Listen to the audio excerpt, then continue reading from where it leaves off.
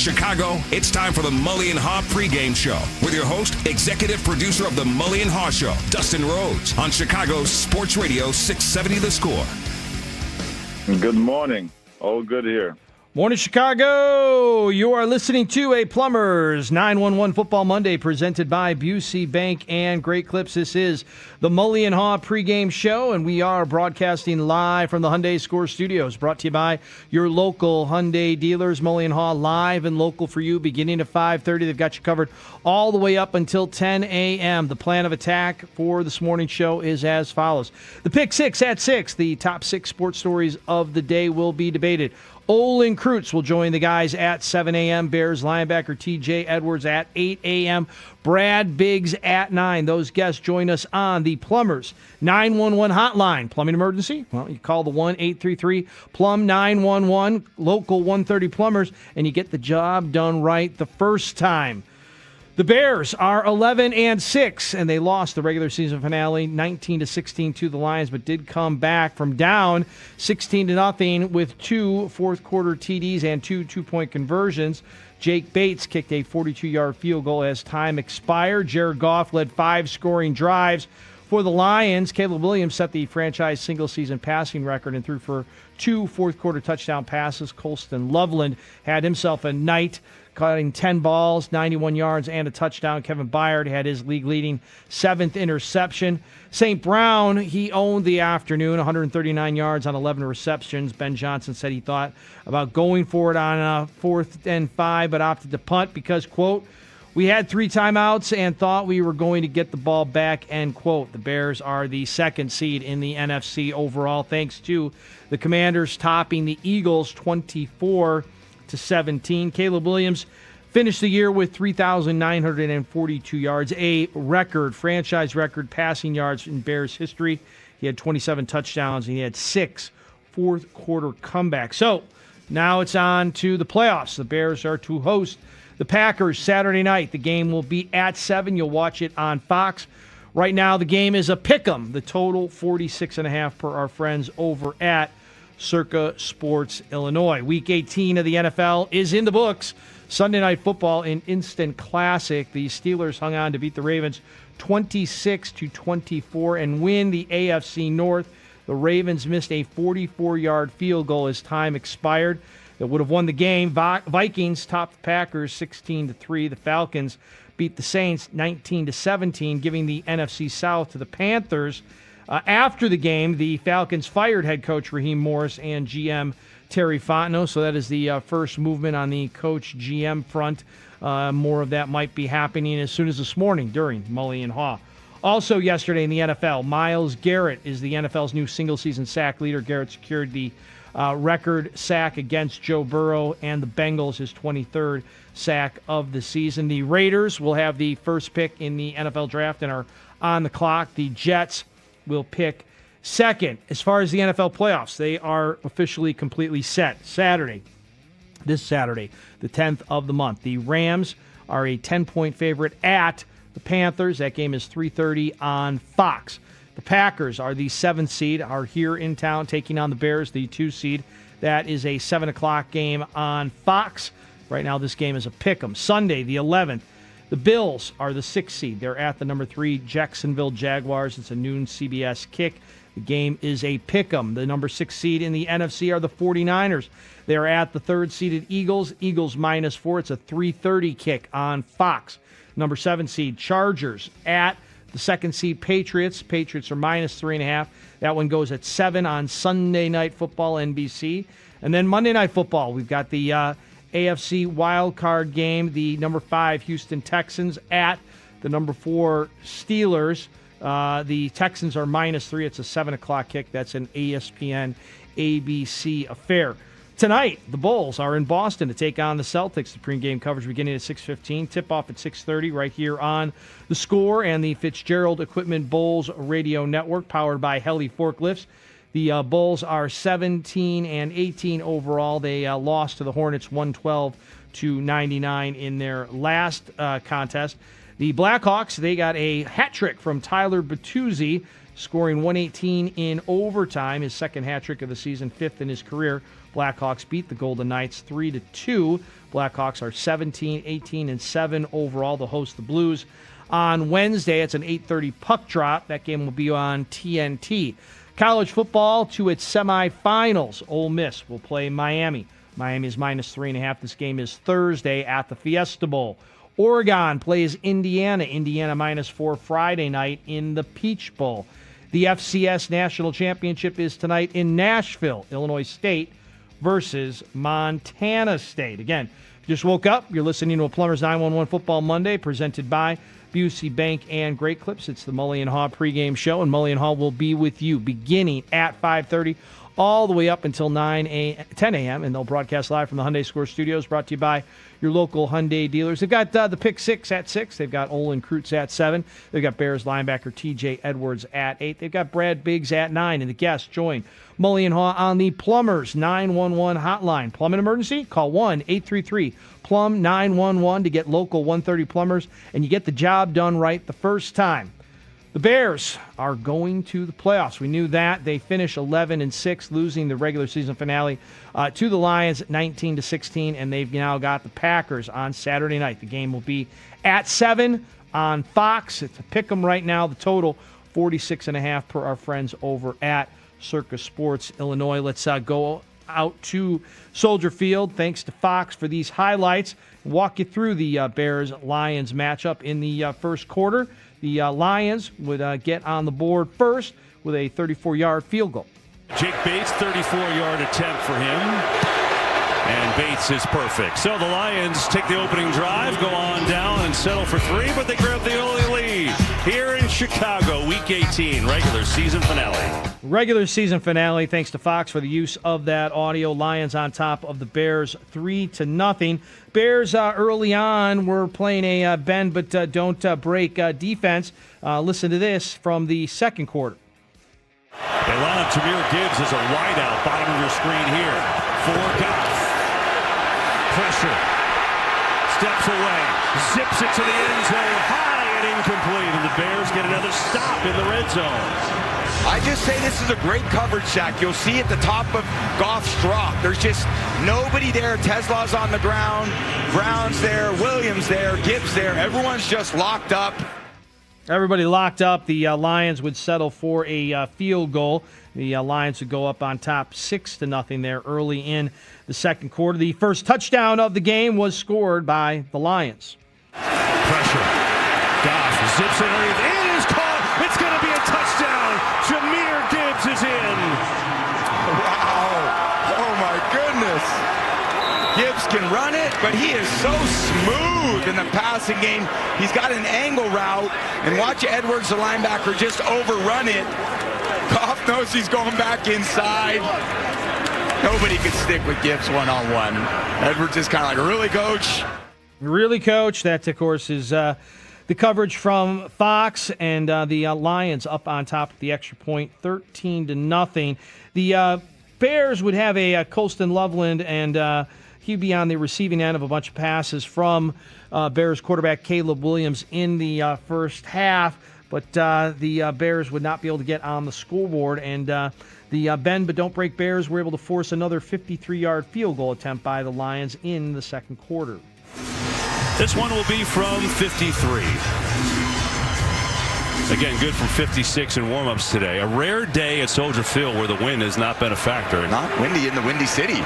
Chilly in the Windy City, but not windy. So here's Bates trying for his third field goal, and no, he just hooked it. And the half ends with a missed field goal and a Lions 13-0 lead. Lions with that 13-0 lead. The Bears would get the ball first in the second half, not do a whole heck of a lot with it. But later in the third quarter, the Lions would give the Bears an extra set of downs, jumping off sides on fourth down. Fourth down. Lions may have jumped. Might be a free play. Williams sees it. Unloaded. Going deep for Burton. Knocked away. I think he had a free shot, and he knew it. And Thomas knocked it away to save the big one. Smart play by Caleb. Trying to take advantage of the offside. I think it was maybe Lopez. Offside defense, number 51 in the neutral zone at the snap. 5-yard penalty results in a first down. with the crown of the helmet. Any way possible. Yeah, smart play again by Caleb, just understanding, okay, I've already got the first down on the offside. Let me try to launch one up in the air, regardless whether it's double coverage. Maybe we can make a big play. Just didn't quite have enough on that with the pressure that he faced. That's how it sounded on Fox. The Bears jumping, getting a extra set of downs thanks to the Lions jumping off of sides there. But then Caleb Williams would throw an interception that was intended for DJ Moore. On a fake. Looking downfield. Letting it rip. DJ Moore is down there. And it's intercepted by Maddox in the end zone. Maddox played it better, and he's got the pick for Detroit. The ball snapped. They're trying to go for a fringe shot. I mean, they're trying to get all this in one play. DJ Moore's the primary receiver. And in this situation, because the corner is underneath it and the safety's over the top, there's not much of a place for Caleb to throw it. He's trying to thread the needle, but Maddox playing center field just beats DJ to the ball. So that is just great team defense. A corner working together with the safety creates that turnover. So the Bears turning the ball over, one of the very few interceptions Caleb Williams would throw all year long, and the Lions would turn that into 3 more points before the end of the third quarter. This one just from 25 yards away. Low snap. Nice job on the hold there by Fox, and the kick is up and good. Another field goal for Bates. The Lions settle for the field goal, but add to their lead, make it 16-0. 16-0 in favor of the Lions. We move into the fourth quarter, and we know these Bears like to give us a little bit of a heart palpitation, if you will, and the Bears would do that again on Sunday afternoon, early evening, finally finding the end zone in the fourth quarter. It's coming. It's blocked. Williams going end zone. It's caught. Janae Walker. Touchdown Bears. Nothing fancy. Here's Walker just running a post. It's cover 4. The near safety bites down on the underneath player. And then Amik Robertson has to try to play over the top of that. But he recognizes it late, and Caleb sees it right off the bat. You game plan for that coverage, for that route. He got exactly what he wanted, and that was great execution. Great execution, according to Tom Brady. So at this point, the score is 13-6 in favor of the Lions. So the Bears decide to go for 2. Expect Caleb to be rolling out one way or another, using his legs as a threat. Gives him an guy instead outside. He rolls in. And the Bears wake up, and so does his crowd. On the board is a 1-score game. As Janae Walker's second career touchdown, and then Monongai says, let's go. Some life at Soldier Field. Plenty of time to go. A little bit of life at Soldier Field. There was plenty of time to go. The Lions on their next possession, perhaps getting a little too cute, and it would end up favoring the Bears. They give it to Montgomery. Oh, here comes the pass. Oh, boy. He's in trouble, though. Looking to throw it. Bears swarm him, and he's dead to rights. Goff was the intended target, but he was well covered down the field, and they got to Montgomery. Here comes the punt team. Yeah, a bit too cute. You see Brisker at the top, the veteran safety. That ball goes away. He's not buying it at all. He says, no, I'm going to stay home. I can't affect anything on the front side anyway. I'm going to do my job back here. They try to get the throwback to Goff. I told you he was going to throw it today. He did. I guess those trick plays are on those call sheets. You heard Tom Brady say it. The Lions getting a little bit too cute, trying a halfback pass to the quarterback. The Bears would not have any of that. So the Bears would get the ball back, and we'd see Caleb Williams hitting Colston Loveland yet again. Here's Williams, zips it over the middle. It's Loveland again. He's having another big game, and that's good. 4 first down, the 7th catch of the day for Colston Loveland. Colston Loveland, nice afternoon. More from Loveland coming up. But before that, another guy who the Bears finally got the ball to was Luther Burden III. Zips it out, trying to set up some blocks for Burden. Good move from Luther Burden into Lions territory. It's another first down. There you go. Now it's all kind of flowing. Run game's going, plays out of the pocket. Now you get the screen game going to Burden. I think they went in at halftime and said, hey, we got to get Luther Burden the ball. Let's let him touch it, get into the defense. So hard to get on the ground. He's one of the best yak receivers in the yards. He's got, with the Dunze's absence, he's at 80 receiving yards in back-to-back games. He's making his way up there now. There you go. That's how it sounded on Fox. Again, thank them for the use of that audio. And then again, it would be Caleb Williams finding Colston Loveland. Williams over the middle. Zips it in the Loveland again. He's having a career game. Down to the 11. His 8th catch. That's a season best for Colston Loveland. Great accurate throw in the pocket. Here's Loveland right here at the top, the right side of the screen. Gets in behind Rodriguez. Another accurate throw by Caleb Williams. Perfectly on time. And that's one part of the progression that I've seen with Caleb Williams this year. When I covered him early in the year, so many of these passes were volatile. They were everywhere, in front of guys, behind guys. Much more pinpoint accuracy late in the season. Man coverage, great opportunity here. Williams fires. Loveland again inside the 5. He's going to be a yard short. So it'll be a 3rd down and 1.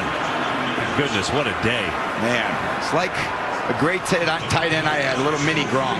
Big enough, blocks in the run game, which I really appreciate about these tight ends. I don't know, tight ends that just catch passes or end up being glorified slot receivers, but when you stick your face in there and block defensive ends, that's what the tight end position's all about. And the Bears have 2 of them. Bears have 2 tight ends. That's right, Colston Loveland and Cole Kmet. And Colston Loveland will get the Bears even closer with this grab in the end zone. 1st and goal for the Bears. Williams goes end zone. It is caught. Who else? Loveland. Touchdown. Let's see if he's got it. And he does. Dean, you like it? I like it. Hands underneath. He's in bounds. Looks like a touchdown to me. Yeah, great job just kind of creating a void in that space with the corner route. Loveland kind of leaks behind it. It fishtails the other tight end. Great play design by Ben Johnson. Here we go. Let's see if they can tie it up. Let's see if they could tie it up, and the Bears would tie it up on an improbable 2-point conversion. This time they'll fake it. Williams looking, throwing, held on to it, caught. Cole Kmet, we're tied in Chicago. Okay, this is not how you draw it up. This is Kmet, the tight end, who actually catches the 2-point play. He is blocking Aiden Hutchins on his play. That is the responsibility. He whiffs, he falls down, Monangai picks it up, but because he knows that Caleb has this Houdini-like quality to drift and make throws, he finds his way into the end zone. He's surprised he caught that. Ben Johnson's surprised he's caught that. That's just insane. It's amazing. Bears look like they were lifeless for 3 quarters. We've done some other games. We've seen this. They come alive in the end. They're down 16 in the 4th quarter. They've come all the way back to tie it. Bears were alive. Soldier Field rocking 16-16. The score, the Lions with the ball, and the Bears would take it away. Goff to throw. Pressure up the middle. Zips one deep into heavy traffic. Intercepted. Kevin Byard, the league leader, has another one. Looking for some blocks. Up across the 25. They do it better than anyone. The league leaders in takeaways, and Byard, the most interceptions in the league, his 7th. Here's St. Brown running down the middle of the field, and there's just nowhere to throw that ball. Edwards gets possibly his finger on it. Couldn't quite tell from that angle, but that is a tight window throw. Going for it all. No, that's Brisker tipping it up in the air. And then Byard on the spot as he's been all year. And Al Harris, who preaches the ball, interceptions everywhere he's gone. Oh, yeah. What a great shot. He's fired up, too. Now the Bears have a ton of time. They got all 3 timeouts and the 2-minute warning left. Unfortunately, the Bears would only use 3 plays, get 5 yards, and only take 30 seconds off the clock. And on 4th and 5, Ben Johnson decides to punt. The Lions would get the ball back, move the ball 6 plays, 39 yards, and line up for a game-winning 42-yard field goal. From 42 yards out, try to give the Lions the W. Snap and hold are good. The kick is up and good, and the Lions going to finish their year with a win in Chicago, 19-16. 19-16, the final. Thanks to Fox for the use of that audio. The regular season ends. The Bears finishing with an 11-6 record, and they are on to the postseason. They will be hosting the Packers Saturday night. The game will be at 7. You'll watch it on Fox. The game right now is a pick-'em. The total 46.5.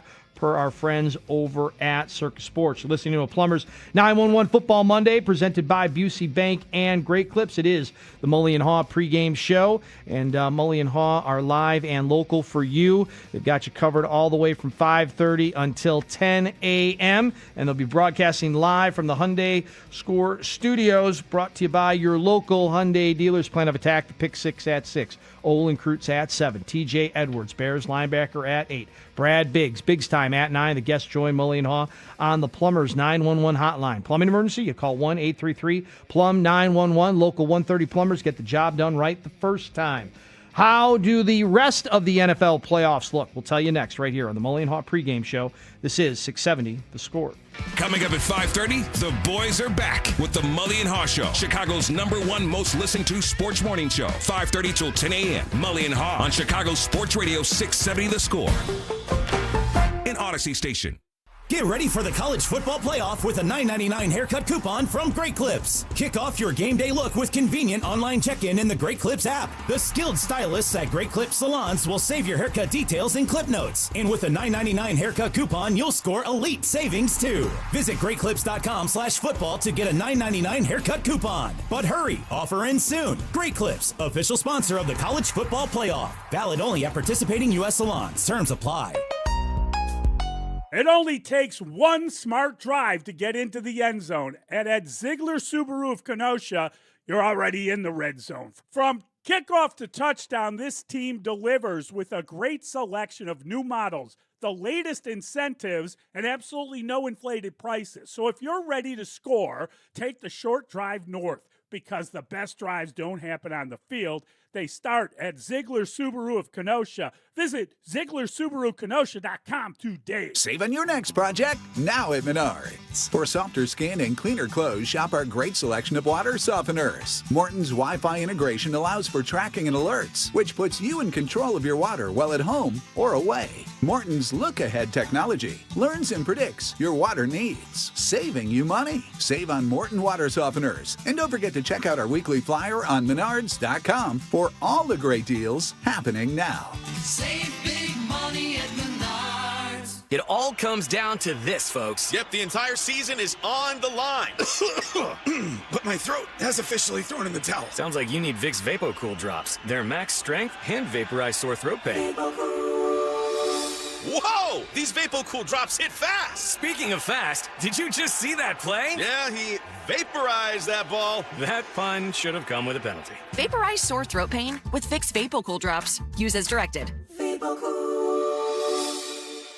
My name is Whitney Allen. I am a widow. My husband Ryan died. We never thought in a million years we'd have to use life insurance. The unexpected happened. With Ethos, it is so fast and easy. It's 100% online. You can get a quote in seconds, apply in minutes, and get same-day coverage. No medical exams, and you can get up to $3 million worth of coverage through Ethos. Get your free quote at ethos.com/radio. That's ethos.com/radio. Time spent on application may vary. Online health questions required. At Busey Bank, we provide sound advice and vast resources that ensure a personalized approach to your legacy.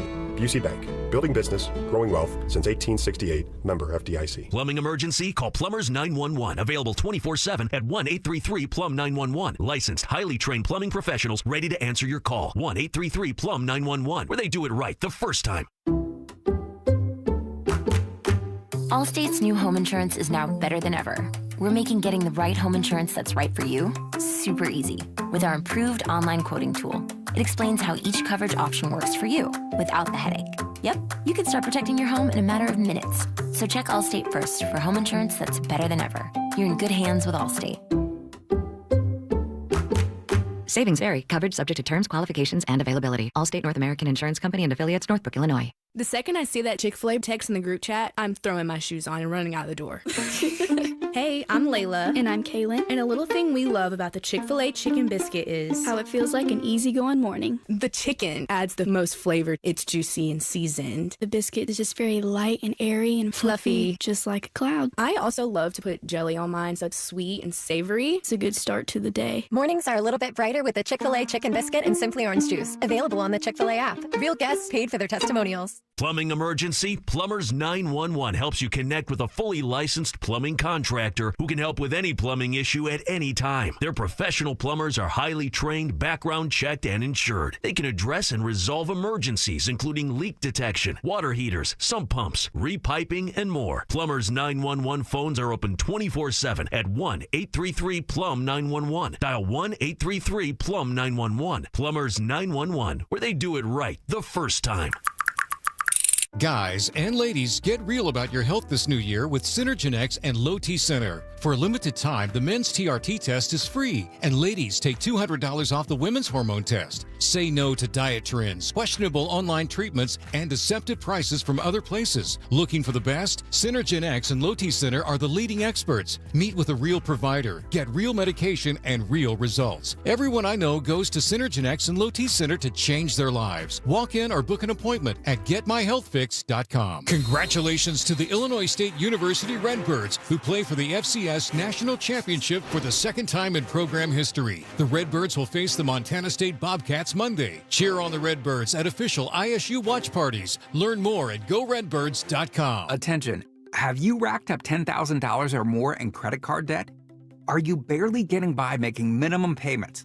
With credit card debt reaching all-time highs, National Debt Relief is notifying consumers about significant debt relief options currently being made available to help those with overwhelming credit card debt. These options may reduce a large portion of credit card debt for those who qualify. You don't need to declare bankruptcy or take out a consolidation loan, and you may only have to pay back a fraction of what you owe, even if you have bad credit. National Debt Relief has already reduced the credit card debt for more than 550,000 consumers, so don't wait. If you owe $10,000, $20,000, or even $100,000 in credit card debt, you can now take advantage of this financial debt relief as the cost of living continues to skyrocket. To check what debt reduction you may qualify for, call 800-894-7722.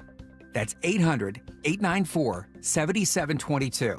Again, 800-894-7722. You're listening to the Mully and Haugh pregame show. Coming up in 60 seconds. And coming up at 5:30, it's Mully and Haugh on 670 The Score.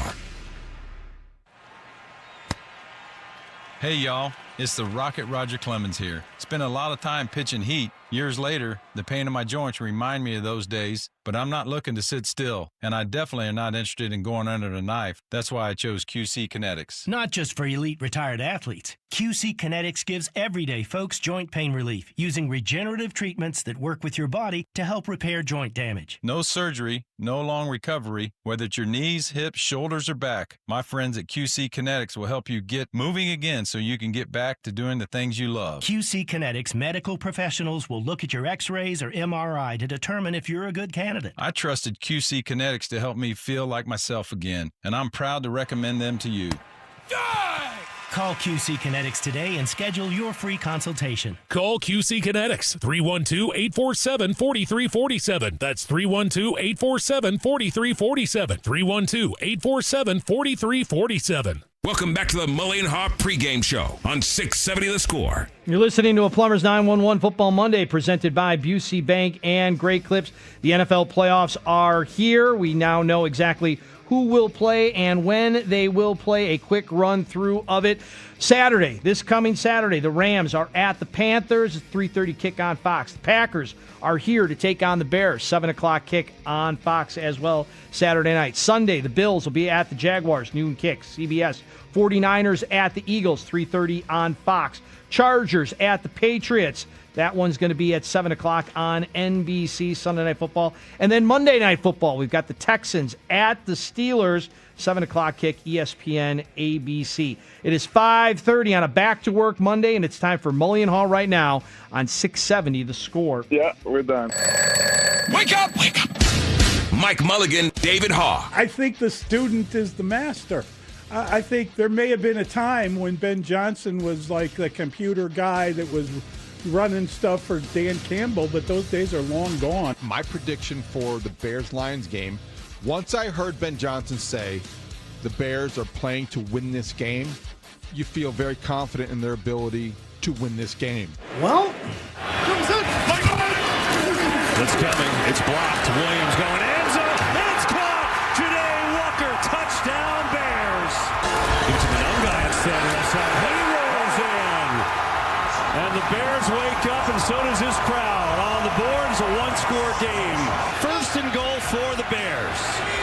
Williams goes end zone. It is caught. Who else? Loveland. Touchdown. This time they'll fake it. Williams looking, throwing, held on to it, caught. Cole Kmet. We're tied in Chicago. Goff to throw. Pressure up the middle.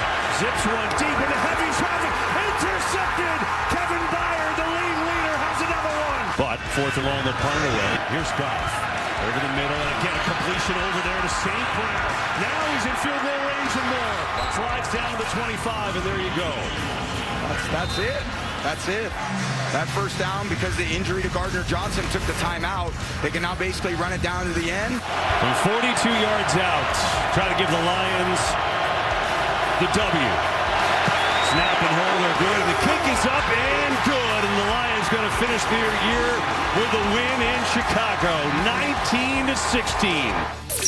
Start your mornings with Mully and Haugh, 5:30 till 10 a.m. on 670 The Score. Man, this place could be fun next week for a playoff game. Let's go. Mully and Haugh, Chicago Sports Radio, 670 The Score. Saturday night playoff game. We got word of that at halftime of the late game. Boy, that was a good game. And yeah, the Bears will host the Green Bay Packers at 7 o'clock Saturday night at Soldier Field. Good morning, Mully. Happy Monday. Happy New Year. And welcome to the NFL playoffs. Welcome back, Chicago Bears. Been a while, and that is where we are. Yes. The regular season concluded last night. What a game. We'll get to that. But the postseason begins and the Bears season continues. Yes. This is great in Chicago. We'll dissect the game and be as critical as you want us to be, and we need to be. But on the day after the regular season is over, the Bears are still playing football. Yep. And it's been a while since we've been able to say that here. And the reality is that I don't think we need to spend a boatload of time breaking down that game. That wasn't a very good game. That wasn't worthy of a ton of time. We're more than willing to talk about it. But it's Packers week. I mean, here it is. It is a Monday morning, back to work Monday. A lot of people were off for the holiday, and guess what? Guess what? Back to work for the Chicago Bears. This game is right around the corner, and they have got to be ready in a hurry. They've got to get better. They do. This week. They do. The context being that the good news, if you want to look at it this way, the good news is they will get to work at Haugh Hall in a bad mood. Good. They will get there in a bad mood. Yeah. They will have an edge that has been sharpened. Ben Johnson was as agitated post-game as I have seen him this year. He was seething at the podium. He was probably mad at himself a little bit. He was upset with his team, and he was disgusted with the result. That was the second time he played the Lions and the second time he lost to his former employer. I get all that. From a state of mind standpoint, the Bears really are where you want them to be. There will be no complacency. There will be no overly celebrated loss this week. No. That was last week's story. Mm-hmm. This week's will be a team going into the playoffs with something to prove. You know, I got to tell you, David, I think that that part of the problem with what has unfolded in front of our eyes with the Bears is that I made the horrible decision to make sure that I watched that San Francisco-Seattle game just to sort of judge how good are the Niners. Man, did they handle the Bears pretty well. Mm-hmm. Boy, that was a good game. But what did we really learn? Seattle was scary in that game. The way they manhandled the San Francisco 49ers, the way the Bears couldn't do anything with them, and then seeing Seattle handle them, that was kind of disturbing. That started my almost free fall from watching that game to watching the Bears' performance. I understand that reaction. I do. Because like everybody else, you're watching the 49ers, and coming out of the Bears game, I thought they looked like the class of the NFC. Yes. That offense looked like the best unit left or headed into the postseason. And then Seattle's defense now looks like it could be maybe, That's right. one, at least in the NFC, the best unit left in the playoffs. I also think this, Mully, and you can speak to this as well. It's hard to understand how teams like the 49ers can look like world beaters one Sunday night and then come back 6 days later and be as flat as they were. Same thing happened with the Bears yesterday to some degree. The Rams have gone through that up and down phase where there is just an inevitable letdown. Not an excuse, but I do wonder how that affects our impressions of how good these teams are and how viable their playoff chances will be. Because the Bears, they are going into the playoffs on a 2-game losing streak. It's not ideal. Not ideal. But I don't know if there is much momentum to point to in the playoffs from the regular season to the postseason. Yesterday's game felt like a preseason game. I don't know if that is a lack of motivation for the team, if that is the coaching staff being as vanilla as possible. I know that the coach said that he wasn't as vanilla as possible, but it felt like you don't really want to reveal anything as you're going into the playoffs.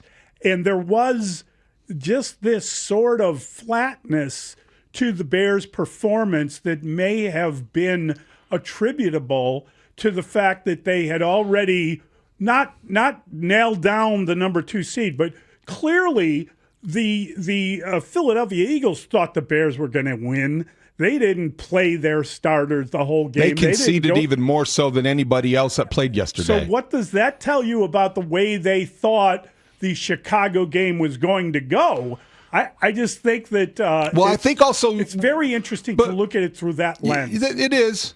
I also think we have to attribute or concede that different organizations view the final week, the final game, absolutely, of the season and what purpose it serves. Because you're talking about the Packers and the Eagles, who both have playoff experience the Bears don't have.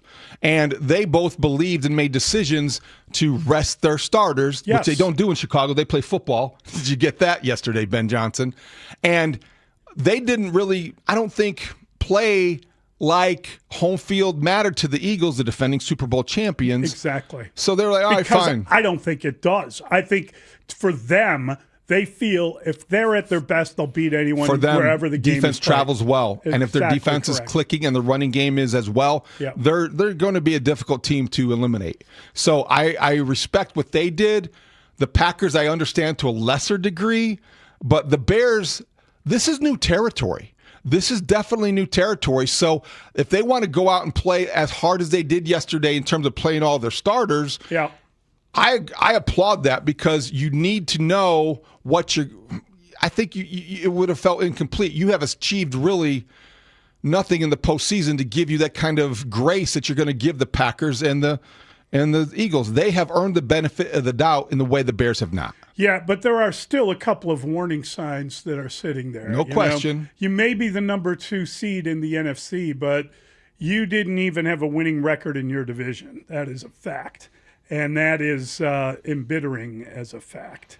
I think that when you look at the way the season has fallen for the Bears, the teams they played, the players that were unavailable during some of those games, the list of quarterbacks they went against, it was surprising to me to an extent that we got complaints on that in the post-game show. Understandable, and I think everyone is entitled to feel whatever they want to feel in terms of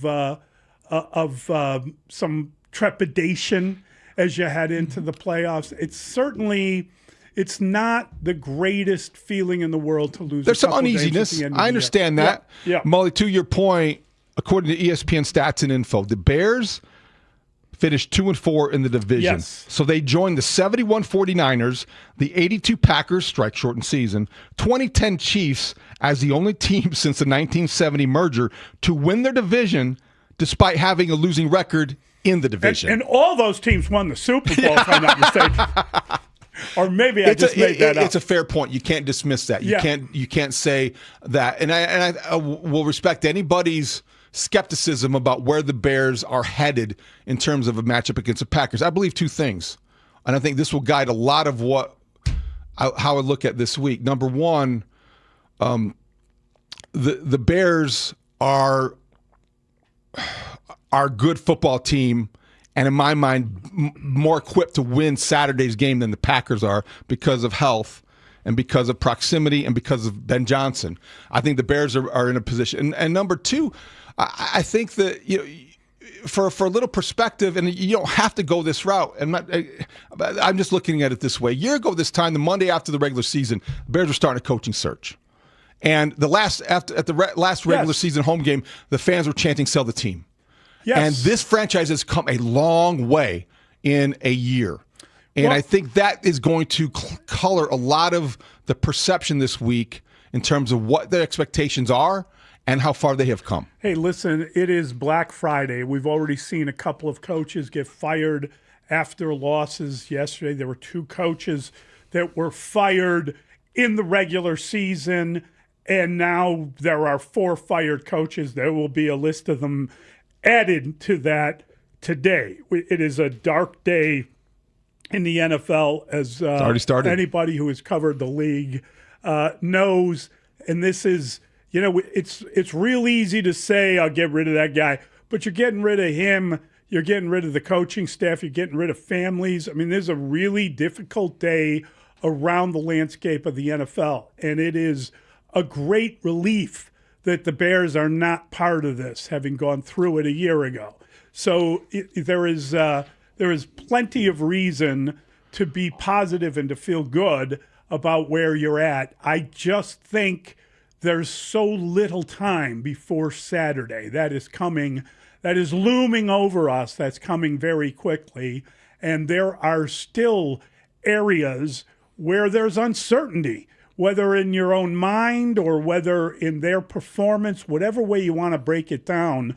I think that if you had won that game, if you had just taken care of business and won that game, you got a takeaway at the end of the game, you had an opportunity to drive down the field a little bit, and that blew up on you, and then they end up winning that game, and you don't have any say about that last kick of the game.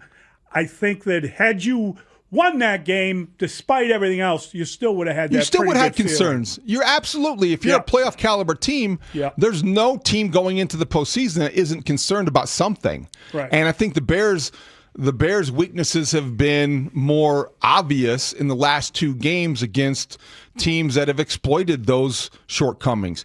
Defensively, this team has a problem. It's not stopping the run well enough to get off the field. Yesterday, the Lions had 5 drives of 9 plays or more. Mm-hmm. They're sustaining drives against the Bears because they can't get off the field on 3rd down.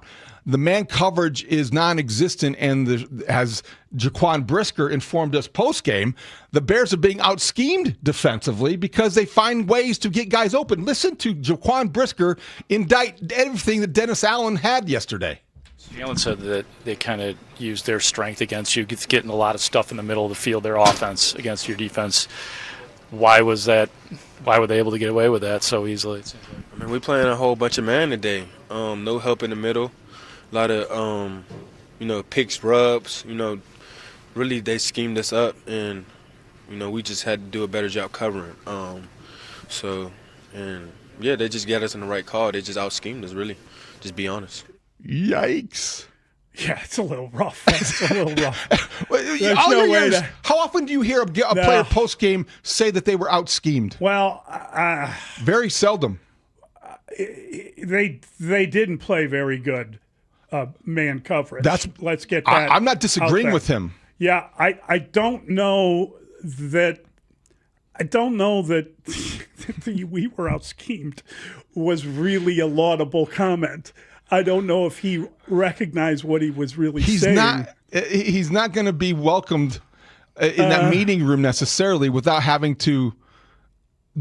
That from a player is very. It's tough. Yeah, it's very difficult to hear after a loss like that. Yeah. Not that he was wrong, but he was also admitting that they didn't cover very well. That was it. That would be the one saving grace to what he was saying. But that's an unfortunate turn of phrase that he used. C.J. Gardner-Johnson had a long day in the slot, and I think rough. It's unfortunate he got injured. We'll see where he is in terms of concussion protocol. Yeah. It appeared that way. And he was being attended to by a trainer in the locker room a little bit, or just having conversations. I don't want to overstate what I saw or what people saw and reported. We just don't know yet. But he did have we do know he had a long day on the field. And they didn't give him a lot of help. And they didn't have an answer for Amon-Ra St. Brown, who is the best slot receiver in football. Yes. And he was targeted 13 times. I think he caught 11.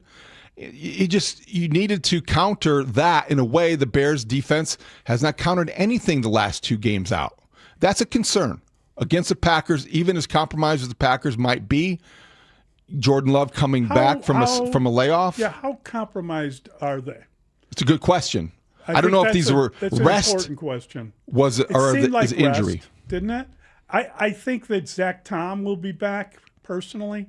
I think that that, as you say, Jordan Love will be back. I think there's enough to be concerned about. Now, that's a really good question, because generally speaking, I don't believe in this kind of Beowulf theory of football. In other words, it doesn't matter if Gardner Johnson is down because Kyler Gordon is back. Yeah, I don't think everything is fine. I don't think you counted anything from Kyler Gordon. I just don't know. How can you? I don't know anybody who hasn't played. And I'm talking about Rome Odunze as well. He was jumping around the sidelines. He's ready to go. He looked like he was ready to go. He hasn't played in a while. He had a limited practice. I just think you gotta. It's a difference in celebrating and running a route. You gotta understand what it's like when you haven't played, and the difference between being rusty versus rested and all that stuff. So I don't know, just because people are on the field, that they're suddenly at their best and they're suddenly returning to. Now, it doesn't mean they're not, and that's a thing to worry about as far as the Packers are concerned with Jordan Love, who was playing at a very high level when he went down. But he did go down, and he hasn't played in a while, and they felt that it was better not to play him than to play him, which tells you a lot. Jordan Love, you trust because he is who he is to that franchise. At the same time, you can't deny he might be a little rusty, and that could be something the Bears take advantage of. I don't think you're in a position, if you're the Bears, to count on Kyler Gordon any more than you need to. Right. He's played in 3 games this year, and he's only finished 2 of them, I believe. And he's one of these guys that you never know if he's going to be out on the pre-game warm-ups and pop a hammy. Well, I mean, you just don't know. Well, we don't know if he's going to injure his foot again in warm-ups. So you understand that it's tenuous in the secondary. Tyreek Stevenson, I'm curious to know whether him not playing had something to do with injury, or was there another reason? Because if he was active, why wasn't he on the field for even 1 snap? And they were struggling in their coverage. Rashawn Wright had a long day. Jalen Johnson is not the same quarterback that he is paid to be. No. Kevin Byard came up with a takeaway, and that's the thing that makes you hesitant, makes me hesitant, I'll say, to just give up on the Bears defense altogether, because they do find a way to make a key play when necessary. Yep. And that may be it's a hard way to make a living in the playoffs, but they do lead the league in takeaways still. They need to get better at rushing the passer and certainly earn that right by stopping the run. Yeah, listen, it was a rough outing yesterday for the Bears. They did not play particularly well. And I hate to say it, but the one thing they managed to do was to shut down a team in the red zone again. They held a team to 19 points. I know. You would think going in, if you could hold them to 19 points, that you'd be able to score. They're pretty good in the red zone.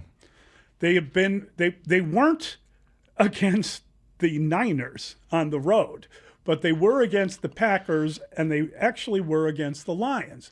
But I don't know if there's a flukishness about that, quite frankly, Mr. David. I just think that you also need people to kind of cooperate with the way they want to try to push different elements in the game. Yeah, I think what they do in the red zone is they don't have as much ground to cover, and it's condensed playing field in that box, if you will.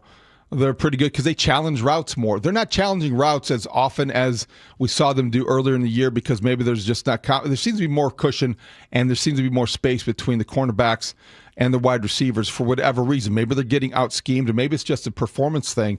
But Nashawn Wright has taken a step backward, or at least he's cooled off a lot. Yes.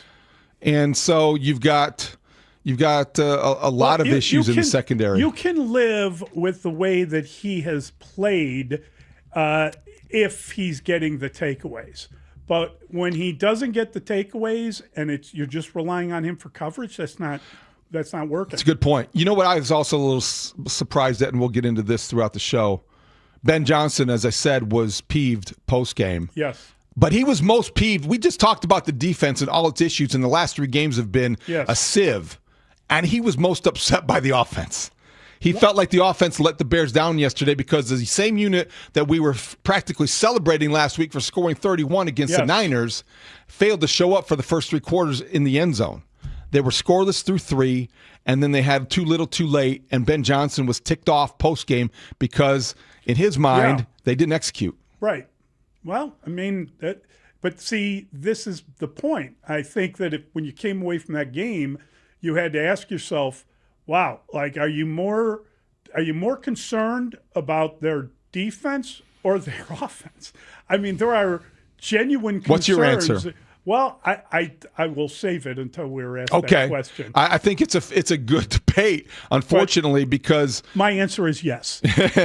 And Ben Johnson's answer because he said that, and to just clarify, I think we asked him again, are you talking about the offense? And that was exactly the phase he was discussing, because that's where he puts most of his emphasis. Exactly. And frankly, you've got the most prolific offense in Bears history. They scored yesterday. Their touchdown set their single season record for touchdowns in a season. That went scoreless through 3 and put yourself in that position to need what you needed late. So it's a fascinating week of preparation that the Bears will come back to today at Haugh. Yeah, there is certainly a lot to go over. I'm very curious about the message, though. I'm very curious if he's a truth teller, and we've heard that before, and they go over everything and they talk about it. You might benefit from telling a few white lies this week, right? You might not want to take that game tape and go over every element and break it down. You might want to move forward because this thing's coming on Saturday night. This is right around the corner. There is barely enough time to get yourself. Listen, it's the 3rd meeting in 6 weeks. You should have a pretty good idea. Familiarity will breed contempt. Yes. And it should. No question. It is the Packers. Yes. But you're exactly right. Whatever Ben Johnson did in August in the OTAs, after they started 0-2, he got the Bears to kind of believe in themselves and create this inner confidence that served them very well during their win streak and as they went to a season that led to a division title. They need to find that again. Yes, they do. And they need to do it starting today. Yes, no question about it. All right, we're going to get to the Pick 6. We'll talk about all the stories of the weekend, but we're focused on this game as well, and we're going to get to your phone calls. I'm very interested to hear where the trepidation level is with various people as they evaluate this game coming up quicker than most. A Saturday night showdown. I love that it's on Fox here in Chicago because it's obviously an Amazon game. And I just hate the idea that there are Bear fans that have waited this long for them to be in the playoffs, and now they got to sign up for something. Did Al Michaels do the last home playoff game at Soldier Field? Boy, he's been around a long time. Did he do that one too? Uh-oh. We'll be right back with the Pick 6. You're listening to Chicago Sports Radio 670 The Score. The Bears lose. They end the regular season at 11-6 after falling to the Lions. Stick around as all of our shows and team of Bears experts dissect this win from every angle. Plus, we now switch gears and start to focus on the playoffs when the Bears get another rematch against the hated Packers, this time on Wild Card Weekend. So keep it here on Chicago's Sports Radio 670 The Score. Always live on the free Odyssey and iHeartRadio apps. Winter is heating up this January. Your Chicago Blackhawks hit the ice at home 11 times, bringing speed, hits, heart-pounding action. You know they're undefeated in 2026. Don't miss Friday Night Hockey, presented by Modelo, as the Blackhawks face the Caps. The first 2,000 fans score an exclusive Blackhawks Modelo hat. Plus, nominate your team leader for Captain Morgan's Who's Your Captain, with a chance to win tickets, scoreboard recognition, and next season's team fees covered. Get tickets or enter now at blackhawks.com/tickets or /promotions. Save big money on your interior stains and finishes now at Menards. Minwax Polyacrylic Max is a fast-drying water-based polyurethane that provides maximum durability in one coat for all types of wood surfaces. Get a quart of Minwax Polyacrylic Max on sale now through January 10th. Save big on Minwax wood stains. Plus, check out our weekly flyer on Menards.com for all the great deals happening now. Save big money at Menards. Honey, have you seen the winter forecast? Bitter cold, heavy snow. We have to plan a winter getaway. I'll tell you what we're not doing, traveling abroad. Last time was a nightmare. Passports, flights, layovers, never again. Perfect. I have the ideal solution. We stay in country and soak up the sun in a truly grand destination. Fairhope, Alabama. The legendary Grand Hotel Golf Resort and Spa Autograph Collection. 2 championship golf courses on the Robert Trent Jones Golf Trail. A world-class spa, pools, tennis, pickleball, croquet, fine dining, and endless activities for the kids. Plus 2-for-1 golf this January and February. I'm not driving to Alabama. Relax. There are daily nonstop flights to Pensacola. Just 2.5 hours in the air. Wow, really? So, golf, spa, and sunshine, and no passports required? Nope. The Grand Hotel in Fairhope. Since 1847, the Grand has been an icon on the Gulf Coast. This winter, stay in the country and vacation in grand style. Visit grand1847.com. That's grand1847.com. New year, new goals, and fresh FSA funds. If you've been thinking about a vasectomy, stop putting it off. The start of the new year is the smartest time to book at Vasectomy Clinics of Chicago. Why? You can use your renewed flexible spending or HSA dollars to pay for it using pre-tax money. We offer a quick 30-minute in-office procedure that is virtually painless. No needle, no scalpel, and absolutely no hospital stay. It's the safest, simplest way to take control of your future. With 5 convenient locations, including downtown Chicago at Lake Point Tower with free valet parking, plus Naperville, Tinley Park, Arlington Heights, and Barrington. We are right in your neighborhood. Make your resolution reality and use your fresh FSA funds. Visit vasectomychicago.com or call 877-877-4VAS. That's 877-877-4827. Vasectomy Clinics of Chicago. Your family is complete. Now your planning is too. Dwayne Blanton Home Services. We'll fix it with a smile. That's a Dwayne problem. Dwayne Blanton Home Services of the Northwest Suburbs wants you to know that you can make those home maintenance issues a Dwayne problem. A Dwayne Blanton problem. Like your leaky faucet or a shower head installation. Oh, that's a Dwayne problem. Maybe your furnace isn't operating properly. That is another Dwayne problem. Water pressure or sewer issues. That's a Dwayne problem. And maybe those guests who leave behind something a little more than what you wanted. Daddy, the toilet won't flush. Okay, got it. Let's make it a Dwayne problem. Make your next problem a Dwayne problem. A Dwayne Blanton Home Services problem. Visit DwayneBlanton.com. Dwayne Blanton Home Services. We'll fix it with a smile. Chicago's Sports Morning Show with Mully and Haugh will be back in 60 seconds on The Score. I know that hiring can be challenging. You sort through tons of resumes and you get too many so-so applicants. You're just waiting for someone to match your role perfectly. Well, now, there's a place where you can meet them fast. ZipRecruiter. Need to hire right away. Start your search for strong candidates. The right fit awaits. Build your team. Build it sooner. Meet your match on ZipRecruiter. Just head to ZipRecruiter.com/free right now to try it for free. And you're on your way to meeting your match. 4 out of 5 employers who post on ZipRecruiter get a quality candidate within the first day. So try it now. Go to ZipRecruiter.com/free. Once again, that's ZipRecruiter.com/free. Meet your match on ZipRecruiter.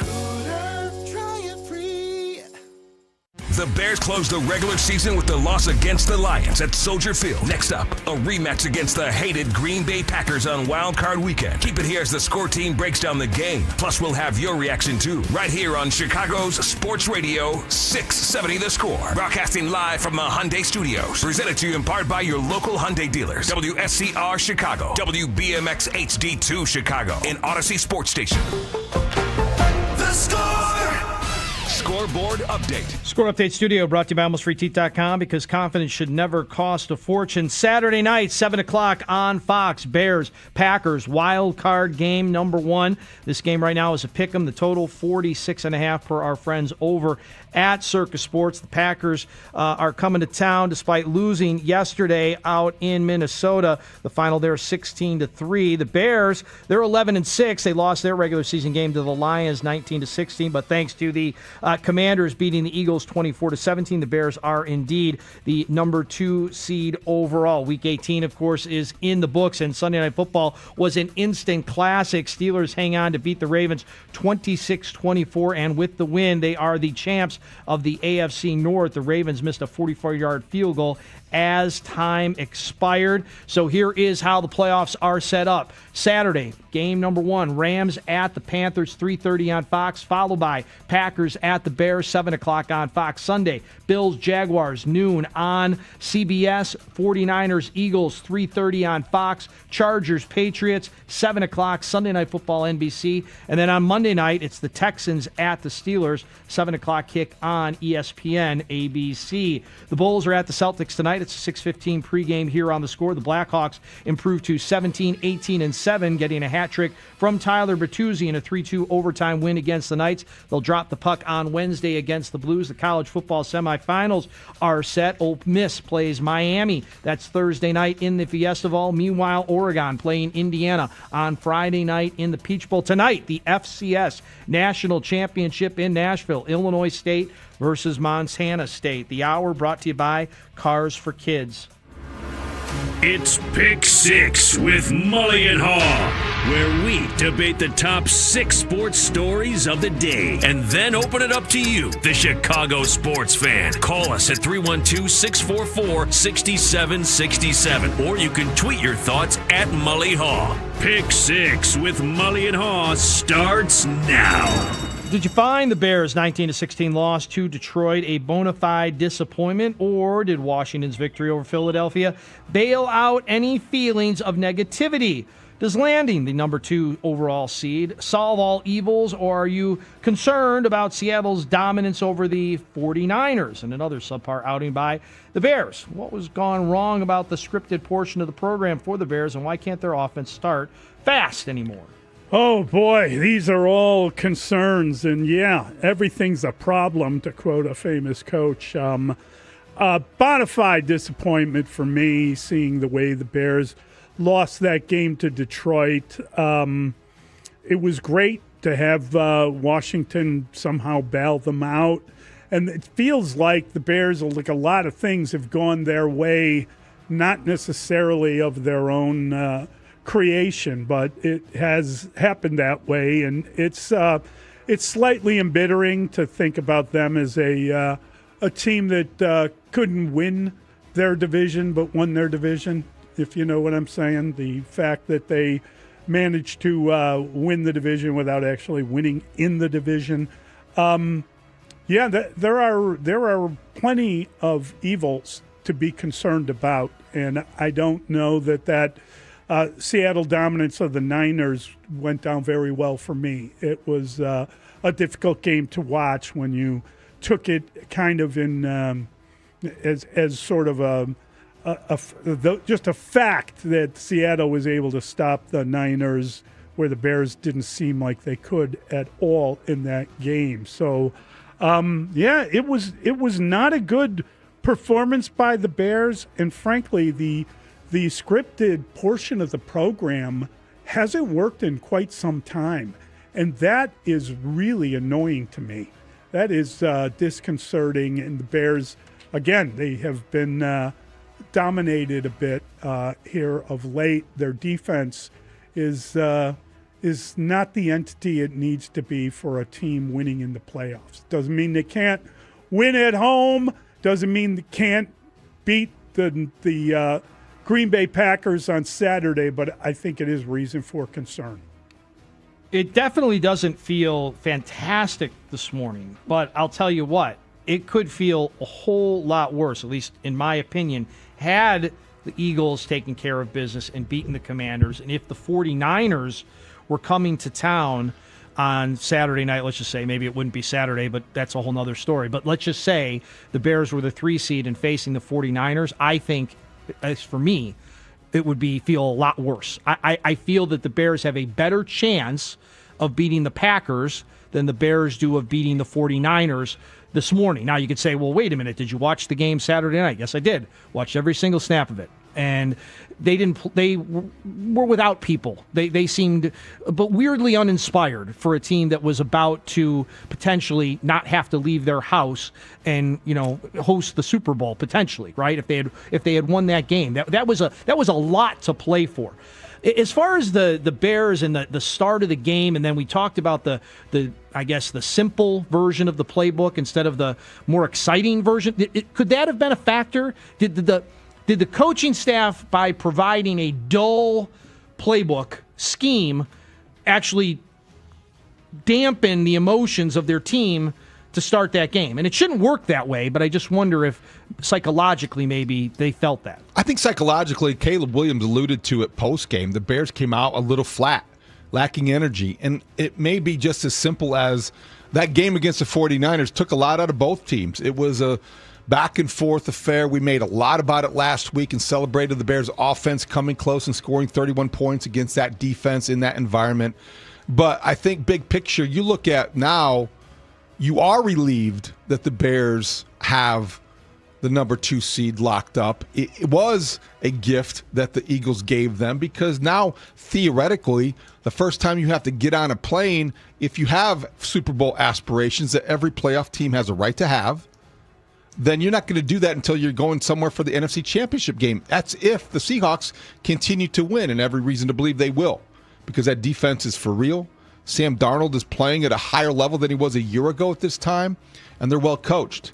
But that's Seattle's problem, and that's not the Bears' concern right now. Right now, you have the Packers right in front of you, and you have an offense that needs to be better out of the gate right away. And you have a defense that needs to find a way to stop the run and rush the passer. And then your secondary will follow suit. But I think you could look at this a lot of different ways. You could say, well, you know what? The Bears have lost 2 straight, and there's no way after seeing what we saw yesterday that they can possibly beat the Packers and Jordan Love and all that experience and the flower and all those things. But I also think you look at this as, if you're a Bears fan, you're entitled to feel however you want to this week. But trying to make the best of a bad situation is what you can do as well. And the Bears are going into this without having to worry about being overconfident, which sometimes happens in this town when you make the playoffs and you have a little bit of a few days before the game, and they end up hearing about how great they are. The Bears will not have to worry about hearing this week how great they are. They were not very good yesterday. And you know who believes that more than anybody? Their coach, because he's ticked off. And that edge will help them and serve them well against the Packers. These are the questions I cannot answer, right? Voice of Olin Kreutz, he joins Mully and Haugh at 7 this morning, whether it's the quarterback, the head coach, or other key veterans. How important is experience for the Bears in this year's NFC playoffs? Do you think playing the Packers 3 times in 6 weeks is a good thing or a bad thing? I think experience is what the Packers believe gives them an advantage. I think experience is what guided the Eagles to basically surrender to the Commanders yesterday and not worry about playoff seeding. They don't care where they play. They believe in their experience will carry them. They have been there and done that. The Packers have been in the postseason. The Bears haven't won a playoff game in 15 years. That's a long time. I do think that matters in how you approach it. Once the game starts, I'm not sure what effect it will have. If anything, I think the Bears' most recent experience against the Packers in that setting at Soldier Field will counter any advantage the Packers might have in terms of playoff pedigree. It will be the Packers' pedigree versus the Bears' belief, because they do have the playoff track record, and the Bears have reason to believe in Ben Johnson because that's what got him this far. That's what won them the NFC North. That's what got them 11 victories. So I do think that there is some benefit and experience that you will point to if they're going further down the road. But this first game, I think it balances out because the Bears are playing at home, and even though the Packers have a quarterback who has been there before, I think Caleb Williams will be very comfortable in his home stadium, especially if you're in a situation where it's a close game and you need a clutch play. I think experience might be part of the reason the number is what the number is on this game from a betting standpoint, right? Mm-hmm. And Mully, I heard you guys last night, and I think you guys were spot on. You mentioned on the postgame show with Olin that Joe Fortenbaugh had talked to Biggs, and the number was 1.5 in favor of the Packers. Right. And then depending on where you looked right off the bat, there was Packers minus 1.5. I saw Bears minus 1.5. I saw Bears pick, the game was at Pick'em. Right now, it's about Pick'em everywhere. That's where, it balances out. The big shots come out, lay out their money. But I wonder if because the Bears have zero. I mean, basically zero. And you have the head coach, who we're all basically in love with. But what did he do in the playoffs as the offensive coordinator? Not a whole heck of a lot. Right, not a whole heck of a lot of winning experience for Ben Johnson in the playoff. The only winner on this team is Joe Thuney. Like, Thuney's the guy who's got some actual legitimate playoff experience. I heard you guys the other day, like, would you trade Joe Thuney if you could get yourself a divisional championship? That was a great comment. No, we don't want to trade Joe Thuney. But the point is, experience is a thing that the Packers are going to hang their hat on, and that you are going to hear all week from the national media, out-of-town stupid, about what is the reason why the Packers are going to beat the Bears Saturday night. It's going to be because of experience. I think the Bears, I'm already going to say it, are going to win on Saturday night because I think it matters that you've played this team now for a third time in a short period of time. They know each other very, very well. There's going to be no surprises, right? You know what to expect, and I think the Bears have the advantage at home. Yeah, I hope you're right. I am concerned about time of possession as much as anything else. That is a statistic that has turned on the Bears, and that is one that was dominated by the Packers and that remarkable comeback that included the onside kick, the very unusual comeback where the Bears ended up winning that game. But they were dominated in time of possession by the Niners, and they lost time of possession again yesterday. And I think that that's fairly inexplicable to me. You've got to be able to stop somebody. You can't just let people roll down the field on you and then start playing defense when you get in the red zone. That's going to blow up on you. So I'm a lot more apprehensive about this game for the reasons mentioned here than maybe you are, Dustino. I worry about the fact that this particular when the Bears started getting better, it was because they started running the ball and they seemed to be able to dominate in that fashion. Now it feels like they're not able to stay on the field and they can't get off the field on defense. That is really a problem. And I think we know that it's all takeaways. It comes down to takeaways. I believe there's a statistic out there when the Bears get a couple of takeaways, they're like 9-0. They've got to get the takeaways. And that is just the reality of the way they've played this year on defense. So can you magically make that happen? Because that would be wonderful if there's a way of creating that. Obviously, as the games get tighter, as the playoffs begin, you got better teams, and this is a gift of sorts for the Bears to be at home hosting Green Bay, and they should win the game.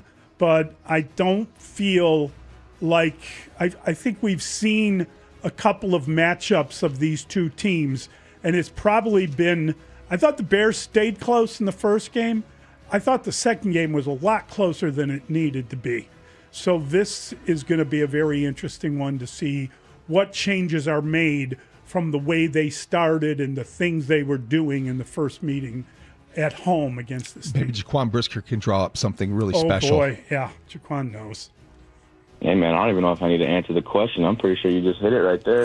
was yesterday's 1916 loss to the Lions, the Colston Loveland coming out party. Targeted 13 times, he caught 10, 91 yards, and a TD. Is that merely a sign of things to come? He was excellent. He was really good, and he is a real mismatch. And, we knew that they weren't doing a great job in terms of being able to cover tight ends.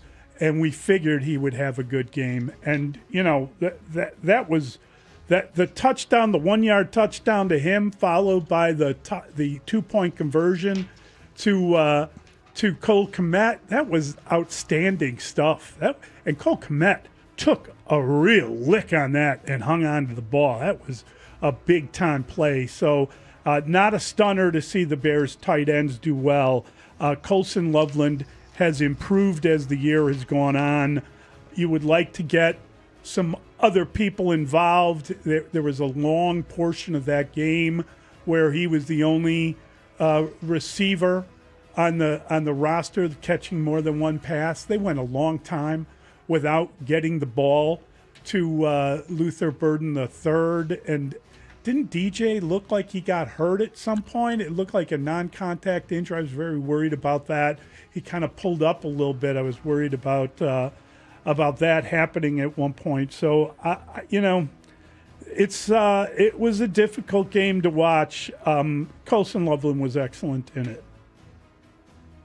He was excellent. You're 100% right, Mully. And he ends up being the Bears' number one receiver in receptions. He had 58 targets. He was third overall with 82 on the year. And yards, 713 yards on the season. That's your leading Bears wide receiver. Now, again, keep in mind, Rome Odunze missed, the last 4 games, right? So he would have probably, and he was the Bears' most targeted receiver at 90. DJ Moore was second at 85. And a lot of people wanted the Bears to draft the tight end out of Penn State, not out of Michigan. And the Bears looks like they landed the right guy. And I love the baby Gronk. I thought that was cool that he said that, the baby Gronk. I was wondering if he was going to get into Aaron Hernandez, though, because of Cole Kmet. Because they at one point they had Gronk and Hernandez. The Bears have Loveland and Kmet, but he decided I don't think that's a door you want to open on national television. No, he decided not to go there. Probably not. Who the other weapon was that that's they not had. A comp you want to make, that really. They had at tight end. I think it's also, I think it's important, and I think, I know it's not part of the question, but I'm just going to, the door's open, so I'm going to take it. I think the Bears, I expect Rome Odunze to play. If he doesn't play on Saturday night, I'd be really disappointed, especially after watching him last night jumping around on the sidelines. If he was able to do that, it's a big difference between jumping around and cutting against a cornerback on a down and out. We'll talk about that later. I don't think we're there yet, but he may play, he may not. This is about Colston Loveland. Colston Loveland is as big of a mismatch for defenses as they expected him to be when they drafted him 10th. I don't know if he's any better than Tyler Warren this year, but I think that both those guys fit their offenses in ways that the play callers want them to, ideally suited for each offense respectively. Colston Loveland's a problem. He's as dependable of a receiver as they have, and even though the numbers say that he's their leading receiver, he's been available, and he's avoided injury for the most part, which is a huge relief after, remember, he couldn't get on the field until OTAs, and then training camp, maybe you were still concerned, and maybe that's part of why he started slowly. But he finished strong, and this is a guy that if you feel like the Bears need a big play, Saturday night against the Packers, it's 3rd and 10, I think Caleb Williams might be looking for Colston Loveland. If I'm asked the question, I'm going to tell you what I think. That is the voice of Joe Madden. We're going to take a Bears timeout. We're going to move over to the Cubs in a way. And what did you think of Joe Madden telling Inside the Clubhouse Saturday that he essentially was pushed out of town and wanted to stay beyond 2019? That's the thing. We did win, and we're still gone. That's just the way of the world at that point. I really wish we had stayed longer. I wanted to stay longer. I thought at least 3 more years would have been quite interesting. And keeping that group together, I know a lot of the money involvement, the fact that a lot of these guys are young and going to be due some more bucks to stick around, that kind of thing. So that absolutely played part of the decision. But as a group, I thought we really complemented our strengths and weaknesses well together, and I think we could have culled something out. Maybe not another World Series title. That's really hard to do, but definitely made some decent playoff runs. I really wish we had gotten at least 3 more. Do you think that will make Madden's presence at this month's Cubs Con a little awkward? It could. I love Joe Madden's candor.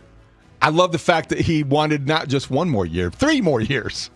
And at the time, I think there was a lot of friction going on with where the front office ended and Joe Madden began, and maybe the success spoiled them to some degree. Certainly miss Joe Madden because I think he's entertaining. He's an easy guy to listen to. It was a great interview with Espo and Bruce on Saturday morning. I did not expect to hear him say he wanted 3 more years, or that he acknowledged publicly just a couple weeks before he's going to be back in town in front of Cub fans, next to Cub executives, and say that he was escorted, pushed out the door. But I don't think it's a huge shock. The fact that he wanted 3 years was a little surprising. Yeah, 3 years was surprising to hear. If anything, I think it makes it just even that much more interesting, David, that he said what he said here on The Score and that he's going to be in town at CubsCon. Now, what would really be interesting, right, is if you had a certain panel, right, where it was Theo and Jed and Tom Ricketts and Joe Madden, like taking questions, right? Like that would be cool. Now, that would be cool, Yeah. like, or telling stories. Is Theo coming? Not sure yet. That's not sure. Confirmed or not confirmed, Not one way confirmed. or the other. We'll have to look into that. It would be really disappointing, no matter how bad Joe Madden's feelings are hurt, and I get it, like, if he wasn't there. Like, he needs to be there, right? But did Joe Madden manage ever again after he left the Cubs? Angels. Did that really happen? Anyway, my point is, he was kind of, unfortunately, at the end, right? He was at the end of the thing, and he didn't want to play ball with the way things are done now, which is with all the analytics. He was more of an eyeball guy than a straight analytics guy. He didn't want to be told how to make a lineup, and I think the Cubs wanted to tell him how to fill the lineup out. I think Joe Madden liked getting paid to be the Cubs manager, and I don't think Joe Madden is telling you that, oh, I would have taken a reduced rate if they gave me 3 more years.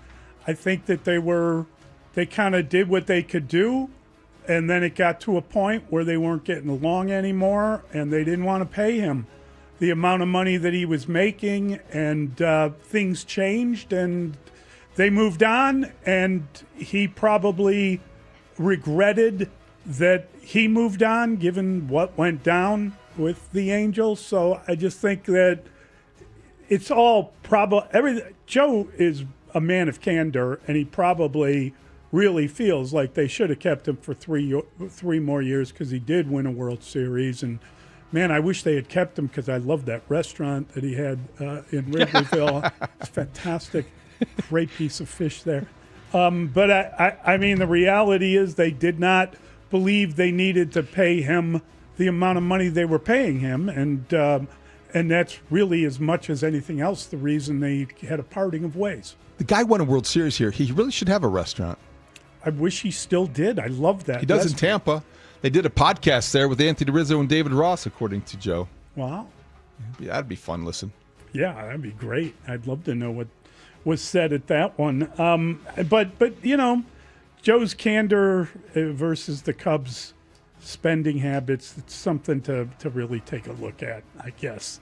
All right, we've got a lot more to get to, and we will do so next. I love this next question. I think it's a really good one, and we'll discuss it and how it pertains moving forward to this team and the future Bears teams under Ben Johnson. We'll do that next. You're listening to the Pick Six on Chicago Sports Radio 670 The Score. I think our topics have been really good. We've gotten a lot of good feedback with it. You're listening to a Plumbers 911 Football Monday on The Score. Plumbers 911. Plumbing emergency? Call the professionals available 24/7 at 1-833-PLUM-911. Presented by Busey Bank on Chicago's Sports Radio 670 The Score. Always live on the free Odyssey app. This segment is sponsored by PackyWeb Ford. It's Maggie from PackyWeb Ford. Our year-end event is on. Qualify and get 0% financing for 60 months on a huge selection of new Ford models. For details, visit PackyWebFord.com. I'm Jeff Boundy, president of Cornerstone National Bank and Trust Company. Businesses with seasonal workloads know just how important it is to have reliable banking behind you. Business owners like Annie Leslie agree. Hi, I'm Annie, president and owner of Raimondi Drilling Corporation. We have been providing soil and bedrock drilling and sampling services across the country for more than 50 years. In 2004, my company needed a loan to complete the largest project in the history of Raimondi Drilling. Due to our seasonal income, our previous lender wouldn't approve the loan needed to perform the work. Cornerstone, however, was just the bank to step up. Since then, Cornerstone has been there for us, from offering advice to cash flow monitoring to protect our financial stability and give us peace of mind that our hard-earned money is safe. Thanks, Annie. For more information about how Cornerstone can help your business, visit our website at cnbtc.bank. Member FDIC. When the new year hits, every business could use a little something to stay ahead. A lift, a jump start, an edge, or perhaps a boost. Like the all-new 5-year business boost from Comcast Business. It's the certainty of a price lock for 5 years on qualifying internet bundles. Plus, you'll have the most reliable Wi-Fi with our best equipment, so your whole team can stay connected at a great rate. And to sweeten the deal, ask about a $500 prepaid card when you add 2 lines of mobile. It's the boost your business deserves. So sign up for the 5-year business boost and get a 5-year price lock on ultra-reliable Wi-Fi. Plus, ask about a $500 prepaid card. Comcast Business, powering possibilities. Ends 2/22/26, new customers only. 1-year contract required for guaranteed rate. 5-year pricing applies to monthly service charge excluding taxes and fees. Best Wi-Fi based on Open Signal Awards USA. Fixed Broadband Experience Report, May 2025. Save time every time for a great haircut. Just download the Great Clips app or check in online at greatclips.com. Great Clips.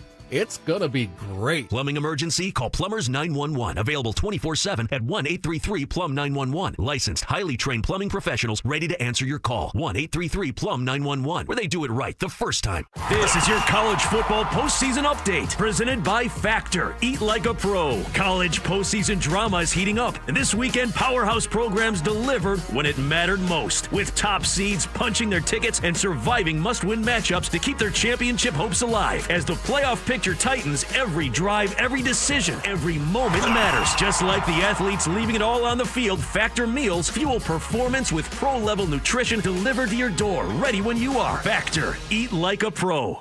Welcome back to Winter Hack Radio, the place for clever hacks to survive the season. Icy driveway? Well, try spreading sand or birdseed to help with traction. Snowy puppy paws? Well, grab a whisk, brush it off, done. Catch COVID-19? Well, just get... Actually, there's no hack for COVID-19. But if you test positive, prescription medications for COVID exist. Ask your doctor if they're right for you. Visit PfizerForAll.com to learn more. Sponsored by Pfizer. Guys, thanks for helping me carry my Christmas tree. Zoe, this thing weighs a ton. Drewski, live with your legs, man. Santa! Did you get my letter? He's talking to you, Bridges. I'm not. Of course he did, right, Santa? You know, my elf Drewski here, he handles the nice list. An elf? I'm 6'3". What everyone wants is iPhone 17. And at T-Mobile, you can get it on them. That center stage front camera is amazing for group selfies. Right, Mrs. Claus? I'm Mrs. Claus's much younger sister. And at T-Mobile, there's no trade-in needed when you switch, so you can keep your old phone. Or give it as a gift. And the best part, you can make the switch to T-Mobile from your phone in just 15 minutes. Nice. My side of the tree is slipping. Timber! The holidays are better at T-Mobile. Switch in just 15 minutes and get iPhone 17 on us with no trade-in needed. With 24 monthly bill credits for well-qualified customers plus tax and $35 device connection charge. Credits end and balance due if you pay off earlier cancel. Finance agreement 256 gigs, $830. Eligible port in a new line. $100 plus a month plan with auto pay plus taxes and fees required. Check out in 15 minutes or less per line. Visit T-Mobile.com. This is an Odyssey Sports Minute. This is Drake Toll with the Sports Minute by Chumba Casino. Your online casino for plays, spins, and a chance to score. Must be 21 and over. Terms at ChumbaCasino.com. John Harbaugh's career with the Baltimore Ravens may be done after following the Pittsburgh Steelers in a quasi-playoff game. And it probably should be. Lamar Jackson and no Super Bowl appearances? That's fireable enough. You're listening to Mully and Haugh. Back in 60 seconds on The Score. Presented by Robinhood. He crosses. spins, pulls up. With Robinhood Prediction Markets, buy or sell your predictions all game long. No house odds, just you versus the market. Put your sports IQ to work. Trade every shot, block, steal, run, and moment that shifts the game. With Robinhood Prediction Markets, trade every play. Visit Robinhood.com/predict to start trading. Futures and cleared swaps trading involves significant risk and is not appropriate for everyone. Event contracts are offered by Robinhood Derivatives LLC, a registered futures commission merchant and swap firm. This new year, get started on your next success with University of Maryland Global Campus. Apply by February 11th and get your application fee waived. An accredited state university, UMGC offers online and hybrid classes, along with more than 135 degrees and certificates in fields like business, cybersecurity, healthcare, and more. Gain the skills you need to achieve your career goals. Get your application fee waived through February 11th. Learn more at umgc.edu. Certified to operate in Virginia by Chef. This segment of the show brought to you by AlmostFreeTeeth.com, because confidence should never cost a fortune. Welcome back to Pick Six with Mully and Haugh on 670 The Score and the Odyssey and iHeartRadio app. Yeah, that's a great question, and that's one that we'll have to take a look at the tape and figure out why that was. That's Ben Johnson. Would you have punted or gone for it on 4th and 5 from the Bears 31 with 1:55 left and the score tied? Did you like Ben Johnson's rationale? 4th and 5 with 1:55 left. Did you consider going for it? Yes, I did. Why did you punt? Because we had 3 timeouts and we felt like we were going to get the ball back. Your reaction? I think, honest to God, my reaction is, and that was a good question and an excellent point in the game where I was of absolutely, I felt certainty that you had to punt the ball there, that they did not, there was very little you could do. It was not something that you could rely upon to have happen. And no, you just got to make sure that you punt the ball there. But listening to what Ben Johnson, the way he responded to it, we had 3 timeouts and I thought we were going to get the ball back. I'll tell you what, I'm not sure he can trust his defense. You go into the playoffs, I'm not sure you can trust your defense. If you're in that moment again, would that cross his mind? That, I couldn't trust the defense the last time we tried this, and we ended up losing a game as a result and never saw the ball again. So let's just say the opposite. So let's say that you go for it and you fail. They're in field goal range. Can you stop them and limit them to a field goal, get the ball back, and then have an option of either kicking a field goal to force overtime or scoring a touchdown? Are you better off having the ball with your offense, even if it means you have to get a deficit to do so? I got to tell you, the more I was thinking about it last night, the more I concluded that you can't trust that defense at all anymore. I'm sorry. I just don't trust the defense right now. Defense is hard to trust, no doubt about that. I know it's hard to catch everything, but I wonder, it's a great question. He was obviously prepared for it. It seemed like he knew that question was going to come, and he was ready for an answer. And he gave it. Seems like he was contemplating it. And he gave all his authority behind. There was no wishy-washiness to that. Wasn't, well, I got to look at the tape. But television caught him saying, I should have gone for it. We think that, yes. It looked that way. Well, is that AI generated or what? No, do you mean? Okay. I don't. I mean, are you a lip reader professionally? I actually just watched it 3 times, since we like to say how many times I watched it 3 times while we were answering the question, while Mully was answering, and wait looks a minute. To me you weren't concentrating on my answer. I followed up with something you said in my response. He did say it. I mean, no, what he said, fine. I looked at it. He said, I love you. Right to me. You're right. He might have said that. No shot. And if that's the case, he did the right thing. He was caught up in the moment. If he would have gone for it. I want to go back. I agree with now you and Mully. I also believed he needed to punt. You also have to think where you're at on the field. That's the other answer. Part of it is because otherwise it's a gimme. You're giving him a field goal. You're giving the game away, and we are barbecuing him this morning. Not only are we barbecuing him this morning, that leaves a mark and a blemish on a first-year head coach that doesn't need that going into the playoffs. He would have out Dan Campbell. Yes, that would have been foolish. And yes, it might have worked had they converted, and that's what all the analytics people might be saying, and all the people that think that, you want to be a riverboat gambler are saying, well, they could have gotten the first down and gone down and kicked the field goal and won the game. Yeah, and they might have had an incompletion. I think you've always got to let it's conventional wisdom to punt. And Ben Johnson, I think, did think about it, and I did see on the sidelines them reference it. Why do you think I asked the question? Because it was obvious that was a turning point in that game, potentially. Now, you don't give the ball back to the Lions. They could have gone 3 straight runs up the middle, got nowhere, and still kicked a field goal to go ahead. Then you're like, why did you do that, Ben? Because then you'd have time and you'd have the ball. Yeah, he followed his head over his gut, and that's a good way to be when you're a playoff first-time head coach. I totally agree. You were there, obviously, David. We just heard you ask the question. Yeah. We knew you were at the game. Now, we at home, I don't know, Mully, how you were digesting it because you had to go back on the air, but, I was clicking anytime I could back over to CBS. Our guy Ross Tucker was actually doing the game with Kevin Harlan over on CBS. I'm talking about the Commanders-Eagles game, also following it on my phone. Yeah. Now, when you clicked over to that broadcast on CBS, they had only one score on the screen every time I clicked. Mm-hmm. It was the score of the Bears-Lions game. Mm-hmm.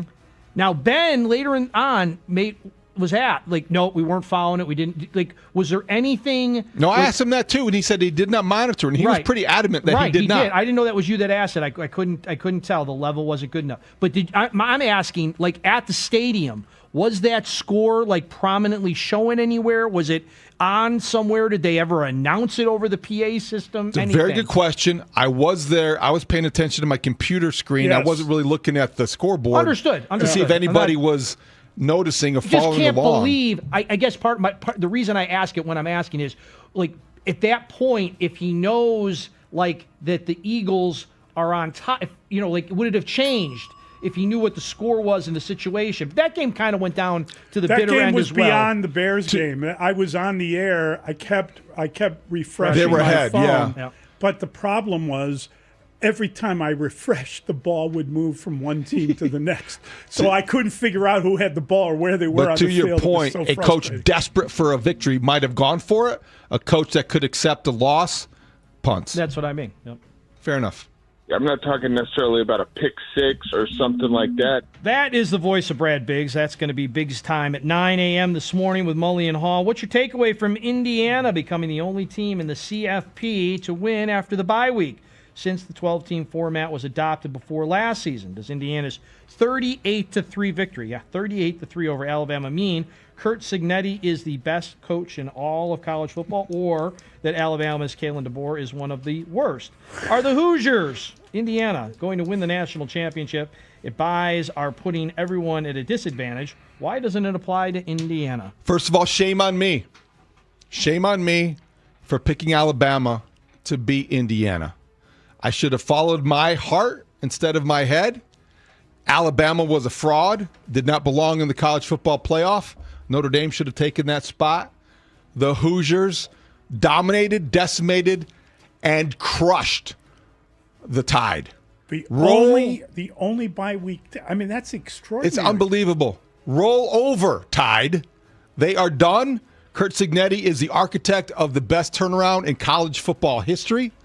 2 years, and they are now national championship favorites. I will not pick against them again. Good luck, Miami. Good luck, Oregon. It's duck hunting season in Indiana. Go, Windiana Hoosiers.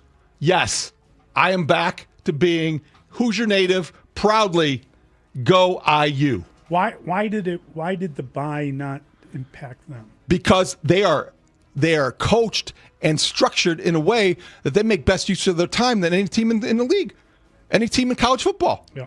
I'm assuming that's the case. He sends everyone home by 7:00. Isn't that? It's amazing. He doesn't like wasting people's time because he never liked it when his time was wasted. Windiana. I love it. I saw you on television, David, while I was on break, and I saw you, and I immediately texted you, Windiana, LOL. That was It was an awful, awful start to New Year's Day. Not that Indiana won, but that Texas Tech couldn't even score a bloody point.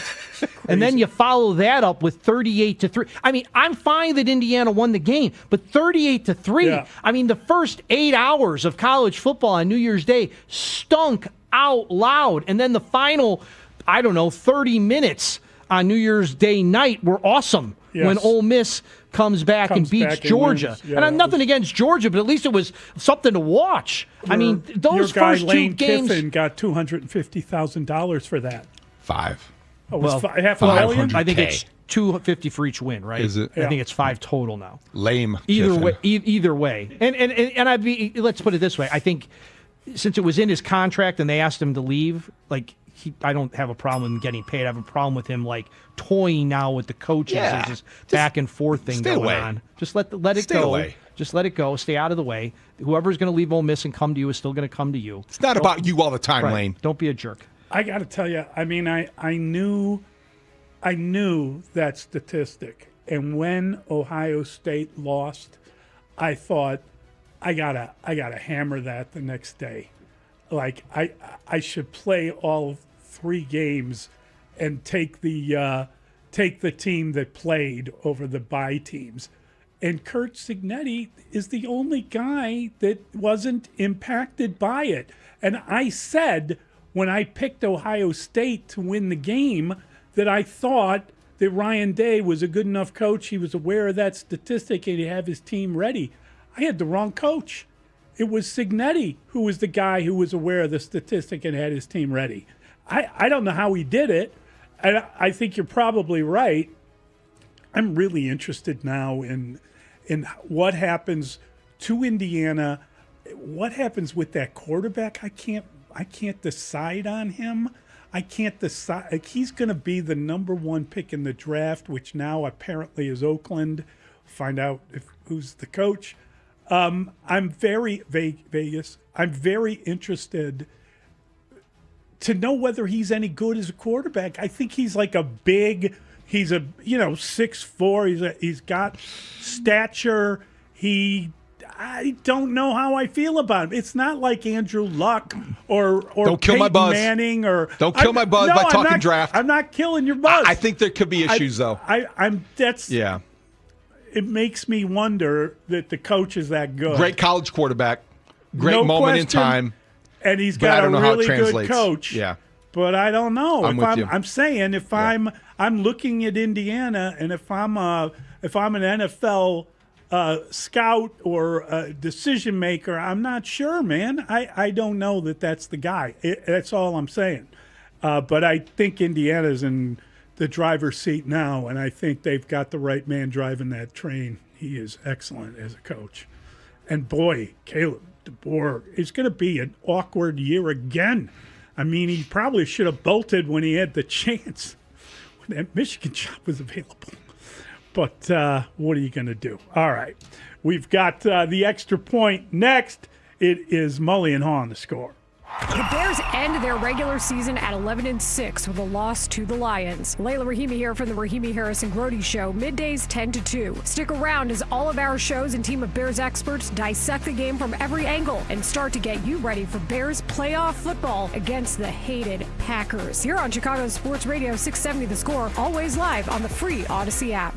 It's Blackhawks and Bulls season on Chicago Sports Network. Visit chsn.com/radio to sign up for your 7-day free trial of our all-access plan. Over 300 live games per year. Chicago Sports Network, your home stream advantage.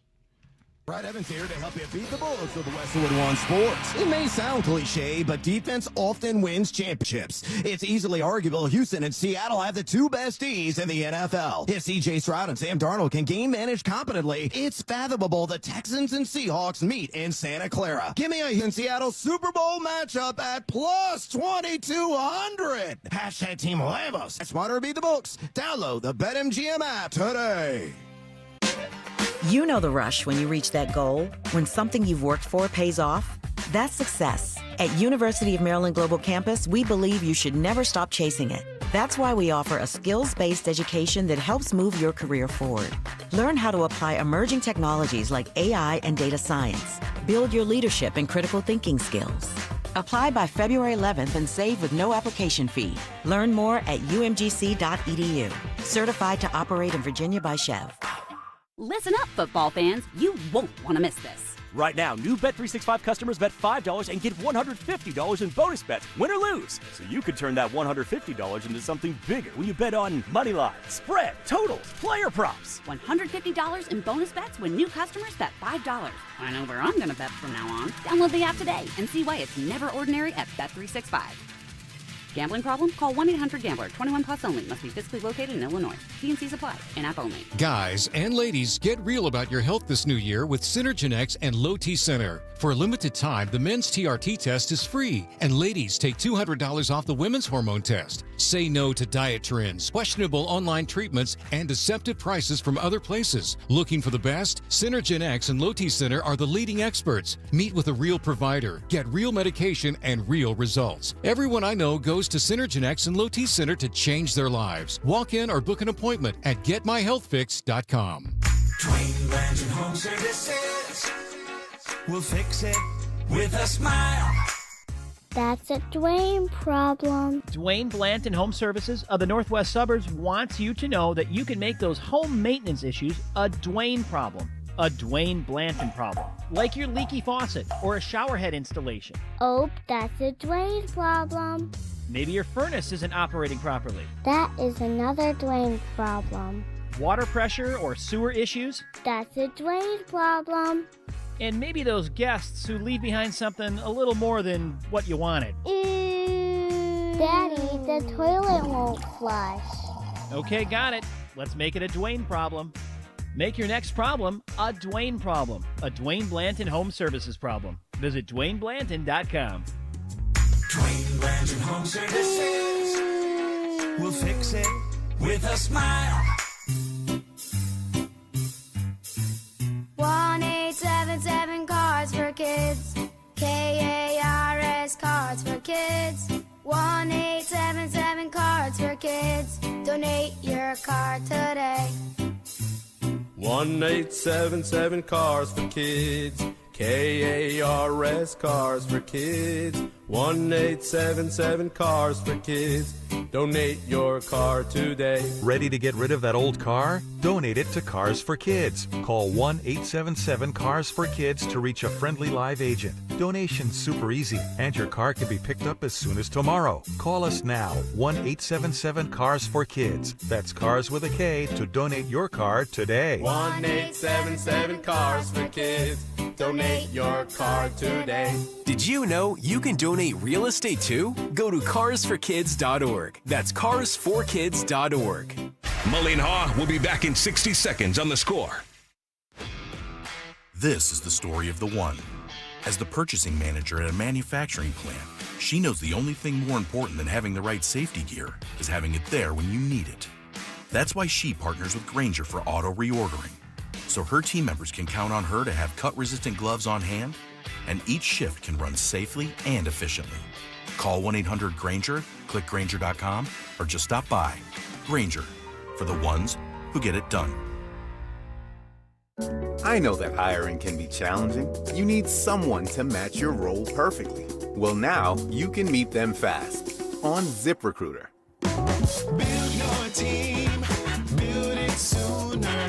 Meet your match on ZipRecruiter. Just head to ZipRecruiter.com/free right now to try it for free. That's ZipRecruiter.com/free. Meet your match on ZipRecruiter. Try it free.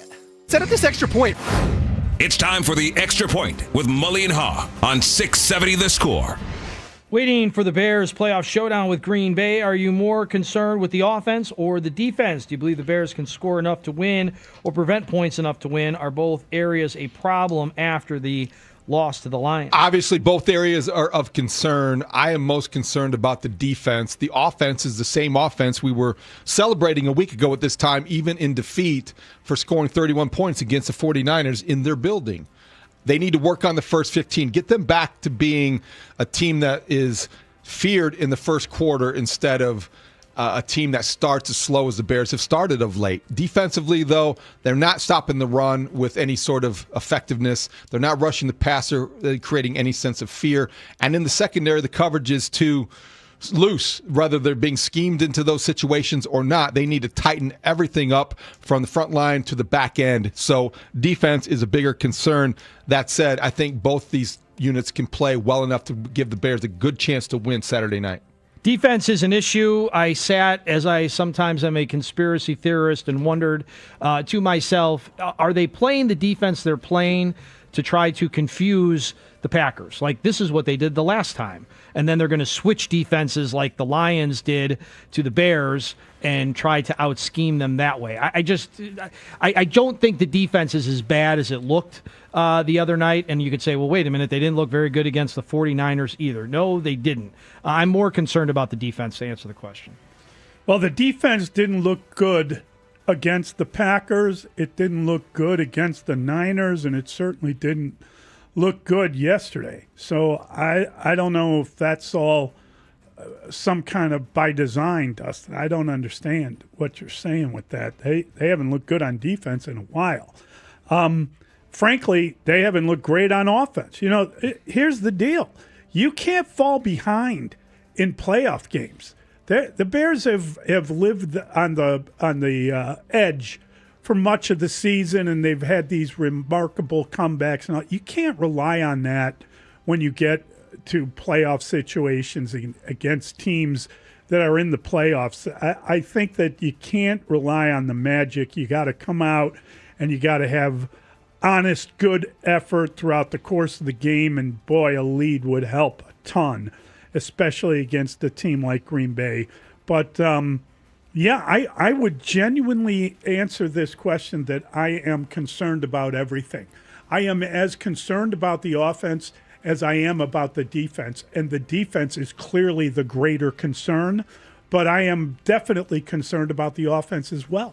The Bears should have played a lot better against Green Bay if you take all into account everything that was going on in that game, and they really needed to desperately have everything go right for them in order to win that game. And goodness gracious, like, that better not happen again. Just, I don't know. I don't know if we've got enough defibrillators in town, quite frankly. That's just bad for the fan base, period, end of story. All right, we've got Ole Kreutz next. We'll be right back with Olin. It's Mully and Haugh on The Score. You're listening to a Plumbers 911 Football Monday on The Score. Plumbers 911. Plumbing emergency? Call the professionals available 24/7 at 1-833-PLUM-911. Presented by Great Clips on Chicago's Sports Radio 670 The Score. Always live on the free Odyssey app. Hey, football fans, picture this. You bet on your favorite player to score the first touchdown in the game, but his teammate scores instead. If this happens, BetMGM wants to give you another chance at the end zone. With BetMGM's second chance promotion, you'll get your stake back if your first touchdown scorer scores second instead. That's right. Bet on any pro football player to score the first touchdown of the game. If you're right, you win. If your player scores second, you get your stake back in cash. With BetMGM's second chance offer, you have a chance to keep the fun going after the first player crosses the goal line. Try first TD score wager with confidence today. BetMGM. Make it legendary. BetMGM and GameSense remind you to play responsibly. See BetMGM.com for terms. 21 plus only. Illinois only. Existing customer offer. Subject to eligibility requirements. Rewards paid back in unrestricted withdrawable funds. Gambling problem? Call 1-800-GAMBLER or 262-537 or by texting ILGAMB to 53342 in partnership with Paradise Hotel Casino. A tradition of excellence over 150 years in the making. At Busey Bank, we're committed to building relationships that span generations. Wherever your journey in life leads you, we are with you along the way, creating a legacy for you and your family. Busey Bank, building business, growing wealth since 1868. Proud to be the official bank of the Fighting Illini. Member FDIC.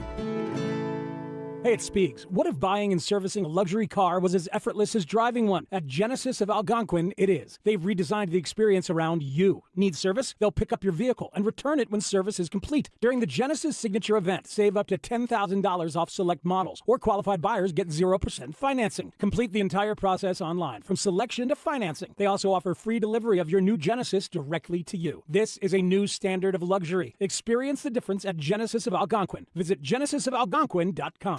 Introducing Remy Martin's This Is My City VSOP Limited Edition Collection, paying homage to the iconic sounds, style, and teams of our very own Chicago. The collection celebrates the city's influence on culture and features Remy Martin's renowned VSOP liquid.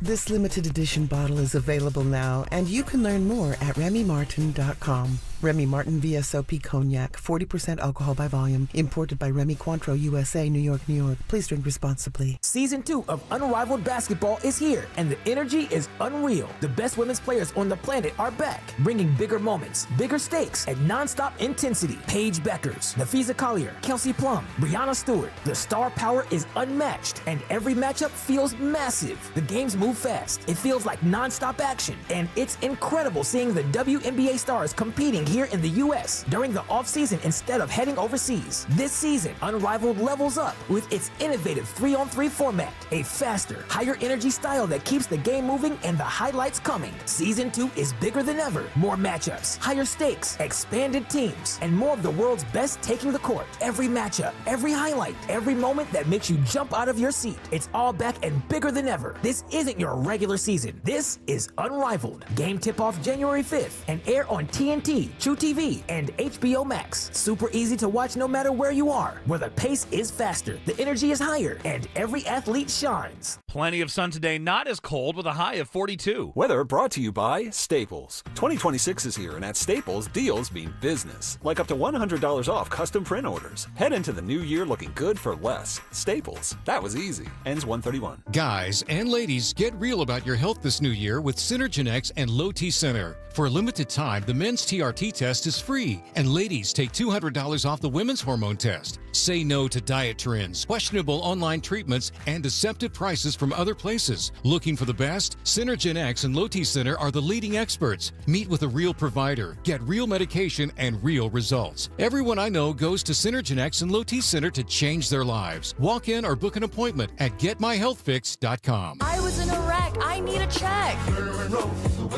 I was in a wreck. I need a check. I was in a wreck. I need a check.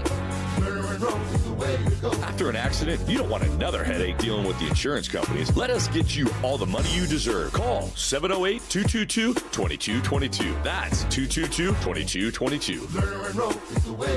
Call 222-2222. Jonathan Faust, managing attorney, 114 East Cermak, Chicago. Chicago's Sports Morning Show with Mully and Haugh will be back in 60 seconds on The Score.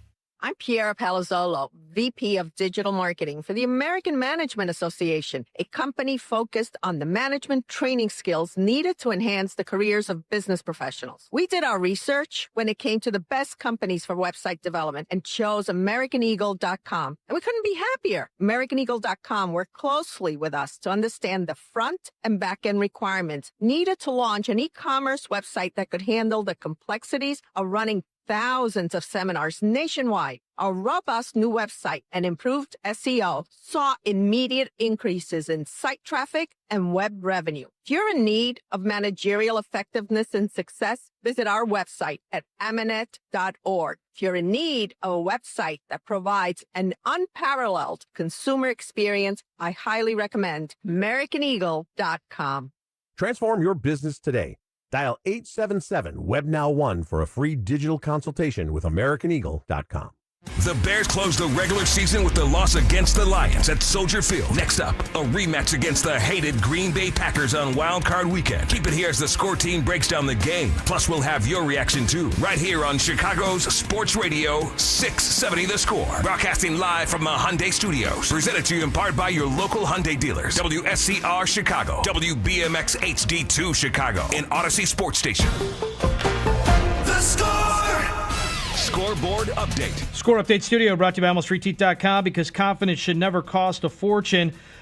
Bears stumble into the number 2 seed as they lost their regular season finale 19-16 to the Lions. But because the Commanders beat the Eagles 24-17, the Bears are indeed the number 2 seed. And because of that, they will host the Packers Saturday night, 7 o'clock. You'll watch it on Fox. Game right now is a pick'em. Total 46.5 per circa. And our friend Olin Kreutz will join Mully and Haugh next to break it all down. The rest of the playoffs looks like this. The Rams and Panthers are game number 1 Saturday afternoon, 3:30 on Fox. Sunday, a 3-pack, Bills at Jaguars, followed by 49ers at Eagles, followed by Chargers at the Patriots on Sunday Night Football. Monday, the Texans will take on the Steelers. That one's going to be on ABC, ESPN. That's because the Steelers won the AFC North after the Ravens missed a 44-yard field goal. The Falcons have fired head coach Raheem Morris and GM Terry Fontenot. The Bulls play at home tonight, play on the road tonight. You'll hear it right here, though, on the score. It's a 6:15 pregame and a 6:30 tip. The Blackhawks, they won last night at the United Center 3-2 in overtime against the Knights. They'll host the Blues on Wednesday. That's an 8:30 puck drop. The Hour, brought to you by Vasectomy Clinics of Chicago. And our segment with Olin Kreutz is sponsored by Busey Bank. Building business, growing wealth since 1868. Olin Kreutz, Score football analyst. Bias towards offensive line. By that I mean find you an excuse of why an offensive lineman missed the block or why their job is hard. Chicago Bears legend, 6-time Pro Bowl center. You talk about one of the greatest leaders I've ever been around. From football to the weight room to life. Now he's in radio and he has the same passion. Olin Kreutz, every week with Mully and Haugh. He probably doesn't like you, but he loves to talk Bears with Mully and Haugh.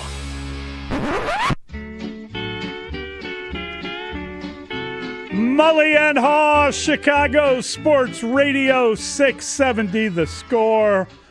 Want to give a shout out to everybody watching on CHSN. Welcome aboard, and we are delighted to welcome in Olin Kreutz. He joins us now on the Plumbers 911 hotline.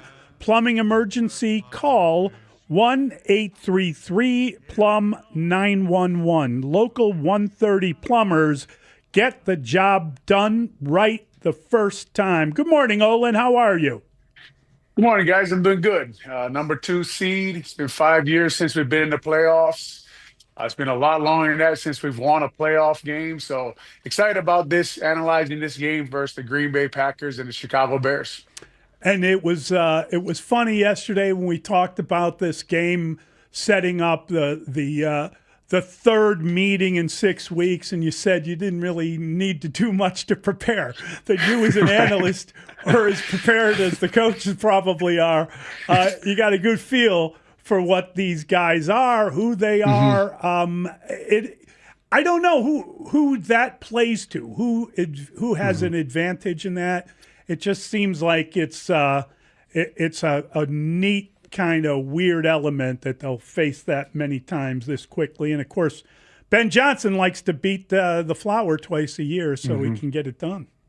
Yeah, that's the guy we're all counting on, right? Ben Johnson is the guy we're all excited about after this year. We just watched Chicago Bears go through and the way he coached him and the way he called plays and designed and put Caleb in advantageous situations to attack defenses. Now, we didn't get what we wanted yesterday, obviously, versus the Lions, right? That wasn't the offensive performance we were hoping for leading into the playoffs. But the week before, versus the San Francisco 49ers, we watched an offense that looked like a juggernaut, and we thought, man, this offense could score with anybody. A lot of people said after they played the 49ers, but Ben Johnson, Dennis Allen, the coaching staff that Chicago Bears have going up against Matt LaFleur and Coach Hafley, their defensive coordinator, and that matchup, to me, is going to be extraordinarily important this week for the Chicago Bears and what coaching staff can give their team the advantage, right? Because when you look at really the rosters and things, and like the last time, say we played Green Bay in the 2010 playoffs, they had a Hall of Fame quarterback, right? And the quarterback will make the difference. And of course, in this game coming back, which quarterback has the better game? Which quarterback is the best quarterback? on the field will be critical for their team between Caleb Williams and Jordan Love. But the coaching staff matching up kind of as a Chicago Bears analyst and as a fan and a former player makes you feel a little comfortable that, hey, man, we got Ben Johnson here. He's our head coach. He's one of the best play callers in the NFL.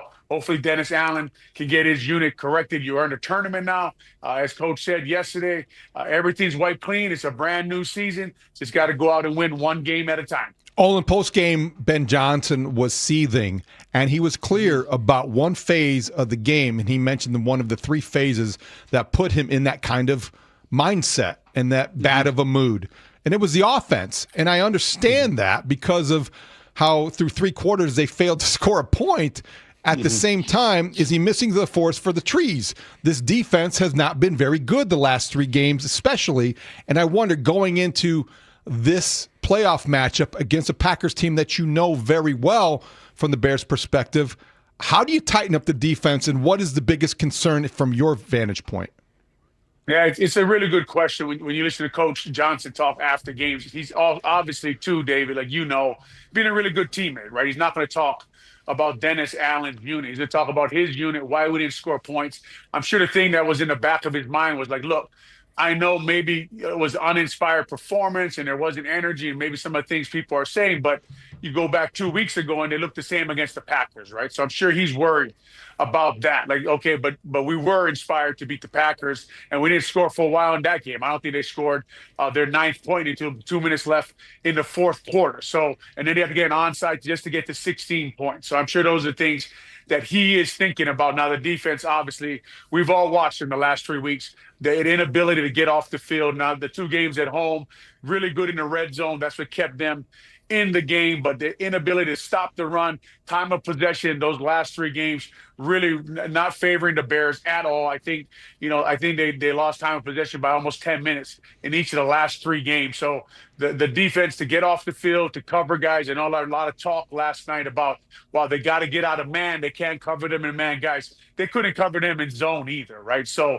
that is a problem right now for Chicago Bears, stopping the run, getting to the passer. These are all the things that people have been talking about for a while. So those are things that they got to clean up. But as far as Ben Johnson, I mean, he's still talking about the offense and saying, look, if we can't, then we got to outscore them. We have to score more points. The defense, not great yesterday, but you keep a team under 20 points, right? Like the Lions. You should be able to win that football game, especially when they have their two starting safeties out. They have a cornerback out. You should be able to attack them, with your quarterback, Caleb Williams, and put points on the board to beat the Detroit Lions. And I think that's what Ben Johnson was not happy about. Honestly, after the game, obviously there was a game versus the Green Bay Packers, a game versus the Lions yesterday, and a game in between. You're worried about both going into this game against the Green Bay Packers, but the Chicago Bears do match up well. They know what they got to do. They know what they got to do to put the ball in the end zone. They know what they got to do to stop Jordan Love and the Green Bay Packers. Really, really good matchup coming up. And whoever makes the most plays comes in with a better game plan, executes it, concentrates on the details, and doesn't let the moment get too big for them, will win this football game.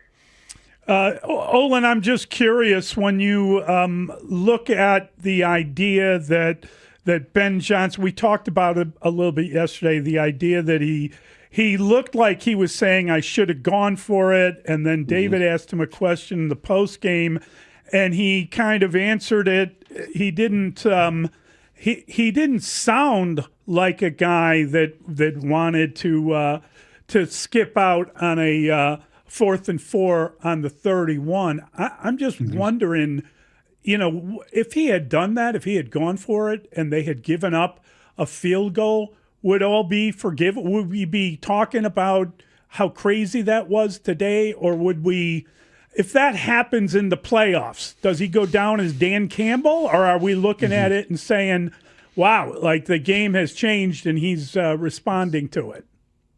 Yeah, I just think that's the style of coach he is. We knew that's the coach we were getting when we hired Ben Johnson, right? That he is going to consider going for it in situations like that. We knew that's where he came from. We knew that he'd go for it on fourth downs, went for it on 4th and 2 earlier in the game. Now, obviously, a totally different situation, right? When Colson Loveland gets hit there and, they think it's a fumble, but it was just a drop pass. But in that situation, obviously, we talked about last night, on the post-game show that would take what you would call a lot of cojones to go for it there on 4th and 4 on a 31. But you could tell, man, he was considering it.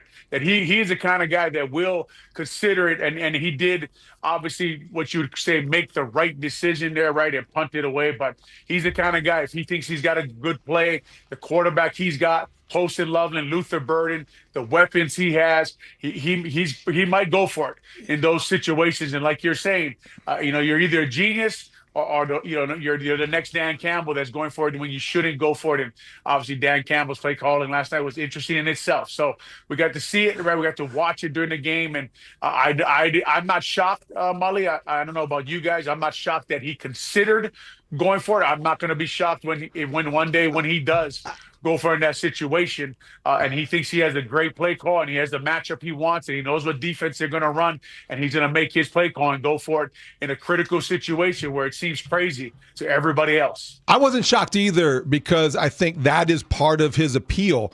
But I also think he struck a nice balance between following his head and following his gut this year, where there haven't been the really outrageous examples of him having those Dan Campbell-like moments. I just wonder what version of Ben Johnson we're going to get Saturday night, Soldier Field, playoffs, win or go home, and will that compel him to be more aggressive, or will that compel him to be more conservative? I don't know, because we haven't seen it. I wonder what you expect.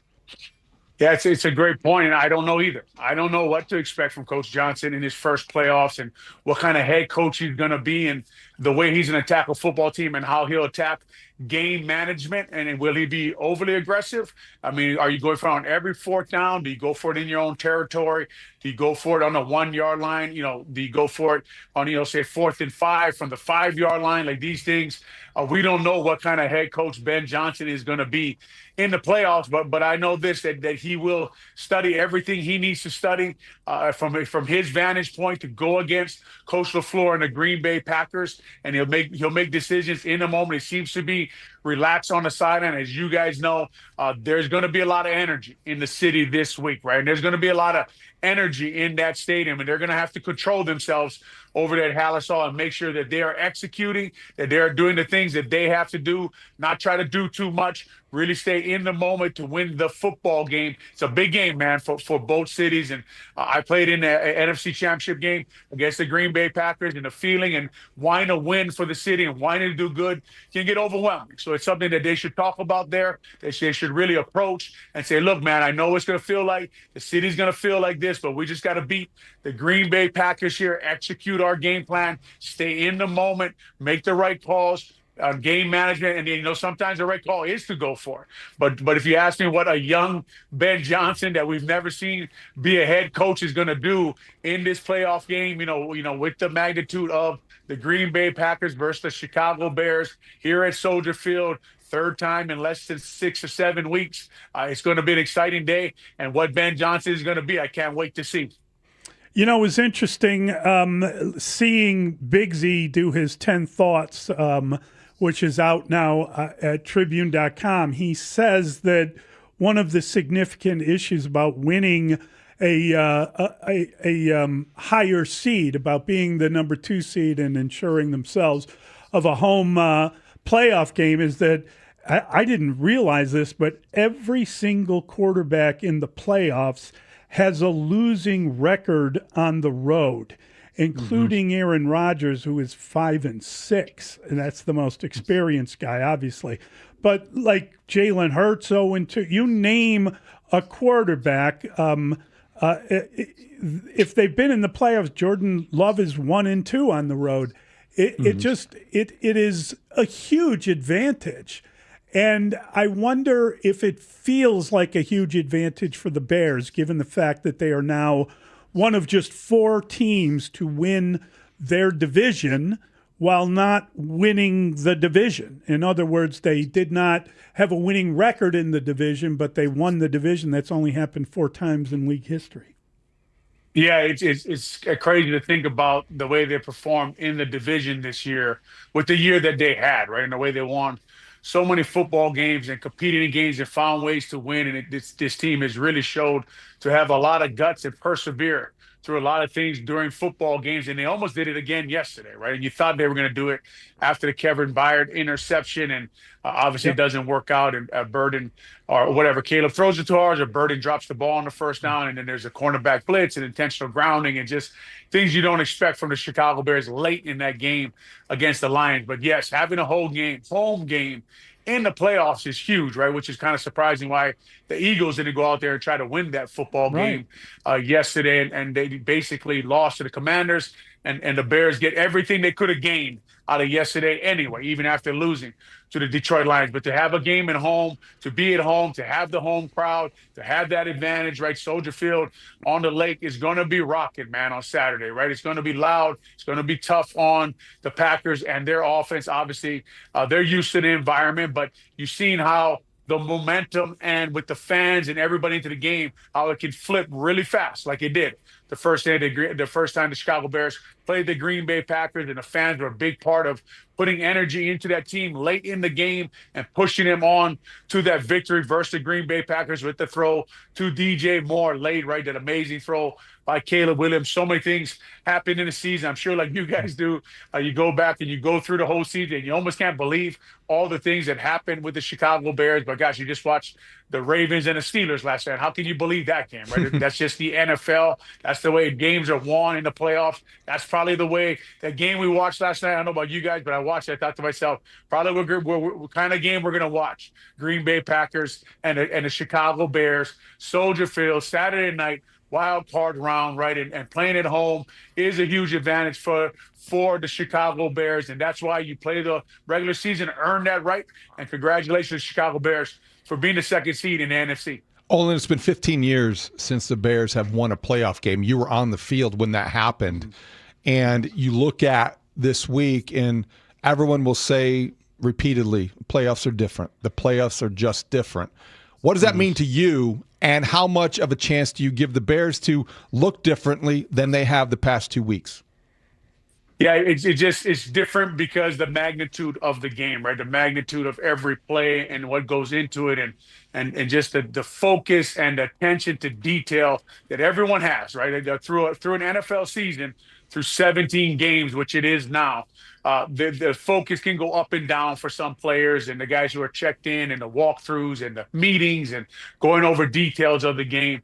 Now, when you walk into that building, when they walk in today, the younger players are going to notice the vibe is very different, man. Everyone's checked in.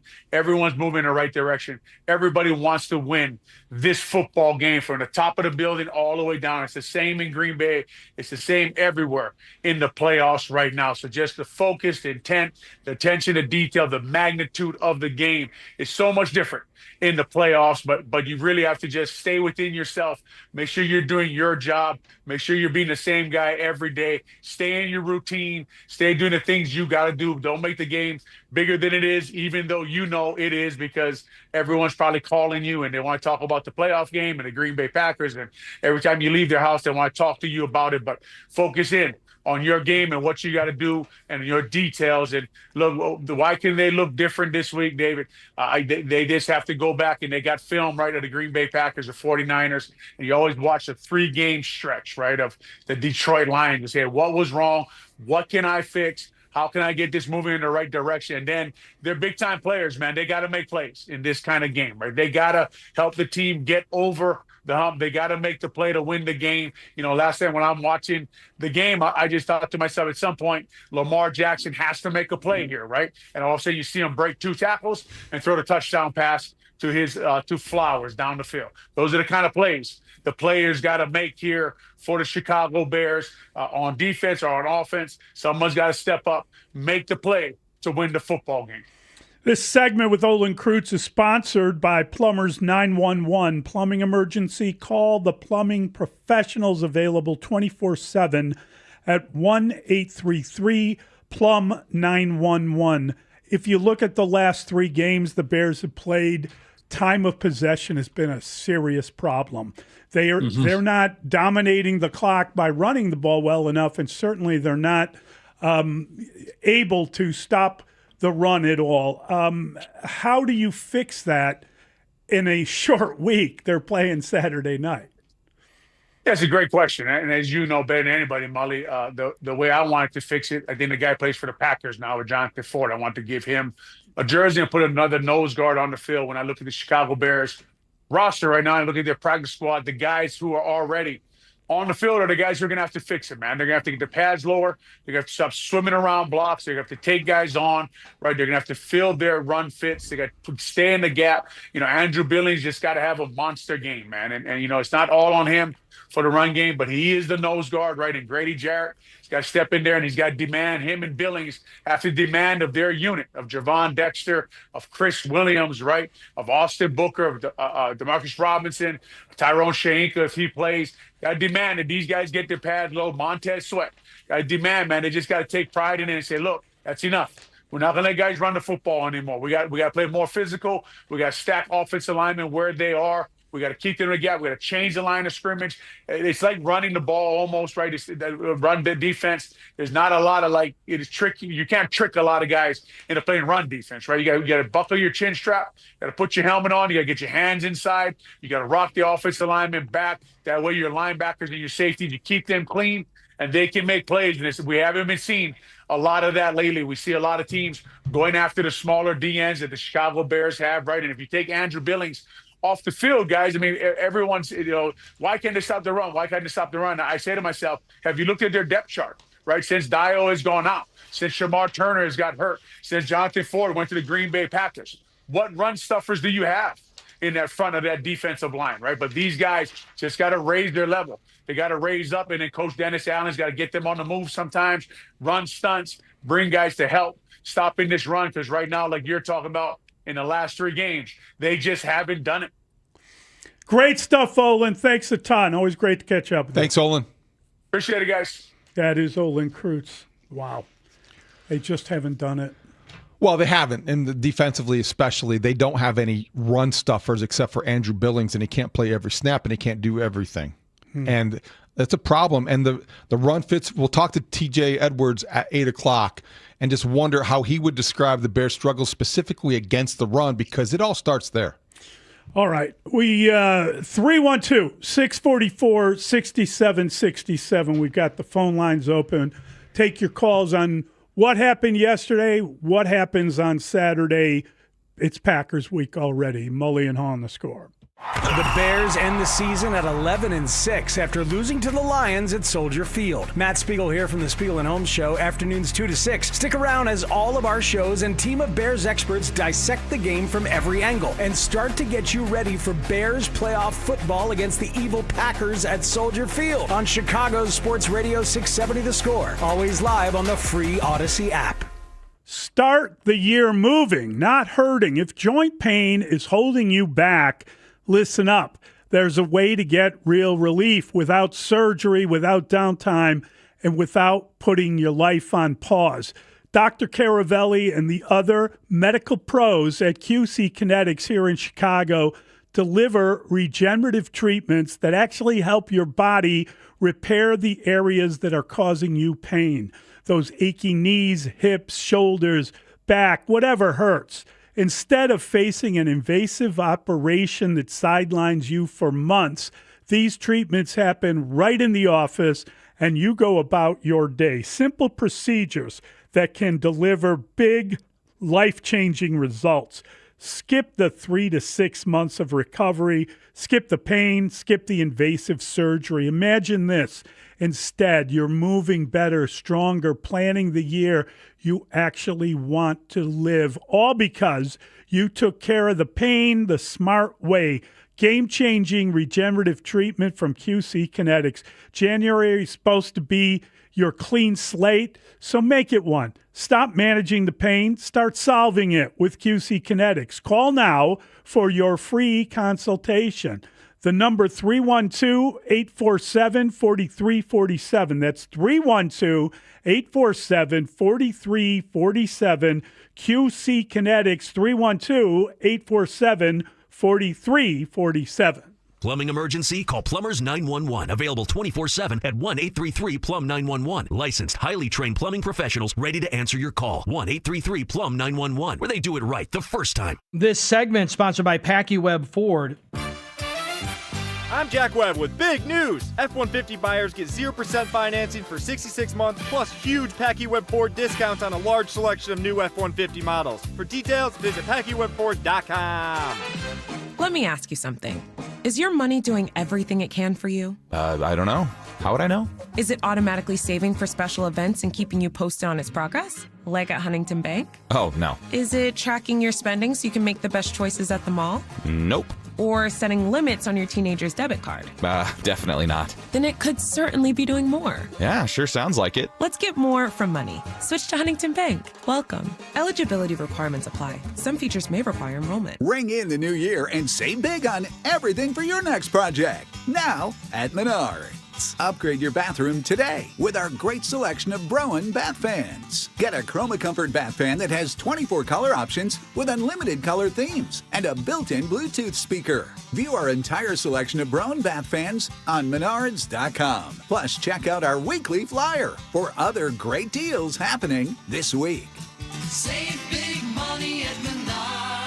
Hey everybody, it's Spiegs. You know showing up matters during life's most exciting moments. Blue Chew is here for you. Blue Chew provides access to chewable tablets that can help you feel and perform at your best. Stronger, harder, longer lasting, like someone gave your downstairs a pep talk and a gym membership. It's time for you to be more confident where it counts, at night or in the daytime, whatever you're into. Blue Chew is a small chew for a big difference. It really is that good. You're going to have flashbacks to your glory days. Be ready when she is. Guys, this isn't just about performance. Give her group chat something to talk about. Nothing makes you more of a legend than a little Blue Chew. Discover your options at BlueChew.com. And we've got a special deal for our listeners. As always, get your first month of Blue Chew free.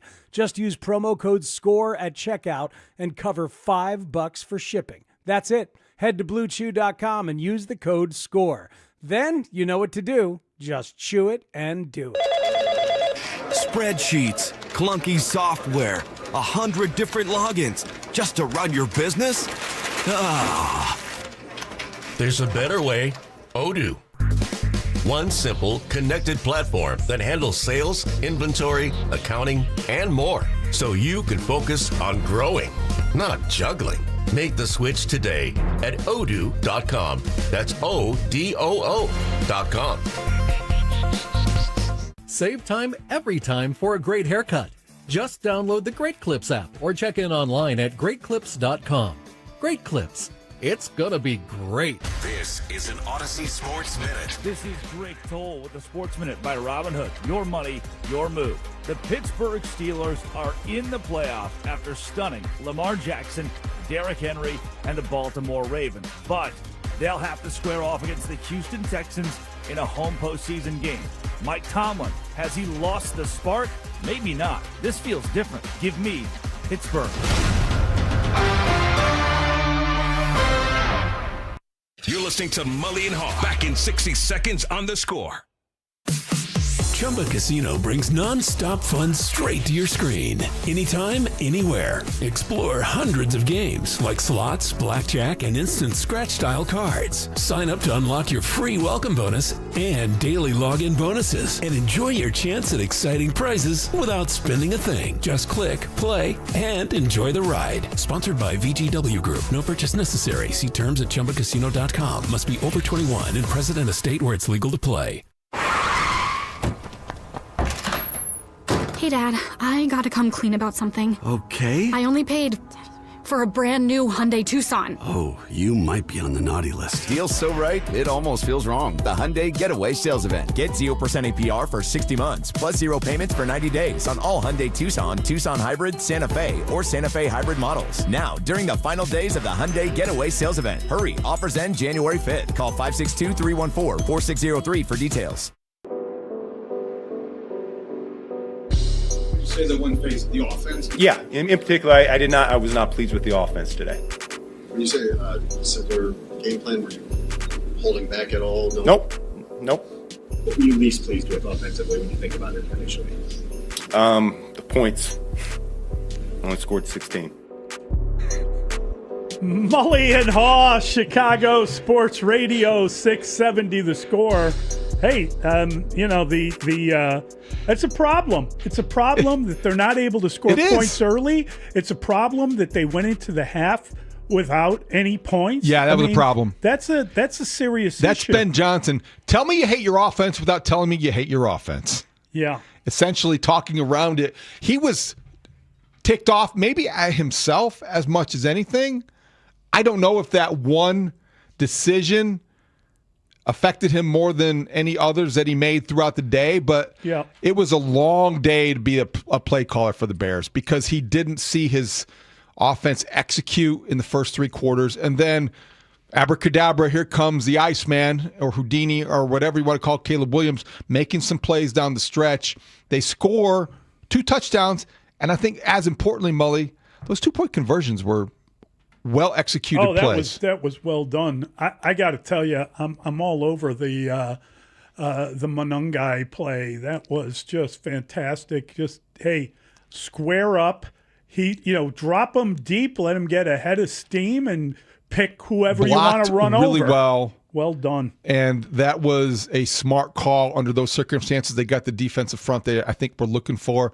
And then the other one to Komet, great improvisation for Caleb. He took a hit. Man, did he take a hit. His 100th game. Impressive Colt Komet, that he hung on as to a that Bear. ball. Yep. So milestone day for Bears tight ends. Colt Komet in his 100th game, and Colston Loveland breaking Mike Ditka's rookie record for tight ends. And the Bears went into that game with, I believe they had 13 touchdowns by rookies. The most in team history would have been 14. They ended up getting 2.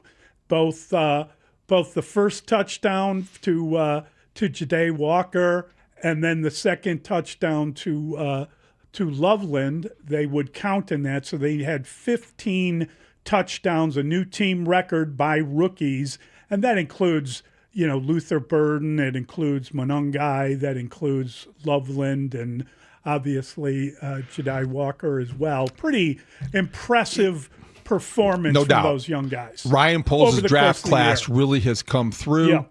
They've gotten to the point where they need these players to play at this high of a level if they want to beat the Packers. Burden, without Odunze, has been outstanding. He's been great. Loveland has rounded into being their number 1 overall receiver now, statistically and otherwise.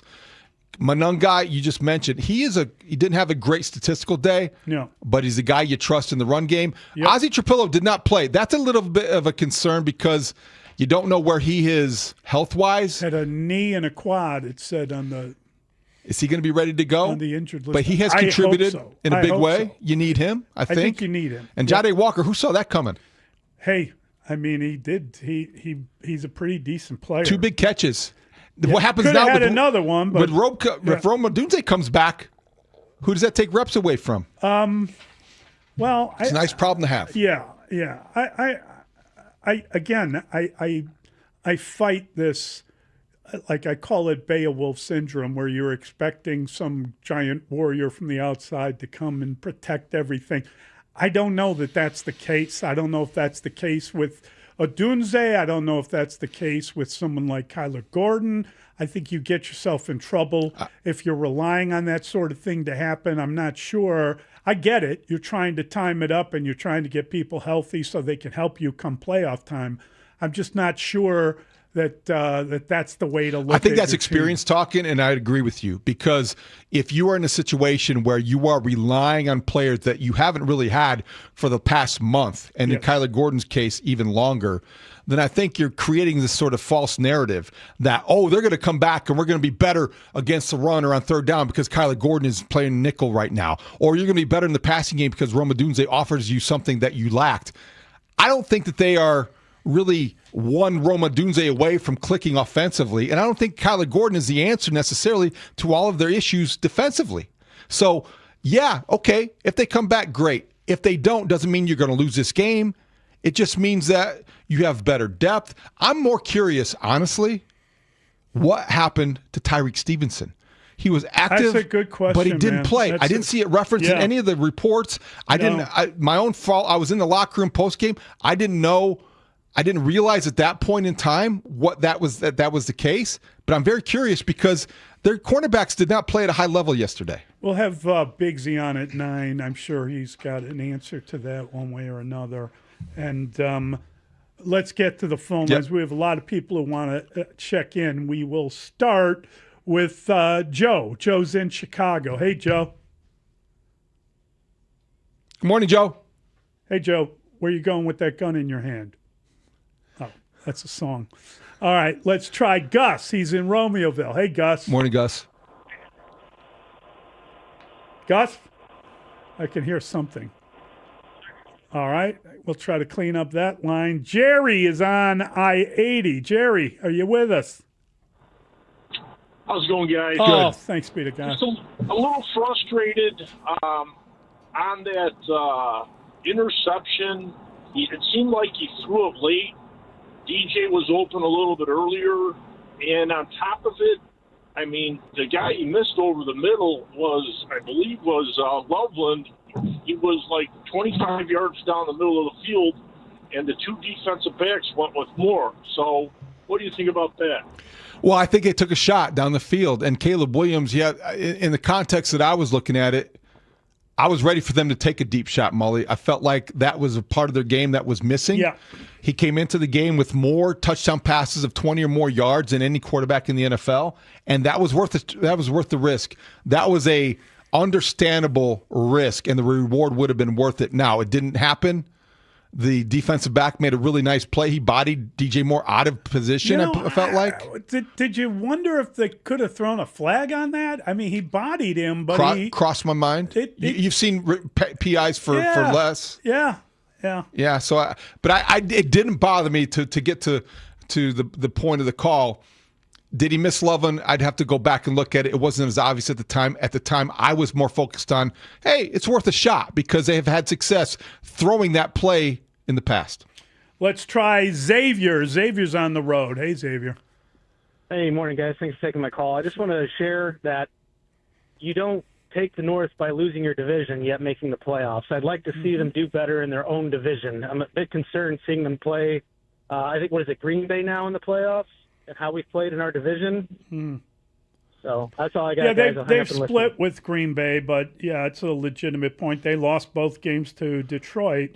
And I noticed Bigsy in his 10 Thoughts today. Mm-hmm. He had an excellent little nugget, which is very interesting to me, which is the list of opponents for 2026. We know who they're playing. The Bears are scheduled. They've got 9 home games and 8 road games. And the opponents, not including the North, they've got New England, New Orleans, the New York Jets, Tampa, Philadelphia, and Jacksonville at home. And on the road, again, not including the NFC North, Atlanta, Buffalo, Carolina, Miami, and Seattle. What's interesting is he says the difference between between finishing as the first team in a division versus finishing as the last team, that is Detroit, that can be found. They have the same opponents except for 3, which is really interesting because the Detroit Lions, if you didn't think they had a chance of being back, if you didn't listen to what Dan Campbell was saying and you felt like, there's no way the Bears are going to be in any way not as good as the Lions. How about this? The difference in the schedule is that the Bears draw the Eagles, the Jags, and the Seahawks, while Detroit will play the Giants, the Cardinals, and the Titans. Yeah, it's a big difference. Oh, that's a huge huge difference. That's 3 sure wins versus 3 possible losses. Yes. Against teams that are Yes. Playing at a very when high you're level the first place this team, year. You So that's play a first place place schedule. team. Yeah. Yes. So that's next month's problem. But you're right it's in still terms interesting. of look. It is very interesting. Just as it is, the caller's point is well taken. The Bears are one of only now 4 teams since 1970 to win their division without having a winning record in the division. So you feel like, okay, big deal. You are kings of the North. At the same time, your first opponent from the North. So you don't have that divisional certainty that you would expect from a divisional champion. And I think that That's understandable, and it's kind of quirky. I don't know how to feel about it though, because it bothers you that maybe they weren't able to. Everything hinges on them winning the rubber match. Yes. It's exactly if you right. beat the Packers twice this year, and Matt LaFleur is the guy that loses to Ben Johnson twice again, you feel like all the other stuff are moot points, because it all comes down to this. This is not their Super Bowl, but it feels like it's a very consequential outcome, because you're going to evaluate, fair or not, I think this Packer game, to a lot of people, a lot of fans, are going to look at this Green Bay game as a referendum on the Ben Johnson's first season. Yeah, I mean, and I don't think that's necessarily fair or the way to go about it. That's fair. But I do think some people are talking that way. You're sensing it on social media. We're getting some calls to that degree, some texts like, oh my gosh, if they don't beat the Packers, this season sucks. Yeah, I don't think the season does. It's been a successful first season. I don't want to have that conversation until we find out what happens, and I don't want to be defending something before it becomes indefensible. But I do believe that this has been a successful season, and the fact that they're playing a home playoff game is huge. Now, I'm with you. Win the game, and let's see what happens, and let's have a conversation after that. And if you win the game, you get another home game. So that is huge. My point, or my perspective going into this week, is that you are in, despite 2 straight losses, a very enviable spot. Absolutely. Because you're playing at home against a team that you know you can beat. And you have a coach that is getting his team properly prepared. And the Bears will not be flat. They will be ready. And you can count on that. And that's something going into a playoff game that gives you a chance to win for the first time in 15 years. So that's a big week here. And the Bears have got to feel very good about things. 312-644-6767. It's Mully and Haugh on the score. The Bears lose. They end the regular season at 11-6 after falling to the Lions. Stick around as all of our shows and team of Bears experts dissect this win from every angle. Plus, we now switch gears and start to focus on the playoffs when the Bears get another rematch against the hated Packers, this time on Wild Card Weekend. So keep it here on Chicago's Sports Radio 670 The Score. Always live on the free Odyssey and iHeartRadio apps. This segment of the show brought to you by AlmostFreeTeeth.com, because confidence should never cost a fortune. It's time for the Chevy Drives Chicago Bears Rundown. It was an epic game at Soldier Field as the Bears faced off with Detroit. At the start of the fourth quarter, the Bears were down 16-0. That's when Caleb and the Bears offense got to work, tying the game at 16 after scoring 2 TDs back-to-back, along with 2 two-point conversions. But Detroit would get the ball back, and the defense could not stop Jared Goff as they marched down the field to kick a field goal as time ran out. Bears lose 19-16, but still get the second seed in the playoffs. This set up an epic wild card matchup with Green Bay. On the road or off-road, Chevy Silverado is built for tough performance. Now, during Chevy Red Tag, get 0% APR financing on a 26 Chevy Silverado 1500 pickup. Go to Chevy Drives Chicago for details. Chevy Silverado, official truck partner of the Chicago Bears. Bet365 is paying out before the final whistle. Check out Bet365's unrivaled early payout offer. When you bet on a team to win and they take a 17-point lead, you get paid no matter the final score. Forget the final whistle and start counting that cash. Hold up, you get early payout on parlays too. Download the app and see why it's never ordinary at Bet365. Gambling problem? Call 1-800-GAMBLER. 21 plus only. Must be physically located in Illinois. T&Cs apply. I'm Bob Burke, founder and chairman of Burke America Parts Group, a family of brands that includes RepairClinic.com, an appliance and HVAC parts solution company that's grown into an international brand. Before AmericanEagle.com, we partially launched a new technology platform developed by another firm. American Eagle helped take our technology to a whole new level with digital marketing, software development, and business insights into our key markets, appliances, HVAC, and outdoor power equipment, and did so both on time and on budget. AmericanEagle.com has the resources, experience, and talent needed to produce solutions. Our new technology platform, developed by AmericanEagle.com, has produced tremendous results with higher traffic, conversion, engagement, and online revenue. If you have any home repairs you need to take care of, check us out at RepairClinic.com. If you need a world-class website or technology project, then I would highly recommend AmericanEagle.com. Call AmericanEagle.com at 773-NETWORK. That's AmericanEagle.com, 773-NETWORK. Hey, it's Spiegs. I'm so glad I decided to work with CertaPro Painters to get that hallway painted. My process was worry-free with the free estimate, great communication, super professional painting, all at the right price. You're not just hiring a service with CertaPro, you're getting trusted local professionals with over 70,000 five-star reviews. Each CertaPro Painters business is independently owned and operated right here in our community. Schedule your free estimate online at CertaPro.com. That's Certa with a C. When choosing a painting professional, the choice is simple. Choose happy. Choose CertaPro Painters. Cats are masters at using up their 9 lives, like chasing laser pointers into walls or jumping onto high shelves. But the one thing cats never do, text while driving. So be like a cat and protect your one and only life. Don't text and drive. Don't drive distracted. A message brought to you by the National Highway Traffic Safety Administration, Project Yellow Light, and the Ad Council. The best way is right off the expressway at the new Toyota on Edens. During Toyotathon, get year-end savings on hundreds of new Toyotas. And every Saturday, any Toyota oil change is just $29.95. Come see why the best way is right off the Edens Expressway at Toyota on Edens or ToyotaOnEdens.com. Dwayne Blanton Home Services. We'll fix it with a smile. That's a Dwayne problem. Dwayne Blanton Home Services of the Northwest Suburbs wants you to know that you can make those home maintenance issues a Dwayne problem, a Dwayne Blanton problem, like your leaky faucet or a shower head installation. Oh, that's a Dwayne problem. Maybe your furnace isn't operating properly. That is another Dwayne problem. Water pressure or sewer issues. That's a Dwayne problem. And maybe those guests who leave behind something a little more than what you wanted. Daddy, the toilet won't flush. Okay, got it. Let's make it a Dwayne problem. Make your next problem a Dwayne problem. A Dwayne Blanton Home Services problem. Visit DwayneBlanton.com. Dwayne Blanton Home Services. We'll fix it with a smile. Mully and Haugh will be back in 60 seconds on The Score. At Uline, they know going the extra mile takes hard work. For companies pushing to go further, Uline will go the distance with you.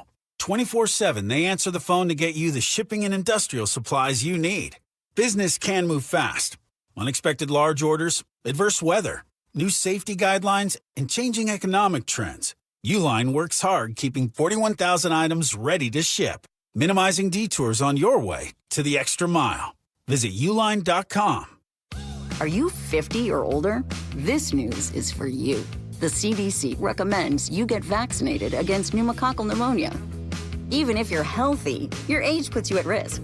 People 50 or older are over 6 times more likely to be hospitalized with pneumococcal pneumonia compared to adults 18 to 49. Just one shot can help protect you. Learn more and schedule at vaxassist.com. That's VAXassist.com. Sponsored by Pfizer.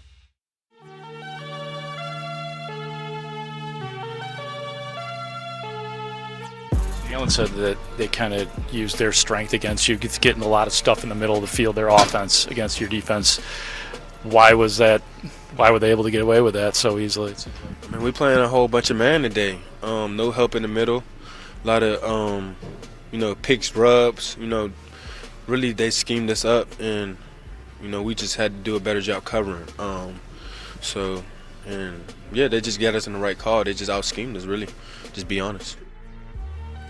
Mully and Haugh, Chicago Sports Radio 670 The Score. That is Jaquan Brisker letting you know that it's all the coach's fault. What? Good question by Mark Grody, and Jaquan Brisker. Good answer. Got right to the point. Candid, honest, and that's his assessment that they were out-schemed. Yeah. That's a player, not an analyst. That's in the locker room, not from the press box or a radio studio. That's pretty stunning, actually, to hear a player indict his coaching staff to the degree that Jaquan Brisker just did. That's popular, right? Coaches love that? Coaches love that. Oh, yeah. That plus, and a guy without a contract next year, that's a great way to ingratiate yourself with the front office. Yeah. Is to criticize your defensive coordinator. Oh, boy. All right. We got a lot of people who want to check in. We'll start with Gus. He's in Romeoville. Hey, Gus. Morning, Gus. Yeah, I'm sorry I got cut off, but I was trying to make a point, and Olin Kreutz said it, and there was other individuals. Well, it seems like our Chicago Bears, this defense can't stop anyone. And without pressuring the quarterback, you're giving him time to throw.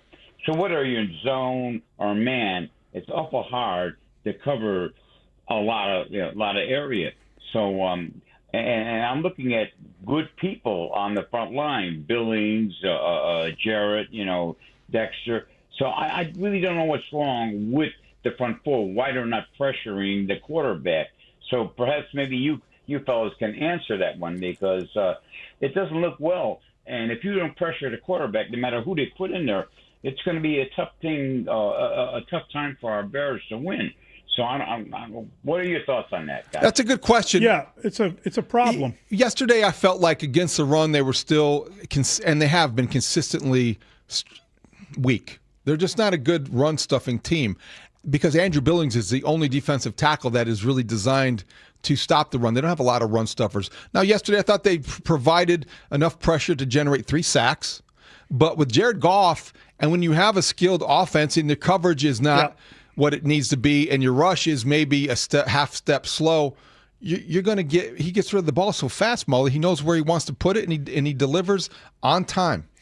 I think it goes back to what they did in the offseason. They went out and they rebuilt their offensive line, and they signed 3 guys on the interior that have made a huge impact. And obviously, they signed one and traded for 2 others, and 2 of the 3 made the Pro Bowl.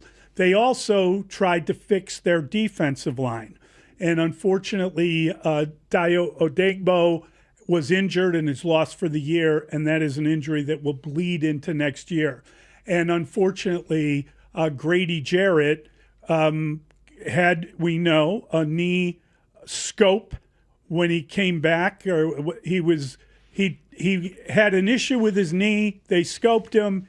He hasn't been able to practice. He's 31 years old. He has not been the entity that he was in Atlanta. And unfortunately, he's on a 3-year deal, so he's not going anywhere. And hopefully he will be healthier and improve next year. But all the clever, excellent moves they made on the offensive line, unfortunately, were not countered by the moves they made on the defensive line. That's very true. Those moves on the defensive line have not helped in the way you would have hoped. And that's very fair. And that's the assessment you look at. In free agency, it can always be a calculated risk. On offense, you won. The reward was worth it. On defense, Adangbo gets hurt and he's out for the season. You can't do much about that. Jarrett is trying to manage and return from arthroscopic knee surgery, as you pointed out. It's tough if you're 21 years old, let alone 31. Yes. And Montez Sweat has had good moments. He has not had the numbers sack-wise that you would want for somebody paid as handsomely as he is. Did he get to 10? Because I don't know if that was a shared sack yesterday, but he had 9.5, so he probably got to 10. He got a half a sack yesterday. Yes. Yeah, so he got to 10. He got to 10, double-digit sacks. Fine. Can I shrug? You can shrug. I think what you're missing is, as good as Austin Booker has been at times in spurts, he's still somebody that position needs to be more disruptive, and you need another run stuffer in the middle. See, the problem is that he, as good as he's been in spurts, he can knock down a pass. We've seen him do that. He can sack a quarterback. We've seen him do that. But he can't stop the run. We haven't seen him do that. And unfortunately, when you hear Dennis Allen talk about him, it's like he's talking about a player who helps him in half of the game, but can't help him in the entirety of it. And that's just the way he sounds when he talks about him. Well, that's the way you describe a player who is yet to be a complete player. And there's some ground he still has to cover to do that. Maybe headed in the right direction, but needs to round off and just complete the job more often than he does. All right, we're going to bring in TJ Edwards next. We'll ask him some of these questions. Were they out schemed? What's going on with the with the run defense. I think there's a lot to get to, a lot that we've seen over the last few weeks. And the Bears got a game on Saturday. Green Bay Packers coming in here. No one knows what it means in Chicago as much as TJ. He's been here. He grew up here. He knows what it means, and we'll talk to him about it next. Mully and Haugh on The Score. You're listening to a Plumbers 911 Football Monday on The Score. Plumbers 911. Plumbing emergency? Call the professionals available 24/7 at 1-833-PLUM-911. Presented by Busey Bank on Chicago's Sports Radio 670 The Score. Always live on the free Odyssey app. Hey, football fans, picture this. You bet on your favorite player to score the first touchdown in the game, but his teammate scores instead. If this happens, BetMGM wants to give you another chance at the end zone. With BetMGM's second chance promotion, you'll get your stake back if your first touchdown scorer scores second instead. That's right. Bet on any pro football player to score the first touchdown of the game. If you're right, you win. If your player scores second, you get your stake back in cash. With BetMGM's second chance offer, you have a chance to keep the fun going after the first player crosses the goal line. Try a first TD score wager with confidence today. BetMGM. Make it legendary. BetMGM and GameSense remind you to play responsibly. See BetMGM.com for terms. 21 plus only. Illinois only. Existing customer offer. Subject to eligibility requirements. Rewards paid back in unrestricted withdrawable funds. Gambling problem? Call 1-800-GAMBLER or 262-537 or by texting ILGAMB to 53342 in partnership with Paradise Hotel Casino. Accumulation, preservation, generation. At Busey Bank, these are the principles we use to build meaningful financial partnerships with our clients and their families. With sound advice and vast resources, partner with Busey for a personalized approach to your legacy. Busey Bank, building business, growing wealth since 1868. Proud to be the official bank of the Fighting Illini. Member FDIC. Leaks, clogs, or burst pipes? Chicagoland depends on Plumbers 911 for any plumbing emergency. Available 24/7, Plumbers 911 connects you with highly skilled, local, licensed, and background check plumbers who show up ready to work. Service you can trust, backed by the skill, training, and professionalism of Local 130 Plumbers, the tradespeople who build and protect Chicago every day. For fast, reliable plumbing help, call 833-PLUM-911. Local 130 Plumbers get the job done right the first time. Hey, it's Spiegs. What if buying and servicing a luxury car was as effortless as driving one? At Genesis of Algonquin, it is. They've redesigned the experience around you. Need service? They'll pick up your vehicle and return it when service is complete. During the Genesis Signature Event, save up to $10,000 off select models, or qualified buyers get 0% financing. Complete the entire process online, from selection to financing. They also offer free delivery of your new Genesis directly to you. This is a new standard of luxury. Experience the difference at Genesis of Algonquin. Visit genesisofalgonquin.com. Introducing Remy Martin's This Is My City VSOP Limited Edition Collection, paying homage to the iconic sounds, style, and teams of our very own Chicago. The collection celebrates the city's influence on culture and features Remy Martin's renowned VSOP liquid. This limited edition bottle is available now, and you can learn more at RemyMartin.com. Remy Martin VSOP Cognac, 40% alcohol by volume, imported by Remy Cointreau, USA, New York, New York. Please drink responsibly. Hey everybody, it's Spiegs. You know showing up matters during life's most exciting moments. Blue Chew is here for you. Blue Chew provides access to chewable tablets that can help you feel and perform at your best. Stronger, harder, longer lasting, like someone gave your downstairs a pep talk and a gym membership. It's time for you to be more confident where it counts, at night or in the daytime, whatever you're into. Blue Chew is a small chew for a big difference. It really is that good. You're going to have flashbacks to your glory days. Be ready when she is. Guys, this isn't just about performance. Give her group chat something to talk about. Nothing makes you more of a legend than a little Blue Chew. Discover your options at BlueChew.com. And we've got a special deal for our listeners. As always, get your first month of Blue Chew free. Just use promo code SCORE at checkout and cover $5 for shipping. That's it. Head to BlueChew.com and use the code SCORE. Then you know what to do. Just chew it and do it. Protect your engine with Quaker State and save big money at Menards. Quaker State Full Synthetic Motor Oil is engineered to give your engine more power, more wear protection, longer engine life, and more performance with improved resistance to engine stress at high engine speeds or under heavy loads. Check out all of our Quaker State products in-store and check out our weekly flyer on Menards.com for all the great deals happening now. Save big money at Menards. Guys and ladies, get real about your health this new year with Synergenex and Low T Center. For a limited time, the men's TRT test is free, and ladies take $200 off the women's hormone test. Say no to diet trends, questionable online treatments, and deceptive prices from other places. Looking for the best? Synergenex and Low T Center are the leading experts. Meet with a real provider, get real medication, and real results. Everyone I know goes to Synergenex and Low T Center to change their lives. Walk in or book an appointment at GetMyHealthFix.com. Chicago's Sports Morning Show with Mully and Haugh will be back in 60 seconds on the Score. Hey, Dad, I gotta come clean about something. Okay. I only paid for a brand new Hyundai Tucson. Oh, you might be on the naughty list. Deal's so right, it almost feels wrong. The Hyundai Getaway Sales Event. Get 0% APR for 60 months, plus 0 payments for 90 days on all Hyundai Tucson, Tucson Hybrid, Santa Fe, or Santa Fe Hybrid models. Now, during the final days of the Hyundai Getaway Sales Event. Hurry, offers end January 5th. Call 562-314-4603 for details. Allstate's new home insurance is now better than ever. We're making getting the right home insurance that's right for you super easy with our improved online quoting tool.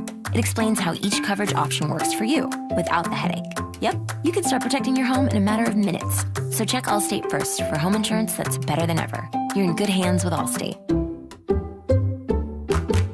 Savings vary. Coverage subject to terms, qualifications, and availability. Allstate North American Insurance Company and affiliates, Northbrook, Illinois. The Bears close the regular season with the loss against the Lions at Soldier Field. Next up, a rematch against the hated Green Bay Packers on Wild Card Weekend. Keep it here as the Score team breaks down the game. Plus, we'll have your reaction too, right here on Chicago's Sports Radio 670 The Score. Broadcasting live from the Hyundai Studios. Presented to you in part by your local Hyundai dealers. WSCR Chicago, WBMX HD2 Chicago, and Odyssey Sports Station. The Score!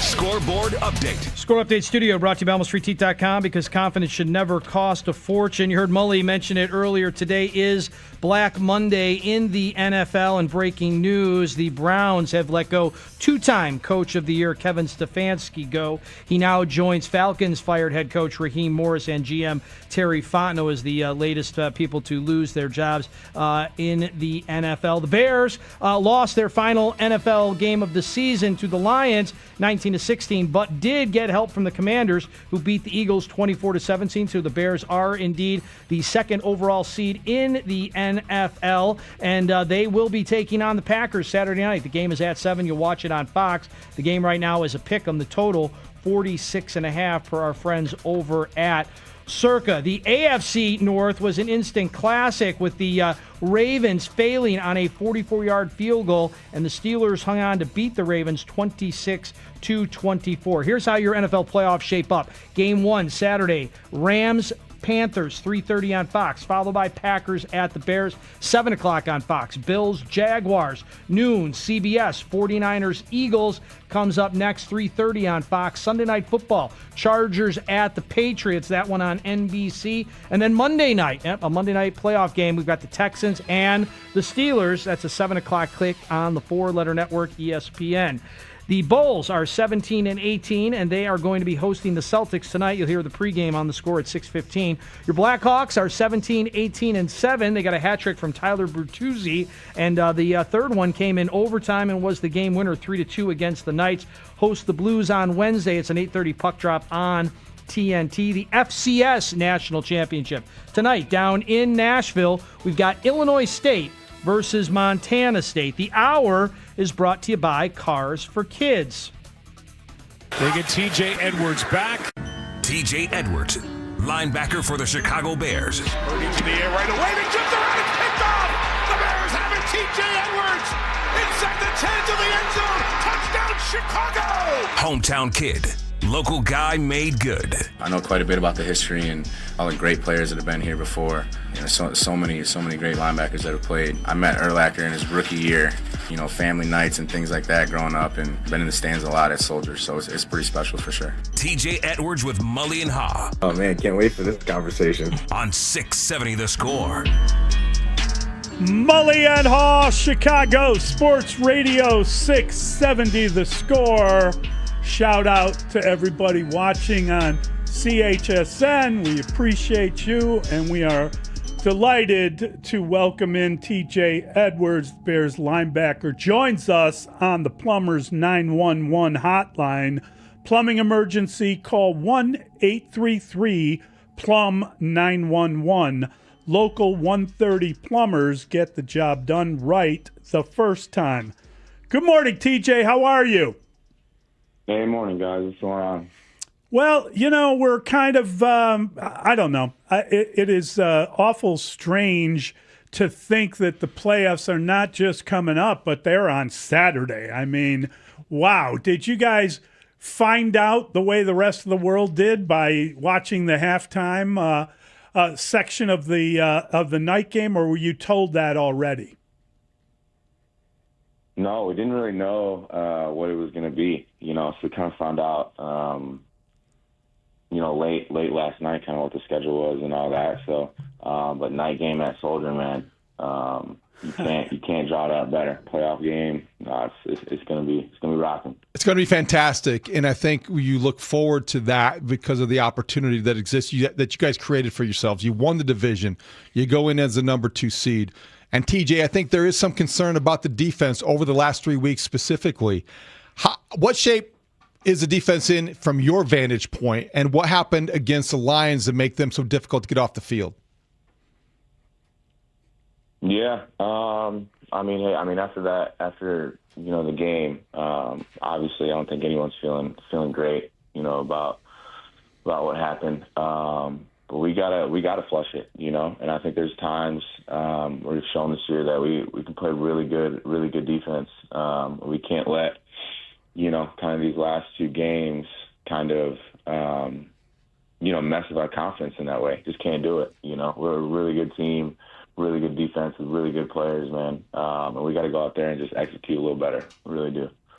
Yeah, the time of possession has been fairly lopsided, and that's over the last 3 games, really. If you count the Packers game that you guys won in overtime, and think about San Francisco, and then the Detroit game, they've just held the ball longer than you would want. Now the offense has struggled to stay on the field, especially in the first half in those games. Are you not playing the kind of complementary football that would lead to benefit in time of possession? Yeah, it's the ultimate team game, right? Yeah. And so I think when you're again, for us, and that's kind of what I can speak to on defense, is really just got to find a way to get them off the field, man. And whether that's a turnover or whether that's getting off the field on 3rd down and getting our offense the ball so that they can go create that momentum. And I didn't think we did that till really the end of the game, where we got the turnover and things like that. And but yeah, we just didn't do enough to kind of get them off the field. I thought we did a great job, holding up and holding them to 3. But again, it's getting off the field so we can give our offense those opportunities, man, and go get them into the rhythm, Jared Goff and Amon-Ra St. Brown, one of the best combinations in the NFL.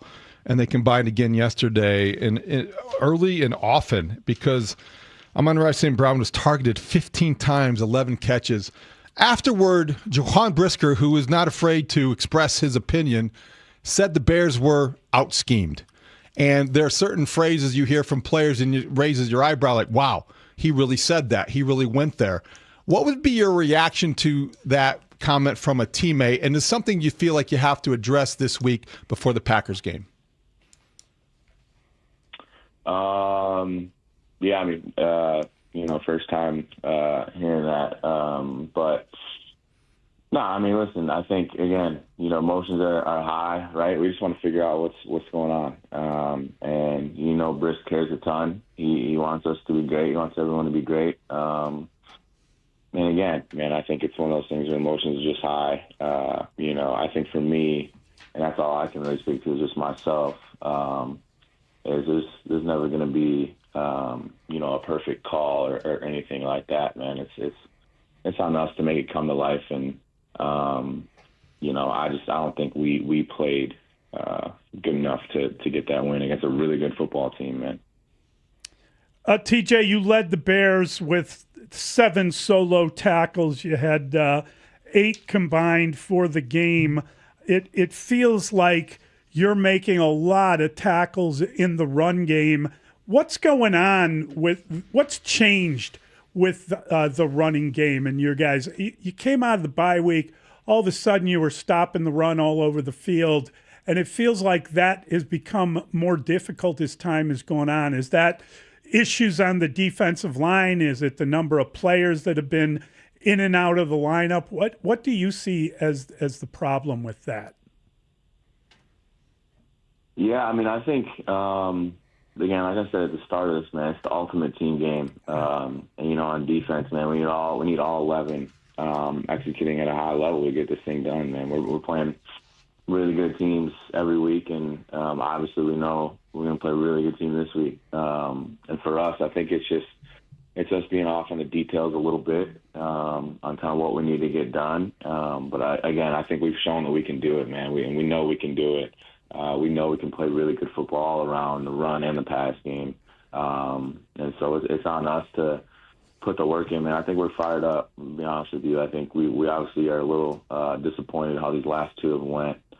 And it's a bad taste in our mouth for sure. So we're excited to get back in there today and get to work, man. That's all we can do, right? Not gonna sit here and try to stir the pot and just kind of create problems. It's for us. It's about executing, and that's what we need to do. Let's look at one snap yesterday I wanted to ask you about, because we got some comments on the text line and certainly some conversation during the broadcast. 2nd and 1, 2.5 minutes left to go in the game. The ball is at the 30, and the Lions are driving. Andrew Billings jumps off sides. And there was a suggestion that that's one of those things on 2nd and 1. You did it because of clock management. That was part of clock management because you wanted to maybe do it on purpose to get to the next set of downs. Is that in the playbook? Was that what was going on there? And could you explain the strategy behind it? Yeah. I'm glad you guys are watching intently. No. I think for us, yeah, it's kind of something that came up throughout the game. We wanted to get them to first down again. Like you said, a fresh set of downs so that we had the potential to get off the field there. And that's kind of just something we did to get them to go off sides, and then that was our shot to get them off the field from there. And couldn't do it, but yeah. That's fascinating, and Tom Brady on the broadcast said that's what the idea was, and I'm just curious: do they send a message into you? Do you tell that to Big Bill, or does he get a signal from the sideline? Like, how does that work? What is the dynamic of that? Yeah, it's something that's kind of radioed in to me, and. Yeah, but it's something, again, that all these kind of clock management things come up, and sure. All these different situations, and you never quite know what it's going to be. You see crazy things week in and week out of the NFL. And yeah, that was kind of one that we just had, yesterday. TJ, post game, I thought Ben Johnson seemed to me as peeved as he has been at any point this season after a game. And you certainly understood why. He was disappointed in the offense, he said, more than anything. But I imagine the message was probably as direct as he was to us with his players post-game. How would you describe the message and his demeanor after that one? I mean, obviously, disappointed just like all of us were. But I think that's one thing I really come to appreciate about Ben is, man, he's going to let you know exactly how he's feeling. And he said exactly what needed to be said. Didn't think we played well enough. against a really good football team, you can't make those mistakes. You can't. And I think, obviously, he takes onus for the offense and things like that. But defensively, man, it's on us, I think, to kind of get off the field, right? Get our offense rolling, get them the possessions they need to kind of create the momentum and get them into a rhythm. Because when they are, they're dangerous. And just as a team, right? All three phases, we didn't play well, and you could feel that from him. But also, he knows, what? That this is a whole new season now. We got to go on a run. And that was the message. It wasn't anything that was, he wasn't discouraged by any means. It was more so like, it's time right now, and it's win or go home, and that's what it is. And we've gone on a run, before a couple times this season, and it's something that we're gonna have to do again, man. And so I got the utmost confidence in our team that we can get it done. But we got to go show it, man. We got to go, get to work, figure out, these things that we can fix and fix them now. And it's that sense of urgency that Ben was talking about at the end of the game that needs to show up, man. And so we're excited, excited to flush these last two and get out there, our fans, Saturday night, man. You can't draw it up better, for sure.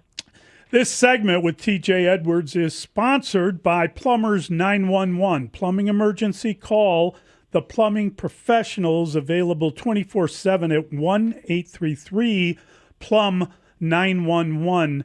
TJ, you grew up here. You know what the Green Bay game means to Bears fans, and you know how crazy that crowd was a few weeks ago. This will be the third meeting with these guys in 6 weeks. They say familiarity breeds contempt. I would imagine there's some deep-rooted contempt going on with this game coming up. Yeah, man. I mean, obviously, everyone knows the rivalry, and everyone knows kind of what these last, 2 games that we played against them, how they've all kind of come down to the wire. It's a really good football team. That's what I can say. I think on all sides of the ball, and obviously offensively they're very talented. Really good schematically in what they do, and they work really well together. And man, I'm excited. Like I said, man, this is what I wanted when I got here, to play in big time games. And this is something now. It's go be a part of the right side of history, for sure. Can you speak to what it means when players are rested for games like this? Because Ben Johnson was also pretty direct post-game, saying that they don't rest players here, you play football. And I've took that and interpreted that as a direct shot maybe at the Packers. But do you understand when players and teams do that? How do you feel about that whole process? I mean, I think there's, certain situations and stuff like that. But I think for us, man, like it's, we're playing for the 2 seed, and we're going to play. So there's a lot of meaning in that game. And, we understood that. We wanted to go out there and go win that game. So we also trust Ben with his decisions and what he's feeling, and completely kind of understand where he's coming from. And, I think, again, whatever the decision is a decision. I can't really speak to what other teams are doing and things like that. And but for us, man, we want to go out there and play, for sure. So, at our home field, there was no doubt about it. I don't want to say this the wrong way, but it seems like it's been almost a blessed season, right? Like things have worked out. Even things that are not in your control have worked out for you, clinching the division by watching a team lose. And then last night, the Eagles lose to Washington. So despite what happened against the Lions, you still get that number 2 seed.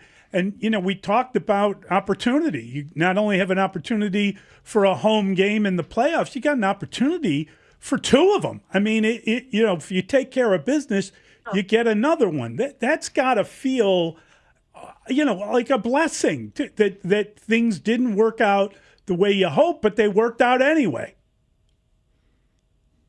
Yeah, I mean, this game. I even kind of like think about when I was in Philly in 2022.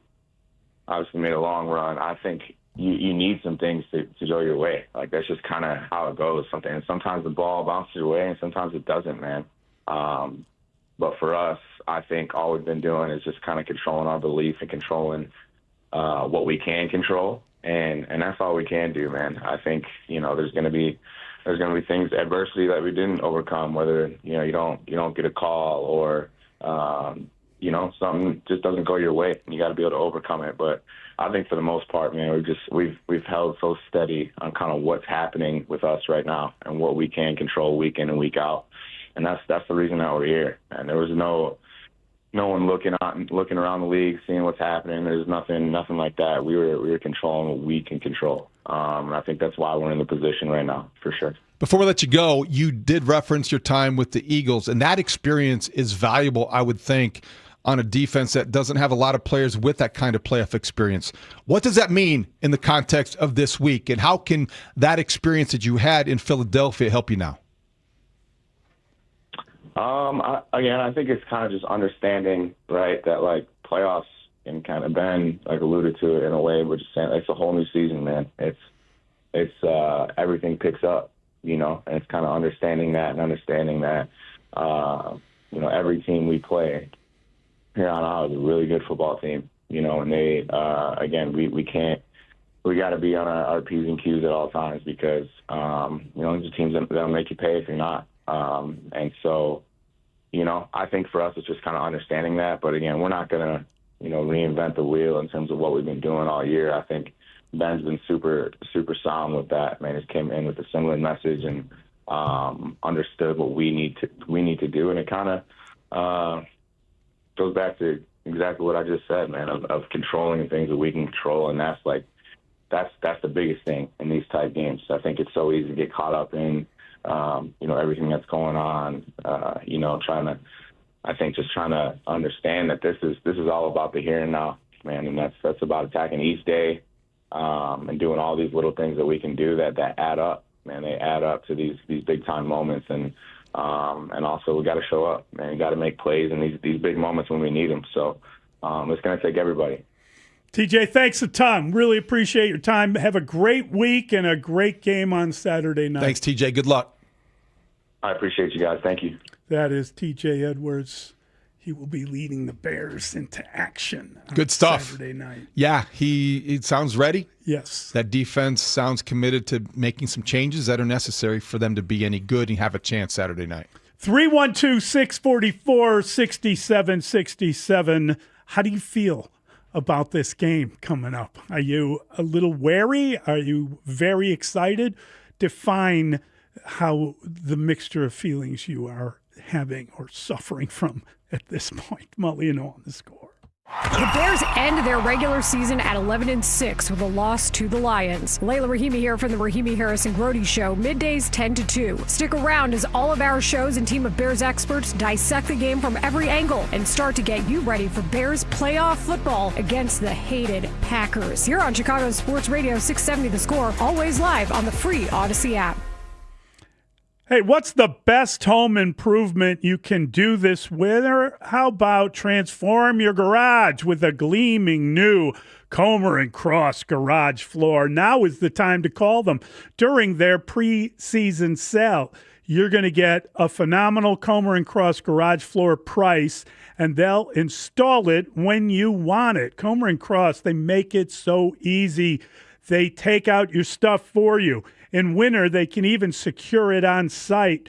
They'll fix your cracks and pits perfectly. In one day, you're driving on your gleaming new Comer & Cross garage floor. It's like pulling into a new car showroom every night.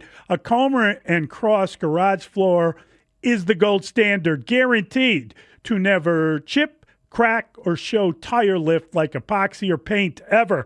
Their installers are pros, no subcontractors at Comer & Cross.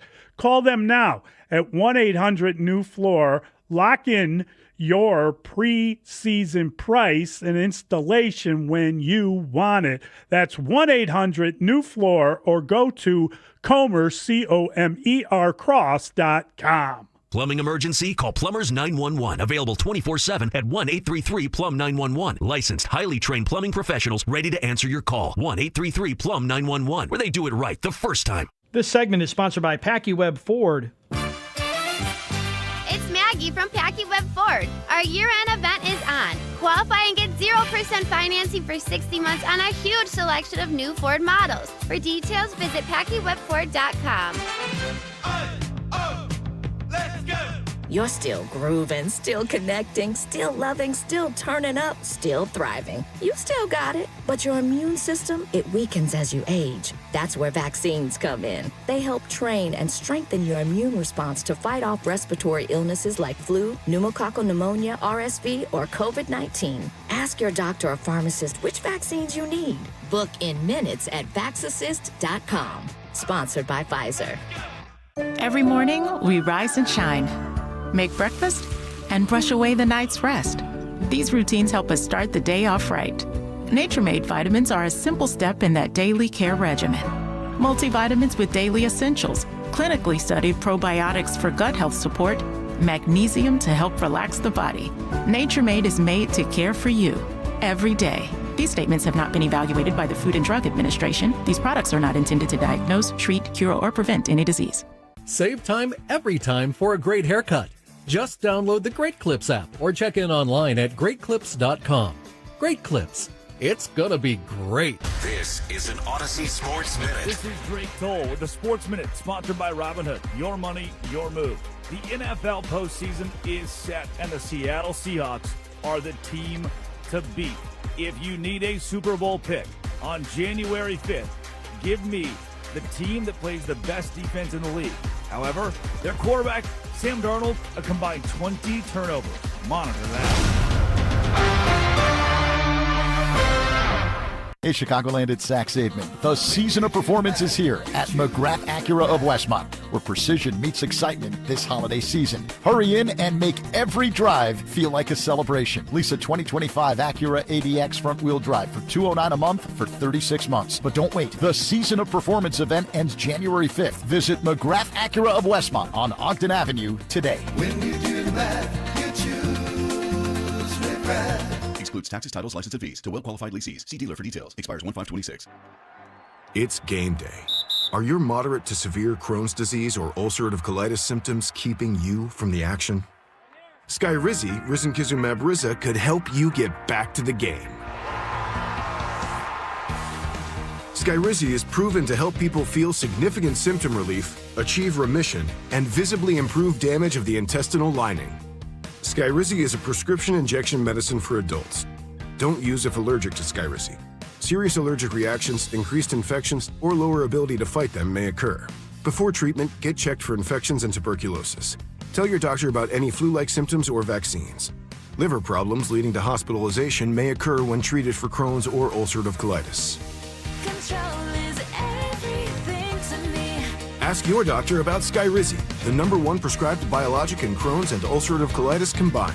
Learn more at skyrizi.com or 1-866-SKYRIZI. You're listening to Mully and Haugh. Back in 60 seconds on The Score. What if sports were traded like markets? Now you can test your sports IQ in real time with Robinhood Prediction Markets. It's not you against the house. It's you participating in a live market. You can buy or sell your positions all game long. You know the game. Put it to use. Trade every play with Robinhood. Download the app today. Futures and cleared swaps trading involves significant risk and is not appropriate for everyone. Event contracts are offered by Robinhood Derivatives LLC, a registered futures commission merchant and swap firm. This is the story of the one. As an HVAC technician, he and his digital multimeter are in high demand.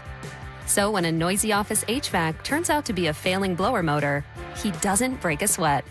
With Grainger's easy-to-use website and product information, he selects the product he needs to keep everything humming right along.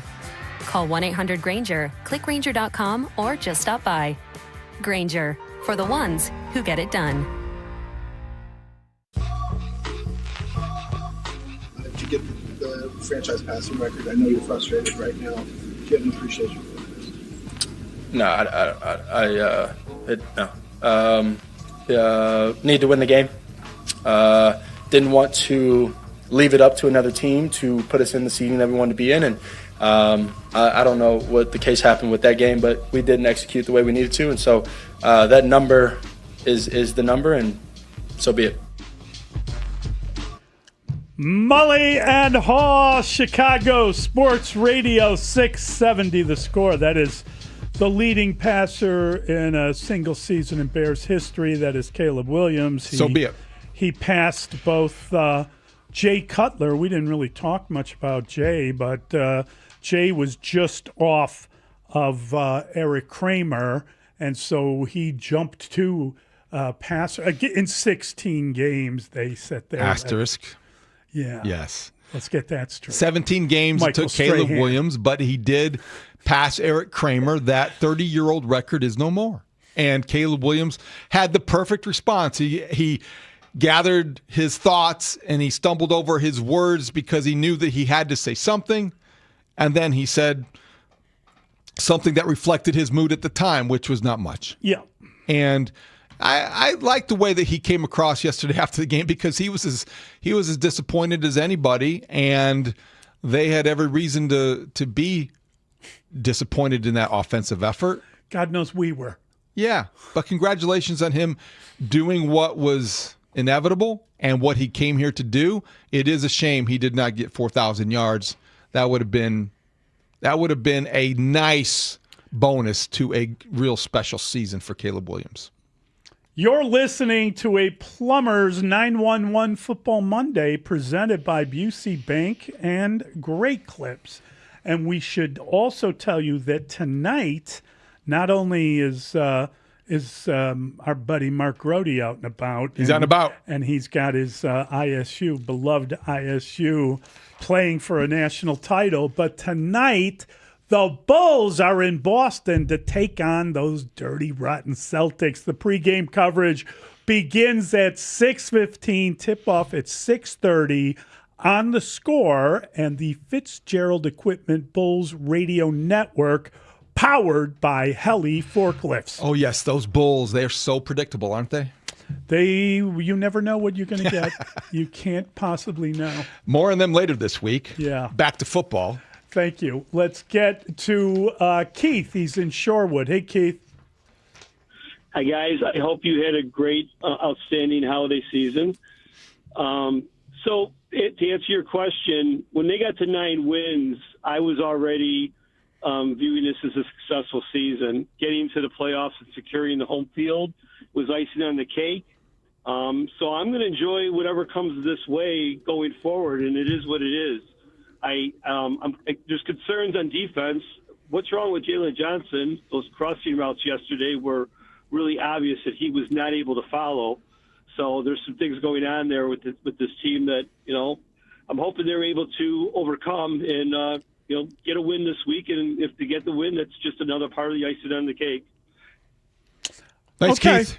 Jalen Johnson certainly is not the same cornerback that he was when he was healthy. I think that's not a criticism as much as an observation because he's not playing as aggressively or as effectively as we're typically used to seeing him play.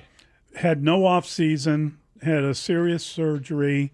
He's still on the mend, still coming back. I don't know that we will see him this year in the way that you hoped you would see him. I really don't think so, Mully. Yeah. You mentioned Grady Jarrett earlier with Jalen Johnson. You're talking about two veterans who are at the top of their profession, Pro Bowl caliber players, both coming back from in-season surgical procedures. Yes. That's a pretty big accomplishment in itself. And I just don't think it's realistic to expect either guy to be playing at that level until maybe they have an offseason to fully recover, because Jalen Johnson does not look like the same cornerback. And I think that Nashawn Wright on the other side did not have a great game either. So both cornerbacks, I think, have a lot of room to improve.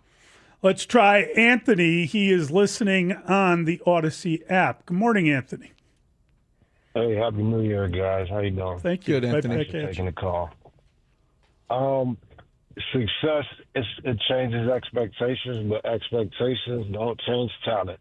And we've exceeded a lot of things. We've got a D-line to fix. But I think what the guys on the D-line need to do, because, they like to say keep the noise out, during the season. Well, we're good enough to make the tournament. I think they need to listen to some of the noise that we've been saying on the air, how they've been, critiqued to the way that they've been critiquing. They need to just go into this week with a nasty mind frame, a ticked off mind frame, and with that same kind of attitude that we seen in Ben's eyes after the game yesterday. And I think we could go all the way. But this is year one, fellas, of this new organization, this new regime. So we're good. We've exceeded a lot. Thanks, Anthony. Yeah. Here's the thing. They keep playing the cut from Dan Campbell, at least leading up to the game, where he says, nothing's promised to you. This may be our only opportunity. Now, that cut went on. He said more than just that, but that was the money element of it. He said, I think we'll be back and I think we can win. But he did point out that you only get so many opportunities and you never know when you're going to run out or when it's going to. So I think we all want to believe that this is the beginning of something fantastic. But the advice always has to be take advantage of any opportunity you get. No doubt. Because you never know how this is going to play. In part, that's why you come in here this morning and you do want to take a big picture view. You don't have to, but I think it would be beneficial to look at how far the Bears have come this season, because it puts you in the mindset of, okay, this is still a very good football team that has won with a lot of maybe puck luck or the football god smiling, or however you want to refer to it. But it is a good football team and has beaten some good teams. Now, they're 2-4 in the division. That's not acceptable. But you have an opportunity to beat your rival for the second time in 6 weeks. That is meaningful. To advance to the second round would be meaningful. And then you're talking about repeating that next year. But you aren't taking anything for granted. Just look at the Washington Commanders, who did you a solid yesterday. Yes. They're out on the outside looking in after feeling like last year they had arrived. Did you see that it was Josh Johnson who scored that last time? That guy. I was like, how many jerseys does he have in his man cave? That is like an eternal player. How long has he been in the league? He has just been around How forever. does he win a game? I don't know. I think he's got multi-dimensions to him. He has, I mean, quite different a career. worlds. I mean, I think he's bouncing around like. But he beat the Eagles. Spider-Man. The Eagles obviously rested a lot of people, and they didn't care where they played. No. But Josh Johnson, 3 years in Tampa, 2 in Washington, 2 in Baltimore, 1 with the Jets, 1 with the Bengals, 1 with the 49ers, 1 with the Browns. And that's not even counting. Like, wasn't he in the Canadian League? He's been all over. I'm just saying. San Diego Fleet of the Alliance of American Football, the Los Angeles Wildcats in the XFL. Yeah. This is the guy that is well traveled, taking a lot of snaps from a lot of different centers. How old is he? Josh Johnson would be 30. He's well into his 30s. Hold on a second here. 39 years old. I'm just saying, man. He's been around forever. That's pretty wild. He's not as old as Aaron Rodgers, but well, I mean, he's been around forever too. But hats off to Josh Johnson for doing yesterday what really nobody really thought he could do, and that is to win as an NFL starter. I mean, so you're right. Rodgers is 42. How old is Joe Flacco?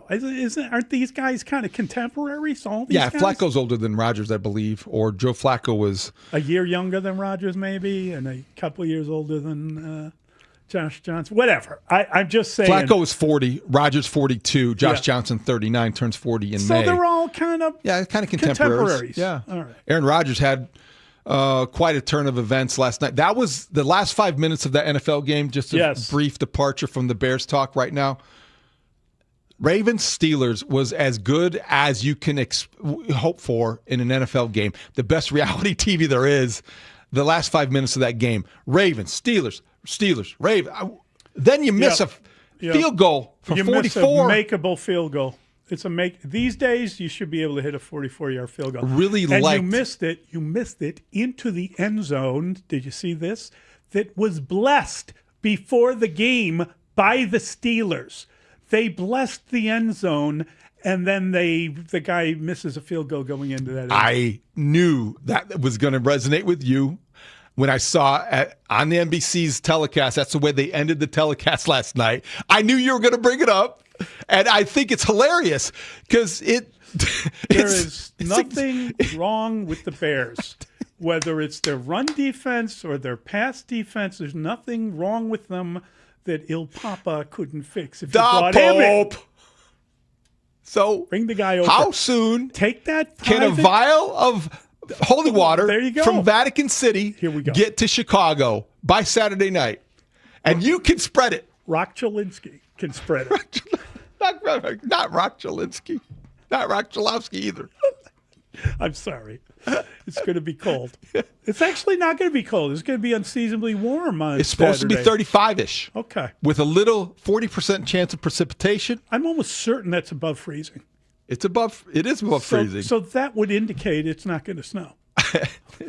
It would indicate, but it's early. It's early in the week for a forecast, but never too early for a prediction. You want to make yours? So you can change it? No, I'm not. Okay. I'm not ready Dustin yet. already picked the Bears. Oh, I know. I mean, 6:30 this morning.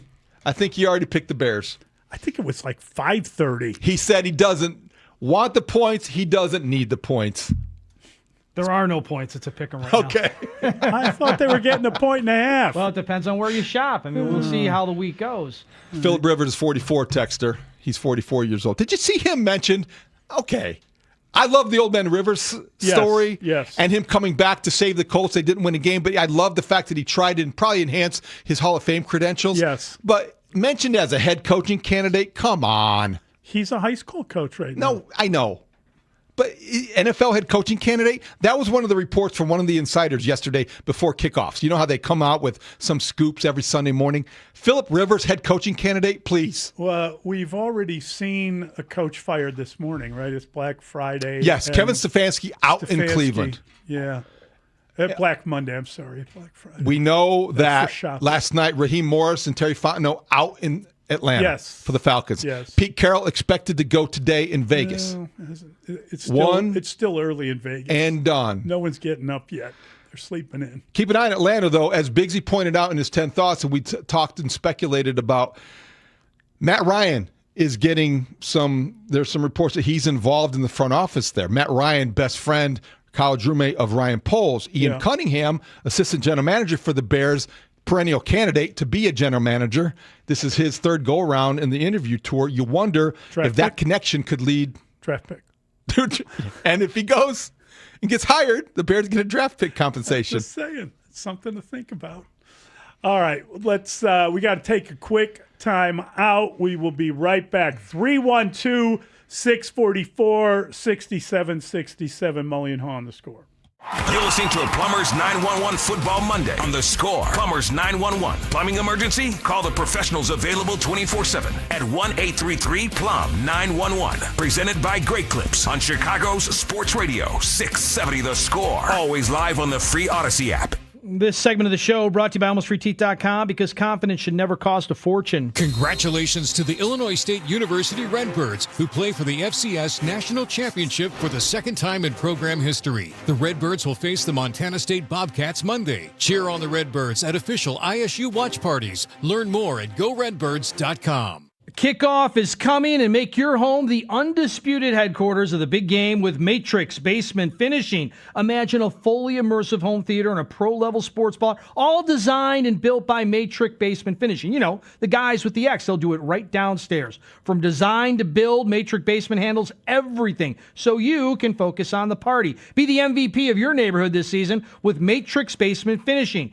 Your dream basement is waiting. Score a free quote. Do it right now at matrixbasements.com. It's impossible to have a bad day when you start it with Chick-fil-A. Hi, I'm Miles. And this is Grant. And the little thing we love about the Chick-fil-A chicken biscuit is how the fluffy, crispy goodness wakes us up in the morning. The chicken is crispy, the biscuit is soft, it's iconic. Throw some jelly on it, you can throw some honey on it. It helps me kick off the day. The hash browns are great. And I really like the shape of them too. Little circles of crispy goodness. Yeah, those early morning chicken biscuits are just great, man. Mornings are a little bit brighter with the Chick-fil-A Chicken Biscuit and Simply Orange Juice. Available on the Chick-fil-A app. Real guests paid for their testimonials. It all comes down to this, folks. Yep, the entire season is on the line. But my throat has officially thrown in the towel. Sounds like you need Vicks VapoCool drops. They're max strength and vaporize sore throat pain.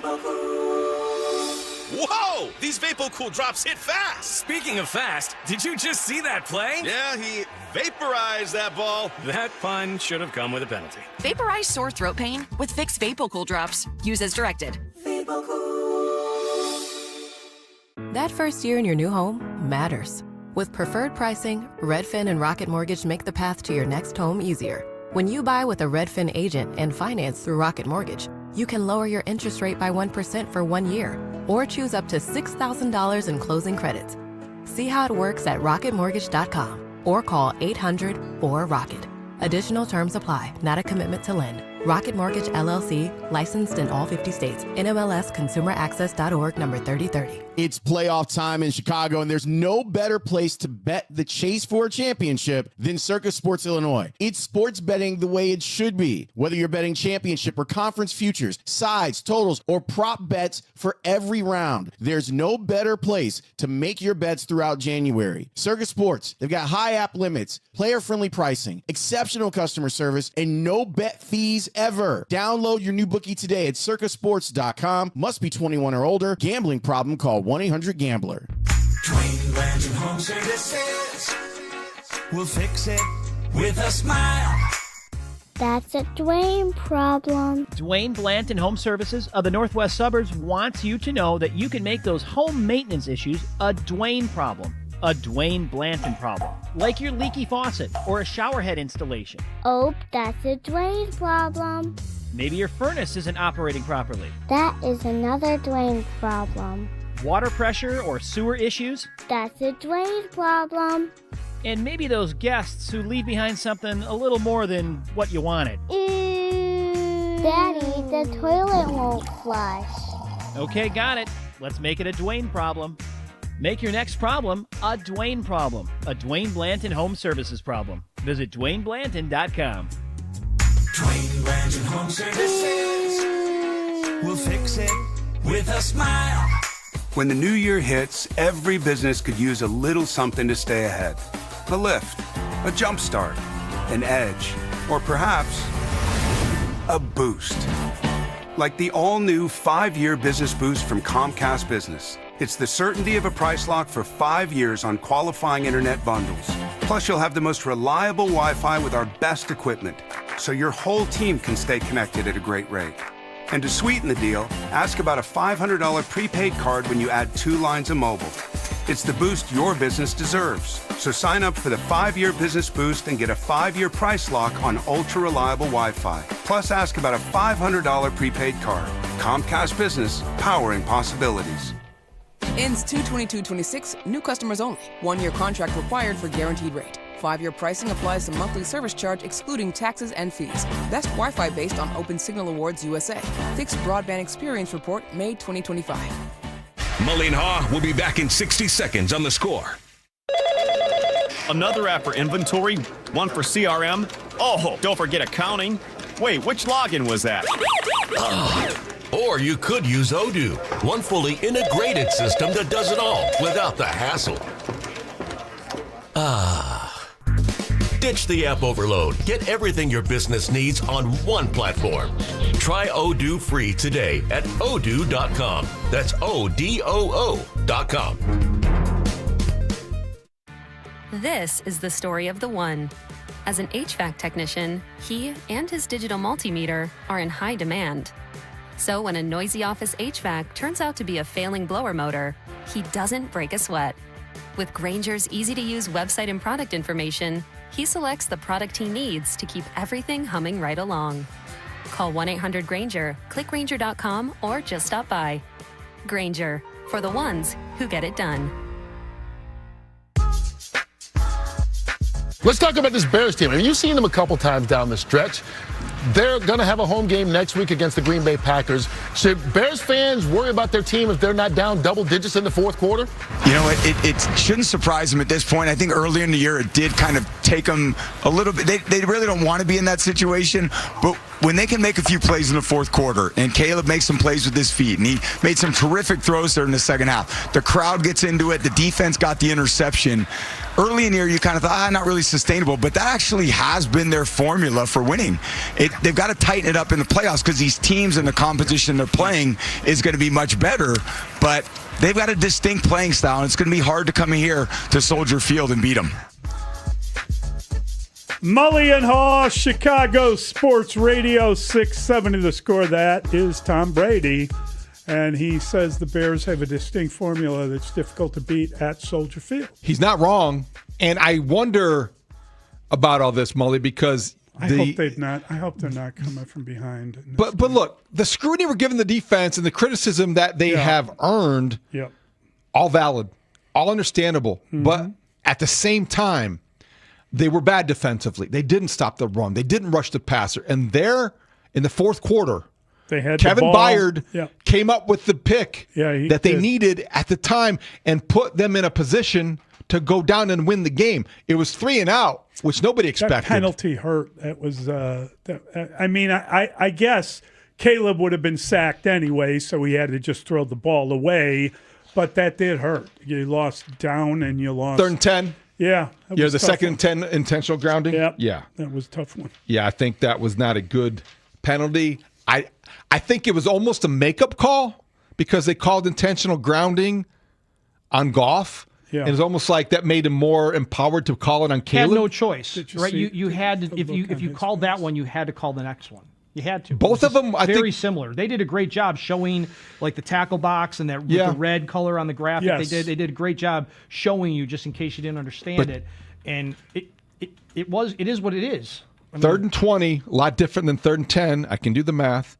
But on 3rd and 20, they get 15 from an guy in a short. Yes. That was close. That was a short pass. It almost turned into a first down. Could have gone for it there. But the point being, as bad as the defense was, Tom Brady's exactly right. Their formula is like, all right, we're going to give up some yards. We're going to bend but don't break, and we're going to pick you off or turn you over, and then we're going to put our offense in a position to save the day. Let's say they went for it there and they got it.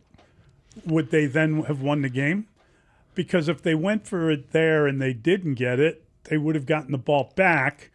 Would they have been able to tie Hypothetically, even though I think it would have been the wrong call, if they had gone for it and gotten it on 4th and 5 from the 31, they go down and they kick a field goal. They win the game. Or at least they put their defense in a position to stop Jared Goff on a last gasp drive. So I don't know that I'd like that. I don't know that I would. If you put the defense in a position to stop them, doesn't mean they didn't stop them the whole bloody game. There was still 151 left when they punted. So if you're at the 31, theoretically you'd need probably say it's 4 or 5 more plays to get down to field goal range. Yeah. Are you going to bleed the clock? Are you going to be able to manage it that well? Probably have to. You probably have to try. Yeah, you probably have to be taking a knee if it comes to it. Anything to try to, you could do an inside run. I think obviously you can assume that the Bears could have won that game had they, gotten that first down. But I just talking to Olin this morning because he said that last night that it would not have surprised him if Ben Johnson had gone for it, and I was kind of like, oh, you can't go for it there because you're giving up a field goal. Well, you gave up points anyway. So what would it have mattered if you'd given it up earlier? You would have had the time to maybe come back. Do you know what I'm saying? Like, yes and no. I understand because the lines would have bled the clock. He's right about the idea. I'm talking about Olin. About the idea that he will go for it someday, and you'll have to wrap your mind around it because that's the guy you hired. I think that's the guy we expected, but I'm not sure that's the guy that we have seen. I don't think Ben Johnson has been reckless with his 4th down decisions. No, I agree. The other thing is, I think that Dan Campbell, when he had Ben Johnson calling plays, could go for it on 4th down, but he's not a good enough play caller to do that now. He doesn't have a good enough play caller that he can go for it whenever he wants. And when he did that earlier in the year, that kind of ruined their season. Mm-hmm. And they have lost in the playoffs before because of his penchant for that. Well, it's one thing to make the final decision as a head coach, and Ben Johnson, when he was the play caller and not the head coach, just had to come up with the best design on 4th down. But he didn't have the final say. No, he didn't. I have been surprised and impressed that Ben Johnson, having the final say, has not been as aggressive on 4th downs. But he has been to a point, but he hasn't crossed that line to my.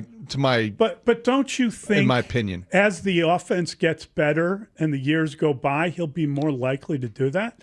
If he feels like he can that you can handle everything in the playbook, let's say. Perhaps, but there's still some decisions that still strike me as reckless, regardless of who the quarterback is. Even if you have Josh Allen back there on 4th and 5 from your own 31 in a tie game, less than 2 minutes to go. It's a different NFL. At home, I know it is, Mully, but I still would think that would be somewhat offensive to your football sensibilities. They got to get better defensively. That's that simple. I don't know. It is that simple. I don't know if they can. I'm saying before Saturday.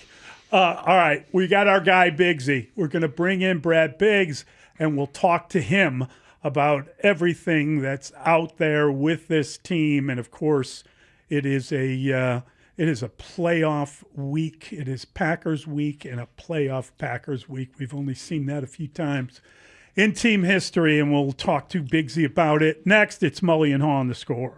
The Bears end the season at 11-6 after losing to the Lions at Soldier Field. Matt Spiegel here from the Spiegel and Holmes Show, afternoons 2 to 6. Stick around as all of our shows and team of Bears experts dissect the game from every angle and start to get you ready for Bears playoff football against the evil Packers at Soldier Field on Chicago's Sports Radio 670 The Score. Always live on the free Odyssey app.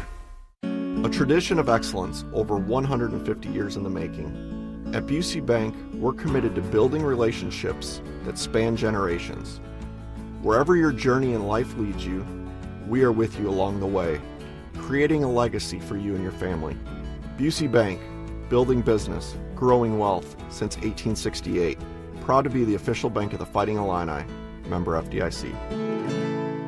Plumbing emergencies happen. Burst pipes, backed up drains, sump pump failures, and water heater issues can wreak havoc. When they do, depend on Plumbers 911 for fast, reliable help. Available 24/7. Plumbers 911 connects you with licensed, highly skilled local plumbers ready to fix the problem quickly and correctly. Backed by the training, expertise, and professionalism of Local 130 Plumbers. The experts who keep your home running smoothly. Call 833-PLUM-911. Local 130 Plumbers get the job done right the first time. Cats are masters at using up their 9 lives, like chasing laser pointers into walls or jumping onto high shelves. But the one thing cats never do, text while driving. So be like a cat and protect your one and only life. Don't text and drive. Don't drive distracted. A message brought to you by the National Highway Traffic Safety Administration, Project Yellow Light, and the Ad Council. Introducing Remy Martin's This Is My City VSOP Limited Edition Collection, paying homage to the iconic sounds, style, and teams of our very own Chicago. The collection celebrates the city's influence on culture and features Remy Martin's renowned VSOP liquid. This limited edition bottle is available now, and you can learn more at RemyMartin.com. Remy Martin VSOP Cognac, 40% alcohol by volume, imported by Remy Cointreau, USA, New York, New York. Please drink responsibly. Chicago's Sports Morning Show with Mully and Haugh will be back in 60 seconds on The Score. Never have I ever called my sister from the finish line of my first marathon. Hello? You won't believe where I am. Are you running? Mile 26. I'm gonna make it. Switch to T-Mobile's 55 Plus plan and get iPhone 16e with its advanced camera system on us. Plus, 2 lines for just $30 a line. Guys, I can't believe it. I knew you could do it, babe. That was amazing. Mom, how do you feel? I feel great. I can't feel my feet. Let's take a picture, and then you may carry me to the car. Share every stride, every mile, every memory on America's best network. Switch to T-Mobile's 55 Plus plan and get iPhone 16e on us and 2 lines for just $30 a line.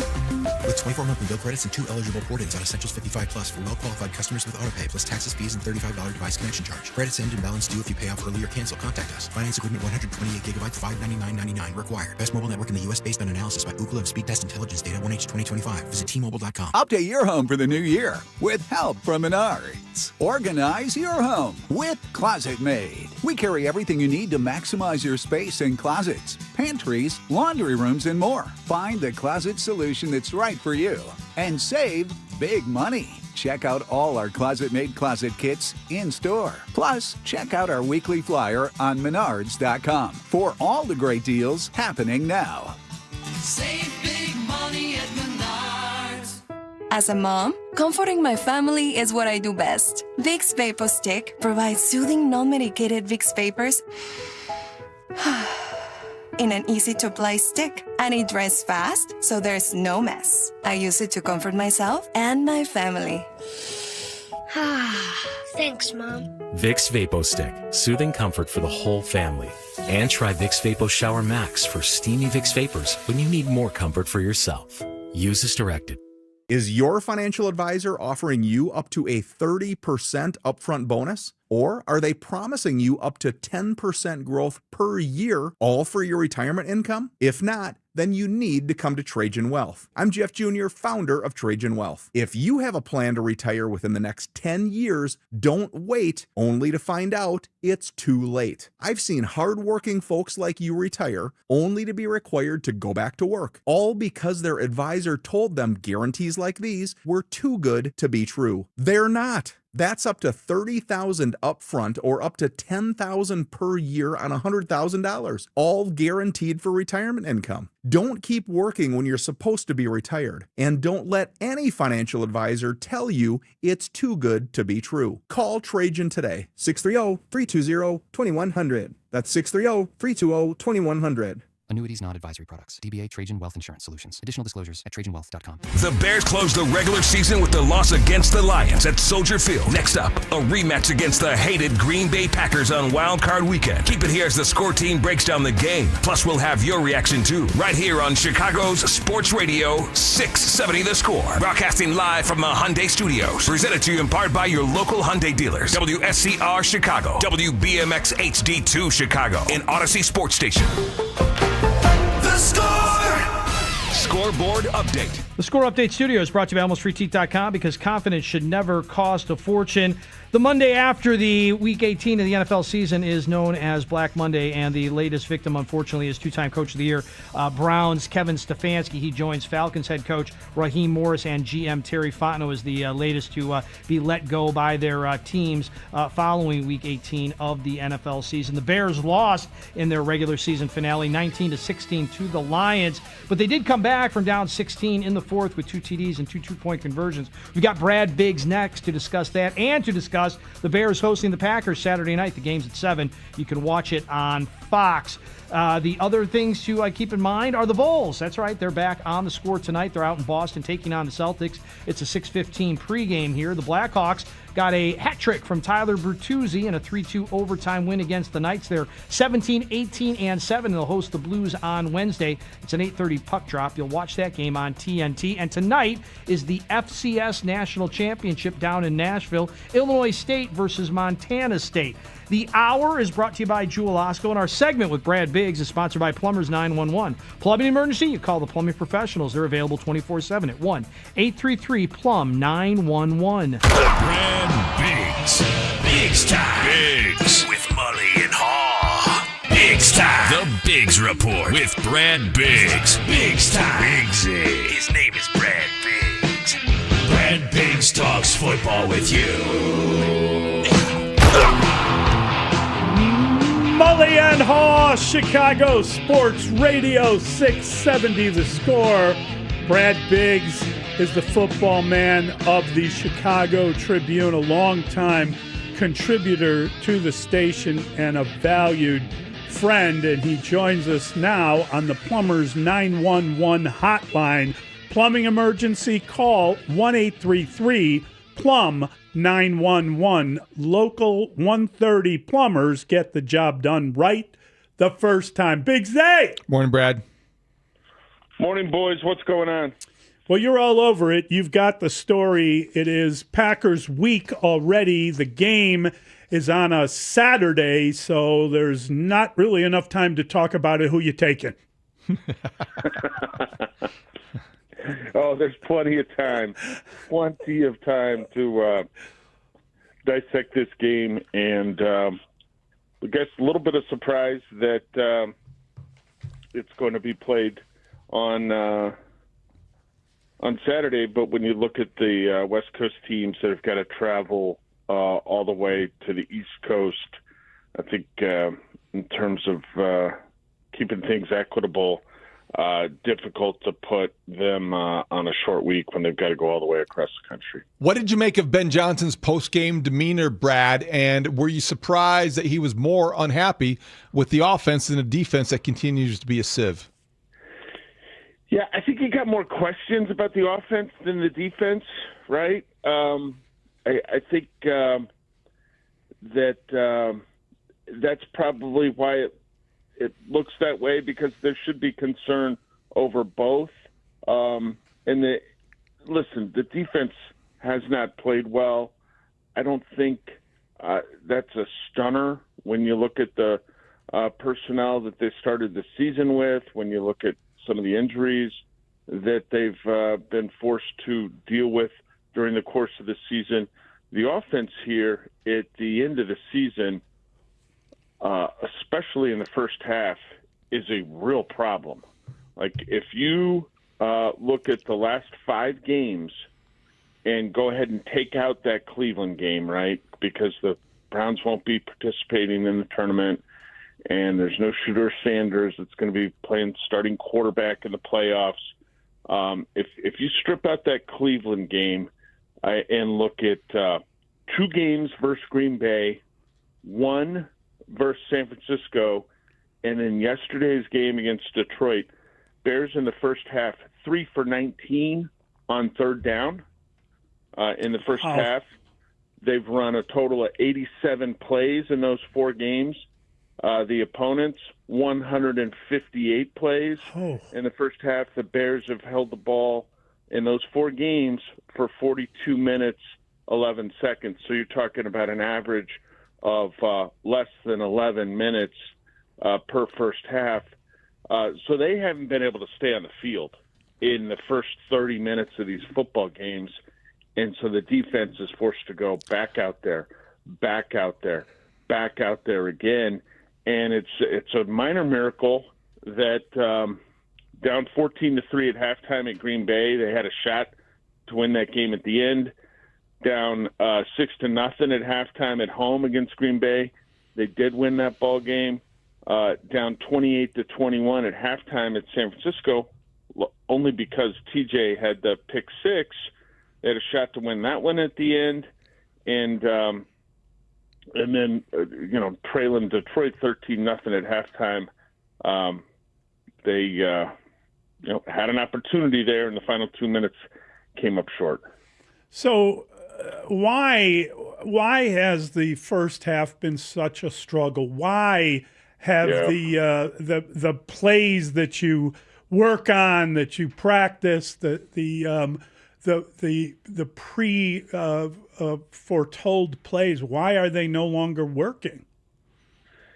Yeah, that's a great question, and one that they're probably scrambling to get an answer to themselves at Haugh Hall this week. Because if it was simple, they would have had this cleaned up by now. And offense has been side of the ball. So that going back to what you guys originally posed to me, I think that probably explains to a degree why coach certainly seemed more upset with the performance of the offense than he did the defense. Brad, Jaquan Brisker said the Bears were out-schemed on defense, playing too much man coverage. You look at the corners, and they didn't have good days. Nashawn Wright, a little too soft. Jalen Johnson, a semblance of his former self. Where was Tyreek Stevenson? Active, but not even on the field. Is he injured? Was that another reason why he didn't play? Because I think they could have used him. Yeah, that's a great question. They were not great.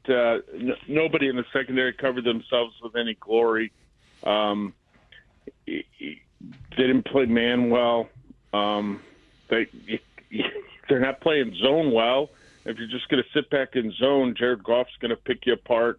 I think some of those man instances came when they were bringing pressure, and they didn't get home. They did not get home enough against Jared Goff. And I think everything's got to be on the table here for the Packers, but Tyreek Stevenson the answer, or are we just it could be, right? Or are they shuffling deck chairs? I don't know. Nahshon Wright has come up with huge plays this season for the Bears, but he's just so linear and stiff that in short area movement coming out of breaks, that could be really problematic for him. And C.J. Gardner-Johnson had another really rough day at the office covering guys. That's and unfortunately left with a concussion. But there was this massive celebration after he had a couple sacks in his first few games. He was real active around the line of scrimmage, and I think we've seen for a month now anyway that when he's in coverage, it's a problem. So Kyler Gordon, I would expect them to activate the window for him to return to the practice field again from IR perhaps this afternoon, if not maybe tomorrow morning. And you hope that despite playing only 117 snaps this season, that he can help make a difference against Jordan Love and the Packers. This segment with Brad Biggs is sponsored by Estwing Professional Tools, made in the USA for over 100 years, estwing.com. So I think there is this sense of people are going to come back and they're going to be great and everything's going to be seashells and balloons. What's the reality of that? We've seen various people attempt to come back and go back down again. We've seen people come back but not be the same entity they once were. How do you deal with the whole rust and rest thing with various people, and how does it apply to Green Bay? Well, I mean, I think the chances of Gardner Johnson coming out of concussion protocol in a short week are those are up in the air, right? We try to avoid speculating on injuries, but they need Kyler Gordon. They need him. We saw the backup option was Jalen Jones. They're late in the ball game after CJ left. They need Kyler Gordon. They've got to sort out if Tyreek's part of the mix. They've got to tie in the pass rush with the coverage. They've got to control the ball with their running offense, right? They've got to got to try to wear down the Packers a little bit, and they've dropped 2 in a row. The defense hasn't looked good, as we talked about. The offense getting off to just terrible starts here of late, but they were 0-2 to begin the season as well. They finished the year how they ended it. And things, you guys, Dustin's probably got the audio during week 3 talking about, is same old Bears. I don't know. Here we go again. It could be, and what they do, they won 9 of their next 10 games. I don't know how they're going to respond here. I'm pretty confident, though, that by the end of the night Saturday, we'll either say, well, this was easy to forecast because of the way the team kind of stumbled at the end of the season, or this was easy to forecast. It's been a good team, and Week 18 results in this instance really don't matter. Do you believe... We'll see which way we go. Do you believe the Bears are a better team than the Packers without Micah Parsons? Oh, I don't know. They got outplayed by the Packers without Micah Parsons in the last meeting. Mm-hmm. The Bears won the game. No question about that. That's the bottom line. I think the Packers outplayed them in that ball game. Mm-hmm. With Malik Willis being the quarterback for 2.5 quarters, right? Mm-hmm. Well, what version of Jordan Love are you going to get? That's what I'm saying. I think the same yeah. question applies.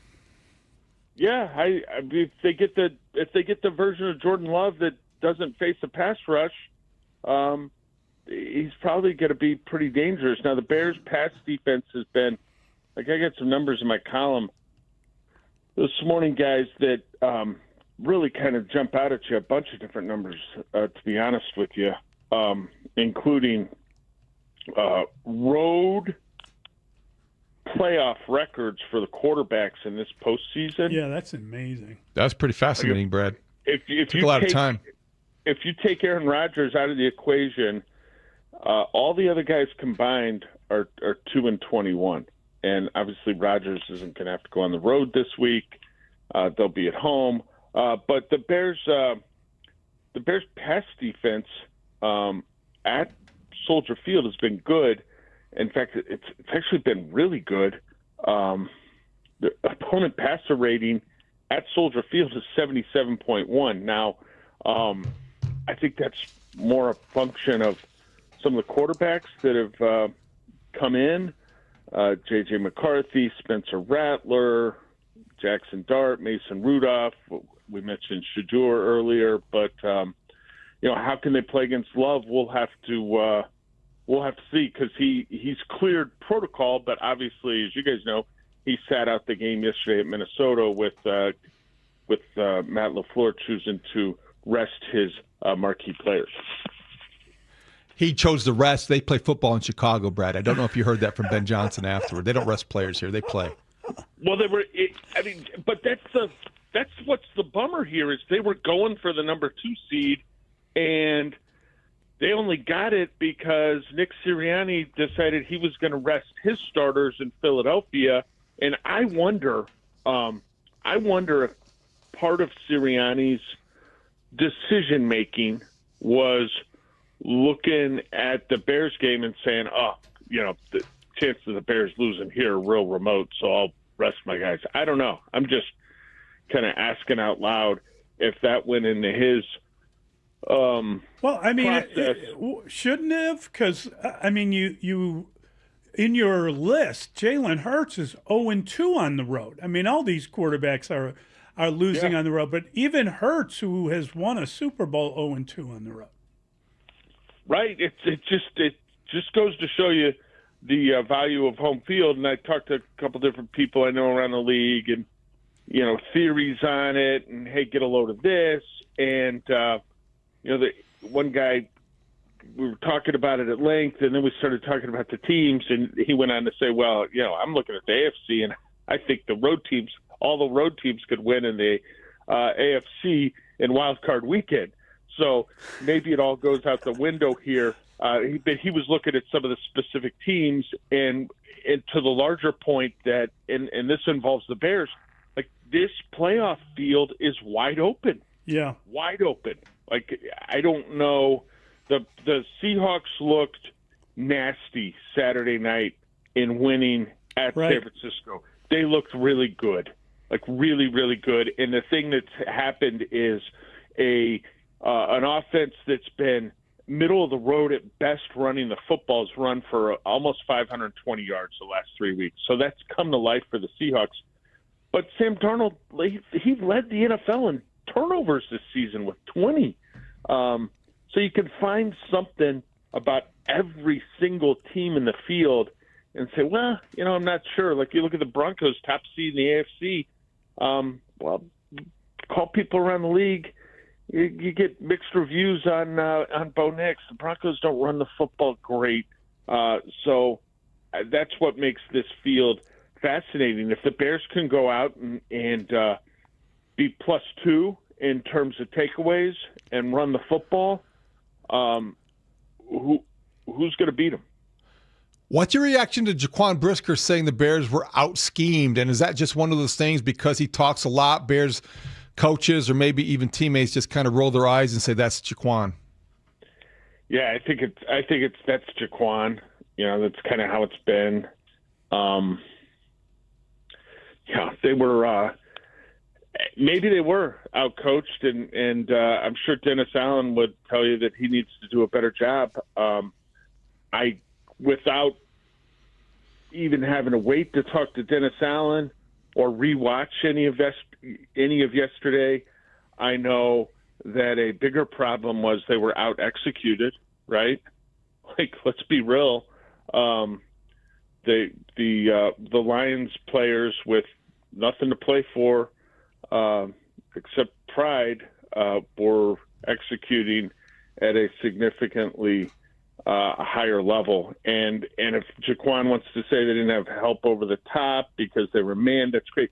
I mean, they've been bad in zone defense too. Like, they haven't been. It's been rough of late, and they've been living and dying with the takeaways. And the takeaways.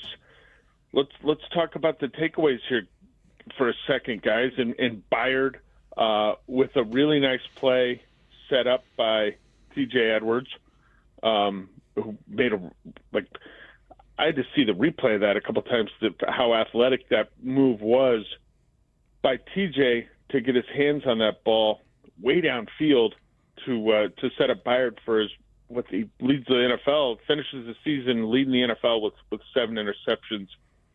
Kudos to him. But they've got a grand total of 7 takeaways in the last 5 ball games. Right. And you feel like it's starting to dry up a little bit. And then 3 of those 7 were interceptions against Shedeur, who, I hate to, hammer the point home, but Shedeur's not invited to the playoffs, so they won't get to see him. So in those other ball games, they're just getting a single takeaway. How do you increase that? How do you firm things up? And we've been talking about the pass defense and what Brisker said and this and that. Last time Green Bay came in, they were running the ball pretty darn well. Who were they? It was like Emmanuel Wilson was hitting them straight up the gut. So we'll see. I think Ben will have a sharp plan for how he wants to get after the Packers. I think it'll be detailed. I think it'll be creative, and they've just got to find a way to execute their plan in the first half and not fall into a hole where the only chance they have to stay in the ball game is if they can come up with some red zone stops. Because if they don't get some red zone stops yesterday, if Dan Campbell isn't like, hey, let's try this in the red zone, the Lions would have run away with that ball game. I'm curious, Brad, what does the schedule look like this week? I know Ben Johnson is available, not at Hallis Hall, but virtually today. What does the week look like? How will they prepare? Yeah, the Bears are giving players off today. Yeah. So they'll be back to work Tuesday. So I would expect certainly a walkthrough on Tuesday would be my bet.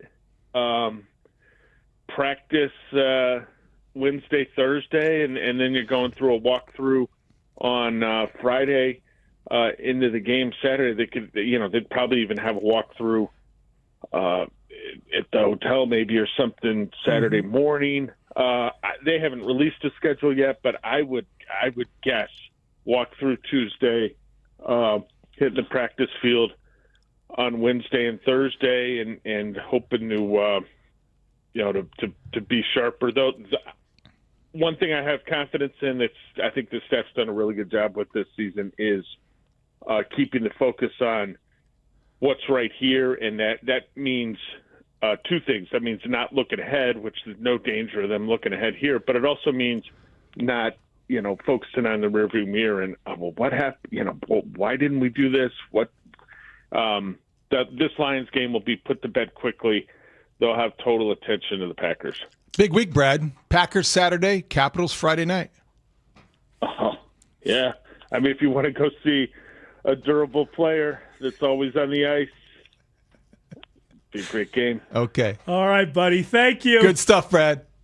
Have a great day, guys. That is our guy, Brad Biggs, the football man of the Chicago Tribune. Interesting all the way around. Yeah, it is. Because you look at the one thing that he talked about, I think, that we need to follow up on a little bit. This time of possession thing. When you look at the Bears ran 20 fewer plays. Oh, I know. Than the Lions did yesterday. And we talk about their defense all you want. Their offense can help their defense. It's complementary football. Yes. You cannot be off the field as quickly as you have been. Sustain drives, keep your defense rested and on the sideline. Score some points Yeah. early. They used to do that in the first or second possession. That's dried up. And Happened that's to the a first problem. 15? I don't know. The first 15 have turned into a nightmare. 312-644-6767. Mully and Haugh on the score. After the Bears fall to Detroit in the final game of the regular season, Bears fans are reacting on the score. Scott. Bring on the Packers. Let's go. This is going to be a lot of fun. A great week again for talk radio. Mully and Haugh, I can't wait to listen. Let's try Dave. Now that we play Detroit, we got nothing but problems with them. Do we have matchup trouble with them? Jeff. Do you think that Ben Johnson is saving all of his goods for the playoffs? I really do. Keep it here for more reaction and an incredible full week of coverage of Bears, Packers, in the wild card round. Right here on Sports Radio 670 The Score and live on the free Odyssey and iHeartRadio apps. What's the best home improvement you can do this winter? How about transform your garage with a gleaming new Comer and Cross garage floor? Now is the time to call them during their preseason sale. You'll get a phenomenal Comer and Cross garage floor price, and they'll install it when you want it. Comer and Cross makes it so easy. They take out all your stuff for you, and in winter, they can even secure it on site. They'll fix your cracks and pits perfectly. In one day, you're driving on a gleaming new Comer and Cross garage floor. It's like pulling into a new car showroom every single night. A Comer and Cross garage floor is the gold standard, guaranteed to never chip, crack, or show tire lift like epoxy or paint ever. Their installers are professionals, no subcontractors at Comer and Cross. Call them now at 1-800-NEW-FLOOR. Lock in your preseason price and installation when you want it. That's 1-800-NEW-FLOOR or go to Comer, C-O-M-E-R, cross.com. Plumbing emergency? Call Plumbers 911. Available 24/7 at 1-833-PLUM-911. Licensed, highly trained plumbing professionals ready to answer your call. 1-833-PLUM-911, where they do it right the first time. This segment sponsored by PackyWeb Ford. I'm Webby the Elf at PackyWeb Ford. Get on your boss's nice list this holiday season. Tell them they can deduct 100% of the price on a Section 179 qualifying new Ford. Have your boss visit PackyWebFord.com. Chicago homeowners know when the pressure is on, you need a team that you can trust, and that team is Matrix Basement Finishing. Matrix Basements, you know, the guys with the X, they're an authority in premier basement finishing with thousands of successful local projects completed by Matrix right here in Chicagoland. Matrix Basement Finishing transforms wasted space into luxury entertainment hubs worthy of big game time watching. From concept to completion, Matrix Basements delivers expert craftsmanship without the stress. They elevate your home's value and host with total confidence with Matrix Basement Finishing. See why Matrix Basements is the industry's leader at matrixbasements.com. You know, the guys with the X. What's good, y'all? It's Von Miller, Super Bowl MVP, SAG Master, and now your host of Free Range. This is where NFL meets real talk. Every week, I'm bringing you inside the game, from locker room stories to league-wide headlines. You want football IQ, locker room insight, and real conversations with the people shaping the league? Welcome to Free Range with Von Miller, where nothing is off limits and every down counts. New episodes every Wednesday. Listen and follow Free Range with me, Von Miller, wherever you get your podcast. Save time every time for a great haircut. Just download the Great Clips app or check in online at greatclips.com. Great Clips. It's gonna be great. This is an Odyssey Sports Minute. The Baltimore Ravens need to move on from head coach John Harbaugh. Inexcusable to not make the playoffs in a year of Lamar Jackson's prime. And I know Lamar missed time this season. You cannot lose to a Steelers team in a win-and-in game that doesn't have its best wide receiver. Year 9 is coming up of John Harbaugh and Lamar Jackson haven't even made a conference championship game. It's time for the Ravens to move on from John Harbaugh. I'm Nick Costos.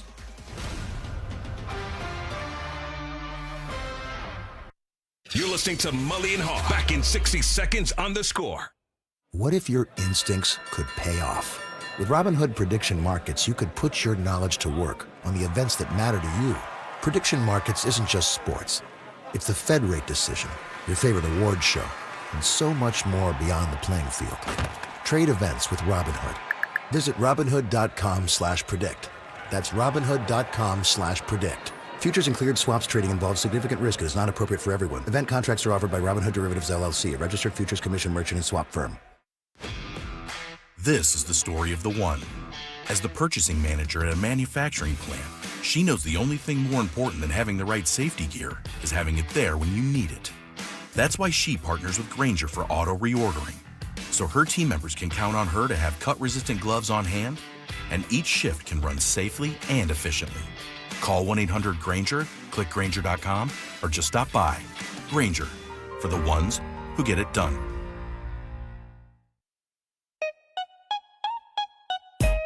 This will be your third matchup with Green Bay. Such a short stretch, and obviously big games here. What's the mindset going into this one, having another matchup with the Packers? Win or go home. Britt, like I said, I'm myself as a leader. I'm putting all my chips on the table. I'm doing everything I possibly can within myself to prepare, to make sure that we're all on the same page with everything we're doing. And that point, when we get into the game, and like you said, we gotta be playing like we're starving for a victory, and that's really what it comes down to. Mully and Haugh, Chicago Sports Radio 670 The Score. That's Kevin Byard. That's the safety. Didn't blame anybody, but he did say that that they've got to be of a different mentality than they were yesterday. I thought, David, that they treated that game, just the vibe of it, was like a preseason game. You did not get the kind of urgency, the kind of I was disappointed with the level of urgency. Yes. Well, I think because human nature creeps in. Yes. The Bears did not need that game. No, they didn't. No matter how much you want to convince them that they needed that game, the final outcome underscores just how little they did. They lost and then they won. They lost the game and they still won or awarded the number 2 seed. How would you feel if you were like the owner of the Philadelphia Eagles and your guys decided, well, the Bears are probably I'd want some win. answers. You just cost yourself a potential home playoff game. Not only did you cost yourself a potential home playoff game, but think about what you're paying these guys in salary per game. You just take away one of those games from the equation. They're getting paid anyway. Think about how much money you get with a home game. I'm just saying, if you had to come on the road, listen, the Bears beat them fair and square. They owned the tiebreaker, all that. Why wouldn't you want to beat the Commanders? Well, Philadelphia has some explaining to do, I would think. That is their problem. I imagine Philly Sports Radio this morning might be asking that question repeatedly. It doesn't make much sense because now they look at how they squandered an opportunity to have at least 2 playoff games if they win as much as they expect to. Yeah. They expect to win in the playoffs in Philadelphia. One day maybe that will be the Bears. They'll look at this first-round playoff assignment, say, we can play around 2 seed, 3 seed, doesn't matter. We're going to go all the way. The Bears aren't there yet. The Eagles, I think they're going to regret not playing yesterday to win the game. It's weird. It's weird that they didn't. But I think to your point about what the Bears looked like from a scheme standpoint, and maybe what I had said earlier, that the players might have fed off of that, and that's why we got the performance we got. Like, I think the Eagles treated it as a preseason game, and they didn't want to get anybody hurt. They wanted to be rested and healthy going into the game. And I think they figured at one point or another, we're going to have to beat a really good team. So we are playing at home. We know that. No matter what happens, we're playing at least one game at home, and we got to beat a really good team. And they played a lot later in the season last year than so they got the a little Bears more did. tread. Yeah, right? I'm not saying it's right. I'm just trying to answer the question. But I'm just saying, Dustin, if I'm looking at this and you lost a potential home game because you accepted, well, they're probably good enough, they're going to try to win, why would we even bother because we can benefit? That blew up on you. It did blow up on you. How reasonably, how could you expect to win? Your quarterback was Tanner McKee. You have Jalen Hurts healthy. Right? Banged up, maybe. But maybe he's lighting a fire under this team. This team has seemed unmotivated all year. Go back to the Black Friday game against the Bears. Regardless, right? the Bears benefited from that. I'm saying the that Bears benefited from they that. Definitely benefited. Oh, for sure. And they will. And, you know, the other now thing you got to is- win that game in order to really benefit from it. Right? You got to win Gotta this game. win this for game sure. to really Yes. benefit from what but, they did. But I do believe, like, when I was watching the game and I was watching their performance and the lack of seeming motivation and just the kind of blasé feeling I got from the game, I thought to myself, like, boy, I really hope that they're just using a vanilla game plan because they don't want anybody to be able to figure out what they're going to. And they claim that didn't do that. I don't think they did. But they didn't really do anything worth scouting. I don't want this to be redundant, but they had 52 plays.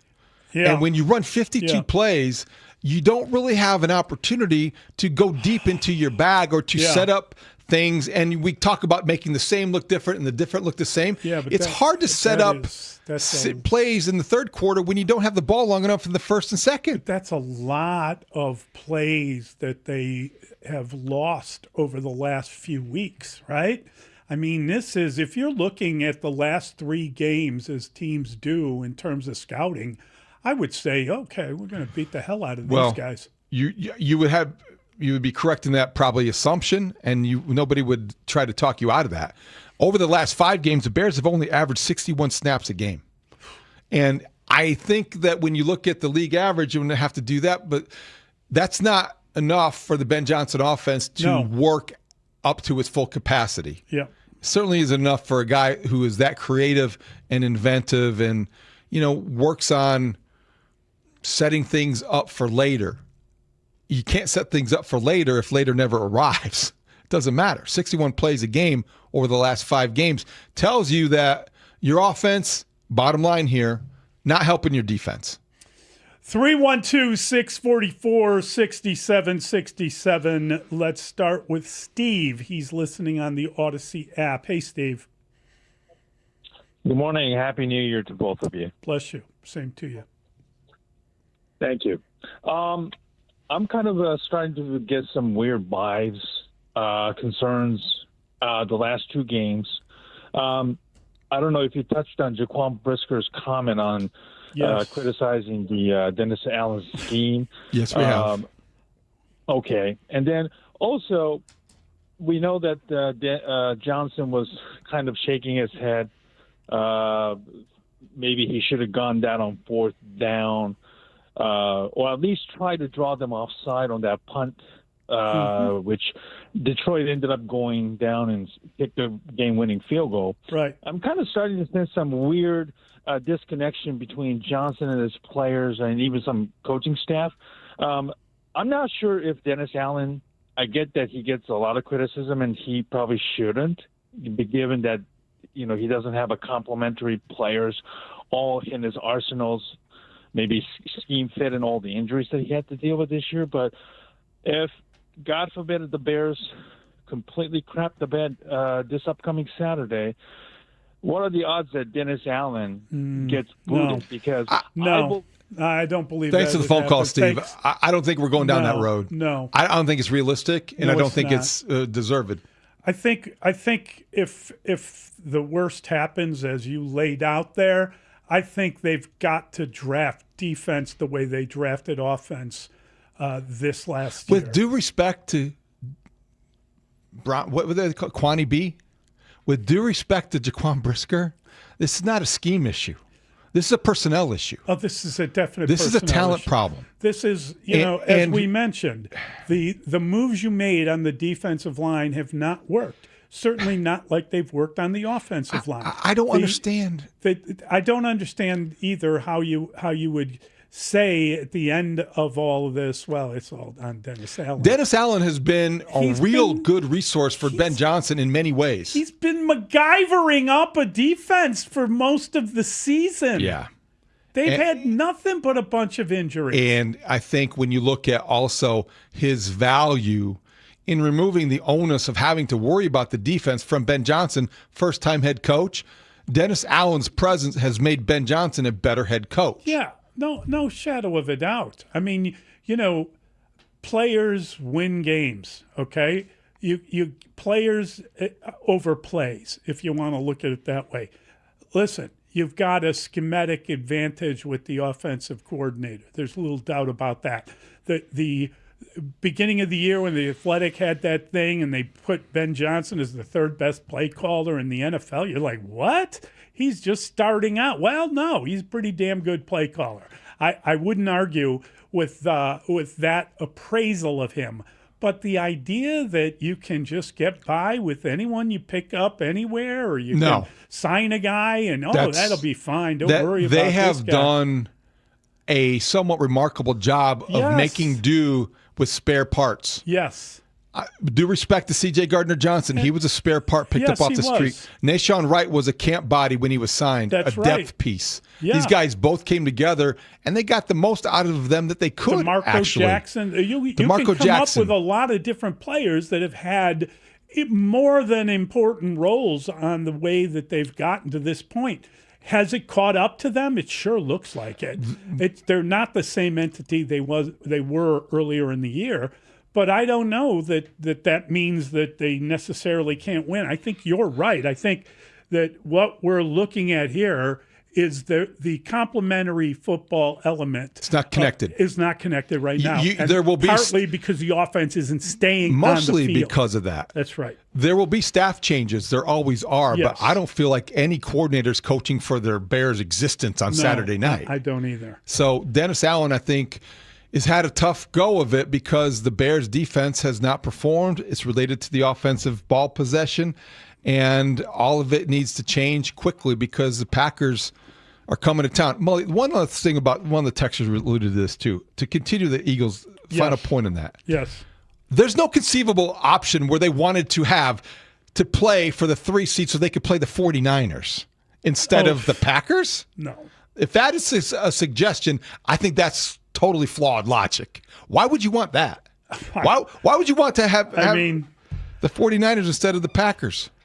Look, the 49ers, the way they played the Bears, I mean, the Eagles lost to the Bears, folks. Just remember that. I know that they didn't have their greatest game or whatever, but the 49ers are a pretty dangerous team. And I think that the Bears got the best matchup, even though it might not be a good matchup. I mean, we'll see what the Packers look like when they come in here. We'll see if they're shot out of a cannon, if they're playing differently than they did the first time, if they have different players, if they've healed more. There are a lot of questions about what they're going to look like. But all I'll say is the Bears better respond and be as good as they're going to be. It's the playoffs. It's the playoffs, There are no bad man. teams except the Panthers. Except the Panthers. And I said to you, wow, how are the Rams going to lose at the Panthers? And you said, didn't we have that same conversation? You're absolutely in fairness, right. I checked myself because the Panthers did beat the Rams the last time. It's hard to believe. Which doesn't bode well for their rematch because Matthew Stafford regained his MVP look yesterday he did. And played like a guy committed to. He played like a guy who's not going to make 6 turnovers. That's true. In this game. That's true. All right. We've got a lot. Let's squeeze in one more call. Let's try Gary. He's on the Odyssey app. Hey, Gary. Hey, guys. Sorry about the noise. I'm at the car wash, and I started vacuuming. I didn't know if I was going to get on or not. Here's my question for you guys. You watch this team, and you guys are completely right. When the defense is on the field for such a long period of time, running God knows how many plays in the first half, it's kind of demoralizing for the offense that they can't get anything started. But my biggest concern is that the Bears' game plan, their play calling, is always better in the second half, closer to the fourth quarter, when they're throwing those seam routes to the tight end. And they're throwing deeper patterns. They're going down the field. They didn't go down the field pretty much the entire game until the fourth quarter. And I think in order to open up some more running lanes, they need to throw it down the field, in the seam. Great stuff, Gary. Thank you. Thank you for sharing that experience with us. Yeah. It just reminded me I got to get to the damn car wash. That's hysterical. Did you say that call sucked? That is a classic. He's going through life. I love that he didn't stop. He's vacuuming. He wasn't sure you were going to get to me, but hey, I'm sorry, I'm vacuuming. That's awesome. The point being, what was his point? I think he was complimentary football. Talking about complimentary football. Complimentary Same thing football. we're talking about. Yeah, it definitely is one of those things where coming out early, you'd like to see the Bears establish the run and then use the pass to mix things up. That's the way that it worked when things were going well, and it didn't work like that yesterday. I think DeAndre Swift also, we haven't mentioned him all morning long. Right. He had a personal milestone, a career best year. Yep. But I also believe that they haven't used him enough. And I think going into the playoffs, you trust experienced players. You trust veterans more than you do rookies. The Bears have a lot of rookies contributing, but I would hope that DeAndre Swift would be the focal point of this running game Saturday night. All right, we're going to talk to Marshall and Layla and Mark Rohde next. It's Mully and Haugh on The Score. The Bears lose. They end the regular season at 11-6 after falling to the Lions. Stick around as all of our shows and team of Bears experts dissect the game from every angle. Plus, we now switch gears and start to focus on the playoffs when the Bears get another rematch against the hated Packers, this time on Wild Card Weekend. So keep it here on Chicago's Sports Radio 670 The Score. Always live on the free Odyssey and iHeartRadio apps. It's impossible to have a bad day when you start it with Chick-fil-A. Hi, I'm Miles. And this is Grant. And the little thing we love about the Chick-fil-A chicken biscuit is how the fluffy, crispy goodness wakes us up in the morning. The chicken is crispy, the biscuit is soft, it's iconic. Throw some jelly on it, you can throw some honey on it. It helps me kick off the day. The hash browns are great. And I really like the shape of them too. Little circles of crispy goodness. Yeah, those early morning chicken biscuits are just great, man. Mornings are a little bit brighter with the Chick-fil-A chicken biscuit and Simply Orange Juice. Available on the Chick-fil-A app. Real guests paid for their testimonials. It all comes down to this, folks. Yep, the entire season is on the line. But my throat has officially thrown in the towel. Sounds like you need Vicks VapoCool drops. They're max strength and vaporize sore throat pain. Whoa! These VapoCool drops hit fast. Speaking of fast, did you just see that play? Yeah, he vaporized that ball. That pun should have come with a penalty. Vaporize sore throat pain with Vicks VapoCool drops. Use as directed. Home means everything to you. So when rates drop, you don't just sit back. Rocket Mortgage watches the market to help you save money when the time is right. We make refinancing simple and savings even simpler. Never miss a new lower monthly payment with Rocket Mortgage. Learn more at rocketmortgage.com or call 1-800-4ROCKET for cost information and conditions. Conditions apply. Not a commitment to lend. Rocket Mortgage, LLC, licensed in all 50 states. NMLS ConsumerAccess.org number 3030. Hey, it's Spiegs. What if buying and servicing a luxury car was as effortless as driving one? At Genesis of Algonquin, it is. They've redesigned the experience around you. Need service? They'll pick up your vehicle and return it when service is complete. During the Genesis Signature Event, save up to $10,000 off select models, or qualified buyers get 0% financing. Complete the entire process online, from selection to financing. They also offer free delivery of your new Genesis directly to you. This is a new standard of luxury. Experience the difference at Genesis of Algonquin. Visit genesisofalgonquin.com. It's playoff time in Chicago, and there's no better place to bet the chase for a championship than Circus Sports Illinois. It's sports betting the way it should be. Whether you're betting championship or conference futures, sides, totals, or prop bets for every round, there's no better place to make your bets throughout January. Circus Sports, they've got high app limits, player-friendly pricing, exceptional customer service, and no bet fees ever. Download your new bookie today at circusports.com. Must be 21 or older. Gambling problem? Call 1-800-GAMBLER. Dwayne Blanton Home Services. We'll fix it with a smile. That's a Dwayne problem. Dwayne Blanton Home Services of the Northwest Suburbs wants you to know that you can make those home maintenance issues a Dwayne problem. A Dwayne Blanton problem. Like your leaky faucet or a shower head installation. Oh, that's a Dwayne problem. Maybe your furnace isn't operating properly. That is another Dwayne problem. Water pressure or sewer issues. That's a Dwayne problem. And maybe those guests who leave behind something a little more than what you wanted. Daddy, the toilet won't flush. Okay, got it. Let's make it a Dwayne problem. Make your next problem a Dwayne problem. A Dwayne Blanton Home Services problem. Visit DwayneBlanton.com. Dwayne Blanton Home Services. We'll fix it with a smile. Address hair loss with a solution that works with Advanced Hair's simple one-day treatment. Mark Rohde here. Your own natural hair begins to regrow that very next day, and with Advanced Hair, it's guaranteed to grow. Free consultation at advancedhair.com. Mully and Haugh will be back in 60 seconds on The Score. I'm Bob Burke, founder and chairman of Burke America Parts Group, a family of brands that includes RepairClinic.com, an appliance and HVAC parts solution company that's grown into an international brand. Before AmericanEagle.com, we partially launched a new technology platform developed by another firm. American Eagle helped take our technology to a whole new level with digital marketing, software development, and business insights into our key markets, appliances, HVAC, and outdoor power equipment, and did so both on time and on budget. AmericanEagle.com has the resources, experience, and talent needed to produce solutions. Our new technology platform, developed by AmericanEagle.com, has produced tremendous results with higher traffic, conversion, engagement, and online revenue. If you have any home repairs you need to take care of, check us out at RepairClinic.com. If you need a world-class website or technology project, then I would highly recommend AmericanEagle.com. Call AmericanEagle.com at 773-NETWORK. That's AmericanEagle.com, 773-NETWORK. Now we're in a transition a little bit.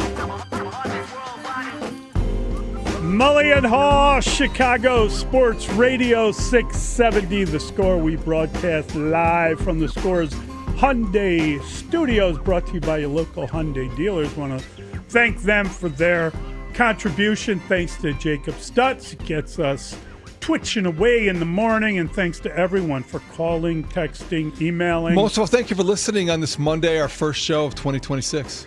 Wow, is it really our first show? January 5th. It's already over. Wow, that was a good show. It was a good show.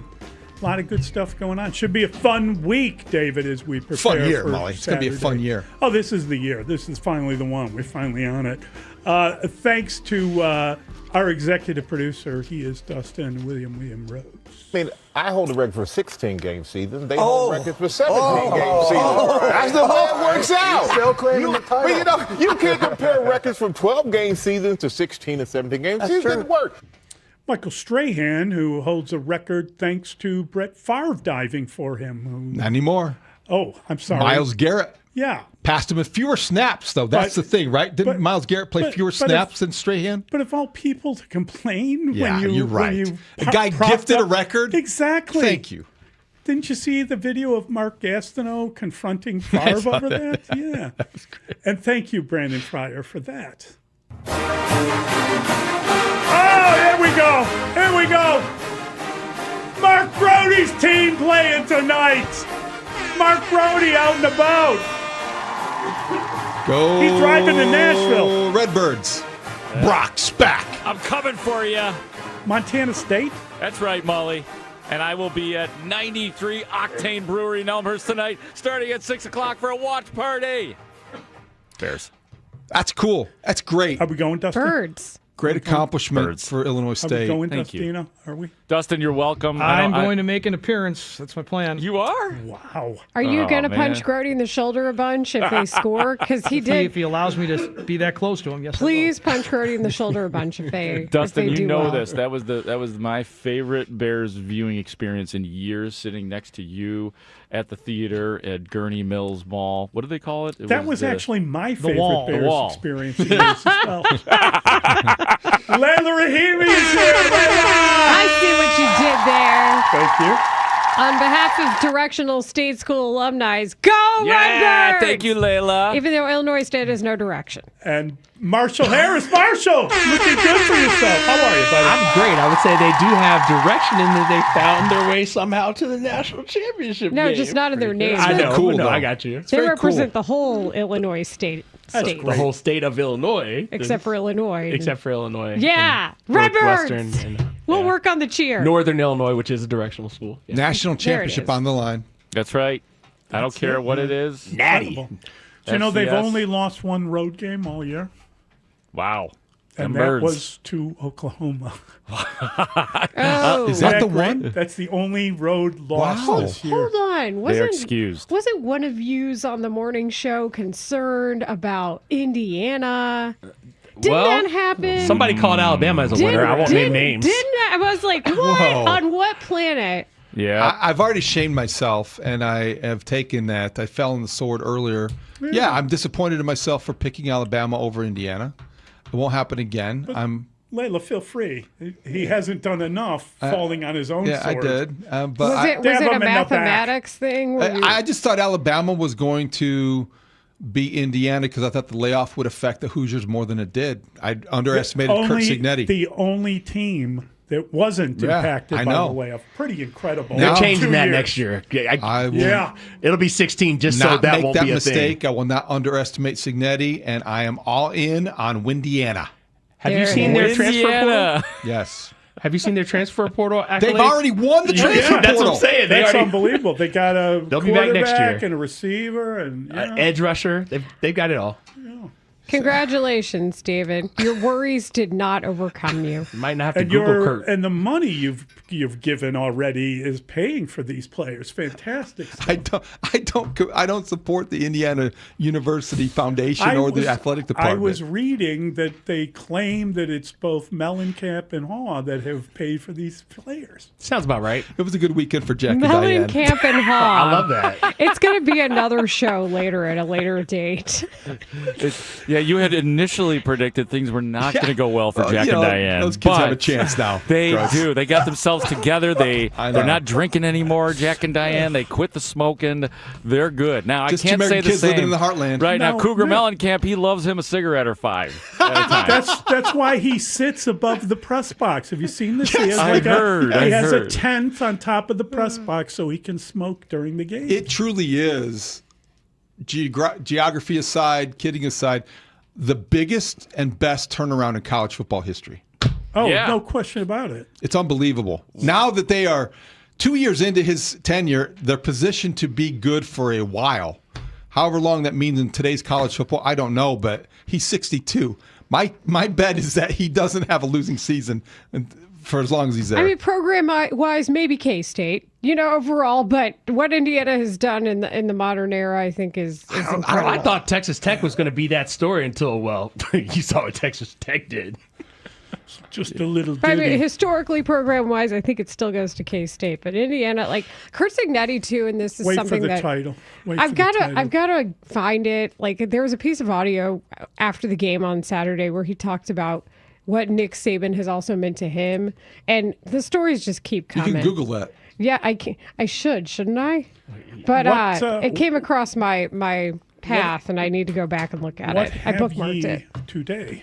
Well, we're not going to talk about Indiana, but congratulations again, David. I'm glad your worries did not prove you correct. We're going to talk about how, frankly, congratulations, you're the 2 seed in the playoffs, but you would have liked to have seen a better showing going into the playoffs, frankly. Unfortunately, though, the rest of the NFC kind of followed suit outside of the Seahawks, so we'll discuss it. Ben Johnson is as mad as I've ever heard him after the game yesterday. We're going to listen to that press conference in its entirety because in the pauses was the real, I think, awkwardness.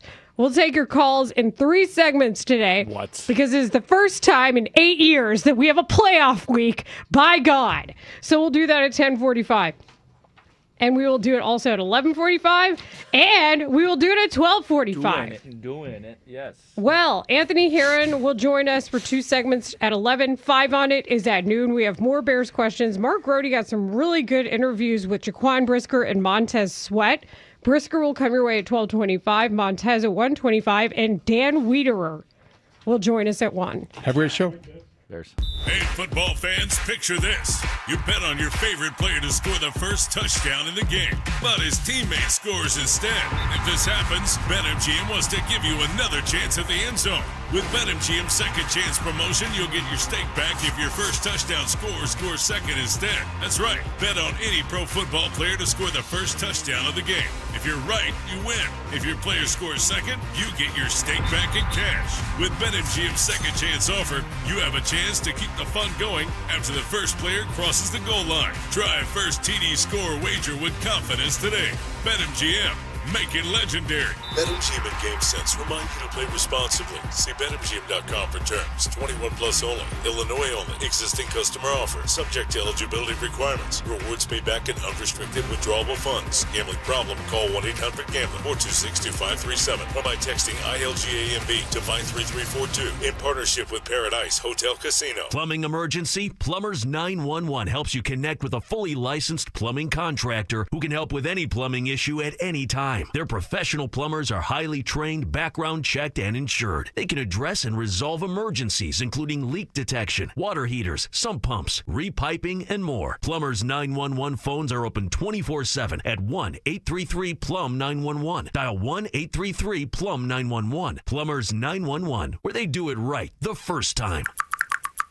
More and more Toyota customers are finding out the best way is right off the Edens Expressway at the all-new Toyota on Edens. During Toyotathon, get year-end savings on hundreds of new Toyotas. Plus, Toyota on Edens offers extended service hours, including Saturdays and Uber pickup and drop-off. And every Saturday, all Toyota oil changes are just $29.95. See why the best way is right off the Edens Expressway at Toyota on Edens or ToyotaOnEdens.com.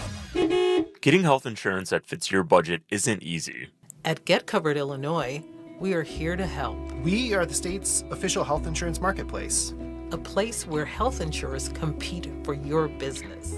A website where you can compare multiple health plans and pricing in one place. And where you can connect to financial help and free in-person assistance. Because you deserve insurance. GetCoveredIllinois.gov. We're here to help. Cats are masters at using up their 9 lives, like chasing laser pointers into walls or jumping onto high shelves. But the one thing cats never do? Text while driving. So be like a cat and protect your one and only life. Don't text and drive. Don't drive distracted. A message brought to you by the National Highway Traffic Safety Administration, Project Yellow Light, and the Ad Council. Your local Moretti's restaurant wishes you a happy holiday season with a $25 gift for you. Buy a $100 gift card and get a free $25 bonus gift certificate. Stop by Moretti's or order online at morettisgifts.com to get your $25 bonus. Moretti's authentic Chicago-style pizza was voted best of the best pizza in the area's largest diners poll for 2025. Stop by your local family-owned and operated Moretti's and find out what everyone's raving about. Moretti's Ristorante and Pizzeria is pizza and so much more. Start the year moving, not hurting. If joint pain is holding you back, listen up. There's a way to get real relief without surgery, without downtime, and without putting your life on pause. Dr. Ashley Caravelli and the other medical pros at QC Kinetics here in Chicago deliver regenerative treatments that actually help your body repair the areas that are causing you pain. Instead of facing an invasive operation that sidelines you for months, these treatments happen right in the office and you go about your day. January is supposed to be your clean slate. Stop managing the pain. Start solving it with QC Kinetics. Call now for your free consultation. 312-847-4347. That's 312-847-4347. QC Kinetics, 312-847-4347. It's impossible to have a bad day when you started with Chick-fil-A. Hi, I'm Miles. And this is Grant. And the little thing we love about the Chick-fil-A chicken biscuit is how the fluffy, crispy goodness wakes us up in the morning. The chicken is crispy, the biscuit is soft, it's iconic. Throw some jelly on it, you could throw some honey on it. It helps me kick off the day. The hash browns are great. And I really like the shape of them too. Little circles of crispy goodness. Yeah, those early morning chicken biscuits are just great, man. Mornings are a little bit brighter with the Chick-fil-A Chicken Biscuit and Simply Orange Juice. Available on the Chick-fil-A app. Real guests paid for their testimonials. Having insurance isn't the same as having State Farm. It's like needing a lawyer, but getting some guy who just watches courtroom dramas. How does the defendant plead? Guilty. Wait, what? Also, objection. You object to what? Erroneous. Counsel, approach the bench. Hey, can I get a whack at the gavel? You wouldn't settle for just any lawyer, so don't settle for just any insurance. Get the real deal with State Farm. Like a good neighbor, State Farm is there.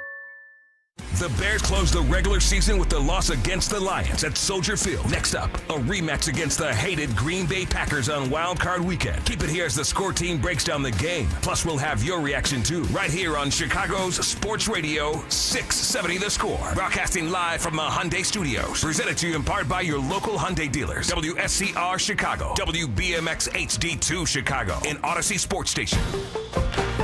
The Score! This hour is brought to you by Menards. Save big money at Menards. 2026. The views and opinions of Layla Rahimi, Marshall Harris, and Mark Grody should not be taken too seriously, especially when they give advice. Do not take Marshall's analogies literally, especially when it comes to Russell Dorsey. The sports thoughts of Rahimi, Harris, and Grody may change at any time. It's just sports. Okay, thanks, bye. Rahimi, Harris, and Grody, 10-2 on 670 The... It is America's Game of the Week, the regular season finale from Soldier Field in Chicago, and an NFC North tilt as the Lions are here to take on the Bears. Pressure. Goff zips it underneath. It is caught. It's going to be a touchdown. Jahmyr Gibbs is in. On the fake. Looking downfield. Letting it rip. DJ Moore is down there, and it's intercepted by Vontae Maddox in the end zone. Maddox played it better, and he's got the pick for Detroit. Bears trying to get on the scoreboard because it's been all Lions after 3, 16-0. What's coming? It's blocked. Williams going end zone. It's caught. Janae Walker, touchdown Bears. Into the young guy instead. He rolls in. And the Bears wake up, and so does this crowd. On the board is a one-score game. It is amazing. You watch this team play. They do so many things well. Turnovers, late clutch play. It's like turn them on in the fourth quarter no matter what the score is, right? I'm sure that's not the way Ben Johnson wants it planned. First and goal for the Bears. Williams goes end zone. It is caught. Who else? Loveland. Touchdown. This time they'll fake it. Williams looking. Throwing. Held on to it. Cole Kmet. We're tied in Chicago. All right, so 2 timeouts, 1:31 to go. Look, you'd love to just matriculate the ball down the field and settle for the last shot if you're the Lions. From 42 yards out, try to give the Lions the W. Snap and hold are good, and the kick is up and good, and the Lions going to finish their year with a win in Chicago, 19-16. You know, disappointing to lose that one in that fashion there. Guys were battling, they fought their tails off, but came up short. We got to play better going forward. We got to coach better going forward as well. We're turning the page though. You know, we got the number 2 seed, we got a home game next week, and we got a new season on the horizon. Layla Rahimi, Marshall Harris, Mark Grody. Middays 10 a.m. to 2 on Chicago Sports Radio 670 The Score. Yeah, take that Turn the Page Wednesday. Ben Johnson already did it yesterday. Well, guess what? I like to live in the past. So I'm going to talk about yesterday on this show. This is Rahimi, Harris, and Grody on 670 The Score. And unfortunately, the statement game that I had hoped for after the Bears were embarrassed by the Lions in Detroit in week 2 of this season, which now seems like it was 25 years ago, I was waiting. I was waiting for a statement to be made. I wanted to play the starters. I wanted everything to be won outright. I wanted to see the Bears show everybody that they've changed. They've changed, just not as much as I would have hoped. 1916, Lions final. A statement was made, guys. A statement was made, and that was a statement from the Lions to the Bears, or maybe the league to the Bears, that they've been warned. You've been warned. The Bears are lucky to have been warned before the playoffs, before the most important part of the season. They have been warned that you're not always going to get away with the magic. You're not going to get away with giving up the big chunk yardage and then come up with some sort of turnover, some sort of heroic to win the game. Or Caleb Williams, who was great in the third quarter, ran out of time. What do you call it, Layla? The procrastination offense. You're not always going to get an A if you turn your paper in late. It's just, or wait till the last second to get it done.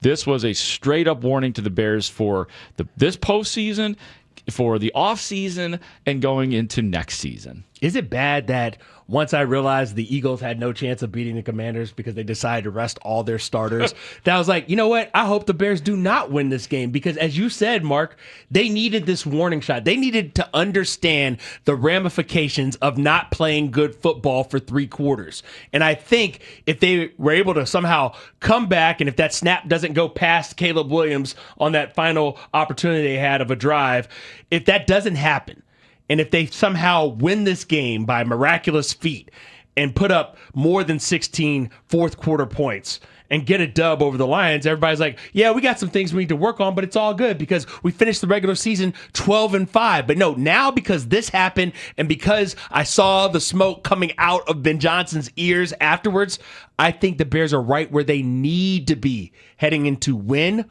or go home territory. Yeah, for me, it's not even that prophetic because the warning signs have been there in the past several weeks.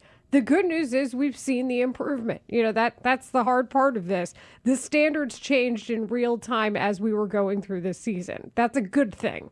But some of the ugly patterns that we've seen emerge are still there.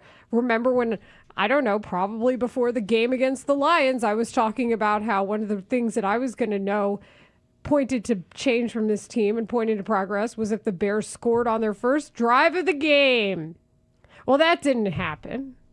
We didn't see that. They went 8 plays, and then unfortunately they had to punt the ball away. I mean, it was like, what was it? Punt, downs, punt were the first 4 drives of this game. So the frustration was there. They gave up 500 yards to the 49ers last week. The cool part was they answered offensively. Then I saw what the Seahawks did to the 49ers on Saturday. They were the only team that looked like they wanted to win going into the playoffs, by the way, in the entire bloody NFC. That's another segment for another time. But it gave you a good mirror as to what we were seeing. Then there was the fact that the offense had sputtered yet again. And while they can be confident, this is the whole point. Not only are better teams on the way in the playoffs, and that is a very good thing, but teams who know you well, aka the Lions, are also going to be onto your stuff and your hijinks and what you think you can get away with. You can't Ferris Bueller or Dennis the Menace this all the time and expect it to go well for you. I'm not sure what the Ferris Bueller Dennis the Menace, like that brings back very specific memories. So which way were you going with that? Like, somehow you're going to pull it off. And everybody's going to like you. You know what's funny about that? When I was watching this game and when they came back and they got the second 2-point conversion after the second fourth quarter touchdown, I was like, I'm tired of the Bears looking like a feel-good sitcom. Like, I need more just gritty Netflix, HBO style. Like, things don't always end well when you don't do well enough early. So I'm glad that they saw conflict, they met the conflict, but they understood we don't have this luxury of putting ourselves in holes anymore after this game. What's really funny to me, guys, was that you would think in giving up yet another 1 billion yards. In fact, in this one, it was 72 plays for the Lions compared to 52 for the Bears. 433 total yards of offense they gave up. So yet they've given up basically college numbers the last 2 weeks offensively when it comes to yards. You think that would be the main source of the frustration out of the head coach, but by God, no, that was not the case. It is. You brought up the beginning of the game on offense, Layla, certainly indicative of the way the game went for sure, but even on defense, like that, the very first drive of the game that Detroit had, a 4th down conversion, 18 yards to Isaac Tesla, leading to a field goal eventually. Also in the first quarter, they convert on a 3rd and 9 to Amon-Ra St. Brown, just on and on and on. Even when the defense made a good play, there was no momentum after it, like unlike other games this year. As in, Detroit has the trick play blown up by Austin Booker. Very next play, and I was kind of in the press box pounding the table. The 2nd and 10, a 13-yard play, then eventually a 3rd and 7 conversion to St. Brown, and another field goal. The Bears were pretty good in the red zone and keeping it to field goals, but way too many big plays, way too much just play and catch between quarterback and receiver, and talking specifically about Goff and Amon-Ra St. Brown. He was unbelievable yesterday. St. Brown getting open on the Bears secondary. If I'm calling plays, if I'm Matt LaFleur, and we have to do this dance yet again, and I'm happy about that, by the way. I did not want to see the NFC West. Thankfully, Nick Sirianni and the Eagles did not play their starters? And why do I feel like Ben Johnson took a clear swipe at Sirianni in the postgame? We're going to get to this postgame press conference in our next segment because there was a lot there in saying virtually nothing out of Ben Johnson. But if I'm Matt LaFleur, I'm just calling crossing patterns. The Bears, unfortunately, broke down in zone and they've broken down in man. And those crossing patterns where you're seeing Jalen Johnson hold up his hands at one point in frustration while the play is still going on. Guys look like they were put on skates running across the field yesterday. How many miles do we think Jaquan Brisker ran by himself for safety help? 40? Well, too many. I'll say that. And I think broken down is the way you put it. That's a perfect way to simply describe the Bears' defense at this point. You were hoping to get more out of Jalen Johnson that, okay, he'll work himself back. No. What I saw yesterday was clear evidence that Jalen Johnson is going to need an offseason to try to reclaim the player that he once was. Guys, I took a picture of the first half stats graphics from Fox. And by the way, Kevin Burkhardt knowing the 4,000-yard mantra for Bears fans, how many times do we talk about announcers being biased, and why do I feel like he very much hit the nail on the head for the Bears fan group? Like Kevin Burkhardt knew us. Also, he used to be the Mets sideline reporter, so maybe there's a Mets White Sox symmetry in there. I did not see the TV copy, so share so more. He was talking about the 4,000-yard benchmark, which at one point I thought was possible because Caleb Williams was only 73 yards away. Like the third quarter, like it could happen. It was all happening. So excited. I was like, oh yeah, that's enough to get on a game-winning drive. Let's do this. You got 2:11 left. Kevin Byard had just intercepted the ball. Shake and bake, baby. And then it didn't happen. And I made the Blues Brothers reference, and at the end of this, I'm joining Murph and the Magic Tones. Gonna sing it a Holiday Inn. So the first half stats were 39 plays for Detroit compared to 20 for the Bears. 237 total yards already. Reminiscent, by the way, of what Christian McCaffrey did at the half last week. 69 total yards for the Bears. This is not nice. And then the time of possession, which is usually an antiquated stat in the NFL, was very telltale in this one. 19-12 first half for the Lions compared to 10 minutes and 48 for the Bears. That's not good enough. That's how you can't get in a hole like that in the NFL playoffs and expect to win.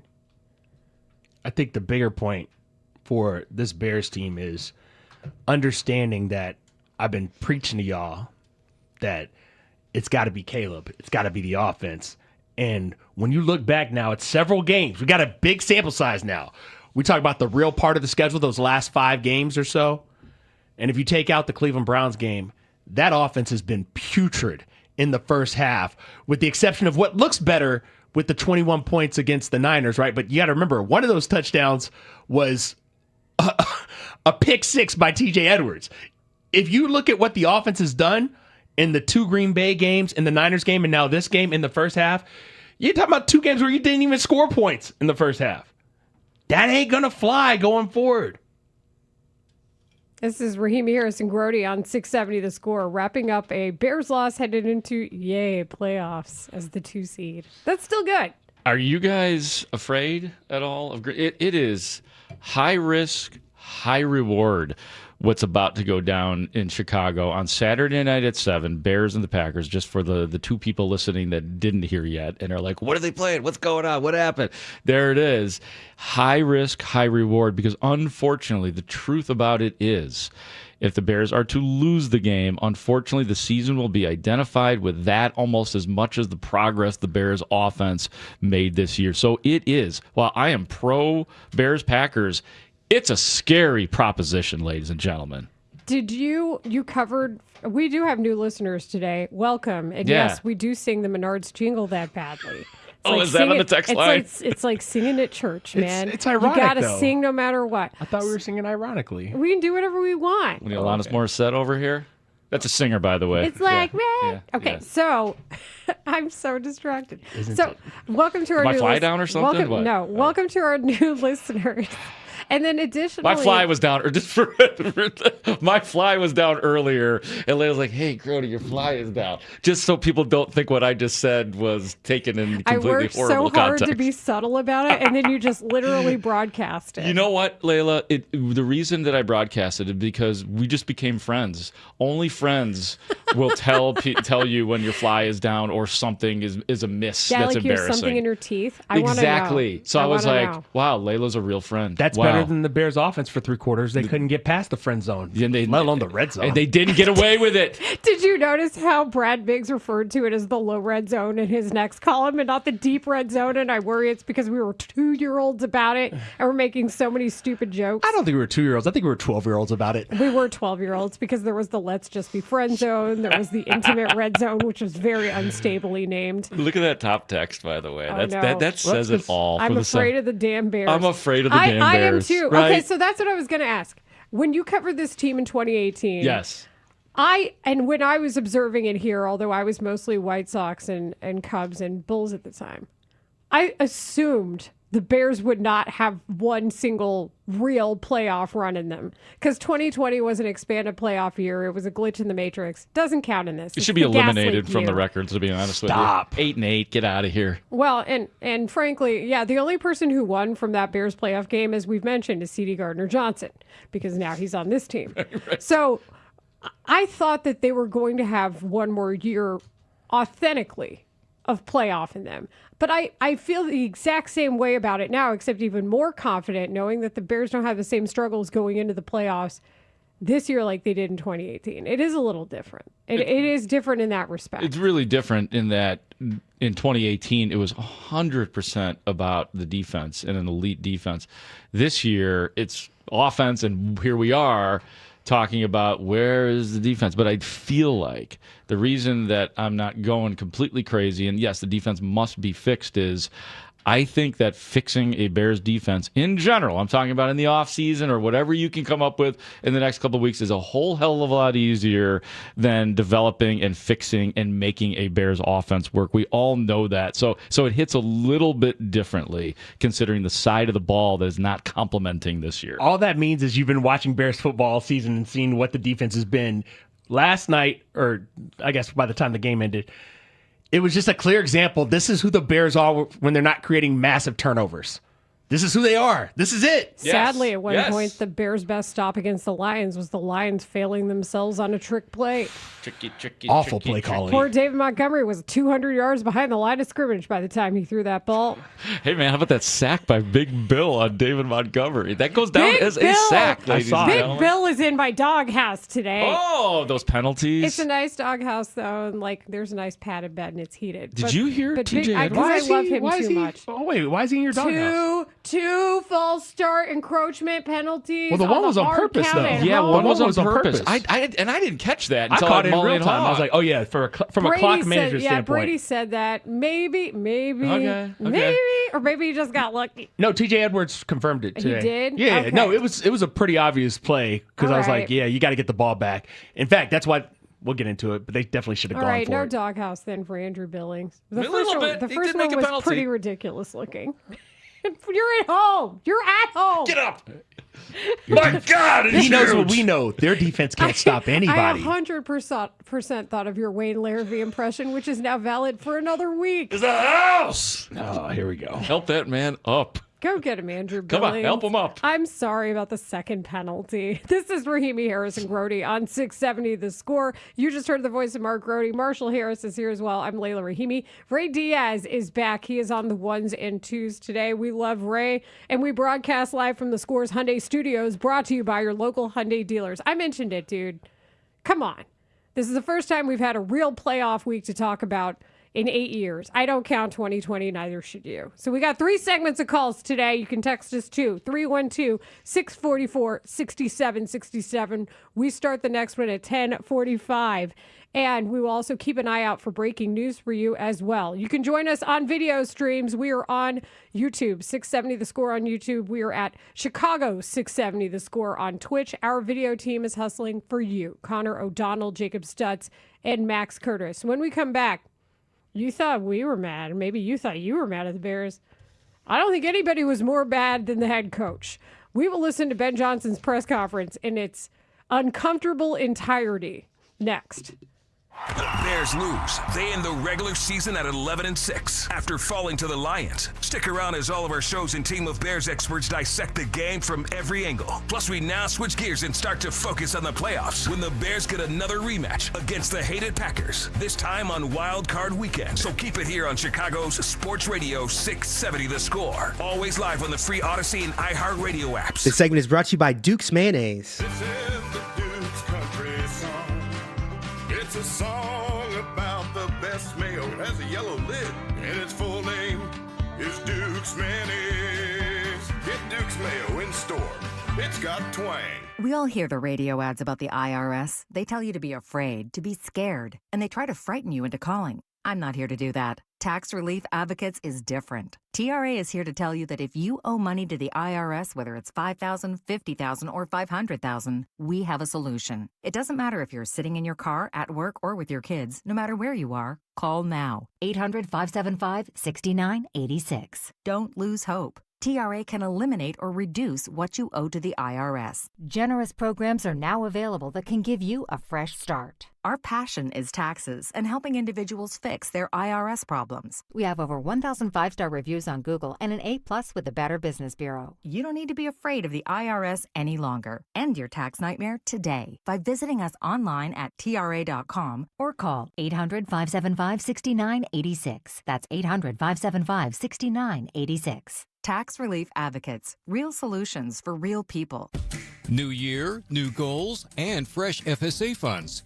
If you've been thinking about a vasectomy, stop putting it off. The start of the new year is the smartest time to book at Vasectomy Clinics of Chicago. Why? You can use your renewed flexible spending or HSA dollars to pay for it using pre-tax money. We offer a quick 30-minute in-office procedure that is virtually painless. No needle, no scalpel, and absolutely no hospital stay.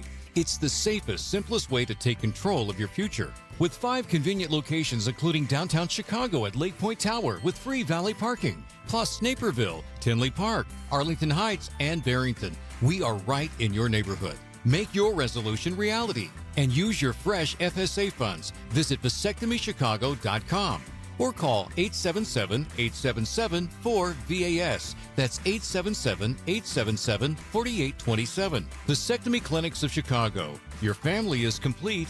Now your planning is too. What's up? It's Draymond Green. I'm back for my 14th NBA season, and my podcast, The Draymond Green Show, is back too. This season, I'm breaking down games, reacting to the biggest NBA stories, and sitting down with teammates, rivals, and culture shapers. And trust me, I'm not holding back, on the court or on the mic. 2 new episodes every week. New segments, big conversations, real basketball talk for the real hoop heads. Listen to and follow The Draymond Green Show wherever you get your podcasts.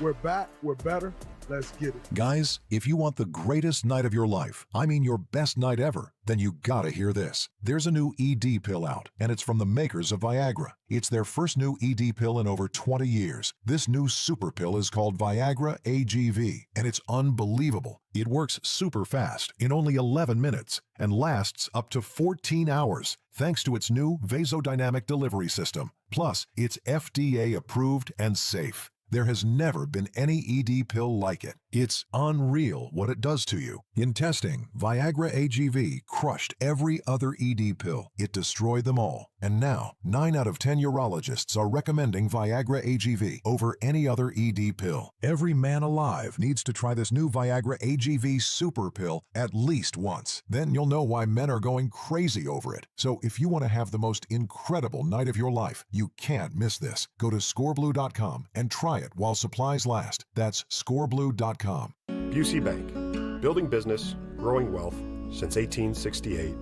Proud to be the official bank of the Fighting Illini. Member FDIC. Plumbing emergency? Call Plumbers 911. Available 24/7 at 1-833-PLUM-911. Licensed, highly trained plumbing professionals ready to answer your call. 1-833-PLUM-911, where they do it right the first time. It's game day. Are your moderate to severe Crohn's disease or ulcerative colitis symptoms keeping you from the action? Skyrizi, risankizumab Riza, could help you get back to the game. Skyrizi is proven to help people feel significant symptom relief, achieve remission, and visibly improve damage of the intestinal lining. Skyrizi is a prescription injection medicine for adults. Don't use if allergic to Skyrizi. Serious allergic reactions, increased infections, or lower ability to fight them may occur. Before treatment, get checked for infections and tuberculosis. Tell your doctor about any flu-like symptoms or vaccines. Liver problems leading to hospitalization may occur when treated for Crohn's or ulcerative colitis. Ask your doctor about Skyrizi, the #1 prescribed biologic in Crohn's and ulcerative colitis combined. Learn more at skyrizi.com or 1-866-SKYRIZI. This is an Odyssey Sports Minute. For a team that usually gets it all wrong, the Atlanta Falcons this weekend got it all right. They beat their hated rival in the final game of the year, the New Orleans Saints. It took the Tampa Bay Buccaneers, who have ruled the NFC South for years, out of the postseason, and then they fired the head coach and general manager, who both needed to go. The Falcons are usually a team we criticize. I give them a ton of credit. I'm Nick Customers.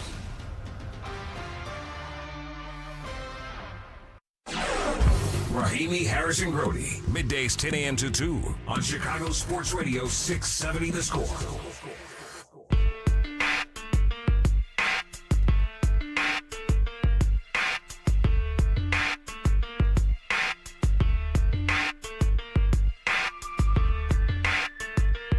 This is Rahimi, Harrison, Grody on 670 The Score, recapping a Bears 1916 loss to the Lions, but there's still the 2 seed in the playoffs, so we've got that going for us, which is nice. And I said this before, we were watching it real time happen, Marshall Harris, Mark Grody, and me, all in different places. Mark Grody was actually in the Bears locker room, so I was just updating on a group thread in case you needed to know this backstage, as we like to say. So for reference, before you talk to the other players in the locker room.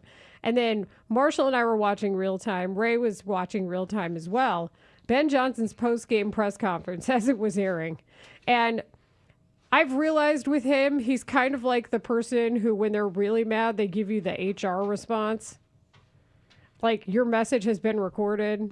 Or like, if you're dating somebody and they don't feel for you anymore, you're like, I appreciate this response. Something along those lines. That's how you felt like he was answering those questions yesterday? Like, there are people who answer you with affection, and then there's this. Listen to Ben Johnson. He starts talking with injuries, which I think is a fair thing to discuss. I was worried about Cole Kmet after that 2-point conversion myself. But he started talking about injuries, and then just listen to how Ben Johnson answers these questions. Of note, one was Ty Summers. He had a foot, and then CJ didn't finish the game there with a concussion. So, disappointing to lose that one in that fashion there. Guys were battling. They fought their tails off, but came up short, So, we got to play better. Also, it's Black Monday, and we have breaking news on our watch, so it is happening right now. Adam Schefter pausing this press conference from yesterday to let you know the Raiders have fired head coach Pete Carroll. Wow. Pete Carroll was one of the finalists for this Bears job. Schefter says Carroll signed a 3-year deal 1 year ago, and the Raiders finished the season with the NFL's worst record. So I don't know if Pete Carroll goes back to retirement.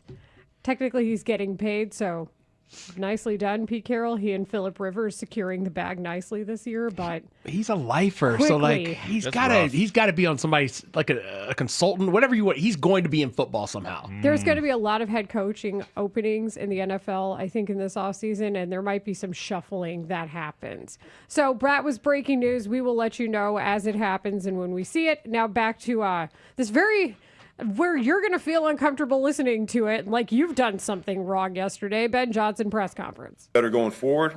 We got to coach better going forward as well.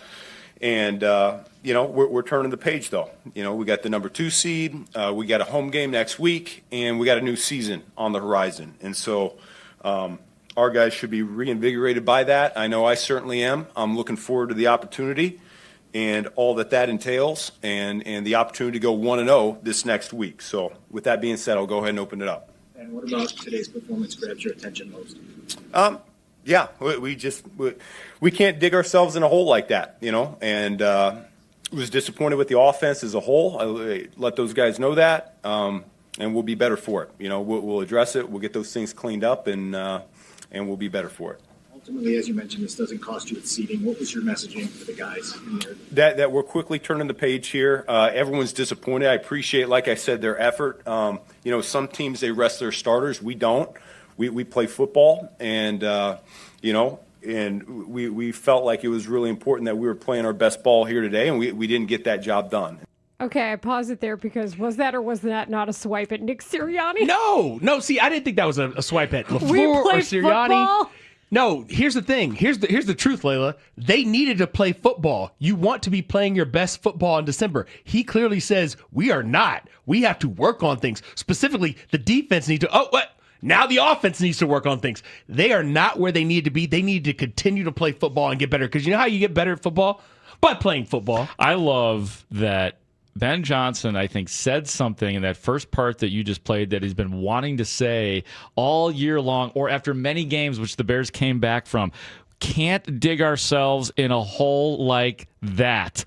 Per the beginning of our show, you're not going to get away with that when it starts to get big. You're not going to get away with that in the playoffs, and you're certainly not going to get away with that next year. So I'm glad that Ben Johnson had an opportunity to say that finally. But I do think he's got a part that he plays in this too. Like, for example, even in that first drive, you had something cooking with DeAndre Swift, and you were opening up some cutback lanes that were really working, and they were producing. And then for whatever reason, Kyle Monangai wasn't getting the same kind of response defensively where the yards were there for him like they were for Swift. 2 straight Monangai run plays and that drive ends. And I'm not saying that that's mainly the cause, but I just wonder if at that point it's okay to go with the hot hand and keep going.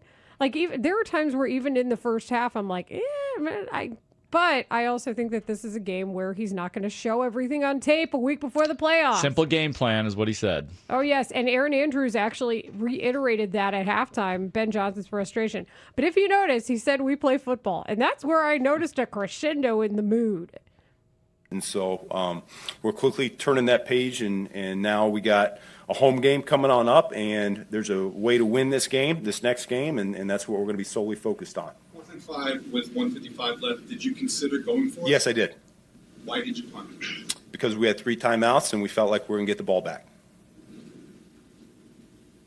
Ben, you guys had two games against Green Bay that were just as tight as you could possibly have. How did you feel about the way that series went this season? The 2 games against, good opponent, and I think we're fairly evenly matched. Got a lot of respect for how well they're coached. I have a lot of respect for the talent level that they have in that building, and I'd expect it to be another exciting game.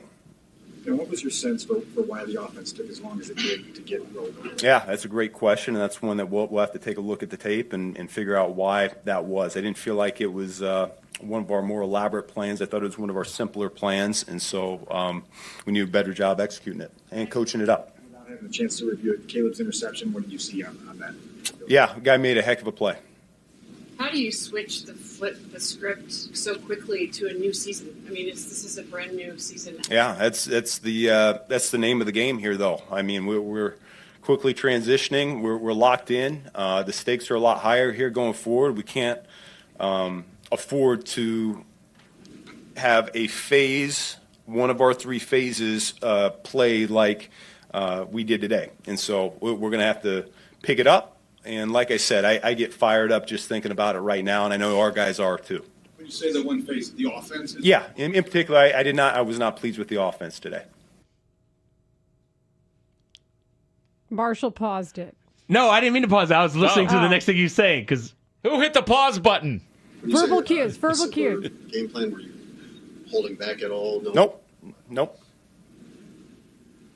What were you least pleased with offensively when you think about it? What?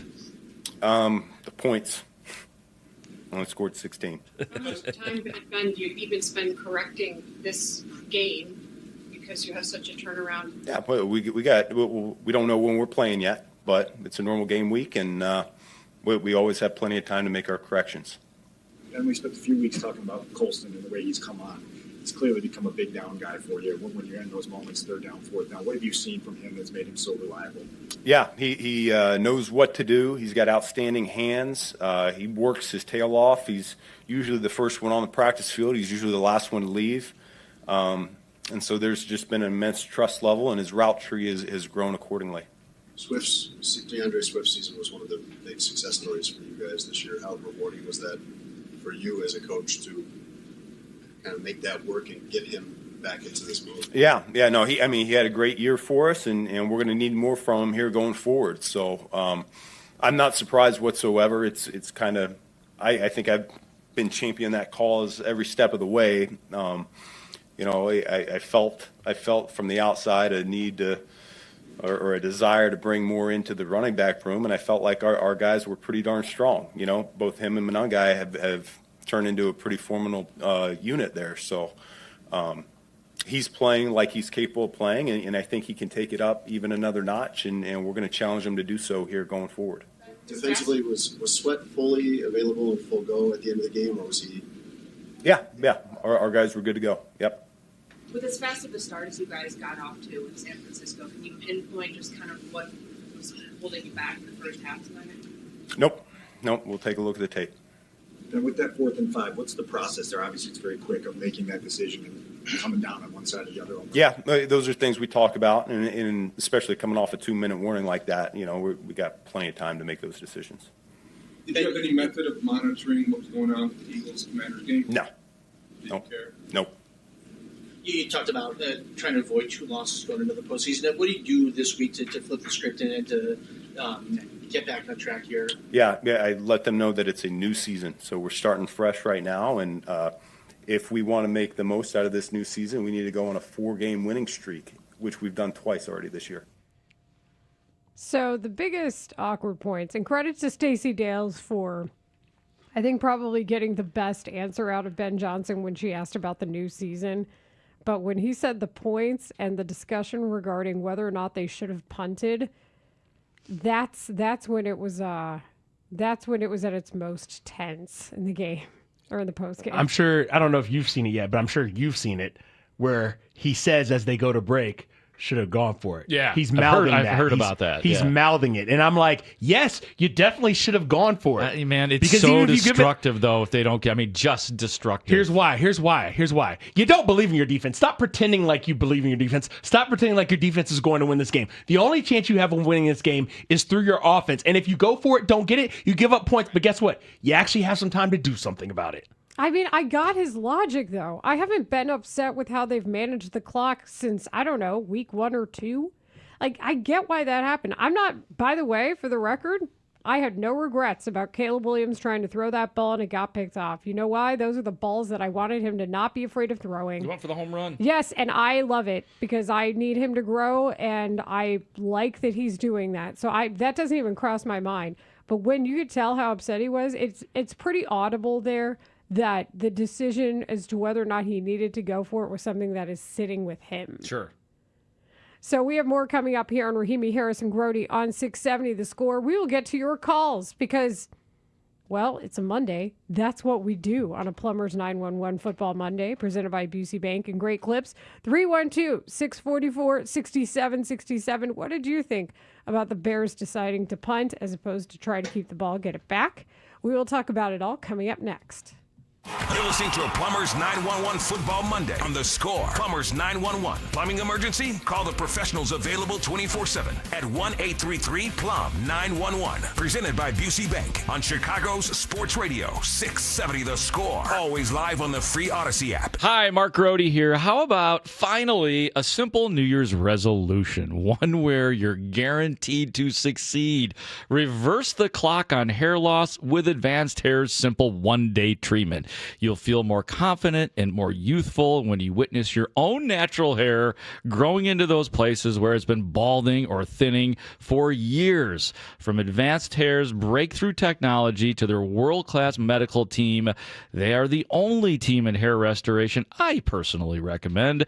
Advanced Hair's simple one-day treatment begins to regrow your hair, your own natural hair, the very next day, and your new hair is guaranteed to grow. Did I mention the results can last a lifetime? Celebrate this year with a fuller head of hair and get a free consultation, $250 off, and 250 free hair grafts. Call 872-217-HAIR. That's 872-217-HAIR. Or see what meeting your New Year's resolution could look like with the before and after pictures from advancedhair.com. It's playoff time in Chicago, and there's no better place to bet the chase for a championship than Circus Sports Illinois. It's sports betting the way it should be. Whether you're betting championship or conference futures, sides, totals, or prop bets for every round, there's no better place to make your bets throughout January. Circus Sports, they've got high app limits, player-friendly pricing, exceptional customer service, and no bet fees ever. Download your new bookie today at circusports.com. Must be 21 or older. Gambling problem, call 1-800-GAMBLER. Kohl's new clearance markdowns are intense. Up to 70% off is the kind of deal that'll leave you feeling stunned and make you whisper things like, "Where have you been my whole life?" to a cardigan. Just take a deep breath, steady your cart, and try to act normal.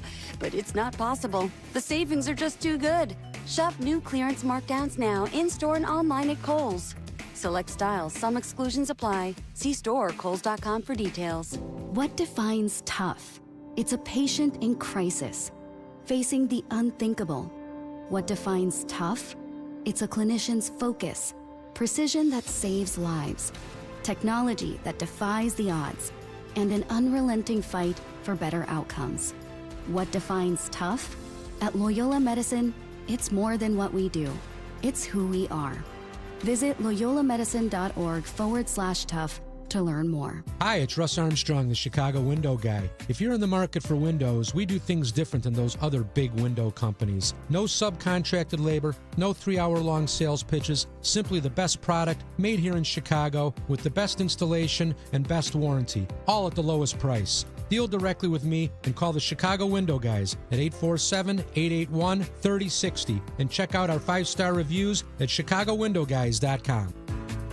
ChicagoWindowGuys.com. Just hearing the word IRS can make people break out in a cold sweat. No one wants to deal with the IRS, and now you don't have to. The good news is Legal Tax Defense has been successfully negotiating with the IRS for more than 15 years. It doesn't matter how much you owe, whether it's $5,000 or $5 million. You deserve the best in the business on your side, and that is Legal Tax Defense. Even if you're working with someone else and just want a second opinion, there is no cost or obligation to call. They can prevent levies, liens, wage garnishments, even file back tax returns. And the best news about Legal Tax Defense is they won't take your case unless they know they will reduce or eliminate your tax debt. Call Legal Tax Defense right now for a free no-risk consultation. 800-284-1238. 800-284-1238. You have nothing to lose but everything to gain. 800-284-1238. The best way is right off the expressway at the new Toyota on Edens. During Toyotathon, get year-end savings on hundreds of new Toyotas. And every Saturday, any Toyota oil change is just $29.95. Come see why the best way is right off the Edens Expressway at Toyota on Edens or ToyotaOnEdens.com. We'll be right back with Rahimi, Harris, and Grody on 670 The Score. Allstate knows your home means everything to you, and you'll do anything to protect it. But not just with any protection. You want insurance that'll be there for you and your family when you need it most. And that's what Allstate's been doing for over 60 years. So check Allstate first for home insurance you can rely on. You're in good hands with Allstate. Savings vary. Coverage subject to terms, qualifications, and availability. Allstate Vehicle and Property Insurance Company and affiliates, Northbrook, Illinois. As the owner, coach, and quarterback of your small business, you call the shots. From inventory to payroll and more. Now it's time to bring in LendSeek, your funding MVP. No delay of game here. Get up to $2 million in as fast as 24 hours for business lines of credit or term loans. Let LendSeek's AI marketplace assist you in making the winning play and score that touchdown. Apply at lendseek.com, LENDSEEK.com. Rahimi, Harris, and Grody. Middays 10 a.m. to 2 on Chicago Sports Radio 670 The Score. This is Rahimi, Harris, and Grody on 670 The Score. Our segment is sponsored by AlmostFreeTeeth.com. Affordable implants, life-changing smiles. We go to the phones. We want to know what you think of the Bears on the final game of the regular season. We have a playoff one to talk about next. We go to Frank in Oak Park. Frank, you're on The Score. Hey, guys, this is not how you want to warm up for the playoffs. only the Eagles saving their starters for the next week preserve the Bears' second seat in the playoffs. On defense, the Bears gave up 433 yards to a Lions team down a starting tackle and I think one interior lineman. They got a pick and 3 sacks that helped keep Detroit under 20 for the day. I think the real measure this week was the 49ers team that put up almost 500 yards and 42 points on the Bears last week was held to 173 and 3 points when they faced a much stronger Seahawks squad. I expect a lot of drag routes against the Bears if they choose to go man-heavy against the Packers. Johnson does not look healthy. Not sure if CGJ will be back after that concussion. On offense, the Bears seem to be an open book for the Lions. They went pass-heavy, I guess because the Lions were down multiple safeties and at least one corner. But for 3 quarters, they looked like they were in a coma. You can't do that with this defense. These aren't Lovie Smith's Bears. Any decent playoff QB will slice this outfit up like cheap mortadella. They will be down by 21 points at halftime. They do this next week. Looking forward, this will be a very, very challenging environment for the Bears. I can't remember when a fourth-place team in the NFC North or the NFC Central that preceded it had a winning record. These other 3 teams have good coaches and solid front offices. You won the division, but you were only 2-4 in games inside it. It'll take Poles drafting as good for the defense the next couple of years as he did for the offense in 2025 to stay ahead. Frank's not wrong. And I watched that Seahawks and 49ers game religiously last night. I couldn't take my eyes off of it. Christian McCaffrey had only 23 yards rushing in that game. They were held to 3 points at home. The Seahawks are that good, and that's the standard bearer in the NFC, in my opinion. That's why I said, if you're a Bears fan, you better be rooting for the San Francisco 49ers. Not that this Bears team might get that far, but if you were to get that far, nobody wants to go to Seattle. You just don't. Yeah, they actually won their game going into the playoffs. What a concept. Mm-hmm. Yeah, I wouldn't want any part of that either. All right. Well, we're fired up. Let's continue on the phones. Tony in Downers Grove, you're on Rahimi Harrison Grody. Oh, yay. Anyone who wants to follow Frank, raise your hand. Goody. Okay. So a few points. I was on the train of rest the players, but then I realized that the offense was resting. So we all know that the defense needs work. But 2 things. They gave up 19 points. I don't care how many yards they gave up. It looks bad. But they only gave up 19 points. If they give up 19 points this Saturday, would you not say that they should have a really good chance of winning the game? Correct. And Layla, can I just slide in a college comment? Yeah. Texas Tech, it's blanked. Georgia loses. I have to say, as a Longhorn fan, the college playoffs are going damn well. Have a good day. You're right about Thanks, the college football playoffs. I agree with you. And we were just talking in the break about, I think the discussion has now become like greatest college turnaround. Is it Kansas State after their years of losing, or is it what Curt Cignetti is doing at Indiana? And both are valid. Valid for sure. So thanks, Tony. We continue on our phones, 312-644-6767. Jonathan in Lamont. Hello. Hello. Johnny. Earlier in the day, you guys were talking about this season's not really a scheme issue, or yesterday's not really a scheme issue. It's more of a personnel issue. What players do you think on the defensive side of the ball or anything are going to be out the door, and what players do you think we should pursue in the offseason? Ooh, that's where we are? Well, I mean, you really got to zero in on what's going on the defensive line right now. Like, are you comfortable with Javon Dexter still your future? Is Andrew Billings still part of the it hasn't felt like he's necessarily one of their guys, Andrew Billings. So I think it's about that line. Do you want the bad news? Uh-huh. The bad news is they're going to tell you, well, we're going to get Dio Dingbo back. That's Sure. like an addition without even adding. He was better for at least the run defense, even though he was signed and paid to rush the passer. He's got a long way to go, but they do miss him. You know what I mean? Like, you can't say they don't miss Dio they miss him, Dingbo. but even when they had him, they still weren't getting to the You're right. quarterback. 100%. There's no doubt. There's no doubt. As we know, TJ Edwards, for example, is locked down with an extension. We know Montez Sweat has a big contract. We got to figure out what the stipulations are cap-wise in the later years of that deal, but it's I don't think there's as much wiggle room as people hope there is when it comes to some of the big money on the defense. Max Crosby exists, and last I checked, he wants his way out of town. Well, and that was brought up over the weekend. That was a story that came up on Sunday, or Saturday, actually. It was Albert Breer discussing the possibility of the Bears trading with Max Crosby. That will probably be addressed in a later segment on our show this week.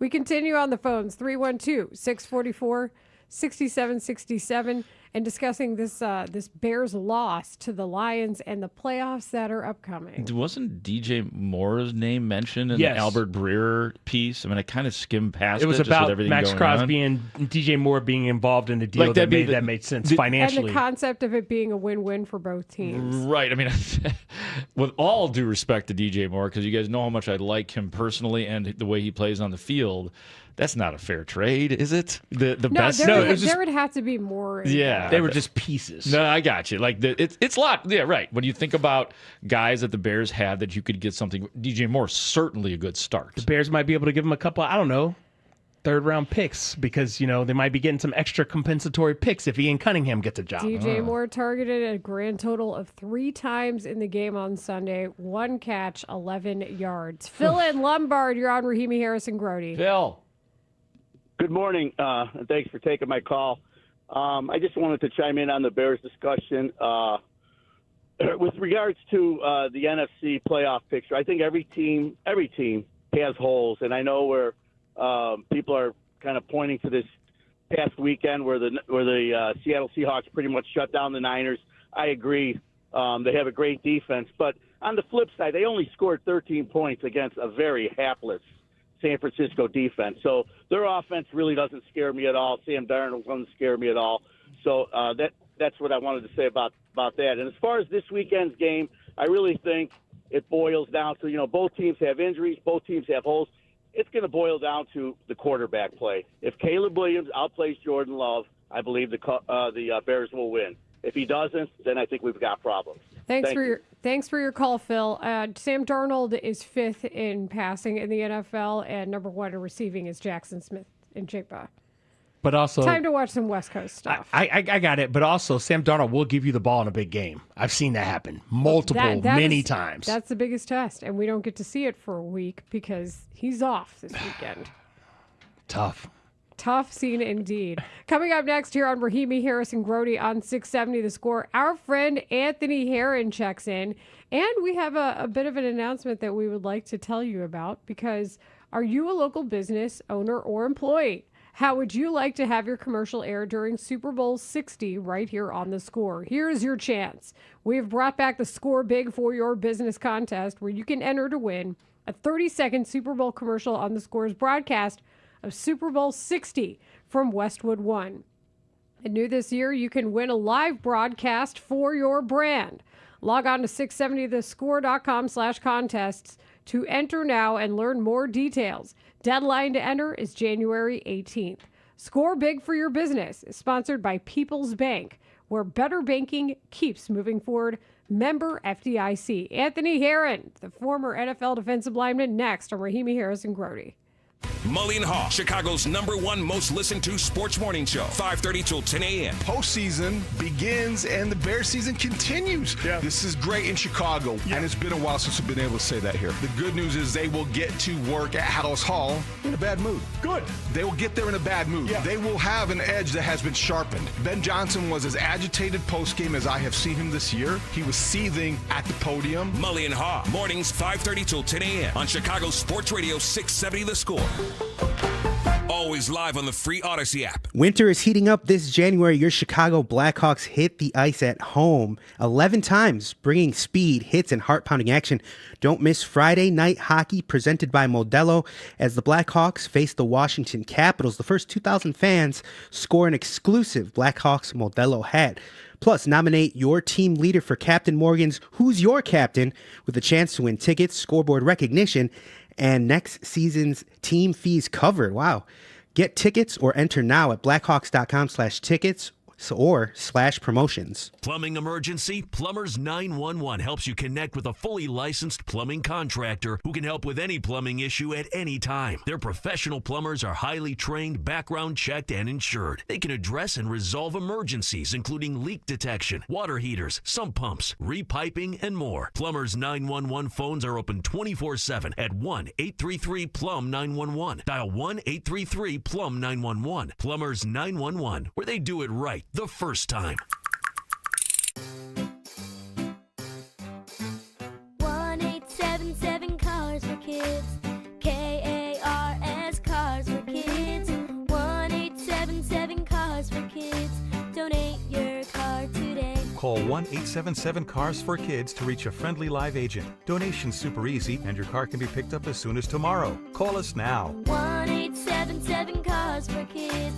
Donate your car today. Did you know you can donate real estate too? Your local Moretti's restaurant wishes you a happy holiday season with a $25 gift for you. Buy a $100 gift card and get a free $25 bonus gift certificate. Stop by Moretti's or order online at morettisgifts.com to get your $25 bonus. Moretti's authentic Chicago-style pizza was voted best of the best pizza in the area's largest diners poll for 2025. Stop by your local family-owned and operated Moretti's and find out what everyone's raving about. Moretti's Ristorante and Pizzeria is pizza and so much more.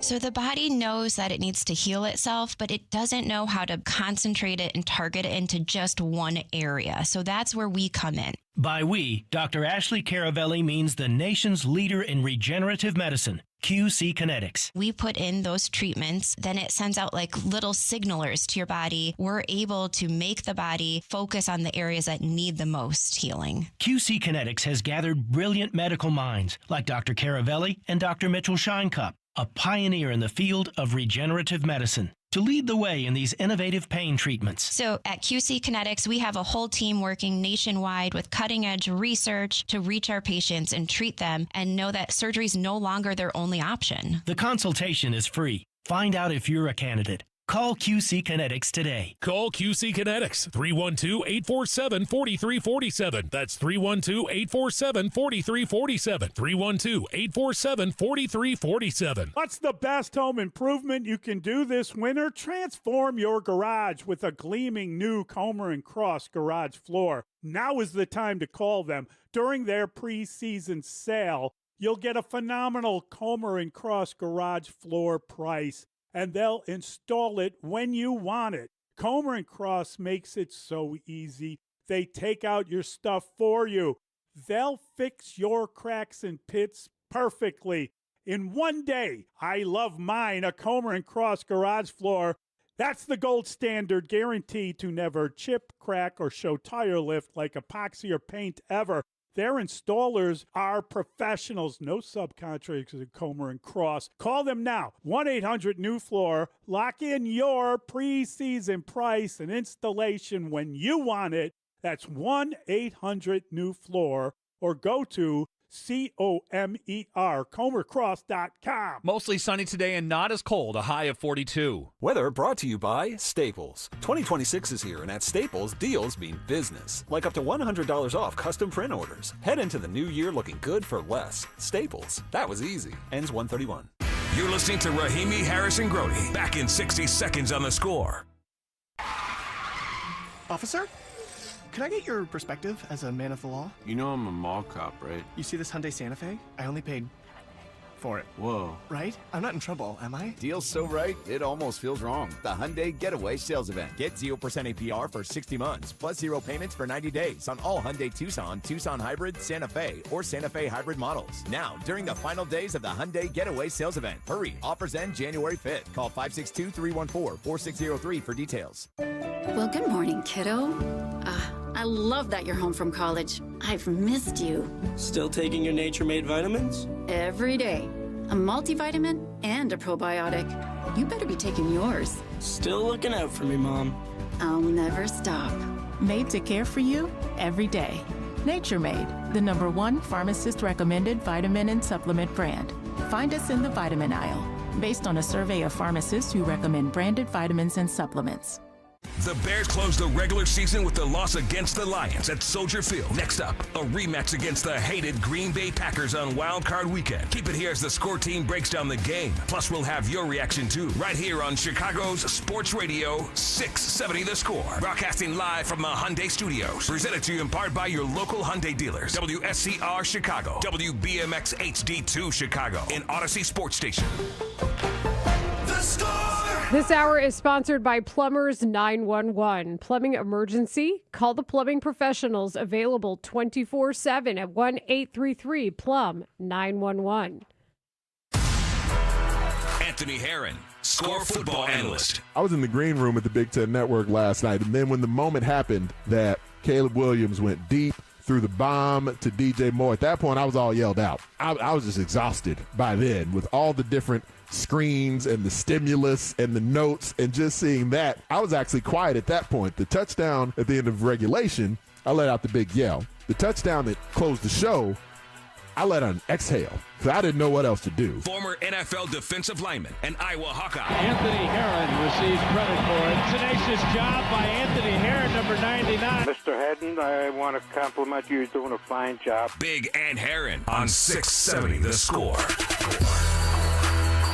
Anthony Herron is never scared of talking to us. This is Rahimi Harrison Grody on 670 The Score. Anthony Herron, as you heard, the former Iowa Hawkeye, NFL defensive lineman, analyst for us at 670 The Score, analyst for Fox 32, and he's on Big Ten Network. Anthony joins us via the Circa Resort and Casino hotline, circalasvegas.com, and we have more breaking news on this Black Monday. Dang. Yeah. Oh, nice gasp, Ant. And now we turn to Anthony Herron for reaction. I don't know if it's as dramatic as your reaction. The Cardinals, according to Adam Schefter, have fired head coach Jonathan Gannon. Arizona closed the season with 9 straight losses. They were 15-36 under Gannon, including losing 14 of his final 15 games this season. Is that bad? Okay. Is that bad, Ant? Is that bad? I retract my gasp. I think we're good sans gasp for that news. From a gasp to a sigh. Huh.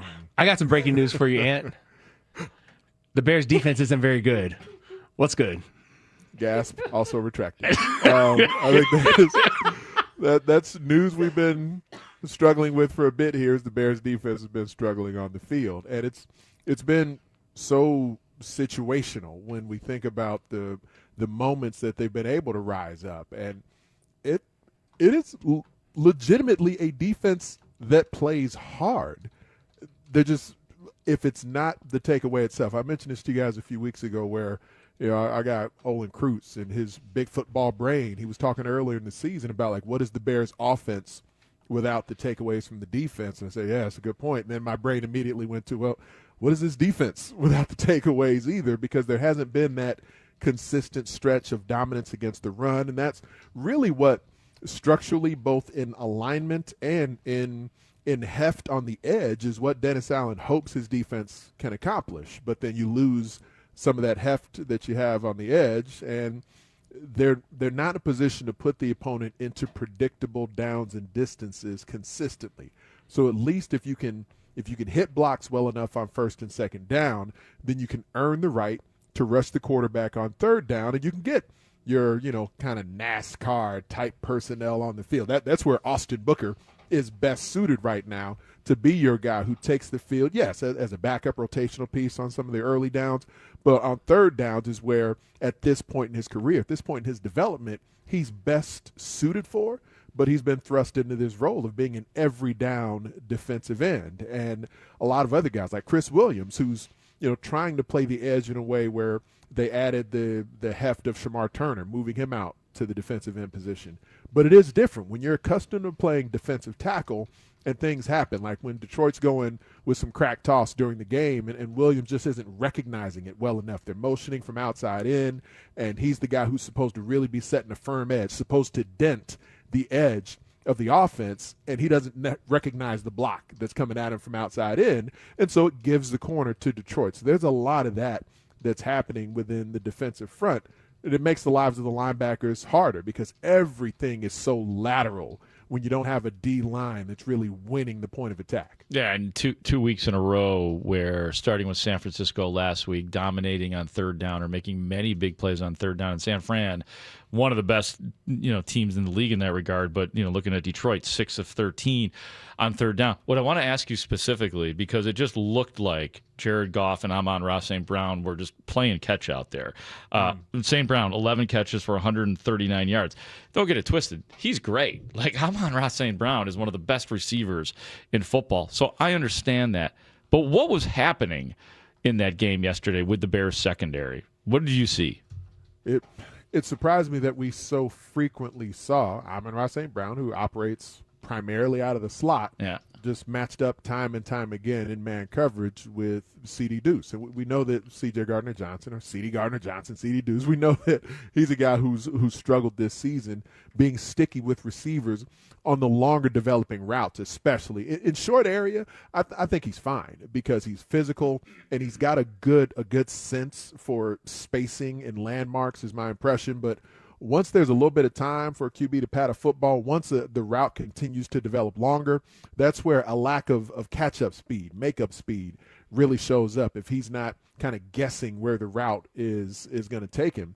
And there was just too much opportunity for Amon-Ra St. Brown to just route him up in free space. And I was surprised that there wasn't more adjustment in game. It put me in the mind frame, and I have no idea if this was the thought, but I go back to like the San Francisco game last week that was very pocket-based on offense for the Bears. And the Bears' offense last night, throughout the entire first half, the passing attack was very pocket-based. And it makes me wonder a little bit, I had a similar thought on defense. Are they just trying to work on something here? Is it let's let Caleb develop from the pocket, just getting him reps here because we kind of know that we've got the playoff thing locked up. So let's get better. Let's get more time on task in this area. And I wonder if last night was that. Like, we're not necessarily impacted in a real negative way if this game doesn't go well. So let's just we'll keep Kevin Byard as your deep safety and just try to keep a lid on this thing. But aside from that, we're going to go man coverage and just try to get some reps in man and just see if we can improve in this regard. And, wasn't just C.D. Gardner-Johnson. I mean, Jalen Johnson, understandably, does not look like the Jalen Johnson he's been throughout his entire career before the surgery. And he's just not moving with the same suddenness. I wonder if going in, they said, let's just get some of these guys some reps in man, even if it's not going that well. I mean, they were forcing double-digit play drives. They weren't giving up chunk touchdowns, so that they were forcing Detroit to go the long field. But I was surprised with the volume of man coverage we saw, and that's where my brain went to. Maybe that's the explanation for it, just wanting to get some work in that. Our segment with Anthony Herron here on Rahimi Harrison Grody is sponsored by Plumbers 911. Plumbing emergency, call the plumbing professionals available 24/7 at 1-833-PLUM-911. And Ant, I'm so glad you mentioned the purposeful pocket presence that we saw Caleb Williams have. I think it goes back to the first game against the Packers. I was noticing that even then, that it seemed like there was a deliberate push from Ben Johnson in the offense to have a more pocket-heavy game and concept for Caleb Williams in that game, the second game against the Packers, like you said, the 49ers game, and even what we saw yesterday. And I even noticed that there were formations that they were running previously, like the bully formation that we talked a lot about that's gotten attention in the last 2 months, or even some of the I formation runs that they've used. None of that was happening. He did talk about a simplified game plan, but there does seem to be some sort of work in progress element to the offense.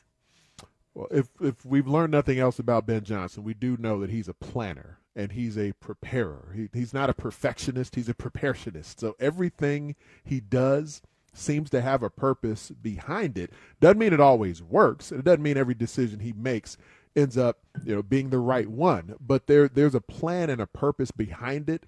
And I think we've discovered that. We've witnessed that so consistently this season. And as a quarterback develops, to be able to operate from within the pocket gives you more options, more opportunity to attack the full field. And so there's no doubt Caleb has developed in that regard throughout the season.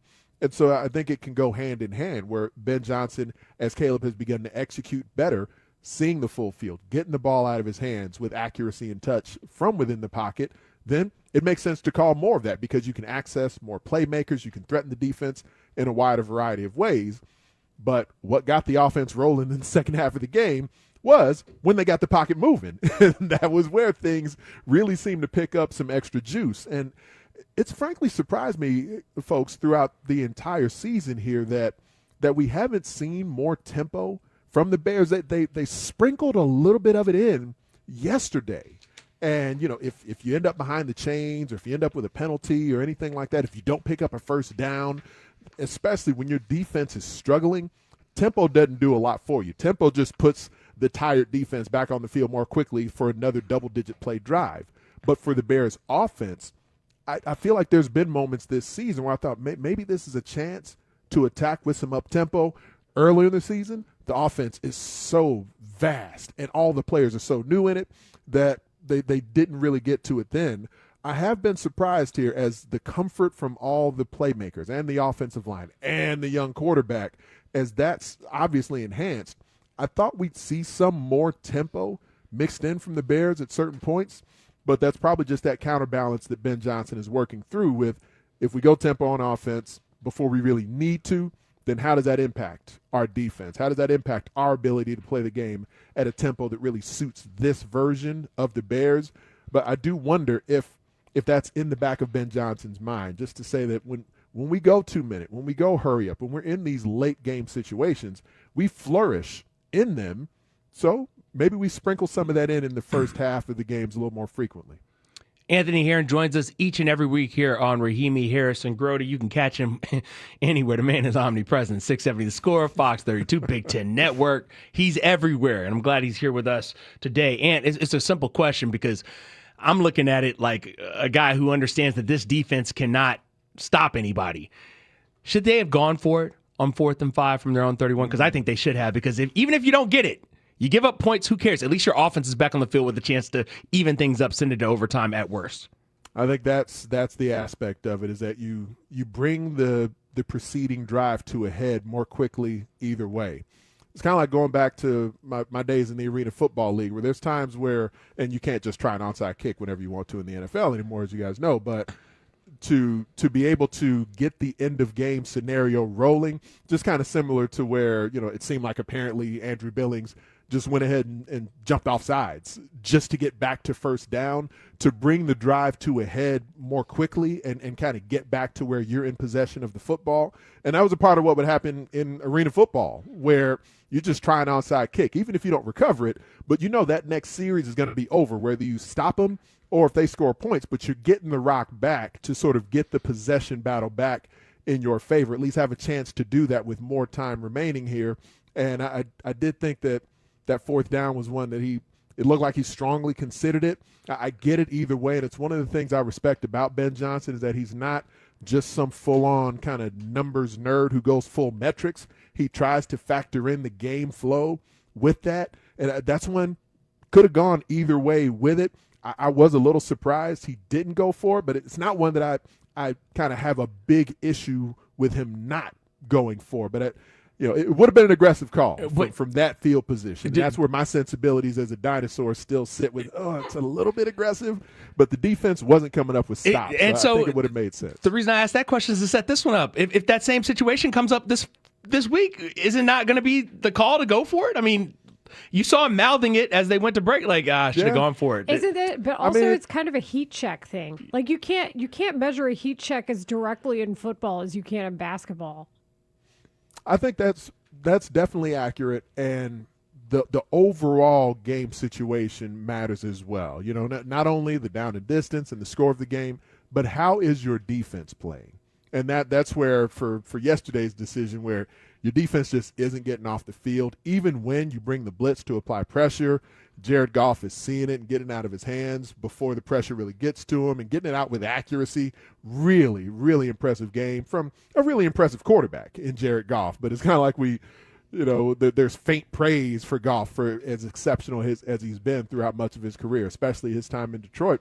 That was a chilly game yesterday. Yeah, he had the double gloves on, but didn't seem to bother his accuracy or his timing or the heat the velocity he could put on the football when he needed to, and even under blitz pressure. And occasionally the pass rush even got home. There was a few times where the Bears were winning some rushes to get to Goff up front. And as the pocket collapsed around him, he was still able to get the football out to Amon-Ra St. Brown and others and hit runner's balls to him as well. So, I think that for Ben Johnson, how your defense is playing matters as much as anything in those moments, because if you're going to make an aggressive fourth down decision like that when you haven't even gotten near midfield, then usually it's going to be because you don't have faith that you're going to get the stop. And that's cool. Just read that within the construct of that particular game. So I won't assume that the next time he definitely goes for it, unless, the factors of how the defense is playing are very similar as well.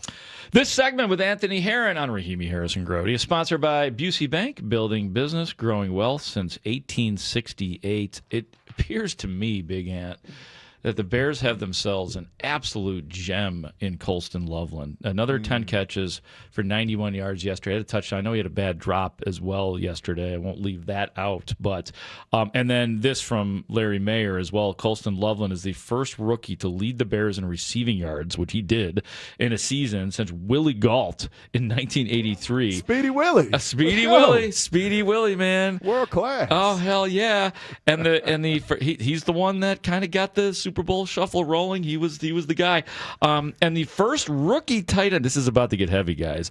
The first rookie tight end to do it since Hall of Famer Mike Ditka in 1961. These are not small things that Colston Loveland is accomplishing. How excited are you about his development and what this guy is going to be? Because it appears he could be a monster.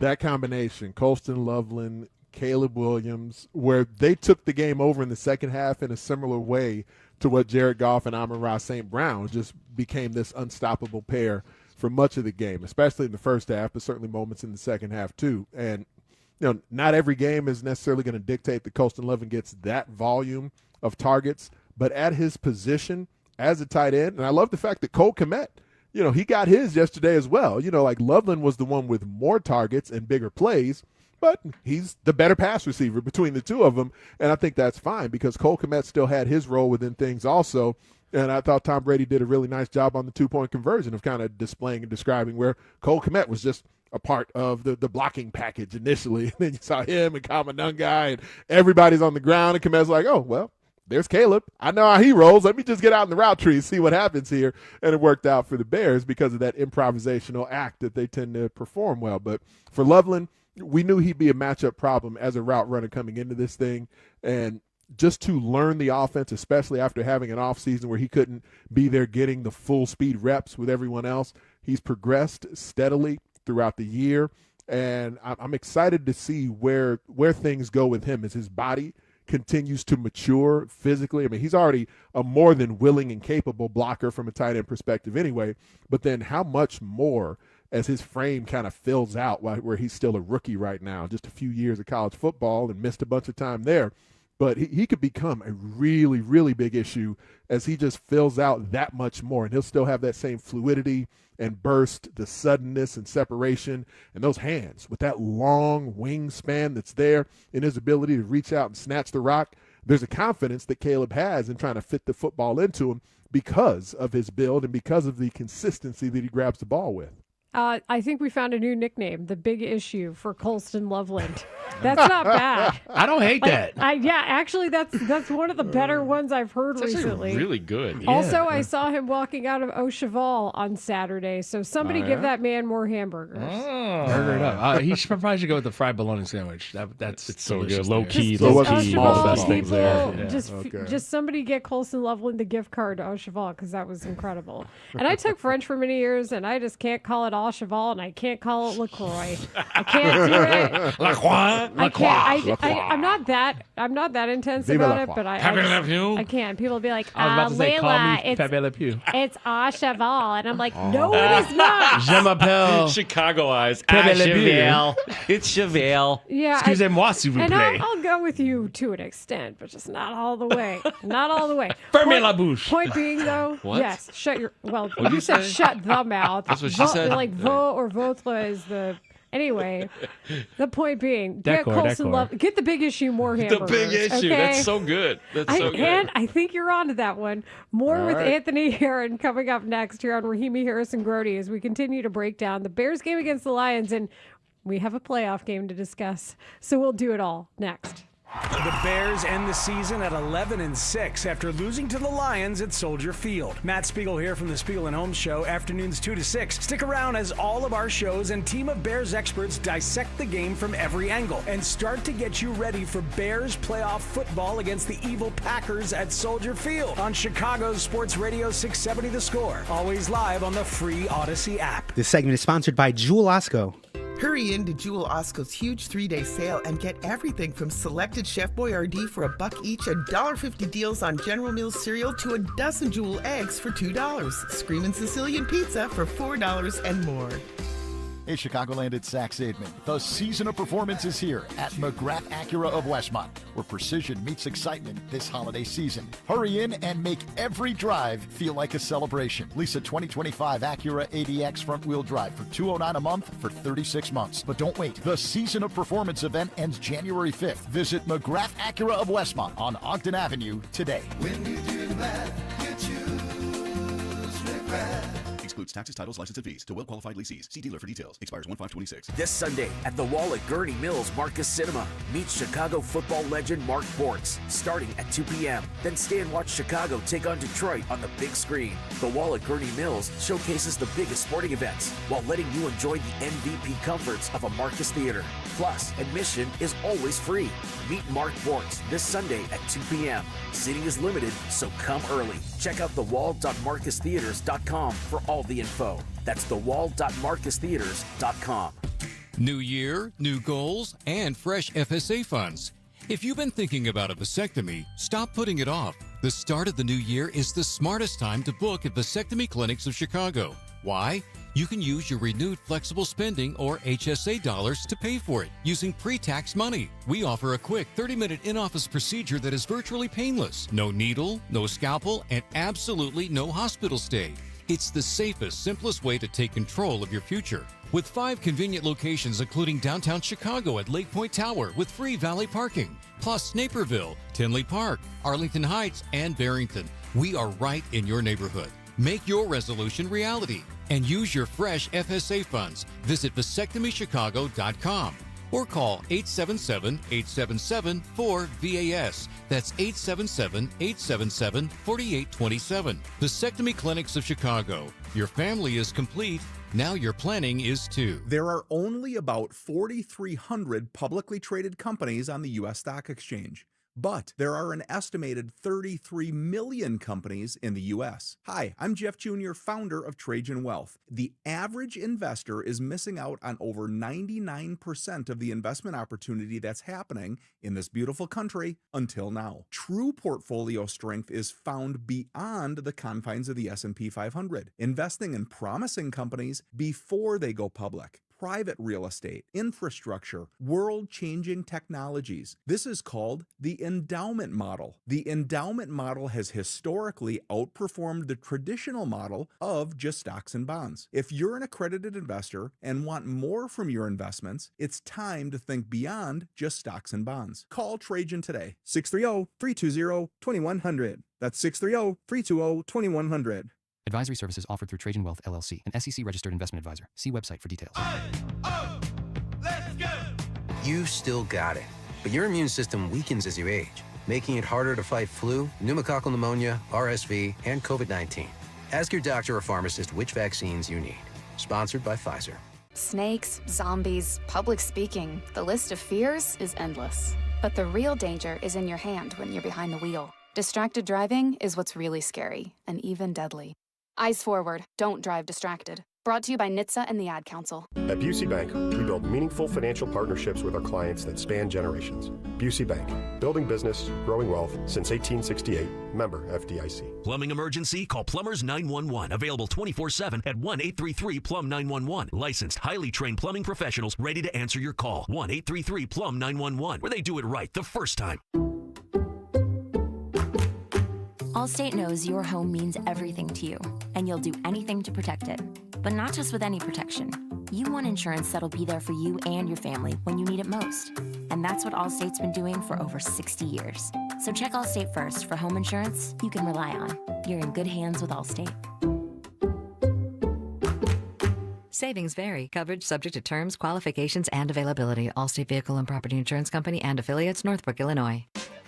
You know the rush when you reach that goal, when something you've worked for pays off. That's success. At University of Maryland Global Campus, we believe you should never stop chasing it. That's why we offer a skills-based education that helps move your career forward. Learn how to apply emerging technologies like AI and data science. Build your leadership and critical thinking skills. Apply by February 11th and save with no application fee. Learn more at umgc.edu. Certified to operate in Virginia by Chev. This is an Odyssey Sports Minute. No excuse for the Buffalo Bills to not make the Super Bowl this year. No Patrick Mahomes in the AFC playoffs. No Lamar Jackson in the AFC playoffs. No Joe Burrow in the AFC playoffs. And the Bills opened a road favorite this weekend at Jacksonville. The Bills absolutely have to make it this year in a watered-down AFC. And if the Bills don't make it, they need to move on from head coach Sean McDermott. I'm Nick Costos.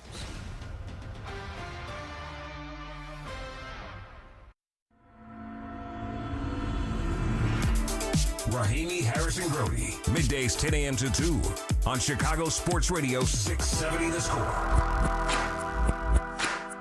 This is Rahimi, Harrison, Grody on 670 The Score. We're joined by, for a second segment, Anthony Herron. He is our analyst for 670 The Score. He hosts shows. He's on Fox 32.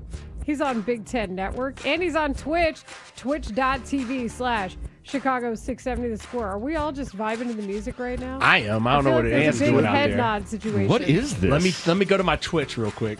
See what Do I have to Ant's get my doing. Shazam out? No, man, this is Atomic Dog. Come on, George man. Clinton and the P-Funk All I Stars. got blind spots, you know. I don't know everything. I thought don't you get knew everything the way you're Diaz is coming on at the me. ones and twos today, so Yeah, that you- is courtesy of Ray. Fair, Marshall. Yeah, you coming with the It's fair. Alanis Morissette. You're right. Morissette? Come on, man. That's fair. There it is. Oh, the dog. We needed some ant singing. I hate. There it is. Some of us are on hate- the same page, I and hate it's ruining- okay. No, I feel was you. happy hearing the song, and now I have to ask Ann about the defense, and it just is not. They as ain't got that fun. dog in them right now. I can tell you that. That's it. Okay, so here's where I'm at with this. Is either I'm like, oh, zone isn't good. I understand the coaching staff's decision to be like, let's do more man. Ooh. But man wasn't good either. Man in and the now middle. I don't know what to do. Man in the middle of the field, Big Ant. Yeah, it's a problem. It is. When neither coverage, from a general perspective, is lending results. And kind of like I alluded to in the previous segment, it's not like the Bears never impacted the pocket, but you did have a version of Jared Goff that was able to backtrack a little bit, just get away from the rush enough to get the football out of his hands, or sometimes operate within a muddy pocket.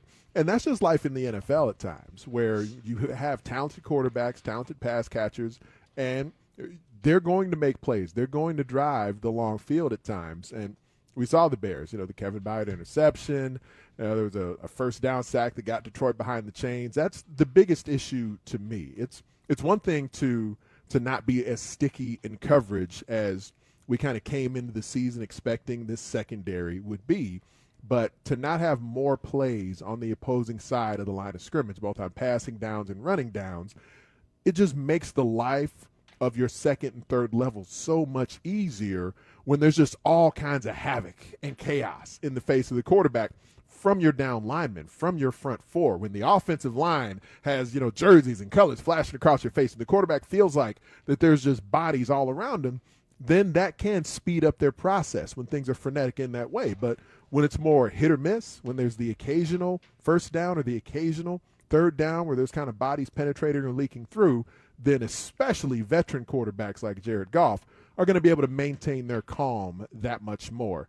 So, the coverages, I saw the Bears stemming a lot. I thought there was some good disguise happening pre-snap, at least good to my eye. They weren't fooling Jared Goff with it, but it wasn't like the Bears were just this static defense at the third level, just letting Jared Goff kind of know what they were in at all times and carving him up. But once they got the ball snapped, they run their motion. The Goff and Amon-Ra, the sun god, knows exactly what what the defense is in. And so once the ball gets snapped, then all right, you're showing us, man, we know exactly where we want to go with it. And that was a matchup that continued to get exploited. And that's where the most surprising part was not only the consistency, the volume of man that they ran, but where they kind of continued to allow Amon-Ra to sort of locate C.D. Deuce over and over again in those scenarios without getting them some additional help.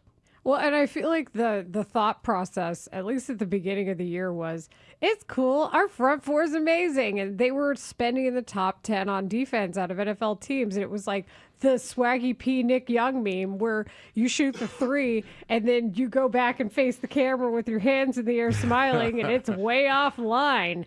And that's where I'm kind of at with this is your best laid plans with your healthiest and most expensive unit isn't producing enough to make up for the sins of what's happening in the secondary.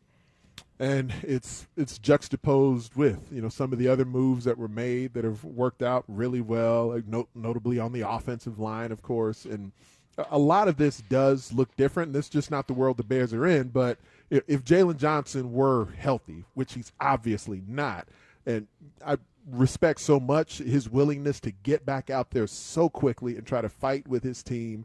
And it's kind of the hope that I was referencing last week where we can hope that he becomes this enhanced version of himself that looks more like the healthy version of Jalen Johnson, but it's just not there yet. And the burst, the suddenness to be able to react, to get out of his pedal and convert downhill and try to get into the body of receivers, invade their personal space with confidence. That's just not there for Jalen. And so, whether you're talking Jalen Johnson, Montez Sweat, Tremaine Edmonds, there are guys who are at the top of the roster from an expectations perspective who, when they're playing at an elite level, the defense looks drastically different. When they're not, then that's where, as amazing a story as Nashawn Wright has been this season, but him getting exposed in coverage, that's not necessarily the outlier. He's not the guy you come in kind of hopeful will be dominant for you. I thought Jaquan Brisker really played one of his better games of the season last night. He was kind of all over the place, both versus the run, versus the pass, but the rest of the secondary just wasn't really on point. And as much as anything, Detroit's offense was remarkably on point. And that juxtaposed with the Bears having kind of this malaise in the way they were getting after things for a lot of the game. The Lions were the team that looked a lot more engaged in winning the regular season finale. So that juxtaposition as we continue our conversation with Anthony here on Rahimi Harrison. Grody, listen, first half, I'm looking at this offense and I'm wondering, why are you not running the ball better? Not even more, but just better. 9 carries, 31 yards. That's 3.4 pop. That's not what we've become accustomed to here. And then when you look at Caleb Williams, yes, Colston Loveland was doing his thing. DJ Moore had the one catch, but they didn't target Jahdae Walker, who obviously had the big touchdown. They didn't target, more importantly, Luther Burden, trying to get him the ball in a handoff situation. I wonder going forward, what can they change about the offense? Because I'm resigned to the fact that the defense is just going to be what the defense is. But the offense is the thing that I think Ben Johnson had him irate. And he told us as much after the game. And if the offense starts faster, then the defense is in a position to play downhill at the opponent in a different way. And so as far as just, in a way, almost grasping at straws for how can the Bears get more out of their defense. What I started pointing to last week was hoping that Tremaine Edmonds, TJ Edwards being on the field next to each other week after week. And we did see some base packages where DeMarco Jackson was on the field more yesterday. Now, how much does that really give you? He's DeMarco Jackson. He's not Tremaine Edmonds. So, your expectations have to be reasonable for that. But they did get back to some of those 3 linebacker sets on defense. And there are guys who you can be hopeful will continue to get better the more time they're on the field, but the clock is ticking here. So how realistic is that between what we saw yesterday and by the time they touch the field Saturday night that it's going to have a drastically different look to it?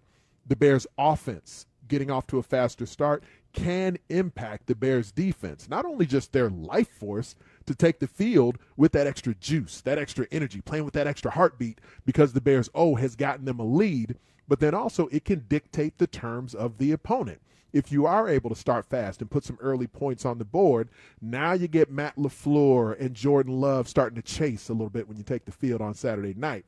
It's a position that, as much as the Bears defense has struggled in a wide variety of ways throughout the majority of the season, but to have a Bears offense that allows them to take the field with a lead, more frequently, then that could be something, as opposed to everybody playing catch up in the second half. That will aid the defense if you get the offense off to a faster start. What about the high-stakes nature of Bears-Green Bay for a third time this season, Big Ant? You like this matchup for the Bears? I do. I mean, I know there's a lot of Bears fans who were dreading it a little bit, just the idea that Green Bay knows this team so well, and frankly, Green Bay outplayed the Bears for the majority of those two games, and the record is 1-1, but you start adding up the quarters or the individual series overall, Green Bay graded out much better in the two matchups against the Bears than the Bears graded out against them. So there's a lot of that's worthy of concern. I was talking to Dan Weeder about it last week when I was filling in on the afternoon show. It would put a different tinge to the offseason if the season was ended by a loss to the Packers. But yet, and still, that's the challenge. Well, two things. One, the NFC West teams are just better. So as far as having a shot to win this first game, I feel better about the odds of beating the Packers than I do about any of those teams from the NFC West. But even beyond that, just the challenge of facing Green Bay again is exciting. I'm confident it's exciting to the players and those guys in Haugh. So I know the apprehension about the game will be higher for the fans because it's the Packers and because you don't want them to get eliminated by Green Bay.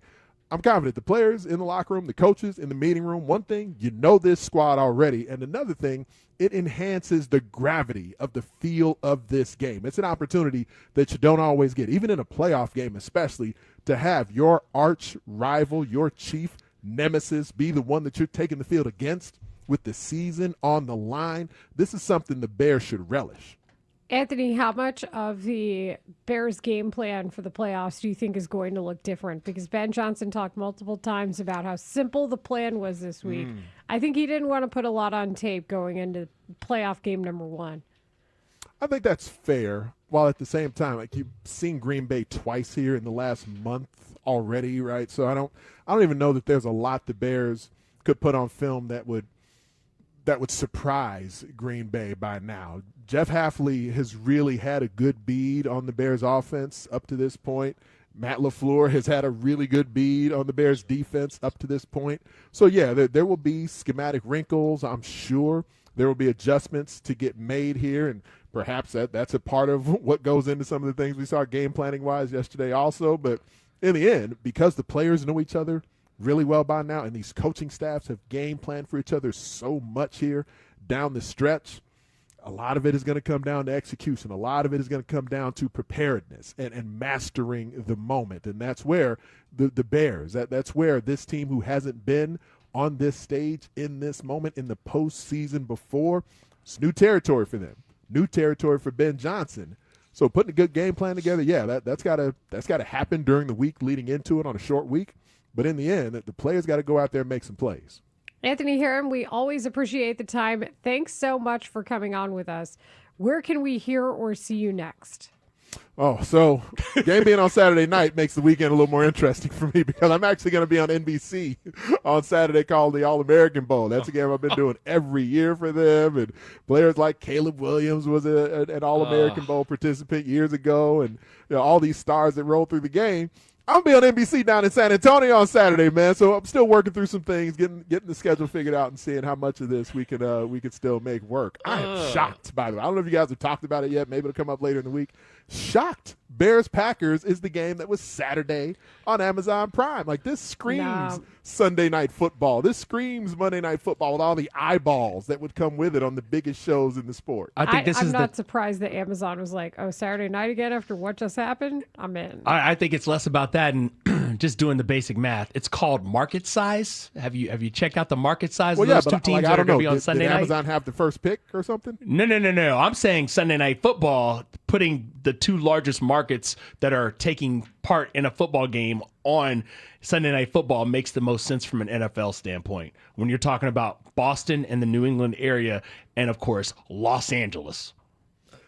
I suppose. I'm more with Big Ant on this one. I think y'all got your meatball hats on. Juice, man. You got your meatball hats on. I think the only truth in the timing is you don't want the Saturday 3:30. Like that's the one, and that was always reserved for the Texans when they were in the playoffs.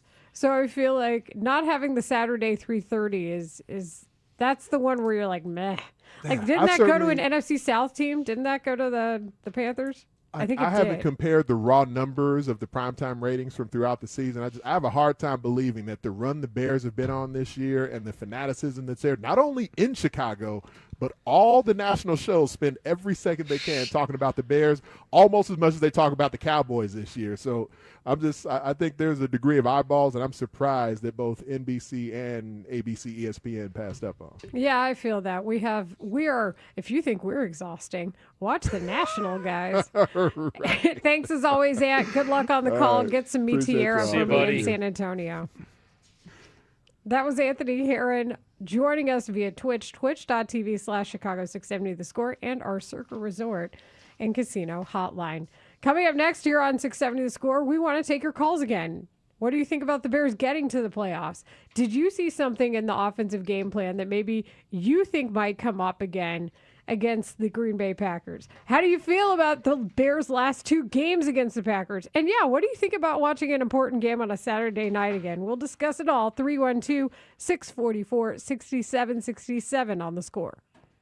After the Bears fall to Detroit in the final game of the regular season, Bears fans are reacting on The Score. Scott, bring on the Packers. Let's go. This is going to be a lot of fun. A great week again for talk radio. Mully and Haugh, I can't wait to listen. Let's try Dave. Now that we play Detroit, we got nothing but problems with them. Do we have matchup trouble with them? Jeff, do you think that Ben Johnson is saving all of his goods for the playoffs? I really do. Keep it here for more reaction and an incredible full week of coverage of Bears, Packers, in the wild card round. Right here on Sports Radio 670 The Score and live on the free Odyssey and iHeartRadio apps. I'm Pat Boyle, here to help you beat the books with what you learn sports. I'm going against the grain to kick off wild card weekend in the NFL playoffs. The Rams are double-digit favorites on the road against the 8-9 backed into the NFC South title Panthers. Will the Rams overlook them again like they did a few weeks ago in Charlotte? Surely not. Will they most likely have Devontae Adams back? Probably. That's okay. Bryce Young has proven he can rise to the occasion against good defenses. I'm going to hold my nose and take the points with Carolina. I'm Pat Boyle. Bet smarter and beat the books. Download the BetMGM app today. This new year, get started on your next success with University of Maryland Global Campus. Apply by February 11th and get your application fee waived. An accredited state university, UMGC offers online and hybrid classes, along with more than 135 degrees and certificates in fields like business, cybersecurity, healthcare, and more. Gain the skills you need to achieve your career goals. Get your application fee waived through February 11th. Learn more at umgc.edu. Certified to operate in Virginia by Chef. Gear up for epic football games under the Vegas sun. Stadium swim at Circa Resort and Casino. It's amazing. Dive into the 6 temperature-controlled pools or relax in the luxurious lounge chairs, day beds, and the private cabanas. Private cabanas, that's where it's at. Feel the energy and catch every play from every game on our massive 143-foot screen. When it comes to watching football all season long, nowhere comes close. Grab your spot at Stadium Swim today at circalasvegas.com. Hi, it's Russ Armstrong, the Chicago window guy. If you're in the market for windows, we do things different than those other big window companies. No subcontracted labor, no 3-hour-long sales pitches, simply the best product made here in Chicago with the best installation and best warranty, all at the lowest price. Deal directly with me and call the Chicago Window Guys at 847-881-3060 and check out our 5-star reviews at chicagowindowguys.com. ChicagoWindowGuys.com. How about finally, a simple New Year's resolution? Mark Rohde here. One where you're guaranteed to succeed. Reverse the clock on hair loss with Advanced Hair's simple one-day treatment. You will feel more confident and more youthful when you witness your own natural hair growing into those places where it's been balding or thinning for years. From Advanced Hair's breakthrough technology to their world-class medical team, they are the only team in hair restoration I personally recommend. Advanced Hair's simple one-day treatment begins to regrow your own natural hair the very next day, and your new hair is guaranteed to grow. Did I mention the results can last a lifetime? Celebrate this new year with a fuller head of hair and get a free consultation, $250 off, and 250 free hair grafts. Call 872-217-HAIR. That's 872-217-HAIR, or see what meeting your New Year's resolution could look like with the before and after pictures at advancedhair.com. Do you owe $10,000 or more to the IRS like Mark? I've been doing home remodeling for 30 plus years, but the economy crashed. I wound up losing my home, losing my job, and on top of that, owing the IRS a ton of money.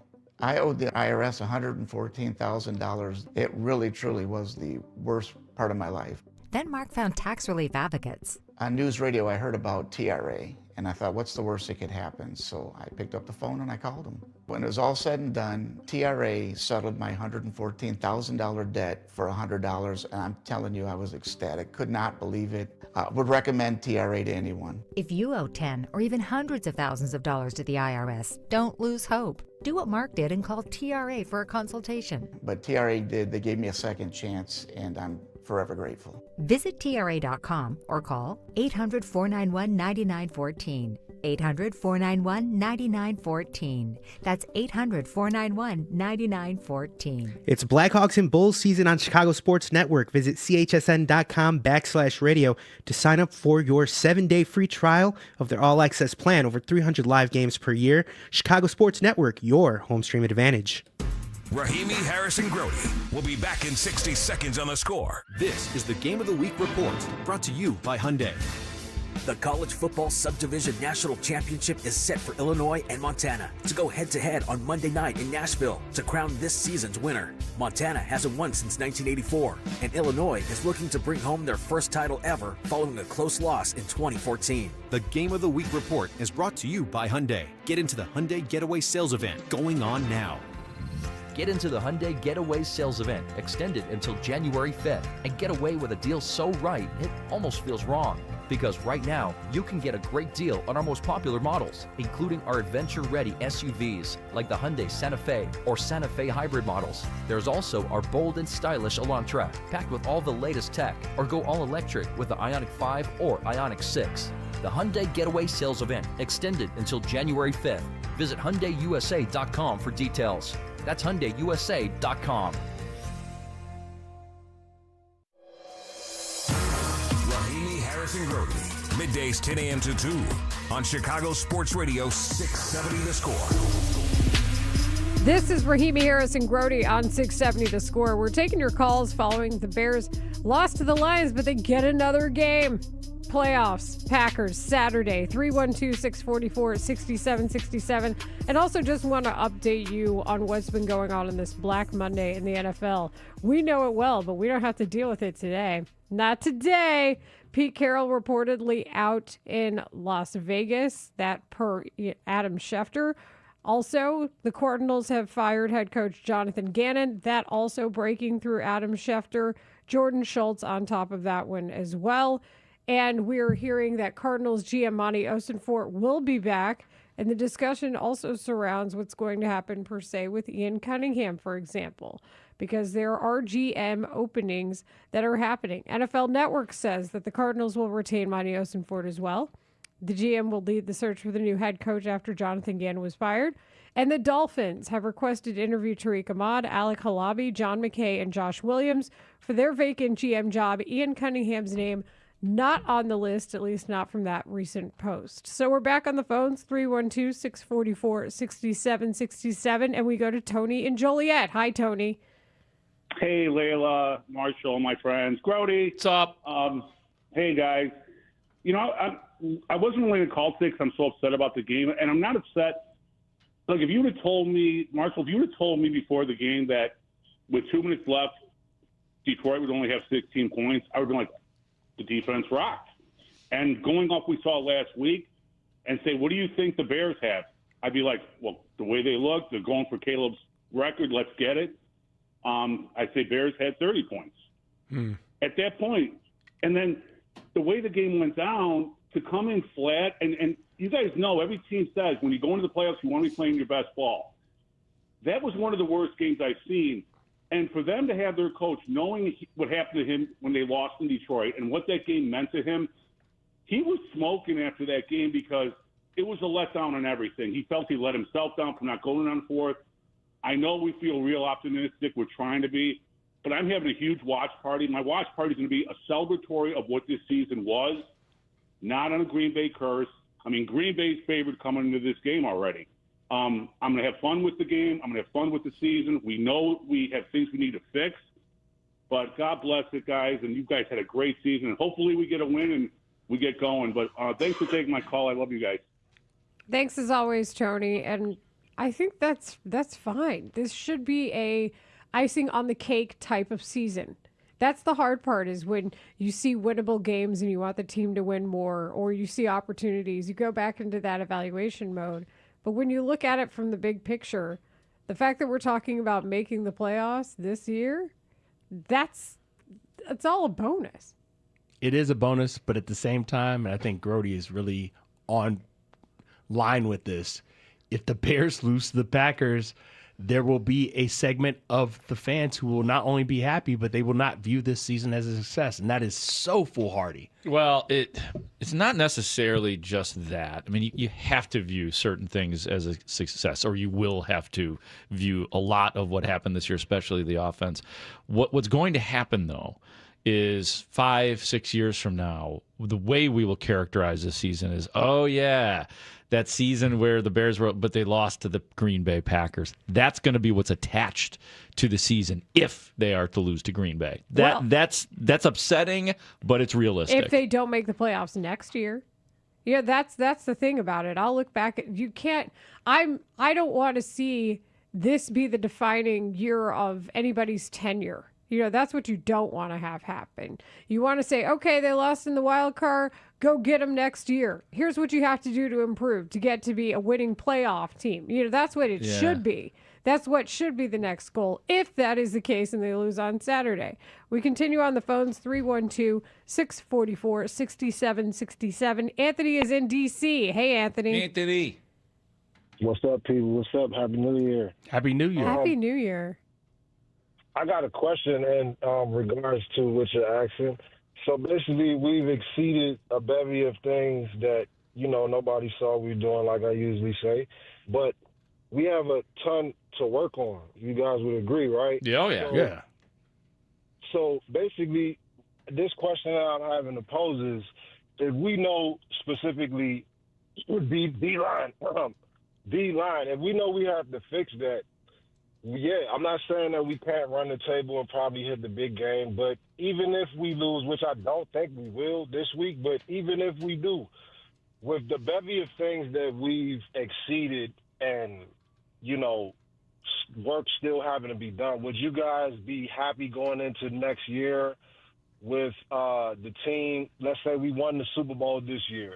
Would you be happy knowing that, okay, we kind of got there luckily, or would you, and not win another Super Bowl for 40 years? Or would you guys, we had some sustainability? Wow. What is the opportunity cost of a Super Bowl? That is. Anthony is walking into what I like to call a sports monkey's paw. Oh, man. Well, we've done it once with the 85 Bears. And we kind of had a sports monkey's paw last week when Patrick Manley asked, if you have to pick one and only one, is it Caleb Williams or Ben Johnson? Ooh. So this is a sports monkey's paw. Here's how I sit with this.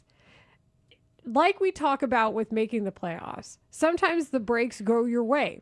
We've mentioned all the backup quarterbacks the Bears have faced this season, for example.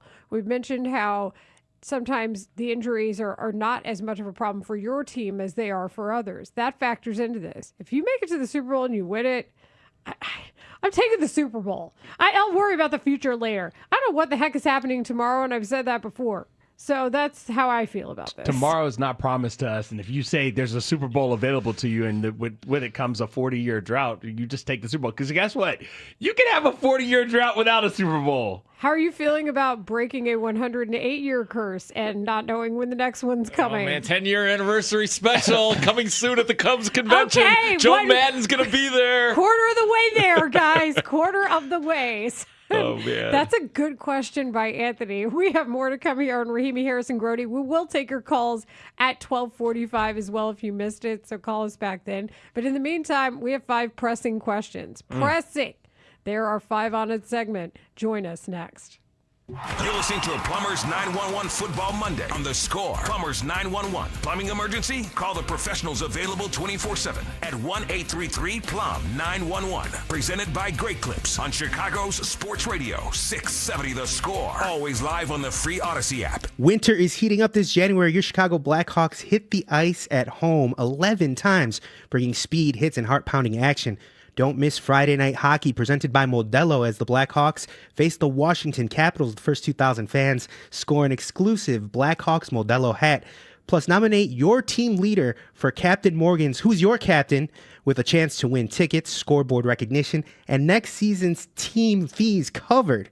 Get tickets or enter now at blackhawks.com/tickets or /promotions. Plumbing emergency? Plumbers 911 helps you connect with a fully licensed plumbing contractor who can help with any plumbing issue at any time. Their professional plumbers are highly trained, background checked, and insured. They can address and resolve emergencies, including leak detection, water heaters, sump pumps, repiping, and more. Plumbers 911 phones are open 24/7 at 1-833-PLUM-911. Dial 1-833-PLUM-911. Plumbers 911, where they do it right the first time.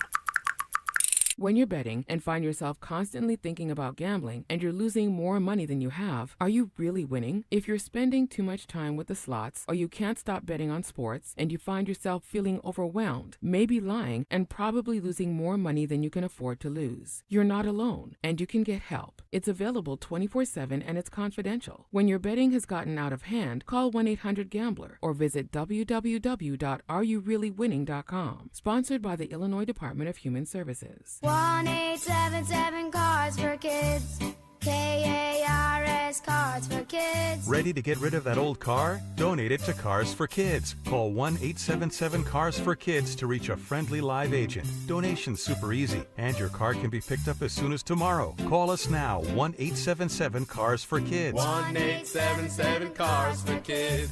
Donate your car today. Did you know you can donate real estate too? Start the year moving, not hurting. If joint pain is holding you back, listen up. There's a way to get real relief without surgery, without downtime, and without putting your life on pause. Dr. Ashley Caravelli and the other medical pros at QC Kinetics here in Chicago deliver regenerative treatments that actually help your body repair the areas that are causing you pain. Instead of facing an invasive operation that sidelines you for months, these treatments happen right in the office and you go about your day. January is supposed to be your clean slate. Stop managing the pain. Start solving it with QC Kinetics. Call now for your free consultation. 312-847-4347. That's 312-847-4347. QC Kinetics, 312-847-4347. What's the best home improvement you can do this winter? Transform your garage with a gleaming new Comer & Cross garage floor. Now is the time to call them. During their preseason sale, you'll get a phenomenal Comer & Cross garage floor price, and they'll install it when you want it. Comer & Cross makes it so easy. They take out your stuff for you. They'll fix your cracks and pits perfectly in one day. I love mine, a Comer & Cross garage floor. That's the gold standard, guaranteed to never chip, crack, or show tire lift like epoxy or paint ever. Their installers are professionals, no subcontractors at Comer & Cross. Call them now, 1-800-NEW-FLOOR. Lock in your preseason price and installation when you want it. That's 1-800-NEW-FLOOR, or go to COMER, ComerCross.com. More Rahimi, Harris, and Grody. Back in 60 seconds on 670 The Score. I'm Piera Palazzolo, VP of Digital Marketing for the American Management Association, a company focused on the management training skills needed to enhance the careers of business professionals. We did our research when it came to the best companies for website development and chose AmericanEagle.com. And we couldn't be happier. AmericanEagle.com worked closely with us to understand the front and back end requirements needed to launch an e-commerce website that could handle the complexities of running thousands of seminars nationwide, our robust new website and improved SEO saw immediate increases in site traffic and web revenue. If you're in need of managerial effectiveness and success, visit our website at amanet.org. If you're in need of a website that provides an unparalleled consumer experience, I highly recommend AmericanEagle.com. Transform your business today. Dial 877-WebNow1 for a free digital consultation with AmericanEagle.com. The Bears close the regular season with the loss against the Lions at Soldier Field. Next up, a rematch against the hated Green Bay Packers on Wild Card Weekend. Keep it here as the score team breaks down the game. Plus, we'll have your reaction too, right here on Chicago's Sports Radio 670 The Score. Broadcasting live from the Hyundai Studios. Presented to you in part by your local Hyundai dealers. WSCR Chicago, WBMX HD2 Chicago, and Odyssey Sports Station. The Score! This hour is brought to you by Vasectomy Clinics of Chicago. It's time for 5 on. Layla Rahimi and Marshall Harris with Mark Grody bring you 5 topics on their minds today on Chicago Sports Radio 670 The Score. You are listening to 5 on It on a Plumbers 911 Football Monday presented by Busey Bank and Great Clips. And here is number 1. What was the worst part of the Bears' 1916 loss to the Lions in the regular season finale at Soldier Field? I feel like, unfortunately, the worst part was that the best defensive stop the Bears got was when the Lions called a trick play that didn't work. Like, that was insulting to everybody. I agree with Ben Johnson. Job gets a lot easier defensively if the offense stays on the field longer and sustains more drives. We talked about the difference between how many plays were run between the two teams at the half. That's not what you want to see. You don't want to see somebody have an all-world half like Amon-Ra St. Brown had, similar to what Christian McCaffrey did the week before. That's going to put you in a hole. But unfortunately, when the Bears needed stops, that just wasn't the case. And then not just that, but the way the Lions were mocking the Bears' first down celebration, that was petty. That was incredibly petty. But yeah, so worst part was probably the first down that they would get because the Bears unfortunately couldn't stop a lot of drives. And then them mocking the Kobe Bryant celebration for first down at their place. Come on, man. Mm-hmm. The worst part for me was coming to the understanding and now being resigned to the fact that the Bears secondary is somewhat cooked. If they're not creating turnovers, they're giving up play after play after play. And specifically, to watch Amon-Ra St. Brown catch balls repeatedly to the tune of 9 catches on 11 targets in the first half for a $110, and understand that he was either alone in the frame as I was watching on TV or somebody like, I don't know, Jalen Johnson was trying to catch up with him. It was disheartening. It was disconcerting. And it was a tell for me that going forward, this is what the Bears secondary is probably going to look like. Now, insert Tyreek Stevenson and maybe you get a different result. Kyler Gordon comes out. Maybe you get a different result. But what's built as a strength of this team heading into the season is clearly one of the things you have to ask yourself. Is Christian Watson going to have another game like that? Flashes back to game 1 versus Green Bay. I mean, the defense is the answer. But I will say some things that I was very disappointed about with the offense. I was one of the people that was very disappointed that Caleb did not get the 4,000. I'm glad he passed Eric Kramer's 1995 single-season record. But I do think symbolically, however you want to phrase it, it's just so important that and I think Caleb Williams could very well do it next year, and maybe he'll even do it in 16 games to keep people quiet about that. That was disappointing to me. And again, I know we talked about it a little bit. You didn't put up a point until the third quarter of the game. It's 16-0 in the third quarter with the defense just barely hanging on. As in they're bending like crazy, but they're giving up field goals to the Bears defense. As bad as the Bears defense was, to their credit, they're giving up field goals and almost begging the offense, come on, man, we need you guys. And it was like the pass to Jade Walker, the 25-yard touchdown, the 19-yard touchdown to Cole Kmet, both with subsequent 2-pointers. awesome, great stuff. Even the 2-pointers were pretty sick. But it wasn't enough. I hope this is a lesson learned by the entire team, but I was pretty disappointed with the overall performance of the Bears offense on this day.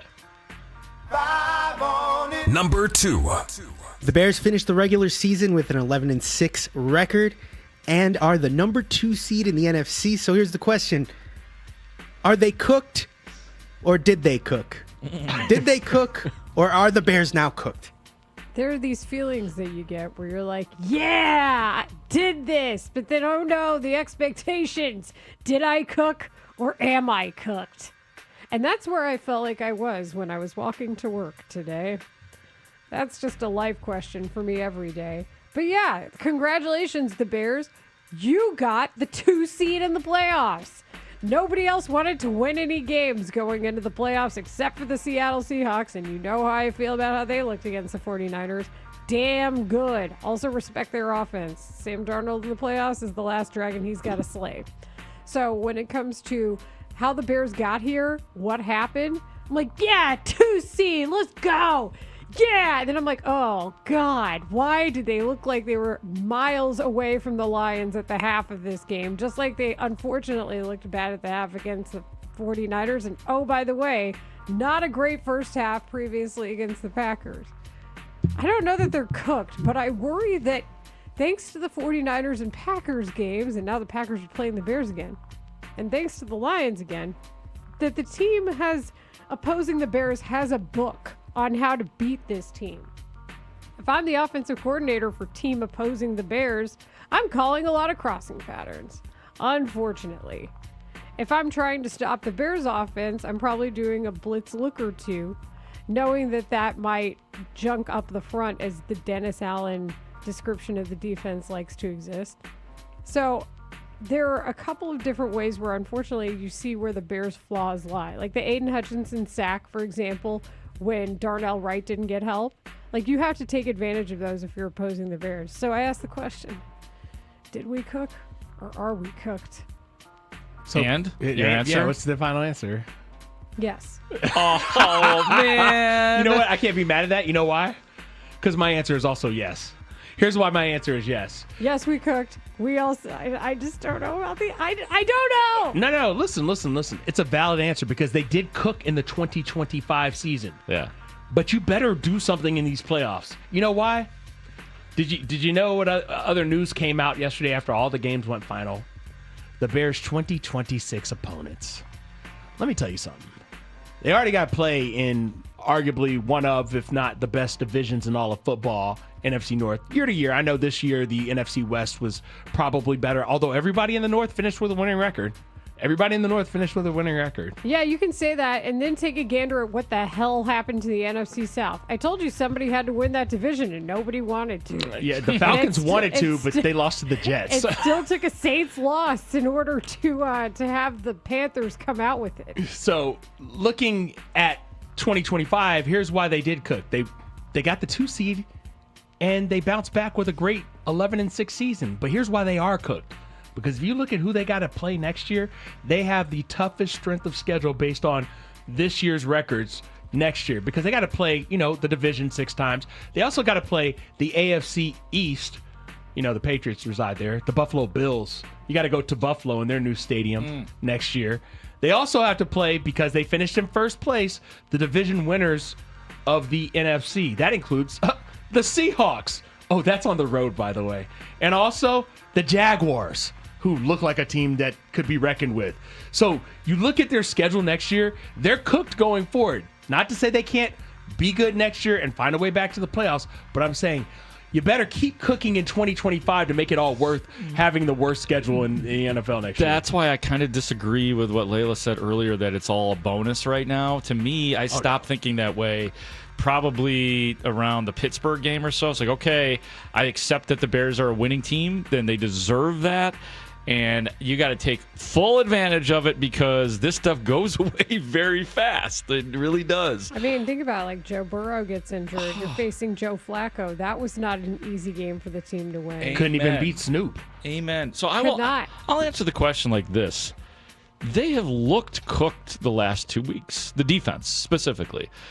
offense did not look particularly good yesterday either, but the offense did look good against San Francisco. So the defense has looked cooked for the last 2 years. I don't think they are cooked because, look, the Bears came very close to winning both games against Green Bay if it wasn't for that darn interception in the end zone in the first game against Green Bay. And I know Green Bay outplayed the Bears.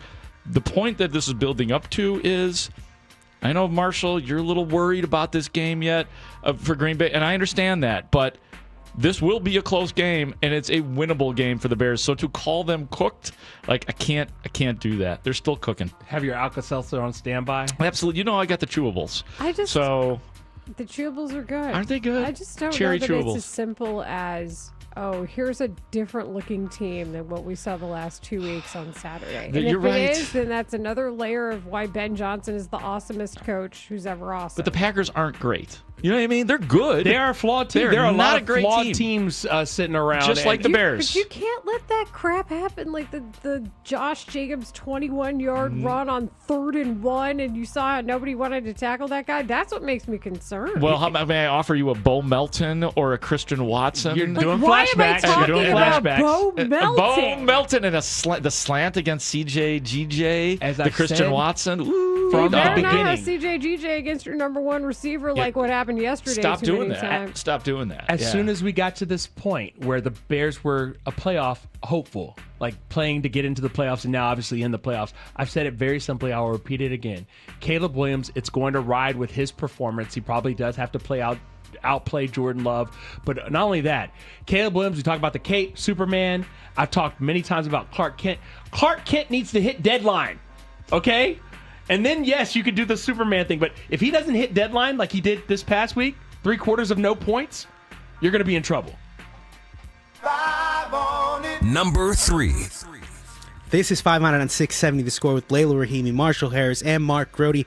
After the loss to the Lions, Bears coach Ben Johnson shared his playoff approach. You talked about trying to avoid 2 losses going into the postseason. What do you do this week to flip the script and to get back on track here? Yeah, I let them know that it's a new season, so we're starting fresh right now, and if we want to make the most out of this new season, we need to go on a 4-game winning streak, which we've done twice already this year.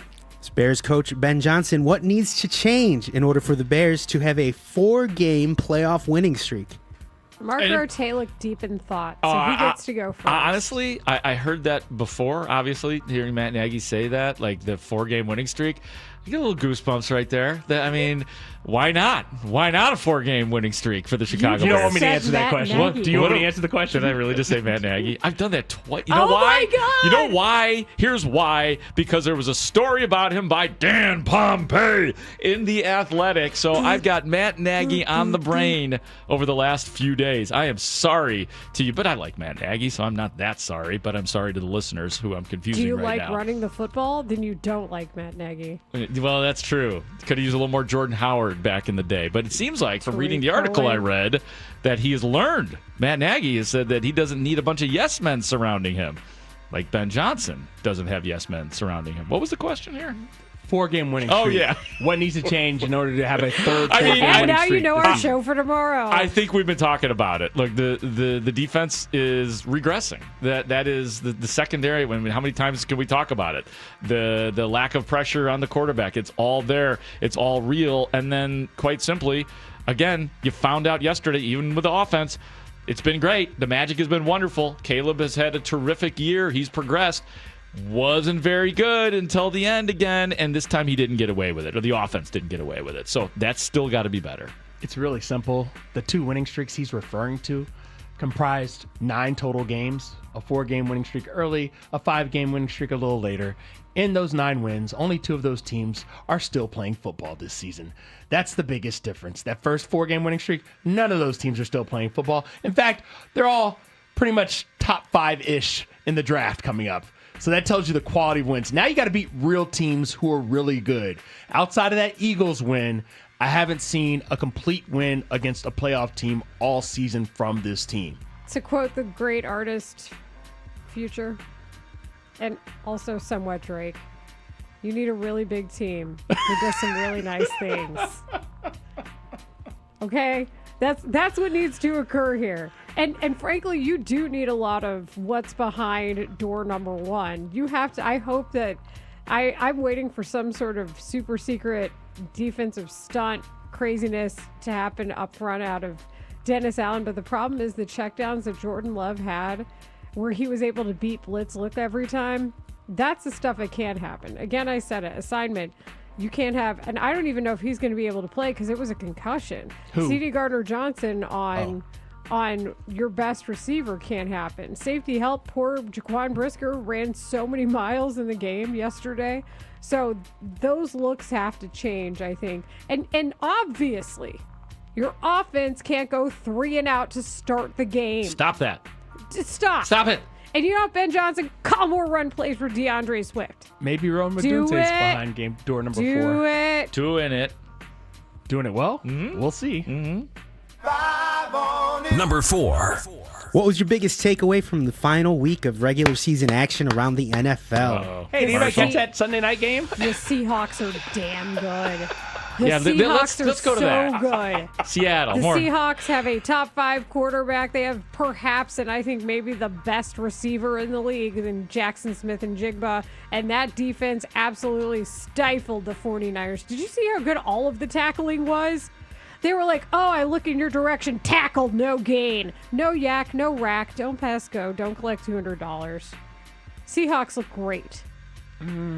Their quarterback is questionable. He's got 14 picks on the year. I don't trust him. He's top 5 in passing in the league. That's Give cool. him some credit. That's cool. We'll see what he does when he gets on the road. Oh, wait, they don't go on the road. My bad. Mark, tell me about that Sunday night game. I have to say, while I want an apology. Here's what I will say. And this little thing going on is because Marshall at the beginning of the year told Layla and I that the ceiling for the Pittsburgh Steelers and Aaron Rodgers is the Super Bowl. I rejected that because I thought things would implode. I thought that Aaron Rodgers would pull an Aaron Rodgers, and I thought that the natural aging process would overtake him, which still could happen anytime. And how many wins did you say they have? How many wins did you say they'd have? I don't remember what I said. Did I say 6 or something like that? Yeah, I might have that's said what you 6. So I'm not going to apologize necessarily because I have way too much pride. But I will think you say, just got as much as you're going to get. I will say, I was very entertained by the game, and I actually, when Aaron Rodgers makes the game-winning play of what turned out to be the game-winning play after the missed field goal at the end, I was like, that's pretty awesome. I mean, I stepped out of character for one moment, and I was like, what a great game. What a good moment for Aaron Rodgers. Is that enough for you, Did you for see now? the camera in Mike Tomlin's face? Do you have to have an apology? Was it a moment for Aaron Rodgers, or was it a collapse by the part of that poor kicker who had to replace Justin? Oh no, absolutely. Tucker? Oh no, absolutely. I'm just talking about the drive before. Like the back and forthness of it was fantastic. It's a great game. It really was. But you're right, Layla. Of course, the missed kick, which should have made. Well, I don't know if that somebody got a hand on that ball, or if it was just good old fashioned wide right. Yeah, I mean you gotta make that. He right away the kicker puts his hands over his eyes as if he was crying in that moment. So yeah, felt bad for the kicker, but I was entertained. Is that enough for you, Marshall? Yes. For now, We're running out of time. So Okay. Yeah, yes. you know that's the only what? reason why. Executive decision. We're going to continue 5 on it in our last question in our next segment. We can do that. So go ahead, answer the question, Marshall.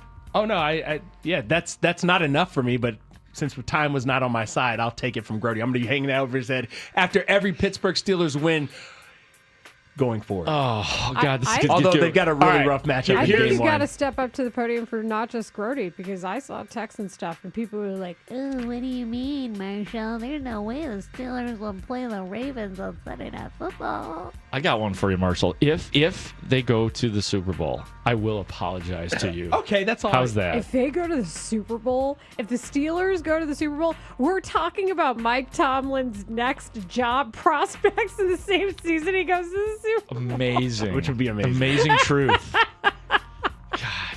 I did enjoy him looking directly into the camera and being like, yeah, what's good now? Yeah, I Uh-huh. enjoyed that last night. That was hilarious. What you want now?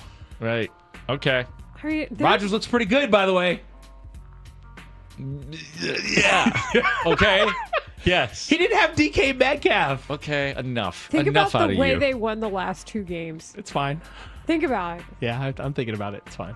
Like a pass interference call and then missed field goal. Smoke and mirrors, baby. All right, so our next 5-on-1 question I've decided should come next after the break. So it's going to. This is an excellent trivia question, and it's got me stumped. So that's coming up. The Bears end the regular season with a record of 11-6 after losing to the Lions. Mully here from the Mully and Haugh Show, mornings 5:30 to 10. Stick around as all our shows dissect and analyze the game from every angle and start to get ready for round 3 of Bears-Packers on Wild Card Weekend here on Chicago Sports Radio 670 The Score, always live on the free Odyssey app. This segment is brought to you by AlmostFreeTeeth.com. Save on dental implants today. Tired of hiding your smile? At AlmostFreeTeeth.com. AlmostFreeTeeth.com. They make full mouth implants affordable. Save up to 95%. Get your confidence back at AlmostFreeTeeth.com. Get ready for the college football playoff with a $9.99 haircut coupon from Great Clips. Kick off your game day look with convenient online check-in in the Great Clips app. The skilled stylists at Great Clips salons will save your haircut details in clip notes. And with a $9.99 haircut coupon, you'll score elite savings too. Visit GreatClips.com/football to get a $9.99 haircut coupon. But hurry, offer ends soon. Great Clips, official sponsor of the college football playoff. Valid only at participating U.S. salons. Terms apply. New year, new goals, and fresh FSA funds. If you've been thinking about a vasectomy, stop putting it off. The start of the new year is the smartest time to book at Vasectomy Clinics of Chicago. Why? You can use your renewed flexible spending or HSA dollars to pay for it using pre-tax money. We offer a quick 30-minute in-office procedure that is virtually painless. No needle, no scalpel, and absolutely no hospital stay. It's the safest, simplest way to take control of your future. With 5 convenient locations including downtown Chicago at Lake Point Tower with free valet parking, plus Naperville, Tinley Park, Arlington Heights, and Barrington. We are right in your neighborhood. Make your resolution reality and use your fresh FSA funds. Visit vasectomychicago.com or call 877-877-4VAS. That's 877-877-4827. Vasectomy Clinics of Chicago. Your family is complete. Now your planning is too. I'm Bob Burke, founder and chairman of Burke America Parts Group, a family of brands that includes RepairClinic.com, an appliance and HVAC parts solution company that's grown into an international brand. Before AmericanEagle.com, we partially launched a new technology platform developed by another firm. American Eagle helped take our technology to a whole new level with digital marketing, software development, and business insights into our key markets, appliances, HVAC, and outdoor power equipment, and did so both on time and on budget.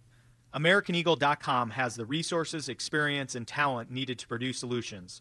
Our new technology platform, developed by AmericanEagle.com, has produced tremendous results with higher traffic, conversion, engagement, and online revenue. If you have any home repairs you need to take care of, check us out at RepairClinic.com. If you need a world-class website or technology project, then I would highly recommend AmericanEagle.com. Call AmericanEagle.com at 773-NETWORK. That's AmericanEagle.com, 773-NETWORK. Plumbing emergency? Call Plumbers 911. Available 24/7 at 1-833-PLUM-911. Licensed, highly trained plumbing professionals ready to answer your call. 1-833-PLUM-911, where they do it right the first time. At Busey Bank, we provide sound advice and vast resources that ensure a personalized approach to your legacy. Busey Bank, building business, growing wealth since 1868. Member FDIC. What if your instincts could pay off? With Robinhood Prediction Markets, you could put your sports IQ to work on the games you know best. It's not you against the house. It's you participating in a live market. Buy or sell your predictions all game long. Trade every play with Robinhood. Visit Robinhood.com/predict. That's Robinhood.com/predict. Futures and cleared swaps trading involves significant risk and is not appropriate for everyone. Event contracts are offered by Robinhood Derivatives LLC, a registered futures commission merchant and swap firm. Allstate's new home insurance is now better than ever. We're making getting the right home insurance that's right for you super easy with our improved online quoting tool. It explains how each coverage option works for you without the headache. Yep, you can start protecting your home in a matter of minutes. So check Allstate first for home insurance that's better than ever. You're in good hands with Allstate. Savings vary. Coverage subject to terms, qualifications, and availability. Allstate North American Insurance Company and affiliates, Northbrook, Illinois. This is an Odyssey Sports Minute. Presented by Robinhood. Your money, your move. The Jacksonville Jaguars won the AFC South, and they have won 8 in a row heading into the playoffs. winning those 8 games by an average of 19 points per game. Outside of Josh Allen, the former number 1 pick Trevor Lawrence might be the most dangerous quarterback in the AFC playoffs. I'm Chris Black.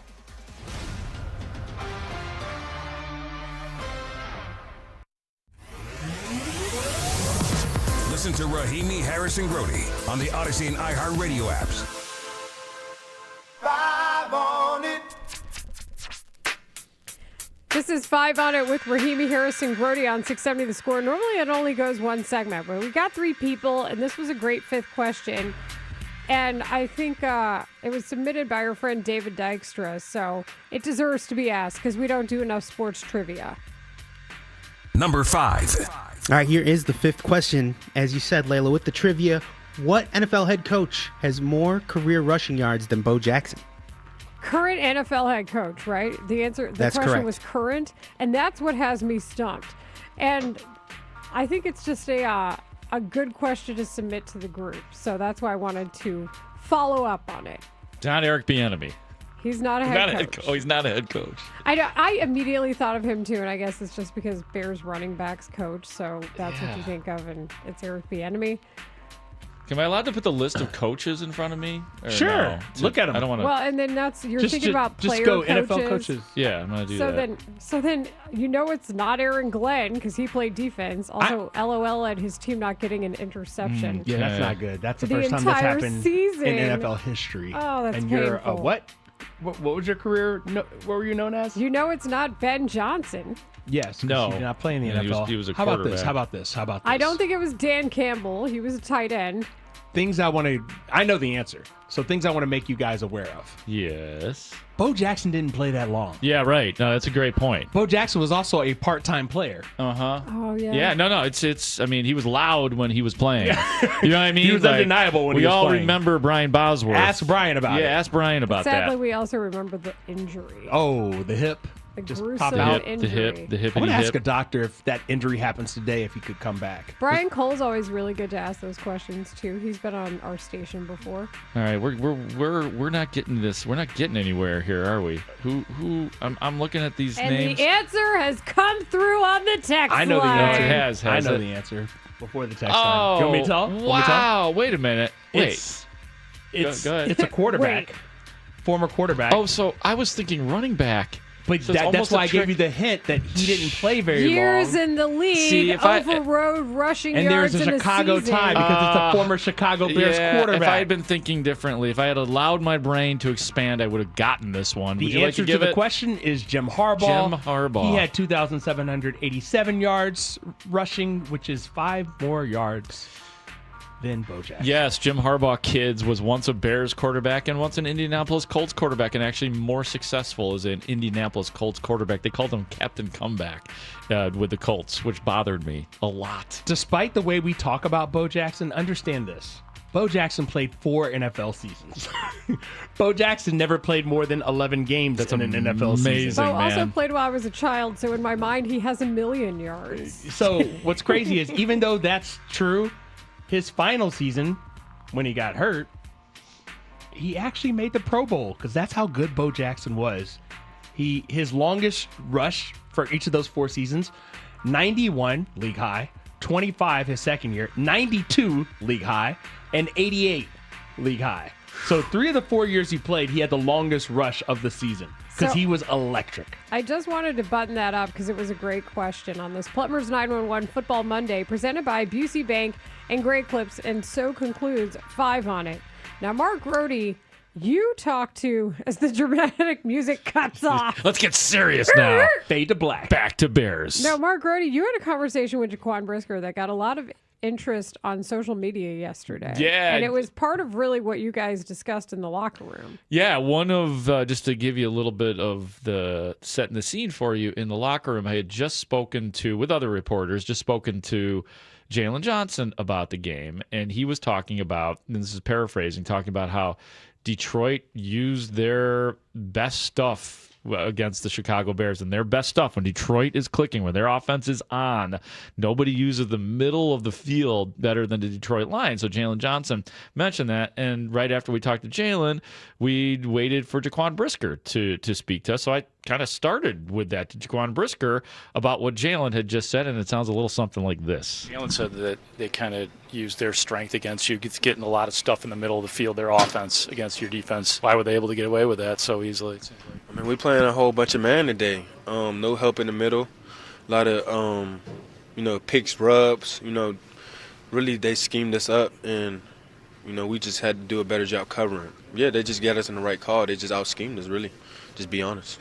He kind of said both there. I mean, he's definitely calling out the scheme and subsequently the coaches on this, and Dennis Allen and whomever is involved, but he also said what is correct. They needed to cover better as well.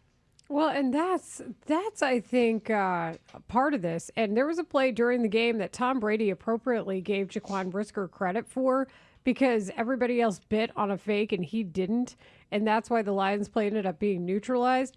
The difference between these two games, though, the Lions game this past Sunday and the one in Week 2, is obviously the lack of explosive plays that the Lions had in Week 2 compared to what happened. That's how you get to 52 points, was a lot of the bombs that we saw being thrown by Jared Goff in Detroit that time. So at least that didn't happen this time.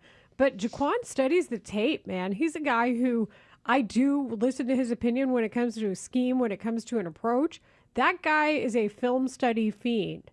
So when he talks about stuff like this, I'm very interested in what he has to say. Yeah, I think it was interesting, too, what Big Ant was saying about it and the fact that there was so much man being played. And what Ant was saying was Dennis Allen just trying stuff, like working, using this opportunity, which sounds crazy if you really are serious about winning the game. So I'm trying to give Dennis Allen the benefit of the doubt because Jaquan Brisker just kind of sold him out right there. You know why it doesn't sound crazy? Because did you check the tape of the previous game? What else were they supposed to do but just try stuff? They gave up 1,000 whatever doing what they were trying to do. They're like, 496 yards. Or it's a fair point, Marshall. You got to do something. About the Week 2 game. So, no, I'm talking about the 49ers game. Yeah. Looking at this is relative to that, you got to do something different. You got to do something different. So yes, you just have to start trying stuff. Yeah. Because in looking back a week ago, you're saying our defense probably can't be worse than it was in that performance. And so then you start trying different stuff. And to be fair, they held them to 19 points, which is not only a lot less than the 50-plus points they gave up in Week 2, but is also a lot less than the 49ers. You're saying it worked. No, but listen, if I told you the Bears need to score 20 points to win this game against the Lions going into the game, you would have been like, sign me up for doubt. that. No doubt. Yeah, I'd have said bet they win. And somebody last week on our text line said... They were like, "Oh, interesting approach. A bend and break defense." yeah. And I've been laughing at that all week. So now what you do, at least what you have, Grody, and I'll give this credit to Dennis Allen, despite what Jaquan Brisker said, and he's not wrong, is you have Dennis Allen being able to take the tape of now the last couple of games. Maybe you get Kyler Gordon back. Maybe. I'm not saying that's going to happen. And will he be a hundo even if he's in? Well, more importantly, will somebody... No, he will not. Probably not, Layla. Will C.D. Gardner-Johnson be back from concussion protocol? Yeah. Because if he's not back, now what are you doing? And then will they stop leaving him on an island? When Christian Watson gets a slant, are they going to have him? Well, I think Tyreek Stevenson will be back. He was healthy. But that's the most confounding part about the entire defensive look yesterday, was how many times C.D. Gardner-Johnson was on Amon-Ra St. Brown. Oh, God. Yeah, that should never happen. Guys, watching from the press box, watching those passing plays come together, it's like a horror movie, because we get to see from up top.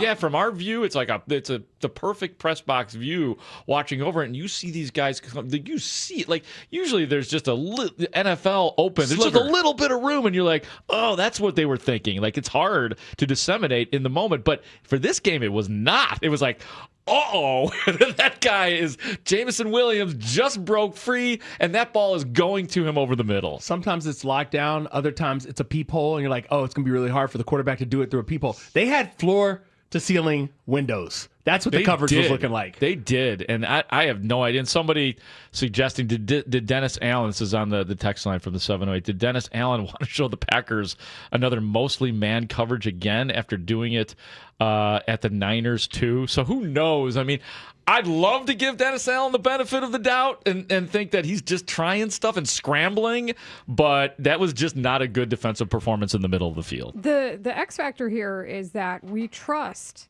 Dennis Allen and his experience to give him the benefit of the doubt. 100. And we trust Ben Johnson to do the same. That's what makes us different. Like, we don't look at it as coaching breakdowns here because we're like, what's the strategy behind this? That then becomes the question. And it almost sounds like the players are repeating it. However, neither strategy has worked. And both times, and also against the Packers, they have done a lot of blitz look, or they've rolled up blitzes that had previously worked against lesser opponents. And the Packers, thusly, I think were the first team that really checked down well out of it. Like, Jordan Love was absolutely surgical in the way that he would be able to release the ball before the blitz was picked up. And then additionally, we did see that in these last two games. Like, that's the hard part. You had quality opponents, and you're trying to figure out how much of this is a fake out and how much of this is working on something else and how much of this is what happens when your guys aren't healthy enough. You ever chew some gum and then thrown it up against the wall to see it stick? Never, ever. So never when done you that do once that, in my life. well, I've done that before. I did it with pasta. Yeah, I do it with that's pasta. You used to think pasta was done if you threw the noodle against the wall. It's true. If it sticks, you can right? also it's just done. eat it. You can have a bite of the pasta and that know will it's let done. you know. That's a different way to do it. I try a less messy way to do it. I try really hard to get El Dente down. But It's the point I tough. was making with the gum is, even when you chew it up and it's wet and it's obviously sticky because gum is sticky, you have to throw it just right for it to stick against the wall. Otherwise, it bounces off. Otherwise, it just falls straight down. I think they're in the chewing gum trying to. Is this an Alabama thing? Is this what you did as a child? You guys want to do a little gum throwing? You're outside bored and you're chewing gum and there's a cement wall on the outside of a building. Sometimes you just do. Were you never a kid? I was. I did a lot of kid stuff, but I don't remember throwing gum up against the wall. Maybe. Layla, did you? We threw pecans into the street to hear cars run over them. We were literally throwing away money because pecans were so plentiful that they would just fall into the street and they would be green, because they weren't ripe yet. And then you got to shell the thing. And it's a whole process. Shelling is. So we would throw these pecans into the street and listen to the crunch of cars running over them. And we're like, oh, that was a good one. That's what we used to do. And even now for entertainment, sometimes on Chicago River North residential streets, I will watch cars for fun bite it on speed bumps. Wow. Never gets old. That's fun in the neighborhood if you have dips or speed bumps, either one, to watch cars that obviously don't live there, trying to navigate. You're going too fast into it. Pop. Yeah. So that's my entertainment when I'm not watching football, guys. But back to Dennis Allen, back to gum. Well, get Dennis Allen gum, however you want to say it. He's got to figure it out this week. But now at least he has 2 games of bad defense to say, well, this did work this one time. Yeah. One time, mind you. And this has not worked at all, so let's eliminate that. And then how are we trying to confuse Jordan Love and company? I don't know that Jordan Love and company can be confused with the personnel that you have at your disposal, sir. Here's also my issue. You can't rush just 4 down linemen. You haven't been able to. But the blitz. I heard you rushed and attacked. But the blitz ain't been effective. But when it has been effective, though, it's been fun and awesome. That's pretty much what I would be using C.D. Gardner-Johnson for at this point. You brought up Kyler Gordon earlier. Kyler Gordon is great at that. Because we know, we've been through it a ton of times. Dennis, that's the guy that Dennis Allen, circled at the beginning of the year. He can do all of this stuff. Unfortunately, whether he's back. I did see. Okay, so I saw Kyler Gordon in the locker room yesterday, and I walked past him, and I go, hey, Kyler. And then he walks past, and then he turns around because he didn't hear me, and he's like, oh, and he smiles at me, and I go, see you in the playoff, be playing in the playoffs, and then he just kept smiling. So that's as far as I could get. He didn't say anything. He didn't say anything. But this guy, he's head faked me that. before. There have been times where he's like, it's looking pretty good for me, and then he doesn't play. So He's And playing. is Playing it a with me dance? is what he's doing. Yeah, is this just a lovely choreographed dance now between you There two? is a dance He that does that is with a lot of done players. between Kyler Gordon and I. So I don't know. I'm just giving you the information I have. He smiled when I said, "Are you going to be playing in the playoffs?" As he was walking out of the Also, locker I have a room. bonus question. Ooh, bonus. I swear on everything holy, you said Yalen when you were talking to Jan. Did you say Yalen Johnson? Wait, when I was talking to who? When Jaquan Brisker, Are you you're serious? like, Yalen said blah, blah, blah. Can we hear the beginning of that again, Ray, if you have the opportunity? Ray's like running everything right now, so we have to be patient with Ray's our the guy. running man. He can do that. Yeah, no, I know he's very capable of doing it, but he's like literally has like 6 or 7 things that he has to keep track of right now. If I said that, like if that's in my subconscious, calling him the soft J, that's hilarious. Yalen said that they kind of use their strength. Yeah, I think he said Yalen. Yalen said that. Yalen said that they kind Yeah, of that's use their Yalen. strength. Yeah, that's a soft J, big guy. That's a Yalen soft said J. that they- I don't know if it is, but I'll just accept it. Oh, no, Yalen it said was. that- You think it is? Hold on. Yalen said that they kind. Yalen said that. There was no J. No, Ja. Yalen said No. that. That was a Yalen Y said that- sound. Wouldn't it be funny Hooked if I on actually phonics went works for me, big guy. The full name. Also- Yalen Johnson, sir. The still frame of Jaquan Brisker in that fur coat talking to Jeff Jodiak had me rolling Man was yesterday warm. on the postgame show on Marquee. Just because of the coat? It You was talking to? the size of it. Yeah, oh, and it's big, man. And it's so good that it's slightly ludicrous, and that's why I love it. And then just Jeff Jodiak being like typical reporter in quarter zip with the mic, and I'm like, Right. yes, this is the contrast I need in life. Like just the luxury and the ridiculousness of the coat and the hood on. He had the hood on. That's what made it so funny. It's cold out there. It is cold. It's very, it's actually freezing, right? Where you see, like, if you're watching Marquee and you're watching whoever's doing the interviews, Joniak doing the interviews, it's so Joniak? cold. Yeah, Yef Joniak, the great Yef Joniak. Yef Joniak, you can read about him all over the place these days. This has been a great year for Yef Joniak. I believe it's his 25th year, too. So shout out to JJ, I know to we Yeye. do love Yef. Shout out to Yeye. But they kind. it's so cold. It's like, Yele. because of all the tunnels. I mean, you're basically outside. So if you don't have a coat on, you're freezing down there waiting to get into the locker room. So Shout out to Yef Joniak and Yalen Johnson. And Jaquan Brisker was right to wear the fur hood. Take the break. We have gone Take the somewhere. break. Well, you know what we're doing next. What's that? Y'all's calls. Oh, 312 your turn. 312-644-6767 because this is a Plumbers 911 Football Monday presented by Busey Bank and Great Clips. And I think if we don't have a couple calls because, people work and stuff, I have a question for you two. Okay. Next. The Bears lose. They end the regular season at 11-6 after falling to the Lions. Stick around as all of our shows and team of Bears experts dissect the game from every angle. Plus, we now switch gears and start to focus on the playoffs when the Bears get another rematch against the hated Packers, this time on Wild Card Weekend. So keep it here on Chicago's Sports Radio 670 The Score. Always live on the free Odyssey and iHeartRadio apps. Listen up, football fans. You won't want to miss this. Right now, new Bet365 customers bet $5 and get $150 in bonus bets, win or lose. So you could turn that $150 into something bigger when you bet on money line, spread, totals, player props. $150 in bonus bets when new customers bet $5. I know where I'm going to bet from now on. Download the app today and see why it's never ordinary at Bet365. Gambling problem? Call 1-800-GAMBLER. 21 plus only. Must be physically located in Illinois. T&Cs apply. In-app only. That first year in your new home matters. With preferred pricing, Redfin and Rocket Mortgage make the path to your next home easier. When you buy with a Redfin agent and finance through Rocket Mortgage, you can lower your interest rate by 1% for 1 year or choose up to $6,000 in closing credits. See how it works at rocketmortgage.com or call 800-4ROCKET.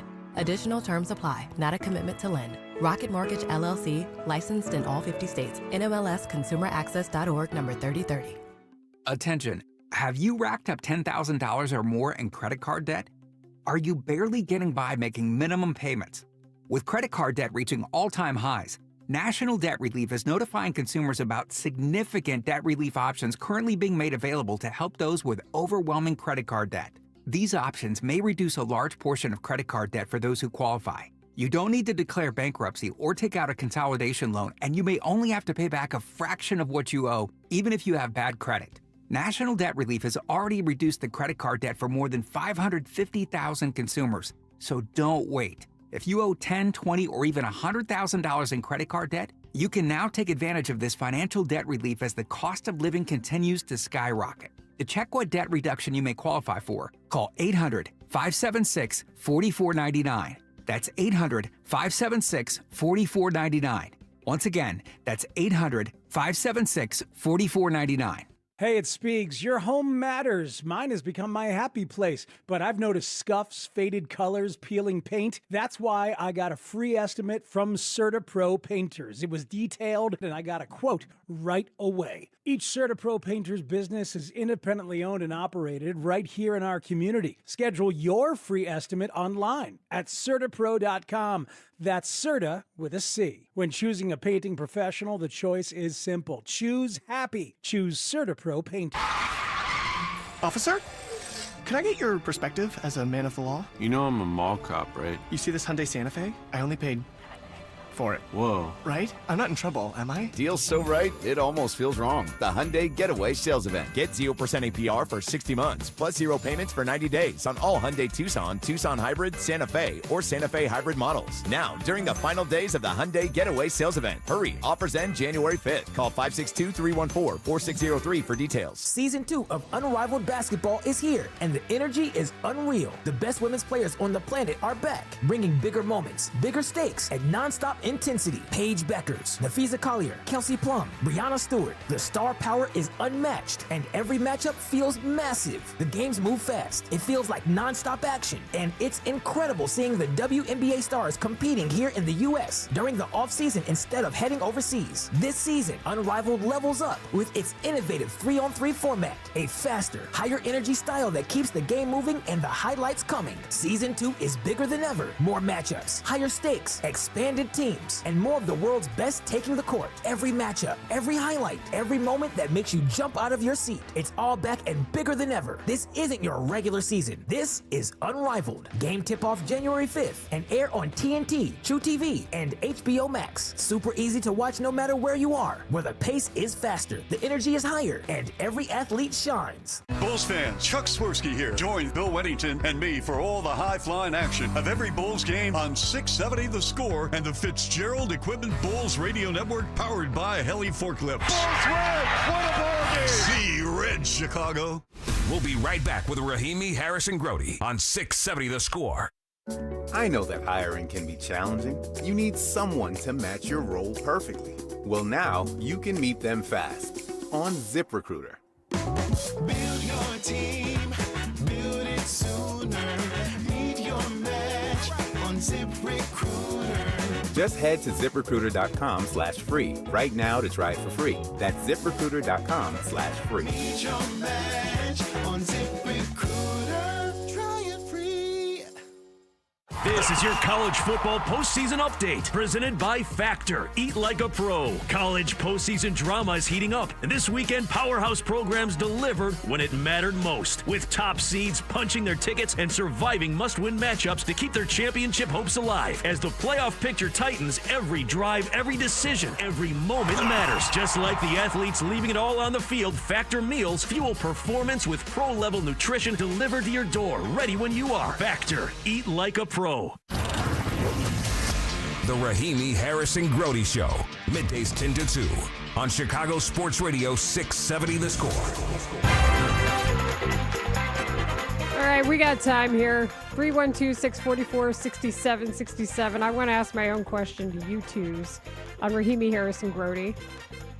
You guys didn't see Amon-Ra St. Brown and the rest of those Lions mocking the Bears' first down celebration and how it escalated throughout the game? I did, actually, but I didn't notice it right away. I give credit to my colleague, Chris Emma, who sits next to me in the press box. He's like, yo, do you see what they're doing? So Chris was paying attention and you weren't? Well, I guess you could put it that way. If that's what you want to deduce from it. Didn't you get enough from me already by bowing down to Aaron Rodgers today, Marshall? I'm just trying to keep that trend going. Oh, you feel like you're getting a win today, don't you? You just need to keep that momentum running. So that that has me with the game show music asking the question, is this petty? And the answer is yes. How That about would have between driven us? me crazy during the game.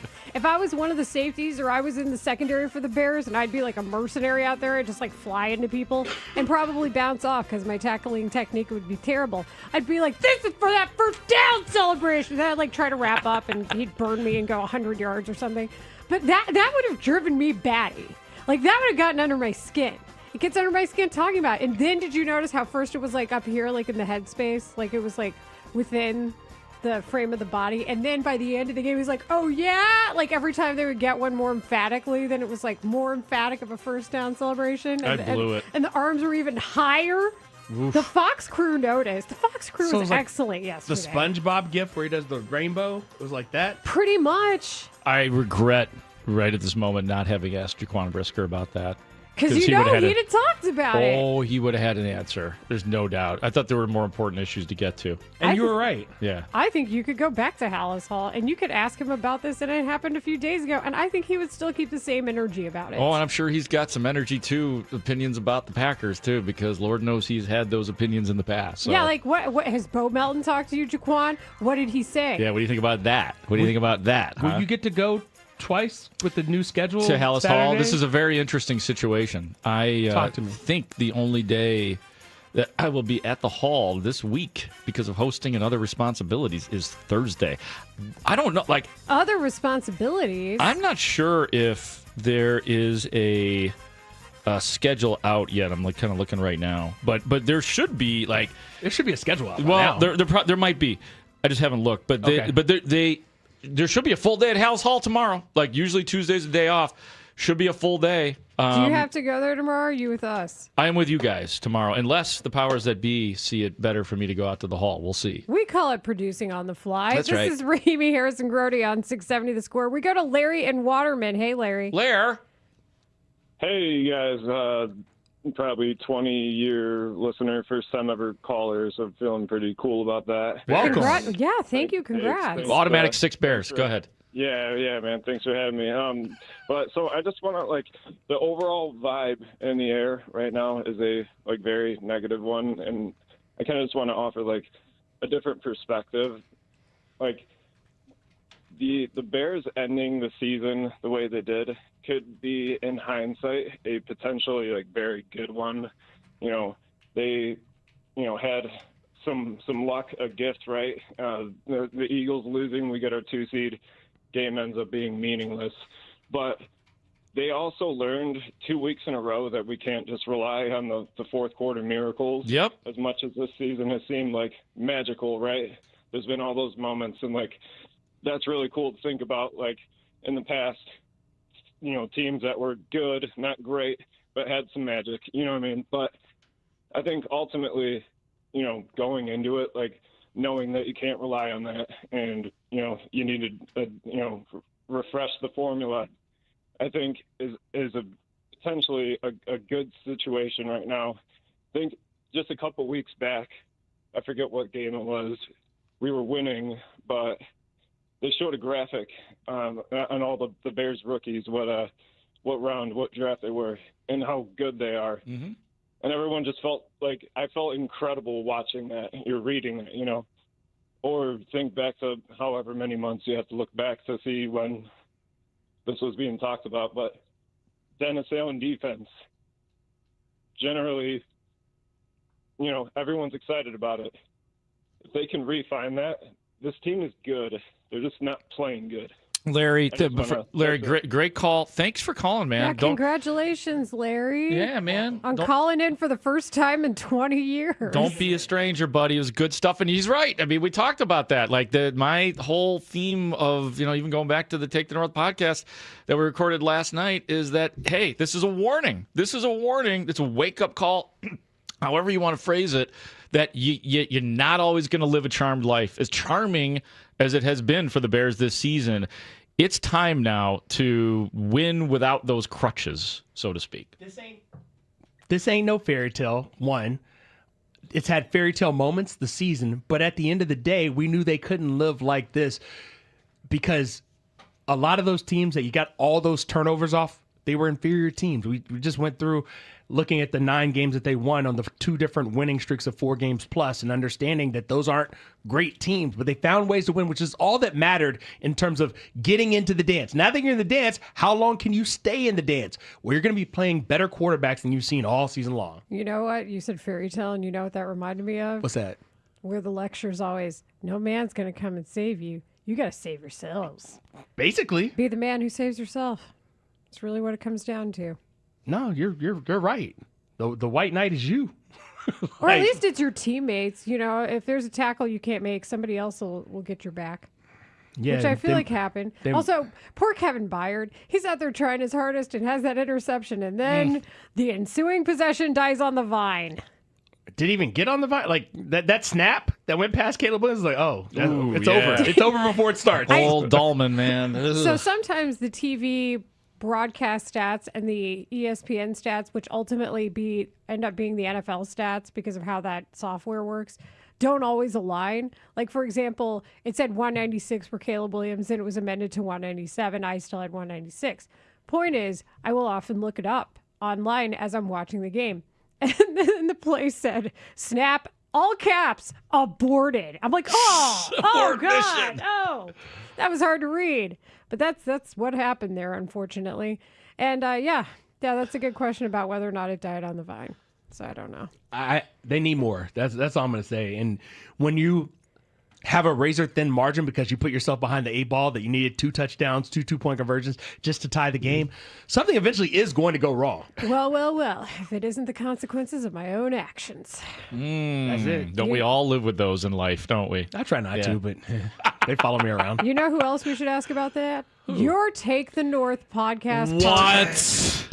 Is Dan Wiederer coming on this radio show next? Yeah, Is that what you're saying, Dan Layla? Wiederer also attempted to get some words out of Ben Johnson yesterday, so we should ask him about that and more coming up next. The Bears end the regular season with a record of 11-6 after losing to the Lions. Mully here from the Mully and Haugh Show, mornings 5:30 to 10. Stick around as all our shows dissect and analyze the game from every angle and start to get ready for round 3 of Bears-Packers on Wild Card Weekend here on Chicago Sports Radio 670 The Score, always live on the free Odyssey app. Hey, football fans, picture this. You bet on your favorite player to score the first touchdown in the game, but his teammate scores instead. If this happens, BetMGM wants to give you another chance at the end zone. With BetMGM's second chance promotion, you'll get your stake back if your first touchdown scores second instead. That's right. Bet on any pro football player to score the first touchdown of the game. If you're right, you win. If your player scores second, you get your stake back in cash. With BetMGM's second chance offer, you have a chance to keep the fun going after the first player crosses the goal line. Try a first TD score wager with confidence today. BetMGM.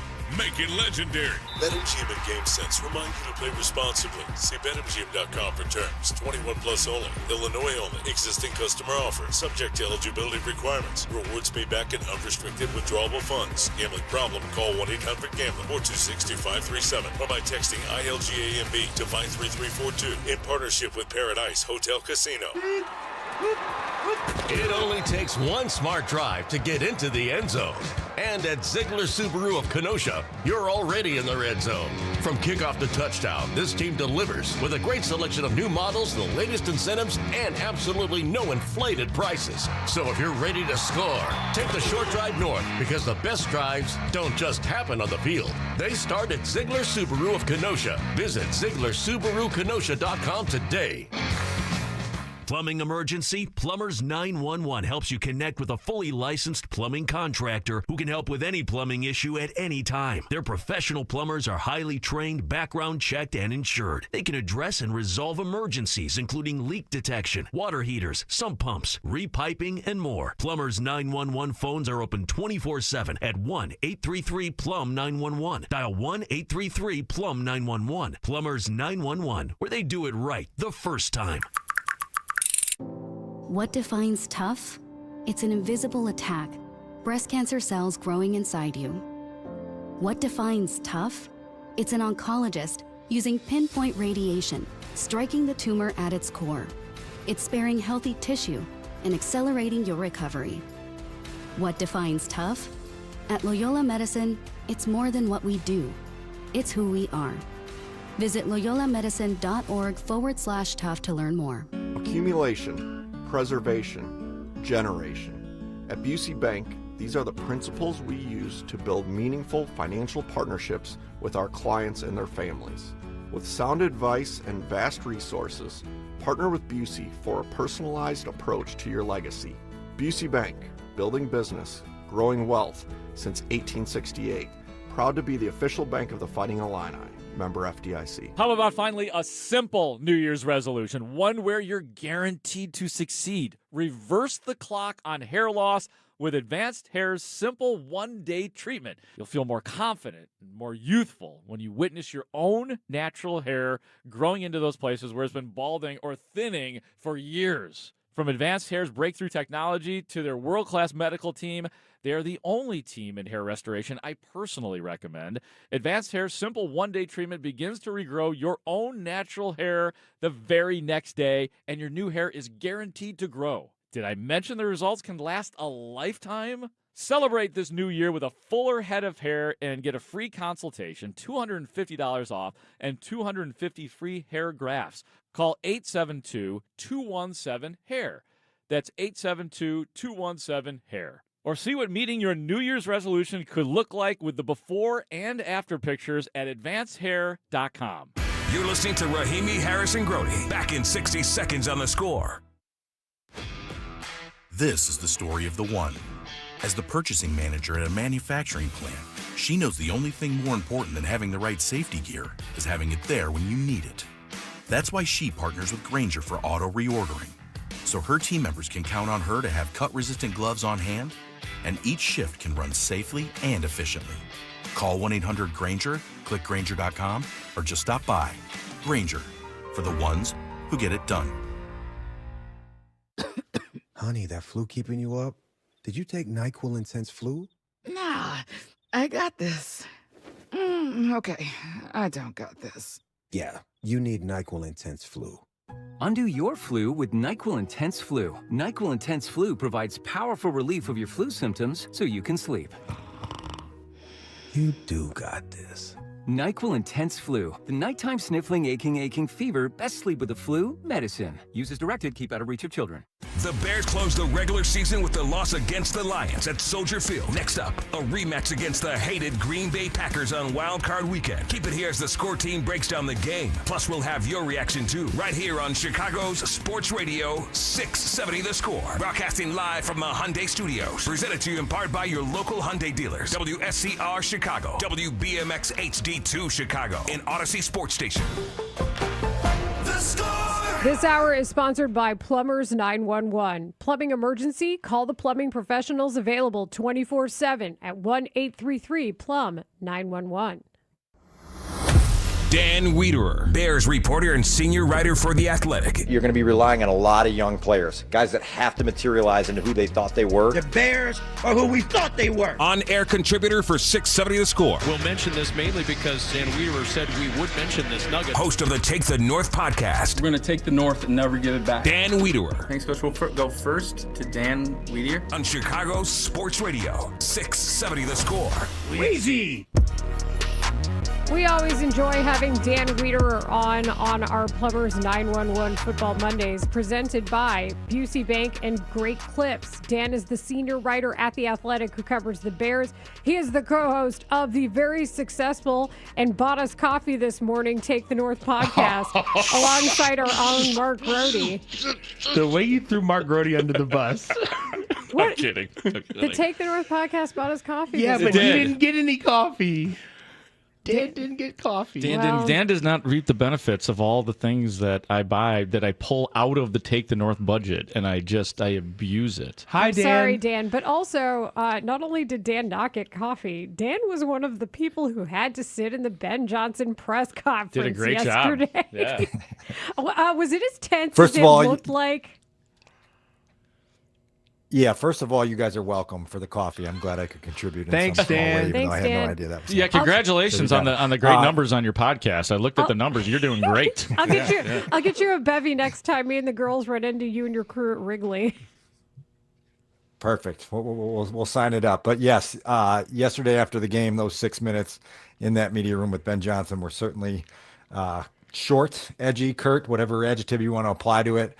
I have seen his day after game interview with Jeff Joniak today that was equally sort of edgy and tense. And so now it's all about Ben finding a way to get himself and his team reset on a short week for a test that is going to be really like a final exam for this football team this week in the playoffs against their rival. Wait, so he's still mad? Oh yeah, we'll get him at 3:00 today over Zoom. We'll see if any of it is subsided.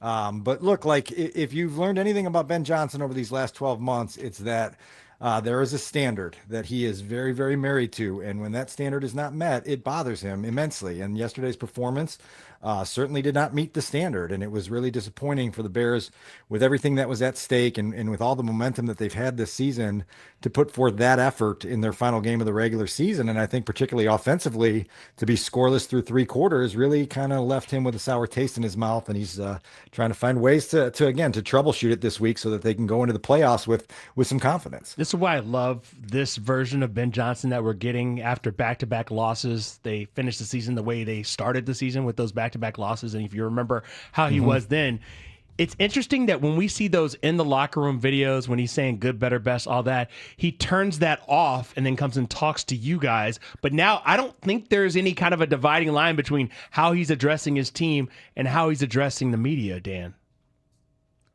Right. And again, like I just, it is a way of life for Ben is to do your job the same way every minute of every day, and so like he expects people around him to match his passion, to match his intensity. And now they're going to have to match the effort of the Green Bay Packers on Saturday night at Soldier Field in a game that's going to have a lot to it. There's going to be a lot of emotion there. And I look, like I understand that the players and the coaches inside House Hall are a lot better at walling themselves off from the anxiety that's in this city.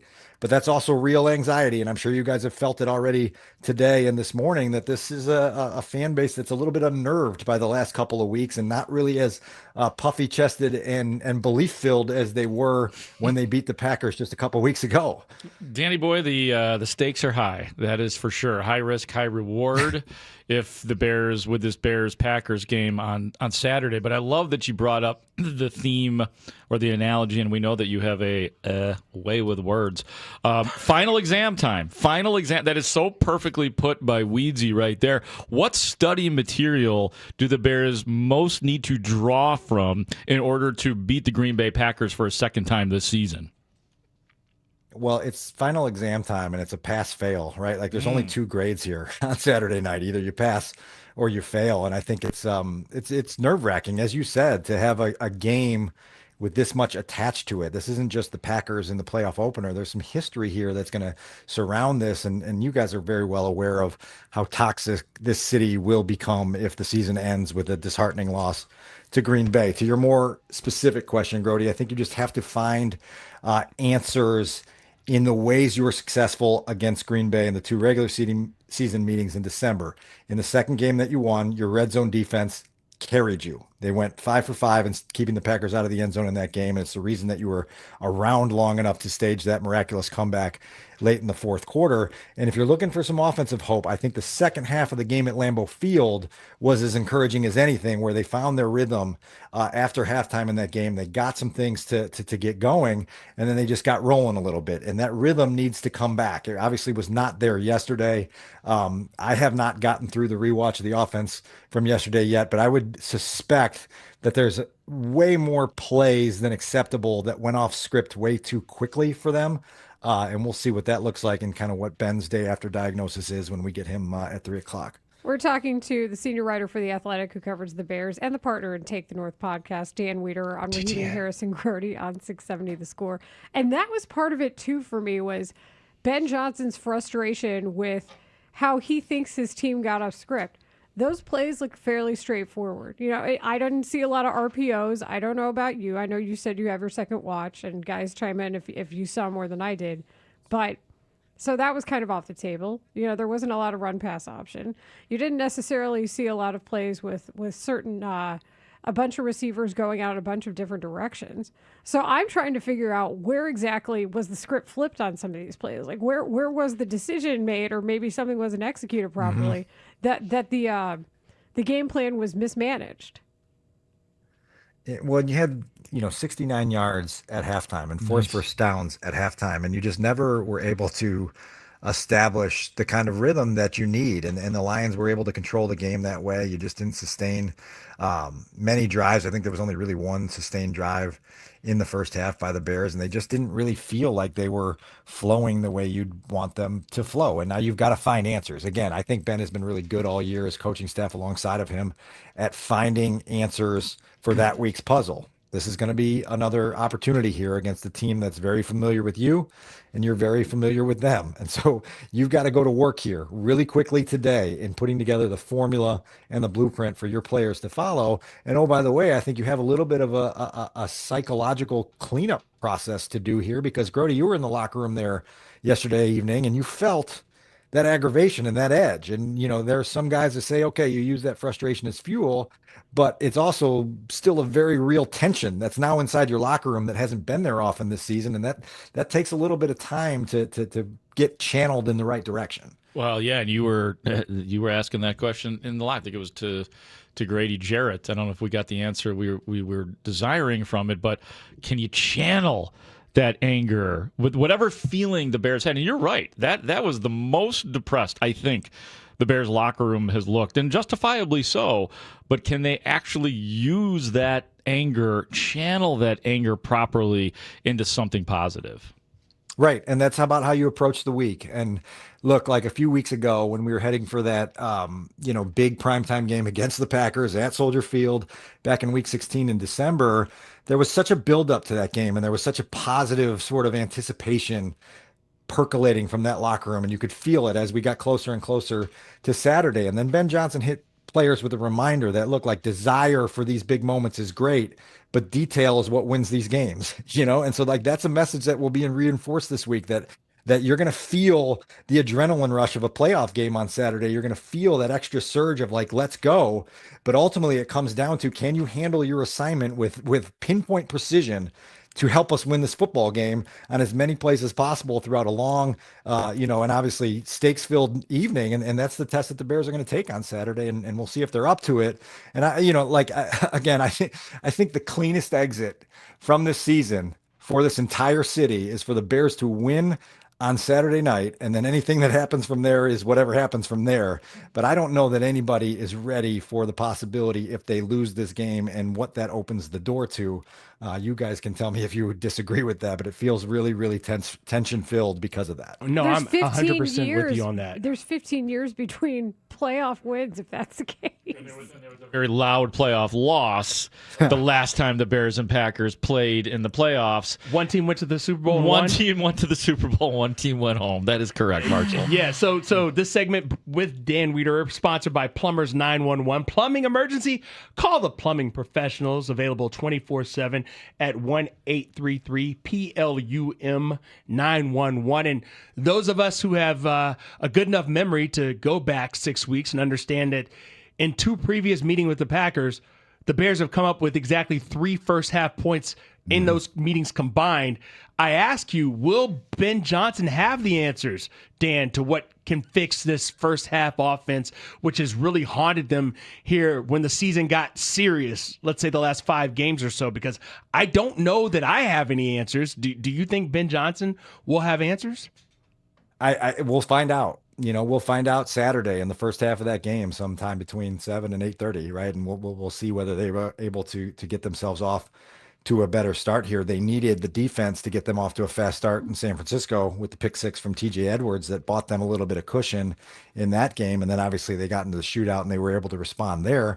But again, you mentioned the 2 games against Green Bay. You talk about yesterday, the first halves have been a little bit of a slump trend with them not being able to get unlocked early. And that's going to kill you in the postseason. You're not going to have the margin for error that you've had earlier in the season. And I think there was a lesson learned there. And I think Grody and I kind of tried to sound found this out in real time last night with the idea that maybe it's the best thing for the Bears that they didn't squeeze out a 19-16 win yesterday and give themselves this false sense of security on, we can do this whenever we want. We can come back out of these huge holes, and we've got such a a moxie and a belief when the odds are stacked against us that we can just do this whenever we want. I think losing that game was this sort of ice cold glass of water to the face that makes them realize, look, no, the first 3 quarters matter, and they matter in a very meaningful way, and you better be able to respond to those. Otherwise, the feeling of your next loss is going to be 15 times as heavy as the one yesterday. If not a glass cold water to the face, they might wake up and realize their hand's been put in a water full of, warm water cup, and that's not how they want to go out either.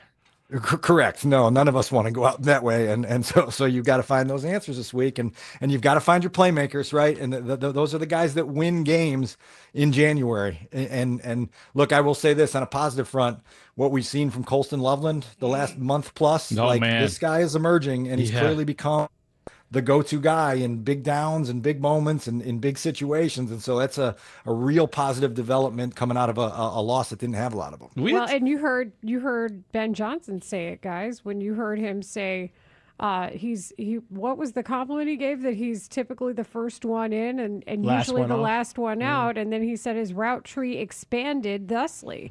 That's high praise from Ben Johnson. It also makes you wonder about what else is happening when he hears that too.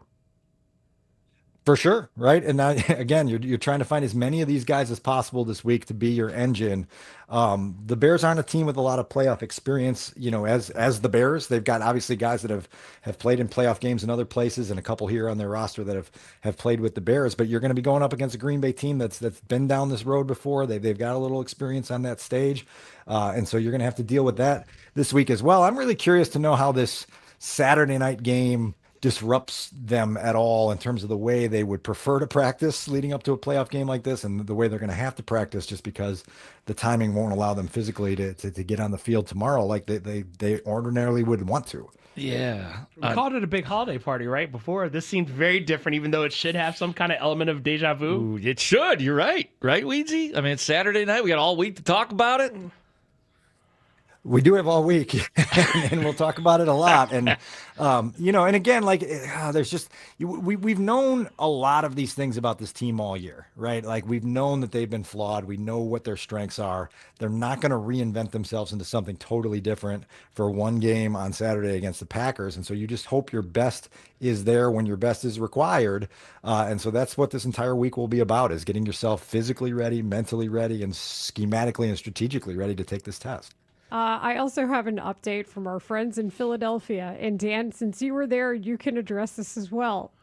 John Clark, the main sports anchor at NBC 10 in Philly, posted on Twitter, "Some teams rest their starters. We don't. We play football." Chicago Bears head coach Ben Johnson stressed that with his team, they play their starters heading into the playoffs. Was he taking a little shot at the Eagles and other teams who rest? It has now gotten 79 replies.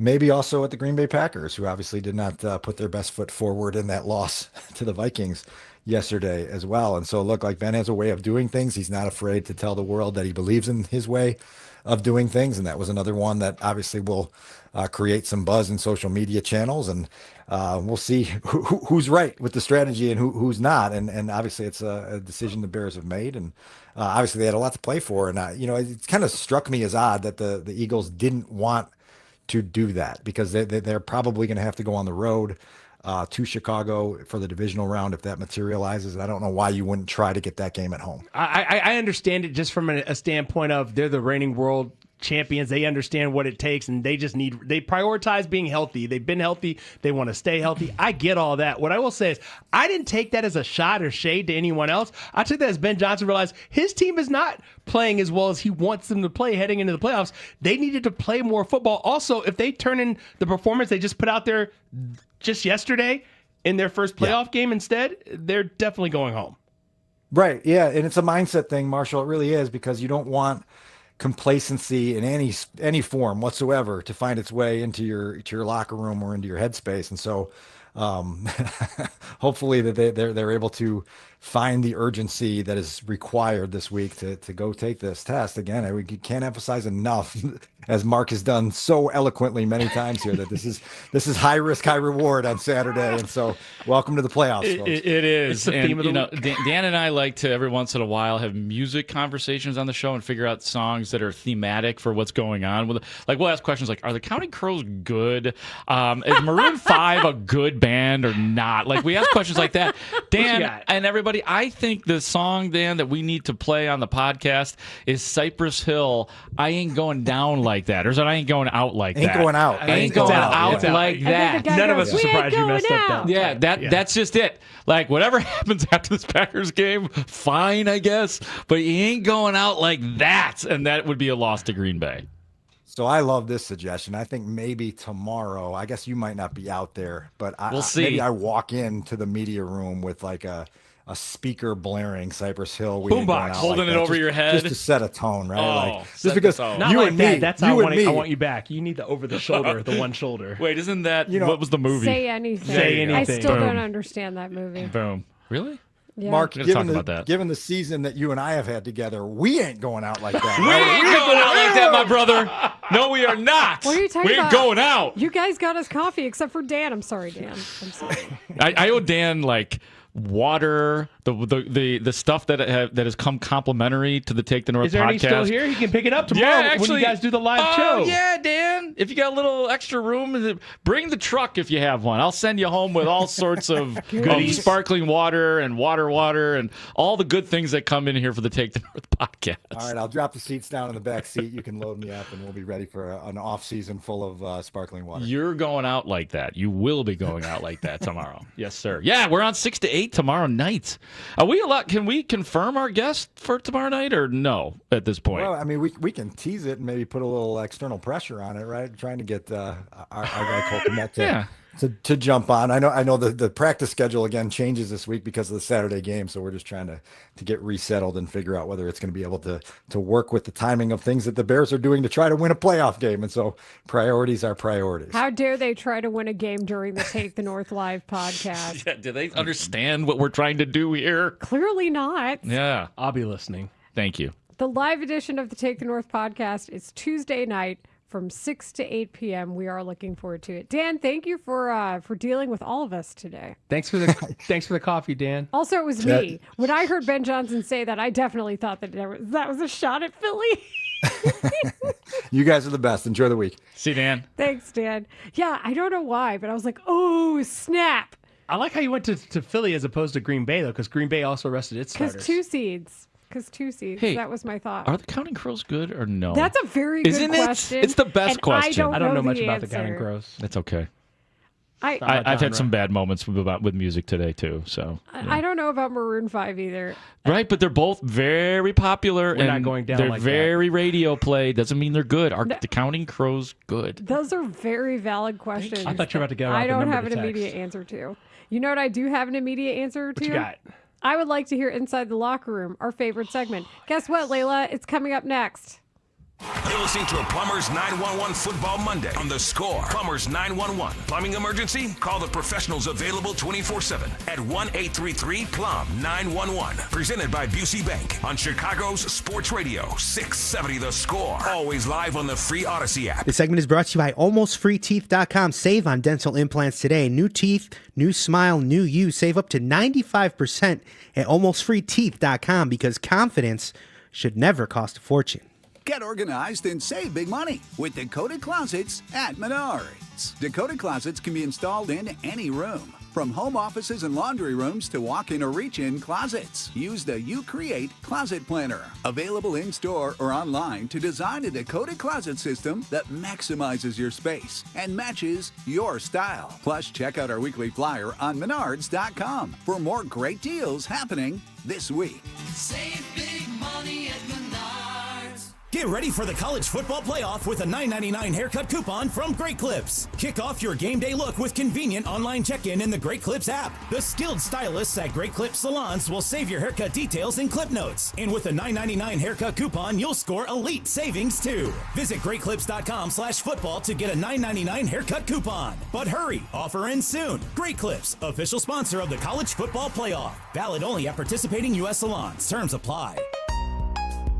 Is your financial advisor offering you up to a 30% upfront bonus? Or are they promising you up to 10% growth per year, all for your retirement income? If not, then you need to come to Trajan Wealth. I'm Jeff Jr., founder of Trajan Wealth. If you have a plan to retire within the next 10 years, don't wait only to find out it's too late. I've seen hardworking folks like you retire only to be required to go back to work, all because their advisor told them guarantees like these were too good to be true. They're not. That's up to $30,000 upfront or up to $10,000 per year on $100,000, all guaranteed for retirement income. Don't keep working when you're supposed to be retired, and don't let any financial advisor tell you it's too good to be true. Call Trajan today, 630-320-2100. That's 630-320-2100. Annuities, not advisory products. DBA Trajan Wealth Insurance Solutions. Additional disclosures at TrajanWealth.com. When the new year hits, every business could use a little something to stay ahead.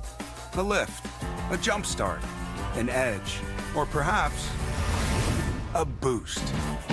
Like the all-new 5-year business boost from Comcast Business. It's the certainty of a price lock for 5 years on qualifying internet bundles. Plus, you'll have the most reliable Wi-Fi with our best equipment, so your whole team can stay connected at a great rate. And to sweeten the deal, ask about a $500 prepaid card when you add 2 lines of mobile. It's the boost your business deserves. So sign up for the 5-year business boost and get a 5-year price lock on ultra-reliable Wi-Fi. Plus, ask about a $500 prepaid card. Comcast Business, powering possibilities. Ends 2/22/26, new customers only. 1-year contract required for guaranteed rate. 5-year pricing applies to monthly service charge excluding taxes and fees. Best Wi-Fi based on Open Signal Awards USA. Fixed Broadband Experience Report, May 2025. My name is Whitney Allen. I am a widow. My husband Ryan died. We never thought in a million years we'd have to use life insurance. The unexpected happened. With Ethos, it is so fast and easy. It's 100% online. You can get a quote in seconds, apply in minutes, and get same-day coverage. No medical exams, and you can get up to $3 million worth of coverage through Ethos. Get your free quote at ethos.com/radio. That's ethos.com/radio. Time spent on application may vary. Online health questions required. Don't live one more day with agonizing joint pain. QC Kinetics has solutions that will give you relief without steroids, harmful drugs, or surgery. The consultation is free. QCkinetics.com. Plumbing emergency? Call Plumbers 911. Available 24/7 at 1-833-PLUM-911. Licensed, highly trained plumbing professionals ready to answer your call. 1-833-PLUM-911. Where they do it right the first time. Presented by Robinhood. He crosses, spins, pulls up. With Robinhood Prediction Markets, buy or sell your predictions all game long. No house odds, just you versus the market. Put your sports IQ to work. Trade every shot, block, steal, run, and moment that shifts the game.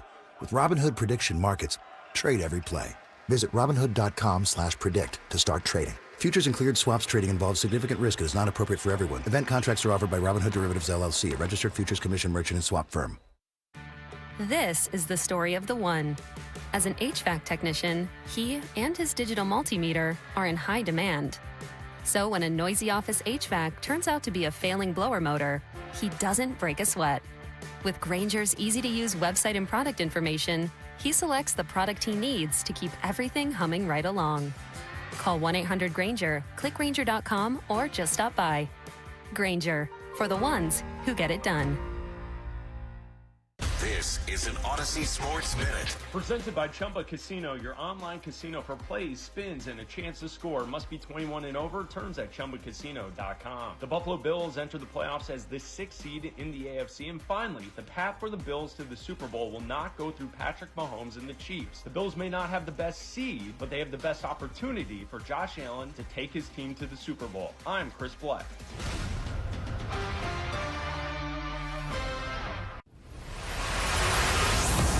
Rahimi, Harris, and Grody. Middays 10 till 2 on Chicago Sports Radio 670 The Score.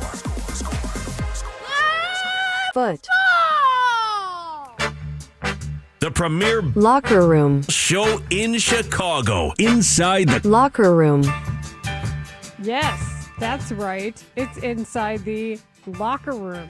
It's not inside the clubhouse. It's not hit and run. I don't even want to talk about the hot stove right now because it's been so not hot. And maybe the low brass is coming. I don't know. This is a completely different segment where Mark Grody, our own, takes you inside the Bears locker room, which he did yesterday. Wait for it. Yeah! That's right. By the way, shout out to another locker room show. I know we don't usually give other shows credit, other locker room shows credit during this segment, but Inside the Clubhouse was terrific with Bruce and Espo, with Joe Madden on. So I recommend that, and who knows, maybe we'll find ourselves talking about that at some point in time this week. But I recommend that on the Odyssey app from this past Saturday if you want to check out Inside the Clubhouse. But Bruce and David work for you. That's right. And I work for you as well. I was working for you inside the locker room yesterday with the Bears. And I saw Montez Sweat sitting there alone by his locker. And I said, you got a couple minutes? He said, come on. And we talked. Here's Montez Sweat. Yeah, it was a tough game. We got to find a way to get off the field.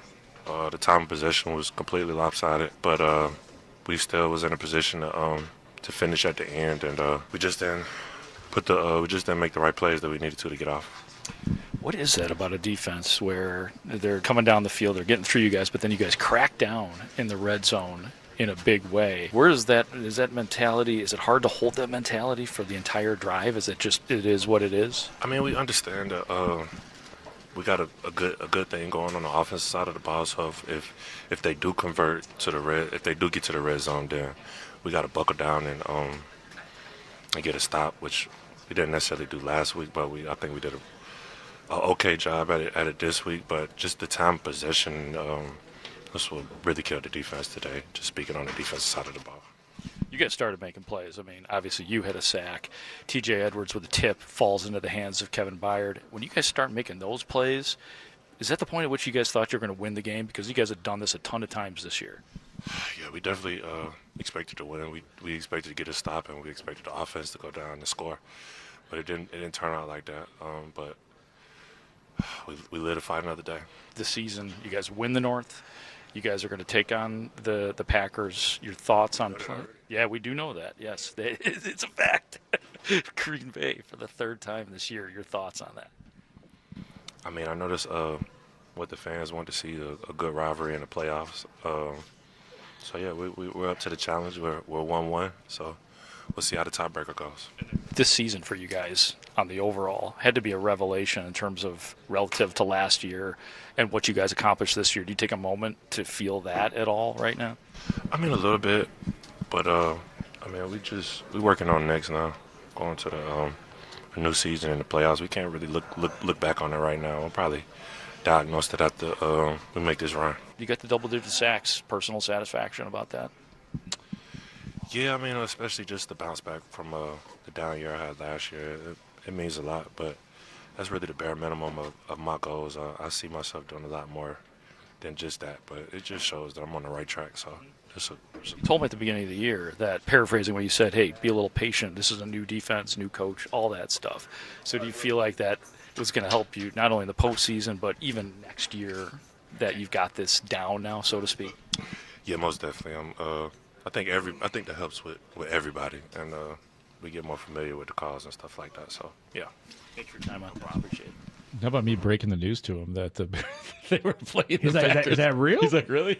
No, it's all like it was all happening at that moment. We were literally, as we were walking from the press box down to the locker room, we're all on our phones watching the end of the Philadelphia game, and so the word may not even have gotten to those guys, some of those guys at that point. I credit him talking to you because he hasn't talked a lot. Very quiet. Wasn't really talking to anybody else yesterday either, as I found out. So I'm very fortunate to have talked to him yesterday. It was a reasonable and self-aware conversation, and I wish he would do it more because we know that nobody wants to prove a bad year or prove a contract more than individual players do. But it's still nice to hear how they say it, and for him to have that conversation where he's bothered by the time of possession and he's bothered by these things. I do think it means a lot. Yeah, it does, and I should fix the record too, because it might pop up in the next cut that I'm going to play. Is that it was actually Jaquan Brisker who tipped the ball that landed in the hands of Kevin Byard.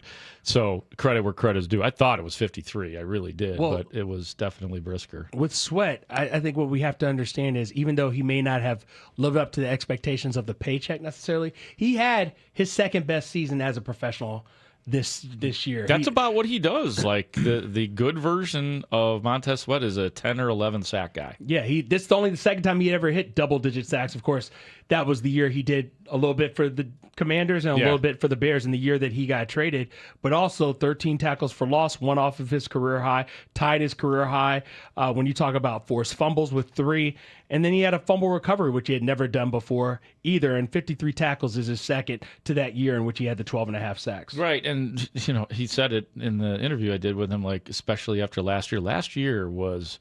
And it's not, if I had more time with him, with Montez right there, I would have asked him more about last year because he was played through the season, but did not have the numbers and was always on the injury report for something. And I remember him just kind of blowing up at the end of the season saying, from one of my questions, like saying, of course we're effing upset. Like he kind of just let loose a little bit at the end of the year. You knew how bad that season felt for him, and I felt it again in that interview with him yesterday. Well, and again, like think about how we know the truth about what happened with Jalen Johnson. And so we're giving him the benefit of the doubt of not being healthy when we see how he's playing right now versus what we know him to be. And it makes me wonder if maybe Montez Sweat was playing more hurt than we realized, and we just didn't know. No, I think that there's some credence to it, like, and that's why I wanted to get into it, and maybe I still will. Like, just hey, now that it's all out there, how badly hurt were you last year? Because he certainly didn't share that with us. He didn't use that as an excuse, but you can go back and look at the injury reports. It was always a different body part from Montez Sweat, and then he'd play most of the time. And here's the thing: to us, it's not an excuse. Like maybe it's an excuse to coaches at times, or maybe it's an excuse to other people. But no, if the eye test matches the info, I don't think that's an excuse. I think it's the truth. Yeah. You guys want to hear from old Grady Jarrett? I would love to hear from old Grady Jarrett, who was in on a sack yesterday. Here is Grady Jarrett after the Bears' loss in the locker room. Because you guys have come back so many times this year, like when Byard makes that interception. Yeah. This tip, did you guys think you had it? I mean, when we was down 16-0, we thought we had it. So it's the little Bears magic, you know what I'm saying? So we never out to fight, and that's one thing you could definitely take away from this game is we never out to fight, and we're gonna go all the way to the end. And unfortunately today it didn't go our way, but many times it has, and we continue. Whenever our number call to do what we need to do, we're gonna finish.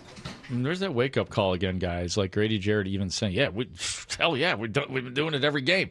We thought we were going to come back. We thought we were going to win this game. There's your lesson. You're not going to come back every game. Did they learn the lesson though? That's the real question that I have. Like when Ben Johnson's on that Zoom today, I'm gonna be listening in, and I just want to know, like, do you feel like the message was received from yesterday and the message of you just can't be coming back all the time? And that probably stops this week because playoffs, better competition, better quarterbacks. And selfishly, I always wish we heard more from Grady Jarrett too, because I just like how he says stuff. So do I. He's like the narrator of the season. His laugh, like play that again really quick. Just hearing that little laugh. The reboot. Yeah, the reboot. The really quick Grady Jarrett. We gotta wait for our computer system. Laugh. We've got to fix these computers here. Because you guys have come back so many times this year, like when Byard makes that interception. Yeah. This tip, did you guys think you had it? I mean, when we was down 16-0, we thought we had it. So it's the little Bears magic, you know what I'm saying? So we never out to fight, and that's one thing you could definitely take away from this game is we never out to fight, and we're gonna go all the way to the end. And unfortunately today it didn't go our way, but many times it has, and we continue. Whenever our number call to do what we need to do, we're gonna finish. Smiling Grady. Yeah, need more from him. Need more from everybody still, but I appreciated what he was saying. But also, there's an example of a guy who I know is getting healthy.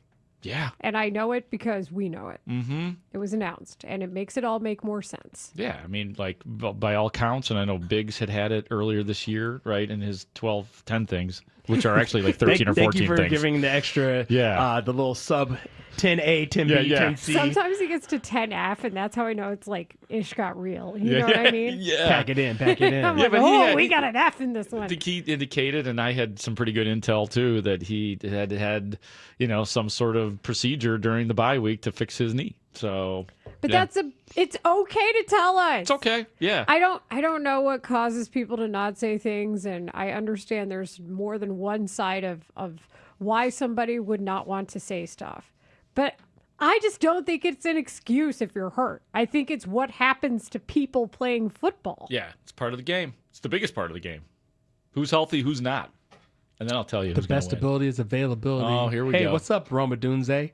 What's up, Kyler Gordon? But if Roma Dunze likely just pushed himself too far because he wanted to play, doesn't it make more sense? No, I think that's exactly what happened, which is why I told Grody at the time, let that man sit. They don't need him. What was it, the Browns? See, like people did let him sit. Fans do the opposite. Most fans will Just 4 games. But most fans will say, okay, hold off then. Don't rush back. Like with Jalen Johnson. We were like, oh, you had something detached from another thing on your body?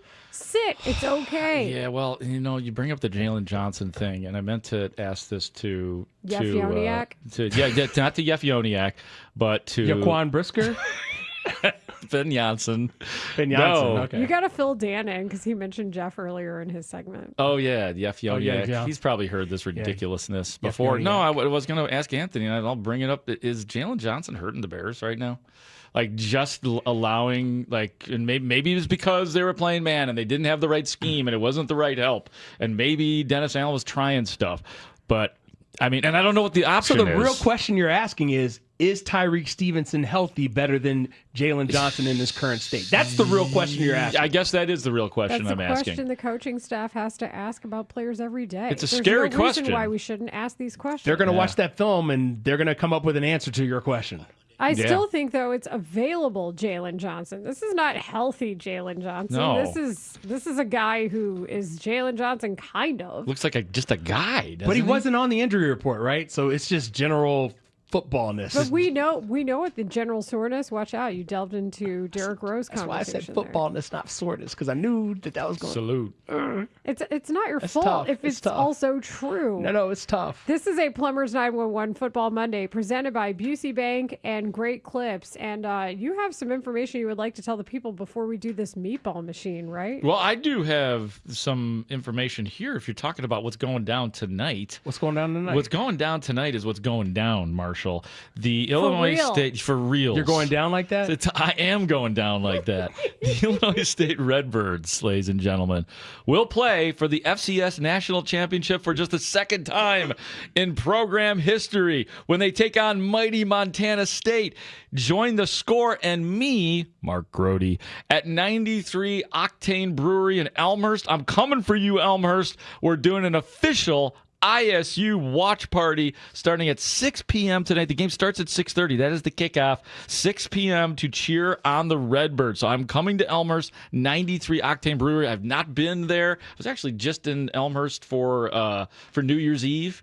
Had a wonderful Italian dinner at Roberto. So I'm coming back. I'm coming back, Elmhurst. I'll be there tonight at 6 o'clock. Will you be there? I hope you will. We got to figure out what to do to celebrate ISU winning the title. Yeah. I don't like care your about assumption. This. I don't care about this Montana State. Yeah, they're just a stepping stone for The the Bobcats, ice. they're 14-2. The Bobcats. So have they? Marshall have they says met it like up- he knows. Have they met up with the Redbirds? You know I study like all levels of college football, Do right? you really? So you actually knew that about Yeah, the because they Bobcats? play-by-play I and watched the such. UC Davis game because I used to cover UC Davis. Like they were the number 8 team in the country. All right.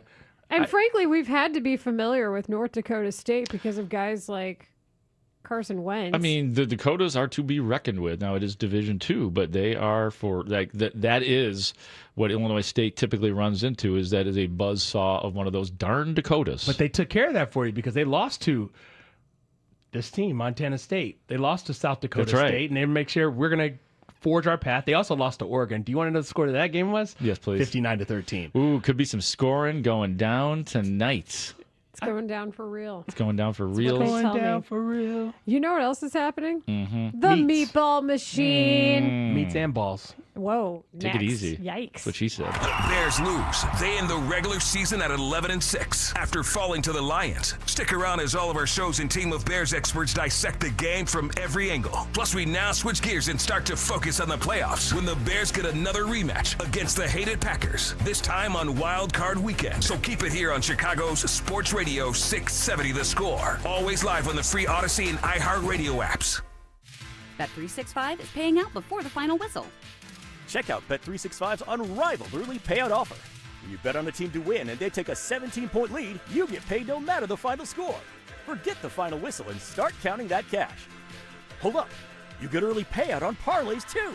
Download the app and see why it's never ordinary at Bet365.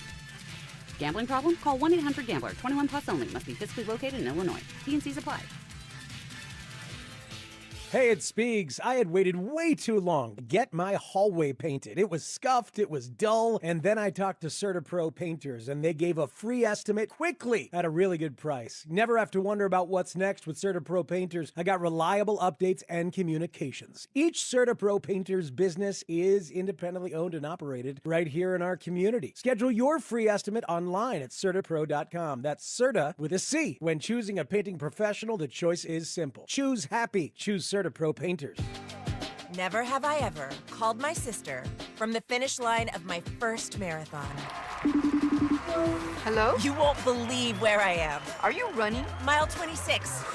I'm gonna make it. Switch to T-Mobile's 55 Plus plan and get iPhone 16e with its advanced camera system on us. Plus, 2 lines for just $30 a line. Guys, I can't believe it. I knew you could do it, babe. That was amazing. Mom, how do you feel? I feel great.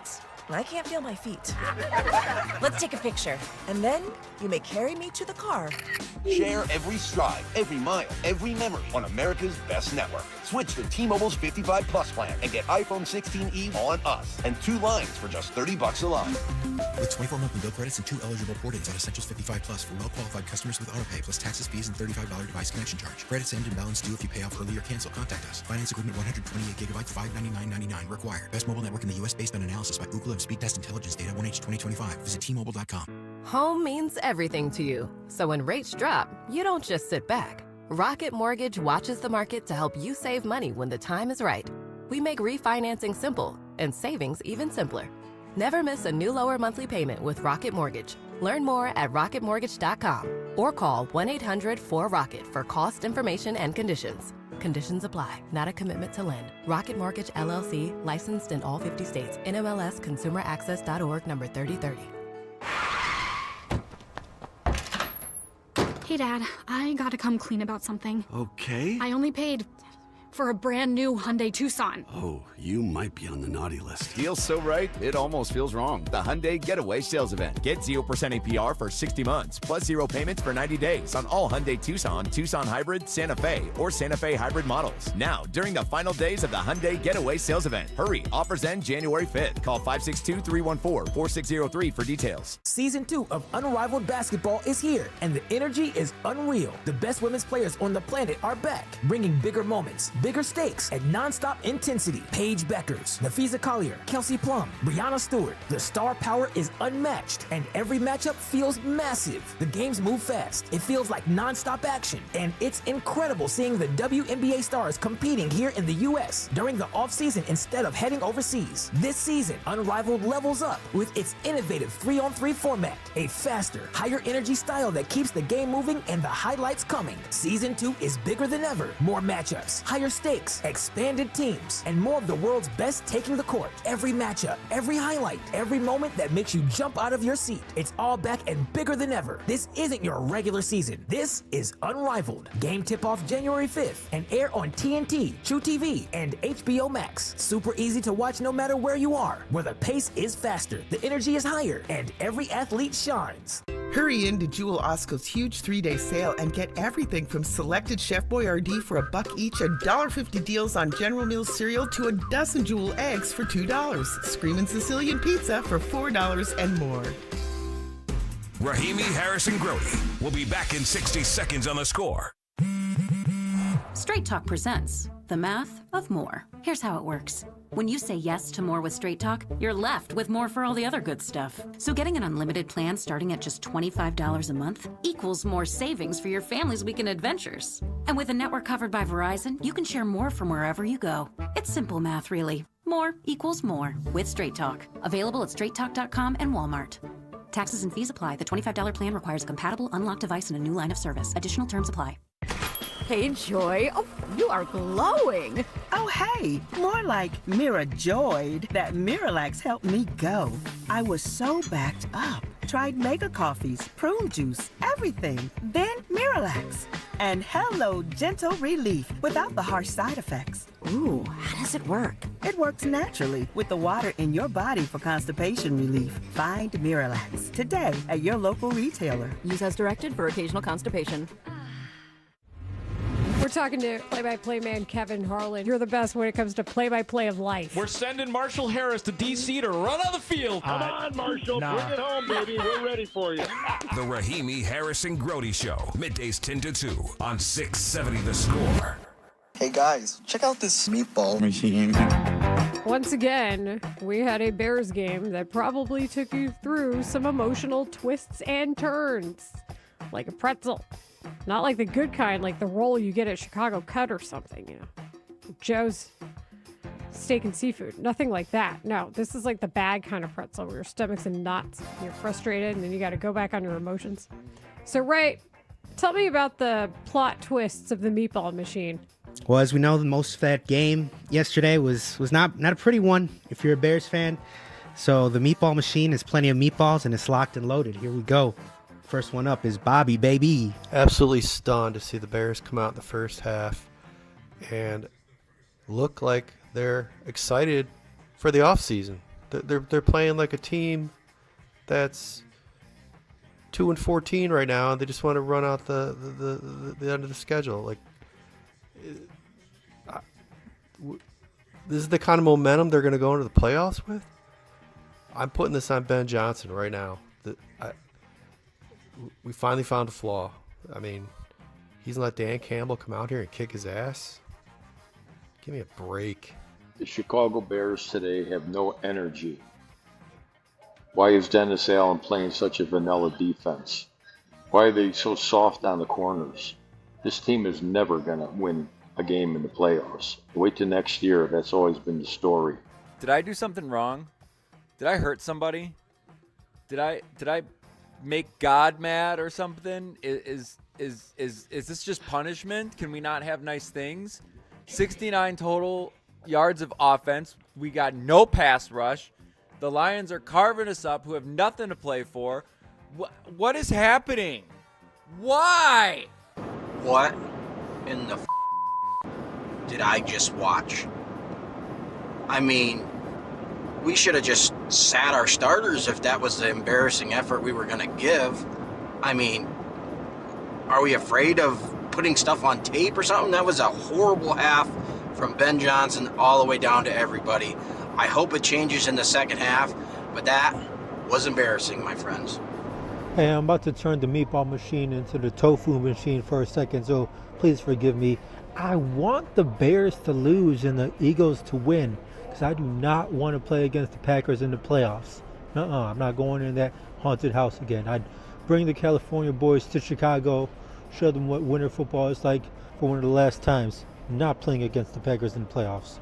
That was Ryan, so I guess instead of being tofu is the inverse of being a meatball, like you're scared of the Packers, so you're tofu. I love that vegetarian. I love that you're laughing at this, Ray, being a pescatarian. Oh yeah, no, I love that. We got that impossible meatball. Underprepared team I have ever seen to play a football game. We are going nowhere in the playoffs if this team plays the way it has starting the second half. Hey guys, this is fun, right? Nobody wants to catch, and long bombs to the end zone to the other team. Haven't scored any points the first half. Caleb's only got 50 yards passing. This is what we were supposed to do today, right? Am I wrong? Bears. Hi, this is Fred in Jacksonville. This is absolutely insane to watch this game. I can't believe that they're so flat. First down, first down, first down, first down, first down. Detroit. So I guess DJ Moore than his feelings. That's why he gave up on the play, and the man that was actually covering him didn't, which created an interception. The defense is just slow. I mean, oh my God. I don't even blame the coach for how slow these players are out there, man. It's just sad. There's no way we win. I know it sounds cheesy, but the best analogy I can come up with for this Bears team right now is Neo from the Matrix. You got the gift, but it feels like you're waiting for something. Ben can only show you the door. You have to walk through it. Get it done, boys. Bears. Wait, that wasn't cheesy at all. That was really good and well delivered. Bears. Man of my own ilk. More meatballs. I may not be a smart man, but I know what man defense is. And when Jalen Johnson is paired up against the fastest guy on the other team, well, guess what, guys? It's a touchdown every time because Jalen Johnson can't outrun. So, like, I don't know. When we play the Packers this week, I think it'd probably be smart to not play man defense because Jalen Johnson and our defense cannot stay with fast guys. Like, can we only play zone? Can we run variations of zone, zone blitz, blitz out of zone, zone, zone, zone, and then hedge our chances in the red zone, the green zone, and every zone close to the zone that matters, the end zone? Like, come on, Dennis Allen. Know what you got. You got players who can't run. They're slow. They're plumb old. Hell, I'm not even from the South. This is just a take. Go Bears. Bears just backed into the number 2 seed with Philadelphia losing, period. I think the Bears should start every game from here on out in the 2-minute offense like their hair is on fire. Period. Maybe. Hey, I'm about to turn the meatball machine into the tofu machine for a second, so please forgive me. Oh, we had to cut him off. Well, that's the tofu guy again. That was the tofu Was guy. he just apologizing? No, for it was just calling it the just tofu please machine? plan it again for the sake of planning it again. Oh, man. It's tough. The tofu machine. Is that the last one, Ray? That's it. We're out of time, baby. We are out of time for the meatball machine. Maybe we do leftover meatballs tomorrow. What do we say? Hey. Everything is different playoff week. You know why? Because I'm making it up because it's playoff week. You give the marinara a little chance to soak into the meatballs. They're still good the next day. Maybe even better. Years? Oh, yeah. Who doesn't love Italian leftovers? The best. 83 years? Has that long been since they've been in the playoffs? 83 years since They what? weren't in 2020, but that was weird. You talking about It Bears? doesn't It count. wasn't weird. It counts, and it wasn't weird. It doesn't count. I'm doesn't working. count. I'm working with history right now, the history books, to have that season removed. That's not how that works. For the Bears. That's not how You don't know the power I have. Mitch Trubisky got an MVP as a Nickelodeon most valuable Anybody player. can get that award. They just want somebody to just But slime. that's the proof of Right. it being a glitch in the Matrix. Sean Payton got the slime. All the and more Sean reason. Payton isn't even there anymore. He's in Denver. None of it was real. Ah, there it is. It's official. 2020 has been stricken from the record. That's Not it. true. Oh, I thought you had another coaching firing. or No, something. but put your phone down for a second. You may miss something. You telling me Tom Brady's run to the Super Bowl as a Tampa Bay Buccaneer to prove that he didn't need Bill Belichick wasn't real? Is that what Tom you're Brady saying? didn't even know what down it was that year. Did he know what down it was at the end when he was hoisting a Super Bowl trophy with his friend Gronk? You know what the problem is you know who else had a chance to go to the Super Bowl that year? Aaron Rodgers. Mhm. He didn't make it. No, and frankly, no. The idea of Tom Brady being in Tampa and winning a Super Bowl and that whole idea, no. That actually proves that it wasn't real. What do you mean? You know what I mean. What is real, Layla, in life? What's what is real is Aaron Rodgers is back in the playoffs. Didn't he talk That's about real. avocado ice cream or something? Like, what? That's not real either. This is me hitting my head on the microphone. Why are you hitting your head on the microphone? Because Brody? Aaron Rodgers is back in the playoffs, Marshall. But the Bears are too. Don't focus on that. Focus on what's right When in you front just of you. brought it up. How could I not Well, focus on when you've been told you so with me all day? His old team is also Fair in the enough. playoffs, but you can have your team, the Bears, eliminate them this weekend. Bring in the next show, Layla, will you? Oh, goodness. I've had it. I've had it. I've been told to bring in the next show. So Spiegel and Holmes are next. I'm done. The Bears end their regular season at 11-6 with a loss to the Lions. Layla Rahimi here from the Rahimi Harris and Grody Show, middays 10 to 2. Stick around as all of our shows and team of Bears experts dissect the game from every angle and start to get you ready for Bears playoff football against the hated Packers. Here on Chicago Sports Radio 670 The Score, always live on the free Odyssey app. Hey, football fans, picture this. You bet on your favorite player to score the first touchdown in the game, but his teammate scores instead. If this happens, BetMGM wants to give you another chance at the end zone. With BetMGM's second chance promotion, you'll get your stake back if your first touchdown scores second instead. That's right. Bet on any pro football player to score the first touchdown of the game. If you're right, you win. If your player scores second, you get your stake back in cash. With BetMGM's second chance offer, you have a chance to keep the fun going after the first player crosses the goal line. Try a first TD score wager with confidence today. BetMGM. Make it legendary. BetMGM and GameSense remind you to play responsibly. See BetMGM.com for terms. 21 plus only. Illinois only. Existing customer offer. Subject to eligibility requirements. Rewards paid back in unrestricted withdrawable funds. Gambling problem? Call 1-800-GAMBLER or 262-537 or by texting ILGAMB to 53342 in partnership with Paradise Hotel Casino. It only takes one smart drive to get into the end zone. And at Ziegler Subaru of Kenosha, you're already in the red zone. From kickoff to touchdown, this team delivers with a great selection of new models, the latest incentives, and absolutely no inflated prices. So if you're ready to score, take the short drive north, because the best drives don't just happen on the field. They start at Ziegler Subaru of Kenosha. Visit ZieglerSubaruKenosha.com today. Plumbing emergency? Plumbers 911 helps you connect with a fully licensed plumbing contractor who can help with any plumbing issue at any time. Their professional plumbers are highly trained, background checked, and insured. They can address and resolve emergencies, including leak detection, water heaters, sump pumps, repiping, and more. Plumbers 911 phones are open 24/7 at 1-833-PLUM-911. Dial 1-833-PLUM-911. Plumbers 911, where they do it right the first time. Let me ask you something. Is your money doing everything it can for you? I don't know. How would I know? Is it automatically saving for special events and keeping you posted on its progress? Like at Huntington Bank? Oh, no. Is it tracking your spending so you can make the best choices at the mall? Nope. Or setting limits on your teenager's debit card? Definitely not. Then it could certainly be doing more. Yeah, sure sounds like it. Let's get more from money. Switch to Huntington Bank. Welcome. Eligibility requirements apply. Some features may require enrollment. Winter is heating up this January. Your Chicago Blackhawks hit the ice at home 11 times, bringing speed, hits, and heart-pounding action. Don't miss Friday night, presented by Modelo, as the Blackhawks face the Washington Capitals. The first 2,000 fans score an exclusive Blackhawks Modelo hat. Plus, nominate your team leader for Captain Morgan's Who's Your Captain, with a chance to win tickets, scoreboard recognition, and next season's team fees covered.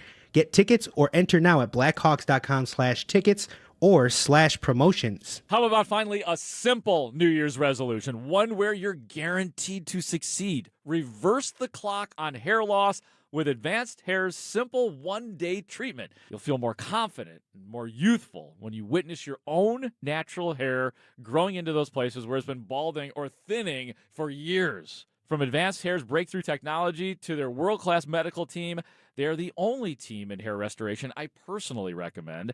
Advanced Hair's simple one-day treatment begins to regrow your own natural hair the very next day, and your new hair is guaranteed to grow. Did I mention the results can last a lifetime? Celebrate this new year with a fuller head of hair and get a free consultation, $250 off, and 250 free hair grafts. Call 872-217-HAIR. That's 872-217-HAIR. Or see what meeting your New Year's resolution could look like with the before and after pictures at advancedhair.com. More Rahimi, Harris, and Grody. Back in 60 seconds on 670 The Score. Hola, amigos! It's the big noise, Brad Evans from BetMGM tonight. Listen Monday through Friday starting at 6 p.m. Eastern on Westwood One Sports as we cover the biggest sports stories from coast to coast. Get insights on the NFL playoffs, college basketball conference races, and more. Download the Odyssey app now and listen from anywhere. BetMGM tonight, live and interactive, presented by BetMGM. Tune in, Team Huevos.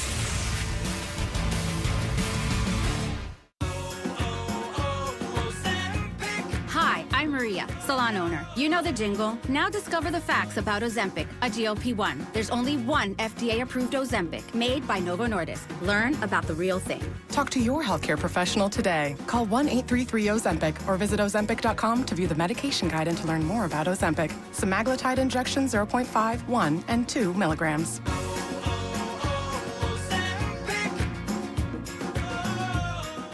The Bears close the regular season with the loss against the Lions at Soldier Field. Next up, a rematch against the hated Green Bay Packers on Wild Card Weekend. Keep it here as the score team breaks down the game. Plus, we'll have your reaction too, right here on Chicago's Sports Radio 670 The Score. Broadcasting live from the Hyundai Studios. Presented to you in part by your local Hyundai dealers. WSCR Chicago, WBMX HD2 Chicago, and Odyssey Sports Station. The Score! Don't be reading stuff. That was Coach Wanstead's advice to the Bears players before the playoff game. That was on the postgame show on Marquee last night. Don't be reading stuff. Which cracks me up. Thanks to our guests. Thanks to Dan Weeder. Thanks to Anthony Herron. Thanks to everybody who called in. Thanks to Jaquan Brisker and Grady Jarrett and Montez Sweat for talking to Mark Grody. Thanks to Connor O'Donnell, Jacob Stutz, and Max Curtis, and of course, Ray Diaz, and of course, Mark Grody and Marshall Harris. Hi, guys. Old Grady Jarrett. Oh, Grady Jarrett. Now, old Grady Jarrett wouldn't cotton to nothing. Guess who's in the studio with us, too? It's the mighty Spiegel and Holmes show. It's Lawrence Holmes and Matt Spiegel. What's going on, guys? What up, good people? I'm very interested in taking both of your temperatures on this Bears team as we speak. Oh, better than the physical temperature, Yeah. which is good. I was in and out of sickness solidly for like the last week and a half. I feel like the entire universe has been. So look, we were talking about this, and I have a theory, and I don't, you know me, I love to have these working theories. It didn't happen to me this time, but it often happens to me. I think that we are creatures of routine. Our bodies get used to it. We get used to the trauma, whatever type of trauma your daily routine allows. Like, you're in that mode all the time. And whenever you get to a point where you have time off, your body relaxes. And lets down including your immune system. It's immune. It's true. Yeah. It's the true. walls of the immune system. Because basically, the other three members of the Spiegel and Holmes show had this happen. Tanny and Alex both got sick. Like, they got out of here. They were so happy to get out of here. They got out of here and immediately got sick. Here's my theory. Our bodies don't know how to deal with Bears prosperity. Ooh. So now that there's 2 losses in a row and all these problems that are so obvious, We're all healthy. Everybody's going to get stronger. That's exactly right. Right, Layla, don't you feel better now that the Bears have been kind of bad for a couple weeks here? No, I don't. There goes my theory. But it's okay because I have the other problem where, I'm usually waiting for something bad to happen. My friends like to say that I've been in fight or flight for about 30 years now. 30 years. So, yeah, and when you think about me, it kind of starts to make sense.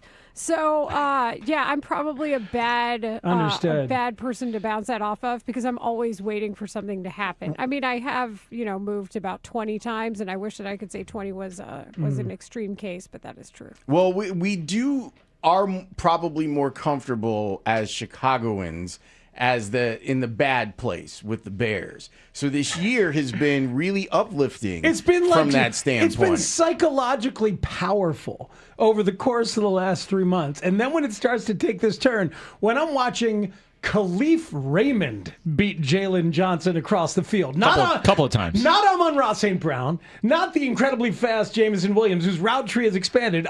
Well, I'm watching Khalif Raymond beat our lockdown corner in one-on-one All right, coverage. Speegs, let me ask you the question I just threw out to the class a little bit earlier. Is Jalen Johnson hurting the team? I don't know if there's I think the answer is probably there's not a better option. Tyreek's not better? A healthy Tyreek? Maybe that's... Tyreek's not better than Jalen Johnson as an option, but he's damn sure better than Nashawn Wright. Nashawn's been having some rough times, man. Tyreek Stevenson needs to play. He needs to play. Nashawn Wright had a great magical season of big plays, but he has been exposed in several different ways. And he can't close down on a running back and keep him from getting around the edge. Matt Bowen brought that up to us last week. He's just too long to cover in tight man-to-man scenarios, and Tyreek's edge is going to be necessary this coming week. When you're putting your defense together, and at the beginning of the season, you're going, hey, I've got a lot of options of what I can do because I can effectively cut off half of the field because I have Jalen Johnson or that version of Jalen Johnson. And since he's come back, and I get it sounds, we honestly are not paying it enough attention when we hear Jalen say, I'm still working through the scar tissue in my groin. He said when you're trying to run through scar tissue, it's like, so he's not fast enough. And that play by Raymond Williams where he is like, let me take a couple of steps back while I have the ball. And now it's going to be me and you one-on-one. That was crazy. Yeah. And he beat him. And look, you're watching, when I watch Jalen play now, I feel like I know I'm watching a guy that's giving everything he has. It's 100%, but it's 100% of 70% of him. I like what sorry, Lawrence. Did you No, go ahead. There's a texter who, and this is a great point. Jalen wanted to play on a winner finally. Absolutely. I'm not mad at him for that. So I'm not mad at him for putting his foot on the gas pedal and saying, I want to be out there and help in any way I can. So did Edmonds. And Edwards, you got guys who are like trying to hustle their way back. But are they helping? I'm asking you. I like DeMarco Jackson and some other guys were doing a little bit of something. I mean, that's the task right now is to look at the last two games on film. If you're Dennis Allen, if you're Ben Johnson, and figure out who can help us win a game on Saturday night. They were bold. They were bold at the bye. And things flipped around. How bold you going to be right now? I don't know who the Bears' nickel is on Saturday because the way that C.J. Gardner-Johnson walked off the field, that doesn't strike me as someone I don't think he's who's playing. going to be ready by Not in a Saturday. straight line. So once you do that mix, your best cover corner, one-on-one cover corner right now, I think is Tyreek Stevenson. That's my point. And he needs to play. So you find a way. Because Layla, where'd you fall on this? Well, I'm with you in the process of, I guess the thought process is if you're offensive coordinating for Detroit, right, don't let Nahshon Wright get to a 50-50 ball. So crossing patterns make even more sense, right? Then you add in the lack of speed and closing speed that you've seen. Mm-hmm. So then that eliminates, now you're talking about two corners. So Tyreek Stevenson, I think, probably becomes default in that his weaknesses are not as glaring on either side. And you can't get pressure with four. So you have to blitz, which means you end up in man-to-man. You never get in pressure and with four. that's the frustrating part is we've all resigned ourselves to the understanding that rushing four can't get the job done. And so it's a matter of if you blitz look, how quickly can guys get back if they need to? And then you're talking about possibly having a linebacker back in pass coverage, which isn't what you want either. So that's why this is such a tricky puzzle to put together. Because it's all connected. Well, absolutely. And I feel like, look, they could do some blitzing with zone behind it. They could do that. But the problem is a couple of things, because even when you're watching Jalen in zone and then you watch him chase after the ball carrier, it's a struggle. Like I said it in our group chat yesterday, watching Jalen right now is like watching a player who doesn't have like a video game character that has the burst. Like you could hit super speed on it, but that amount of time is really short. And when they're done with the super burst, they're kind of done. Oh, that was brutal when you ran out of turbo in NBA Jam. That was absolutely brutal. And that's what it feels like. It's like Hit he's the got nitro it too early. He's got it for like a little bit, and he's made some plays doing it. Oh, man. But then when he doesn't get there in time, it's like, man. And Mario Kart, when like the superpower runs out. Yeah, I think when you look at Dan Campbell's game plan and with the crossing routes and everything else, I don't think he thought he'd be as successful as they were with just how bad the Bears secondary looked trying to take it. Like maybe you get a couple of guys, but they got everybody. Think about what you just said with the process of running. If you're a corner and you have that burst initially, if you're not there to close out, then that's what happens. Hey, look, the biggest headline though, I think, is like Kyler Gordon's played 117 snaps. Without him, it kind of throws off everything as well, because that's your nickel who can cover.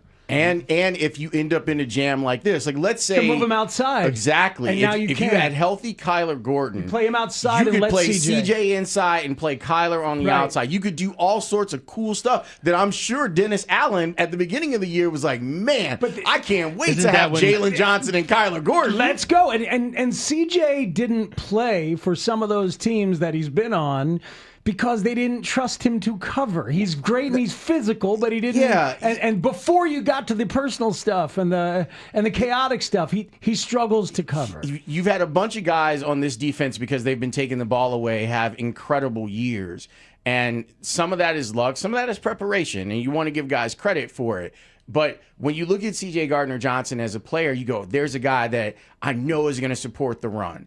There's a guy who I know that is trustworthy in zone and occasionally will pick his spot to go hunt the ball. And you're okay with that. But the more that you leave him one-on-one with the elite receivers, like that's part of the problem too. Your matchups are so bad that you end up with, C.J. Gardner-Johnson is on Christian Watson? That doesn't make sense. Yeah. Or he's trailing Amon-Ra St. Brown. Like, Good you luck, go, everybody. wow. We're going to not be trailing him. Yeah, but Right? that's another part of this, too. Amon-Ra St. Brown is just a great receiver. He's a dog. Because he was hurt. Like, the fact that he went out there hurt yesterday and put up, 139? Yeah, And respect to them for busting their hump when it mattered. And Nick Sirianni, boy. I mean, maybe he knows his room and he's bowing to the powers that be in his room to try and curry favor with them.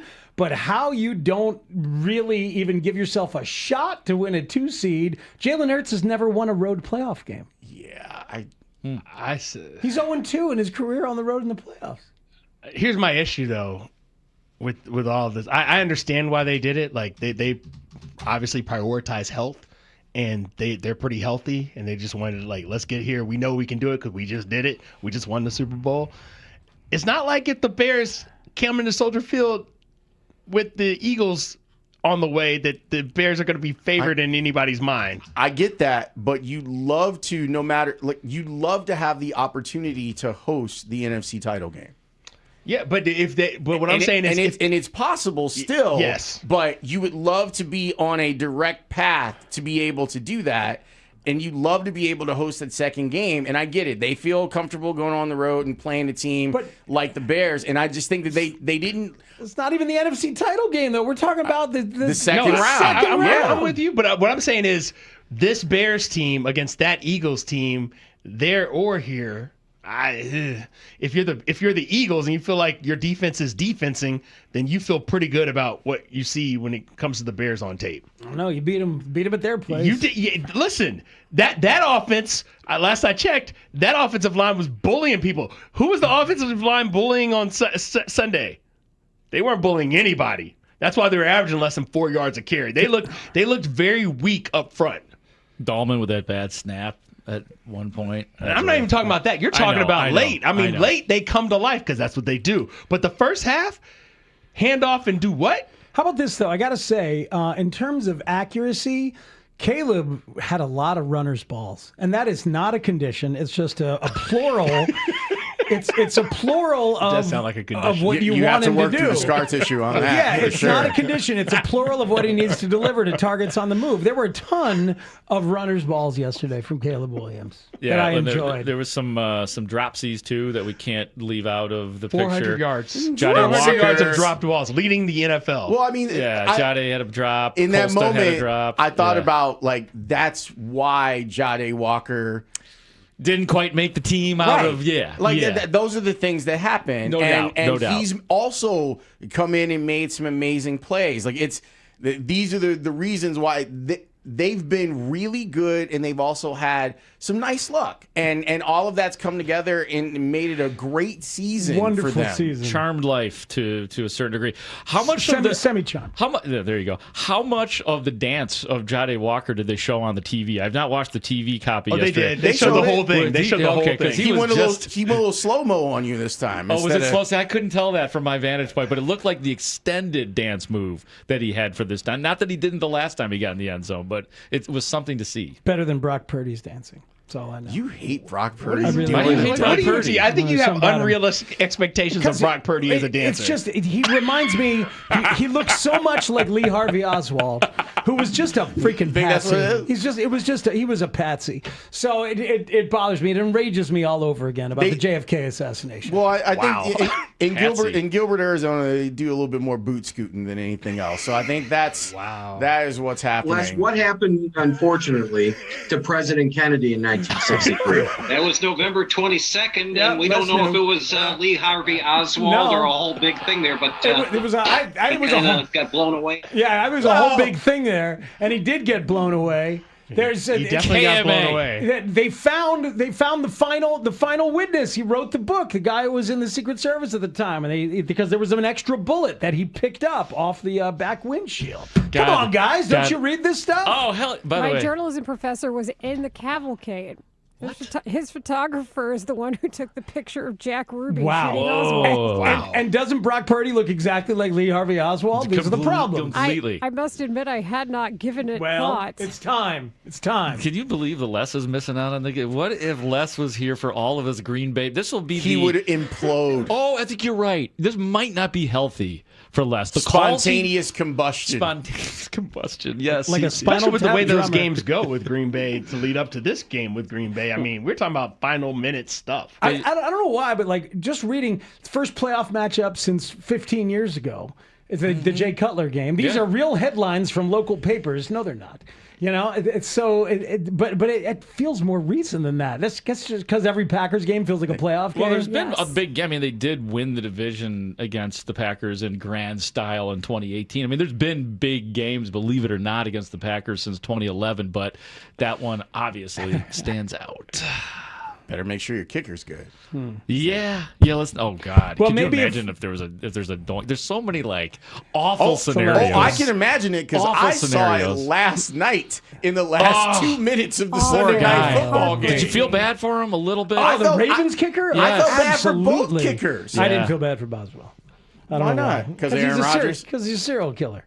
Yeah, no, because I wanted Aaron That's Rodgers what Mike to go Tomlin down. called him. Yeah. Okay. Was he one of the tryout guys for the Bears? I think I should know this. Who, Boswell? No, in Serial killer. Our kicker's a serial in killer. 2019, when the Bears had 10 kickers on field 4 at Hallis Hall after the Cody Parkey night. When they overreacted after the Cody Parkey right. thing? The only problem we had was a kicker. Nope, you still didn't have a quarterback. So is that Ravens kid going on the Today Show this week? Man.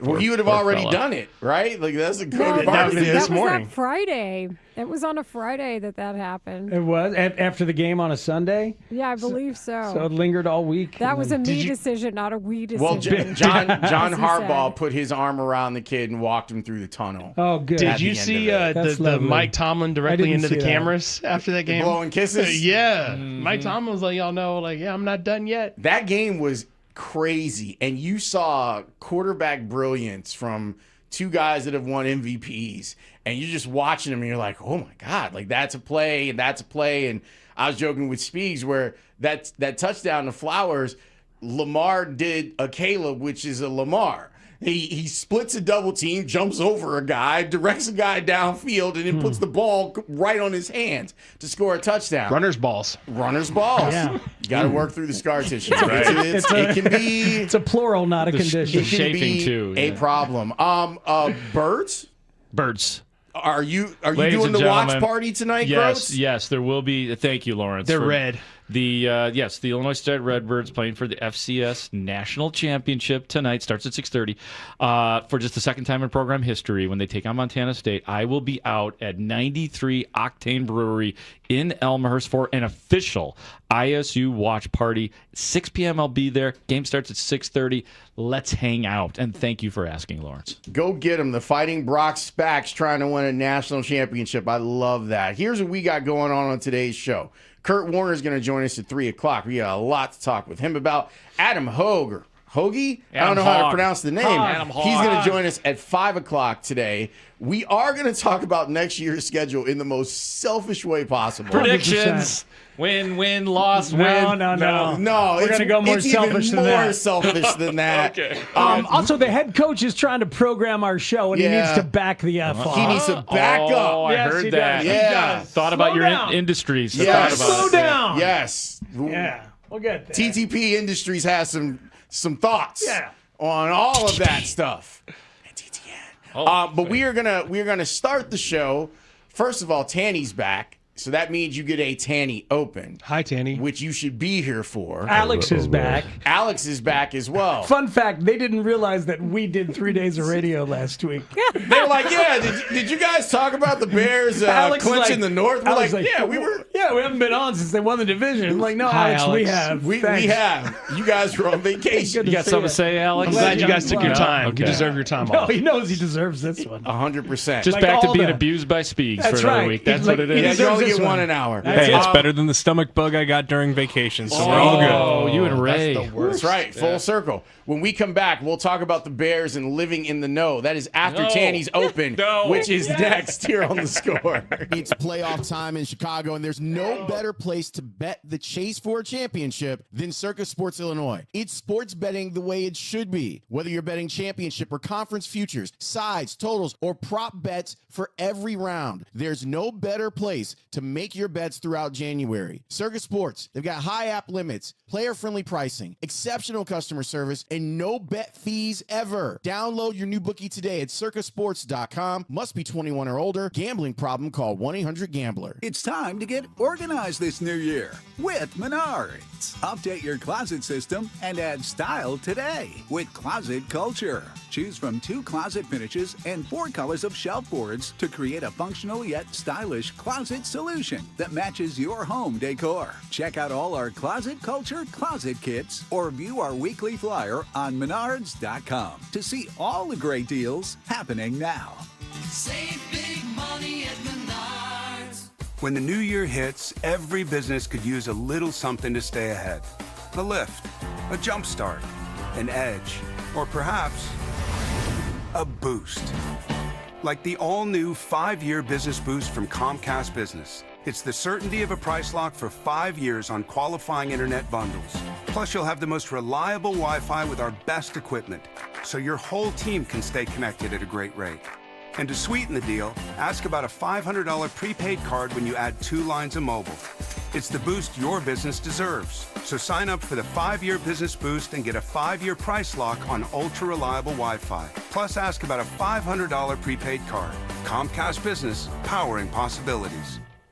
Ends 2/22/26, new customers only. 1-year contract required for guaranteed rate. 5-year pricing applies to monthly service charge excluding taxes and fees. Best Wi-Fi based on Open Signal Awards USA. Fixed Broadband Experience Report, May 2025. There are only about 4,300 publicly traded companies on the U.S. Stock Exchange. But there are an estimated 33 million companies in the U.S. Hi, I'm Jeff Jr., founder of Trajan Wealth. The average investor is missing out on over 99% of the investment opportunity that's happening in this beautiful country until now. True portfolio strength is found beyond the confines of the S&P 500, investing in promising companies before they go public. Private real estate, infrastructure, world-changing technologies. This is called the endowment model. The endowment model has historically outperformed the traditional model of just stocks and bonds. If you're an accredited investor and want more from your investments, it's time to think beyond just stocks and bonds. Call Trajan today, 630-320-2100. That's 630-320-2100. Advisory services offered through Trajan Wealth, LLC, an SEC-registered investment advisor. See website for details. $5,000. That's the average amount of money people in the U.S. are now spending on gas in a year. $5,000. That's crazy. If you drive, you have to download Upside, the free app that gives you cash back every time you get gas. That's right. You can earn real cash back with Upside just by buying the gas you're already buying. You can literally start earning cash back today. I use Upside every time I fill up, and I've already made around $200-300 $100. You're putting gas in your car anyway. Why not get real cash back? If you like free money, download Upside. I'm saving the cash I earn from using Upside to help pay for a vacation later this year. Download the free Upside app now to earn cash back every time you buy gas. Use promo code FRESH to get an extra 35 cents per gallon on your first tank. You can cash out anytime right to your bank, PayPal, or a gift card for Amazon and other brands. Just download the free Upside app and use promo code FRESH for a 35 cents per gallon bonus on your first tank. That's code FRESH for a 35 cents per gallon bonus.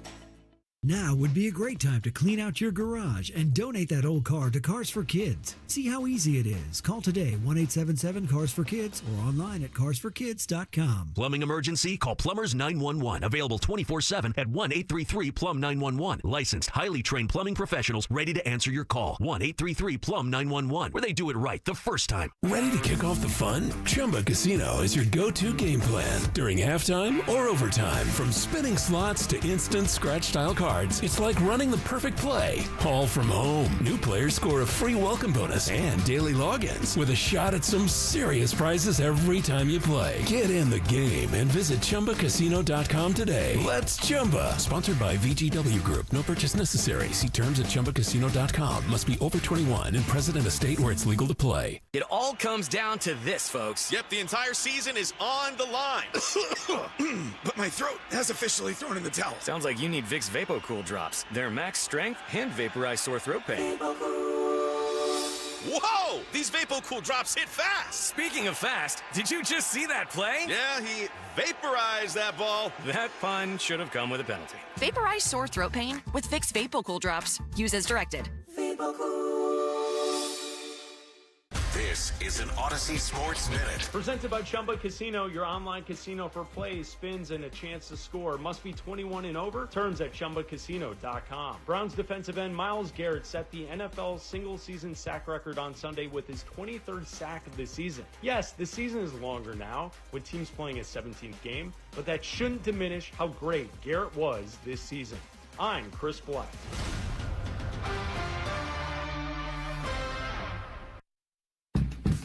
This hour is being brought to you by Cars for Kids. Spiegel and Holmes. Okay, here we go, sports fans. Afternoons on the Score. Let's talk about the Chicago Bears. They won just 5 games a year ago. I want to introduce Ben Johnson, head coach of the Chicago Bears. This is a special group. I felt that early in the season. They bring in a new center and 2 new guards. Tooney, Dahlman, Jackson, Darnell Wright, the right tackle's been amazing. Swift to the outside, and the Bears punching back have retaken the lead. Holy cow, what a run. Was that a piece of a helmet that went flying? Gino over the middle, and it's picked. It's Byard. Tyree Stevenson punched it out. Tremaine Edmonds with the pitch. T.J. Edwards, touchdown Chicago. Who's in first? The Bears. 22 takeaways. Intercepted. On cue. The Sean Wright. Picked off by Jalen Johnson. The tush push. Bears think it's a fumble. There's Wright going for the football. Right there. He did. He got it out. Jaquan Brisker levitates and ends the game. C.J. Gardner-Johnson. Takeaway number 30 for the Chicago Bears. This group, I'm talking about coaches and players combined, it's rare. And that's where the Chicago offense will begin. Caleb Williams, shout out Mom. Flickers way up there. Williams recovers. Throws a seed. Has a man. It is caught for a touchdown. Luther Burden's first in the league. Oh, my God. Ben Johnson into his bag of tricks. The nickname that has emerged for Caleb Williams is Iceman. The comeback king of Caleb Williams got the most fourth quarter comebacks in the league this year. Williams running. Caleb Williams down the stretch. You just can't play quarterback any better than what we've seen the last 2 possessions from Caleb Williams. How does he get out of that? Houdini. Touchdown. Cole Kmet into the end zone. Very much looking like the #1 overall pick in the draft. Yep. Williams on the roll, directing traffic to the end zone. He throws and it's DJ Moore. I would love to be in the film room on Monday when Ben Johnson and Caleb Williams go over this play.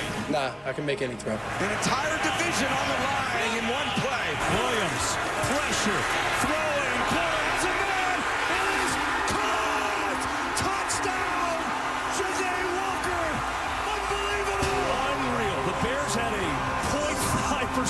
chance to win. You know, you get with some of those wins, the Raiders game. The kick is blocked.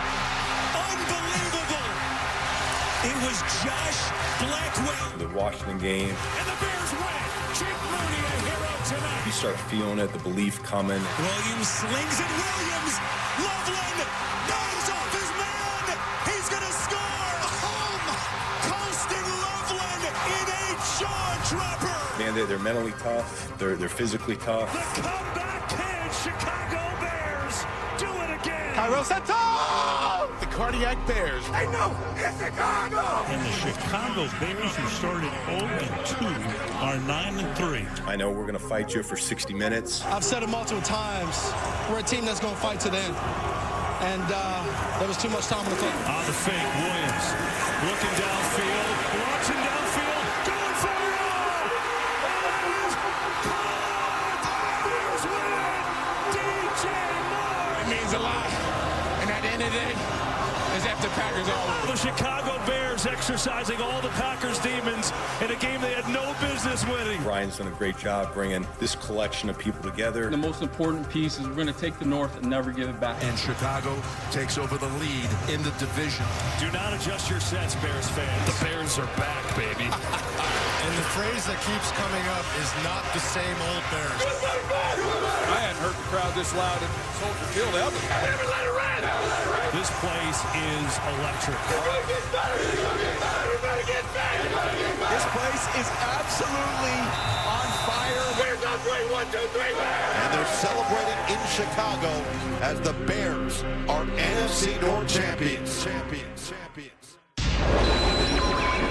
The official adventures of Spiegel and Holmes, afternoons 2 to 6 on 670 The Score. Welcome.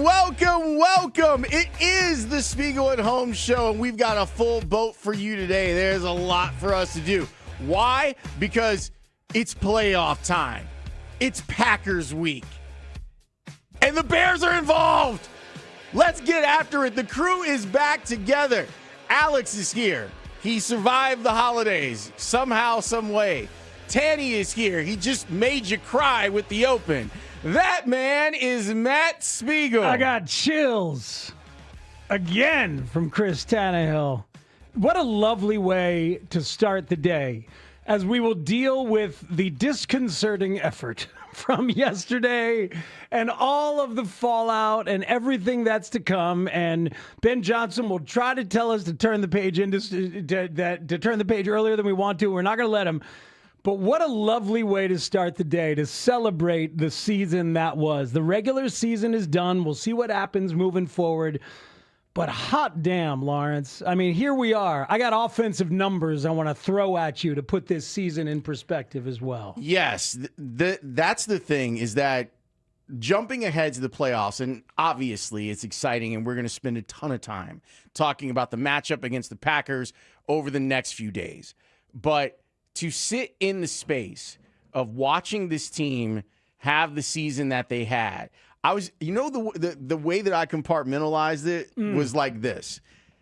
In baseball, I don't think that I would ever wear a division championship hat or T-shirt. But in football, you would. But in football, I think it makes all the sense in the world. That's a really good point. And I'm not sure why that is, because it's probably harder to win a division in baseball. But like when the White Sox were making the playoffs a few years ago, and I'm like, they gave out like White Sox postseason. I was like, I don't like this. Like, I don't like this at all. But winning a division in football, you're like NFC North champions, especially with the way that the agenda had been set by Ryan Poles, where he said, this is what we're going to do. Got to take the North and never give it back. And now we'll see it. They've got a whole year to never give it back. Yeah, they do. And there's a lot of work to be done. And look, we got to sit, even before we turn the page to the Packers, we got to sit in that effort from yesterday. Oh, no doubt. There's a lot of stuff, Speaks. But we're sitting in the season right now, coming off that open. We're sitting there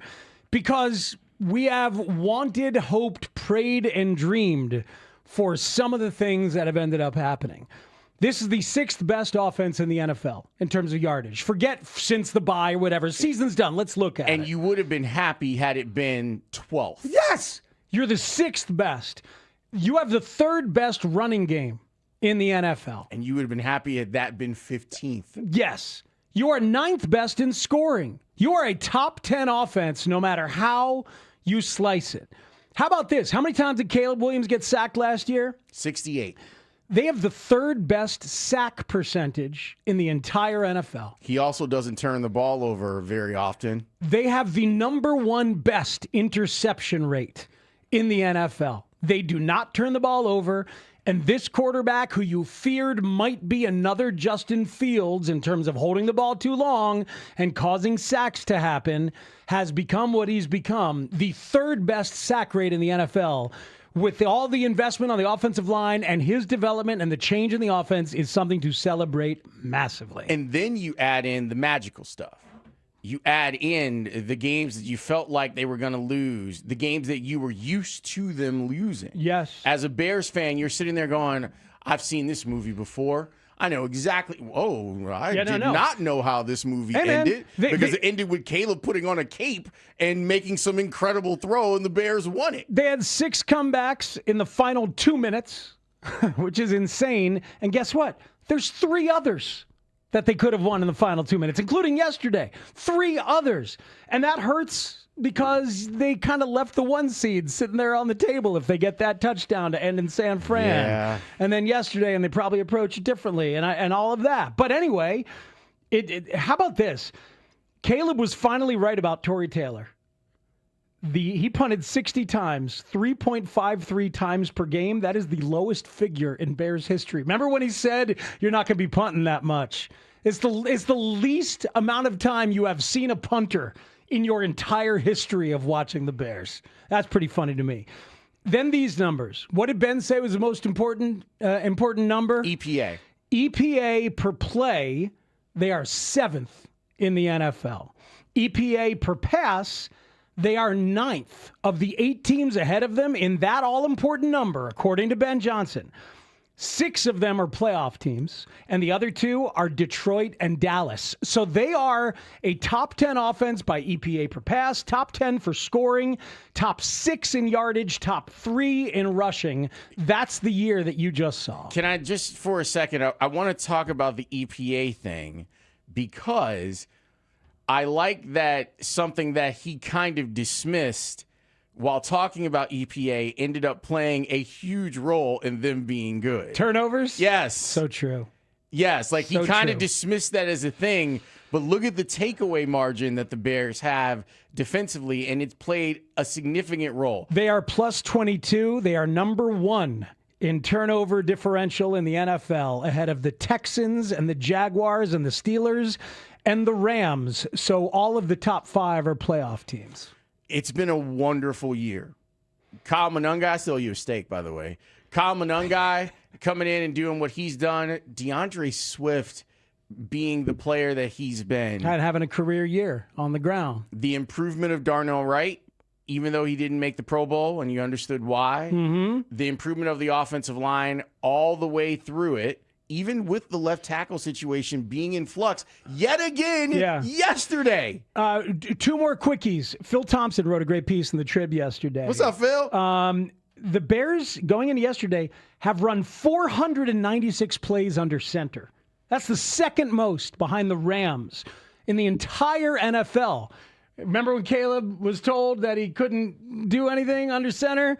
2nd most in the NFL under center. Well, he worked his ass off. And Yeah, we he talked did. about it before the season began that I had heard that he was out there doing reps every day, taking snaps from center, and then that plays out where he gets – and I think a lot of people are like, man, if this guy can get that concept, he could be a really dangerous passer, and he has been. And average depth of target, just to show you stylistically what they do, okay? This is how far the receivers go down the field before they are targeted. 9.31 yards, 5th in the NFL, behind the Eagles, the Patriots, the Rams, and the Packers. playoff teams all. So Ben Johnson has given you a playoff caliber scheme, and Caleb Williams has executed it to a playoff caliber offense. So there should be rejoicing in the fact that the Bears have won the division. They are the 2 seed in the NFC, and the playoffs start on Saturday for them over at Soldier Field. We're going to take a break. When we come back, we should talk about yesterday, though, and we should let you hear from the coach yesterday, and we'll compare and contrast how he feels after watching the film. But I thought that for Ben, yesterday's postgame was worth a listen for Bears fans who are probably asking some of the same questions that got asked in that room. You'll hear his answer and our discussion on it next here on The Score. Circus Sports Illinois and The Score invite you to enjoy a special live broadcast starring the Spiegel and Holmes Show. Friday from 2 to 6 p.m. at Real Time Sports in Elk Grove Village. Getting you ready for the big Chicago Green Bay wild card matchup. Hey, Lawrence Holmes here. Stop by to see Speegs and me. We're going to do our show live. You can enjoy all the Chicago football playoff talk and more. Plus, you can win Chicago sports tickets from Circus Sports Illinois. Don't miss this. That's the Spiegel and Holmes Show, live from Real Time Sports in Elk Grove Village. Friday from 2 to 6 on The Score. Sponsored by Circus Sports Illinois. Sports betting the way it should be. Check out the Circus Sports Illinois app today.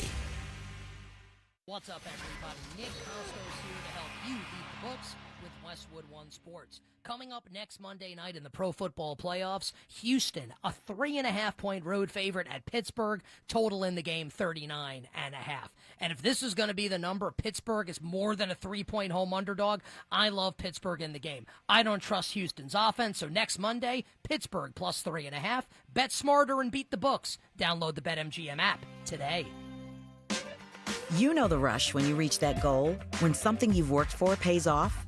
That's success. At University of Maryland Global Campus, we believe you should never stop chasing it. That's why we offer a skills-based education that helps move your career forward. Learn how to apply emerging technologies like AI and data science. Build your leadership and critical thinking skills. Apply by February 11th and save with no application fee. Learn more at umgc.edu. Certified to operate in Virginia by Chev.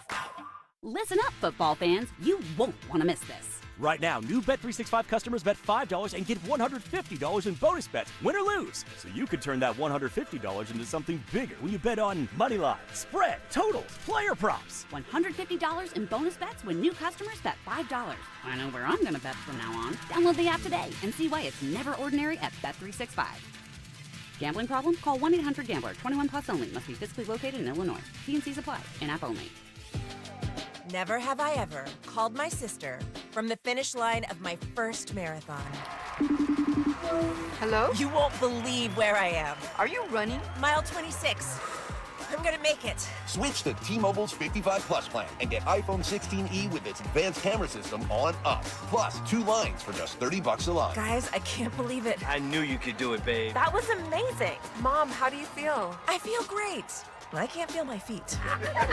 Let's take a picture, and then you may carry me to the car. Share every stride, every mile, every memory on America's best network. Switch to T-Mobile's 55 Plus plan and get iPhone 16e on us and 2 lines for just $30 a line.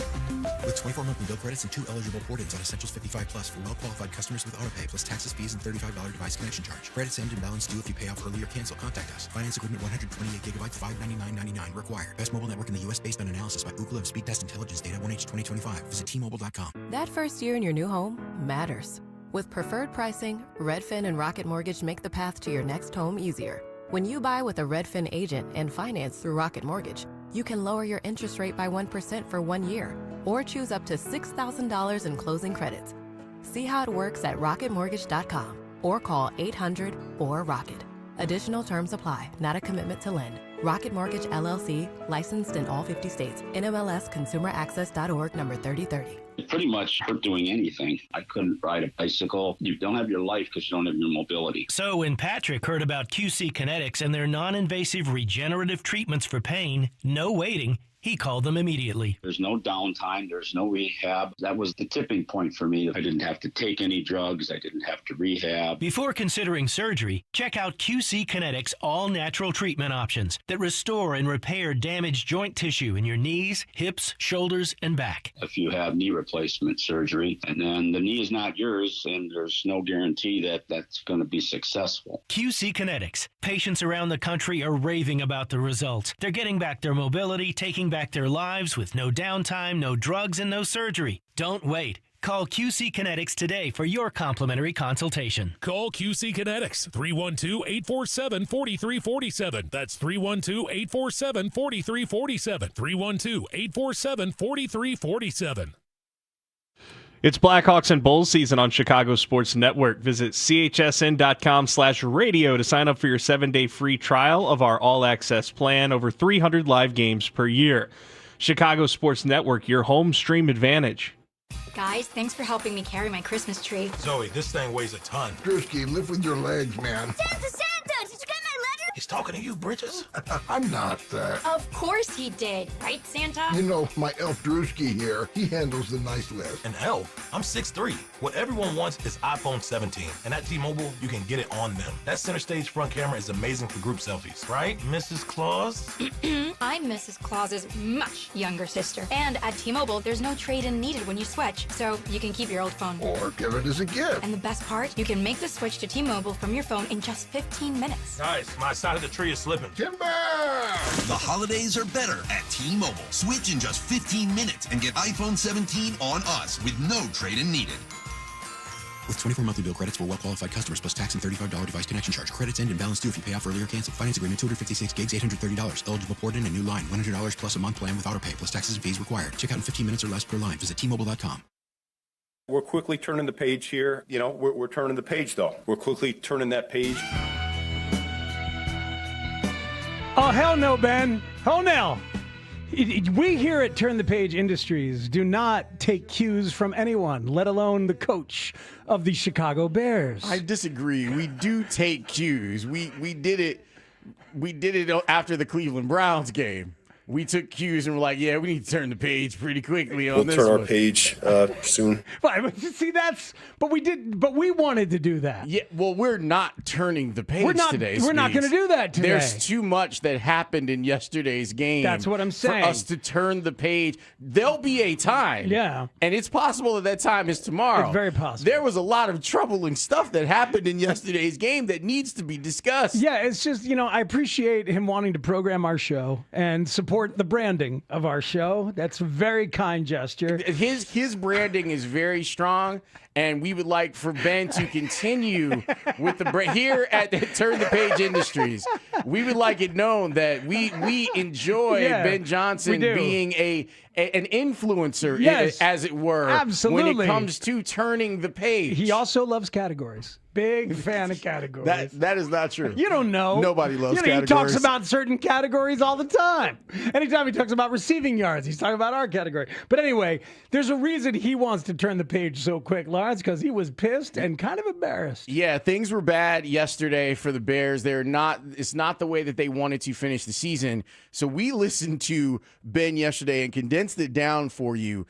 Here's what he saw, and you might notice a bit of an edge to his postgame. Disappointing to lose that one in that fashion there. Guys were battling. They fought their tails off, but came up short. We got to play better. We got to play better going forward. We got to coach better going forward as well. And we're turning the page, though. We got the number 2 seed. We got a home game next week, and we got a new season on the horizon. And so our guys should be reinvigorated by that. I know I certainly am. I'm looking forward to the opportunity and all that entails, and the opportunity to go 1-0 this next week. So we can't dig ourselves in a hole like that, and was disappointed with the offense as a whole. I let those guys know that, and we'll be better for it. Everyone's disappointed. I appreciate, like I said, their effort. Some teams, they rest their starters. We don't. We play football, and we felt like it was really important that we were playing our best ball here today, and we didn't get that job done. And so we're quickly turning that page, and now we got a home game coming on up, and there's a way to win this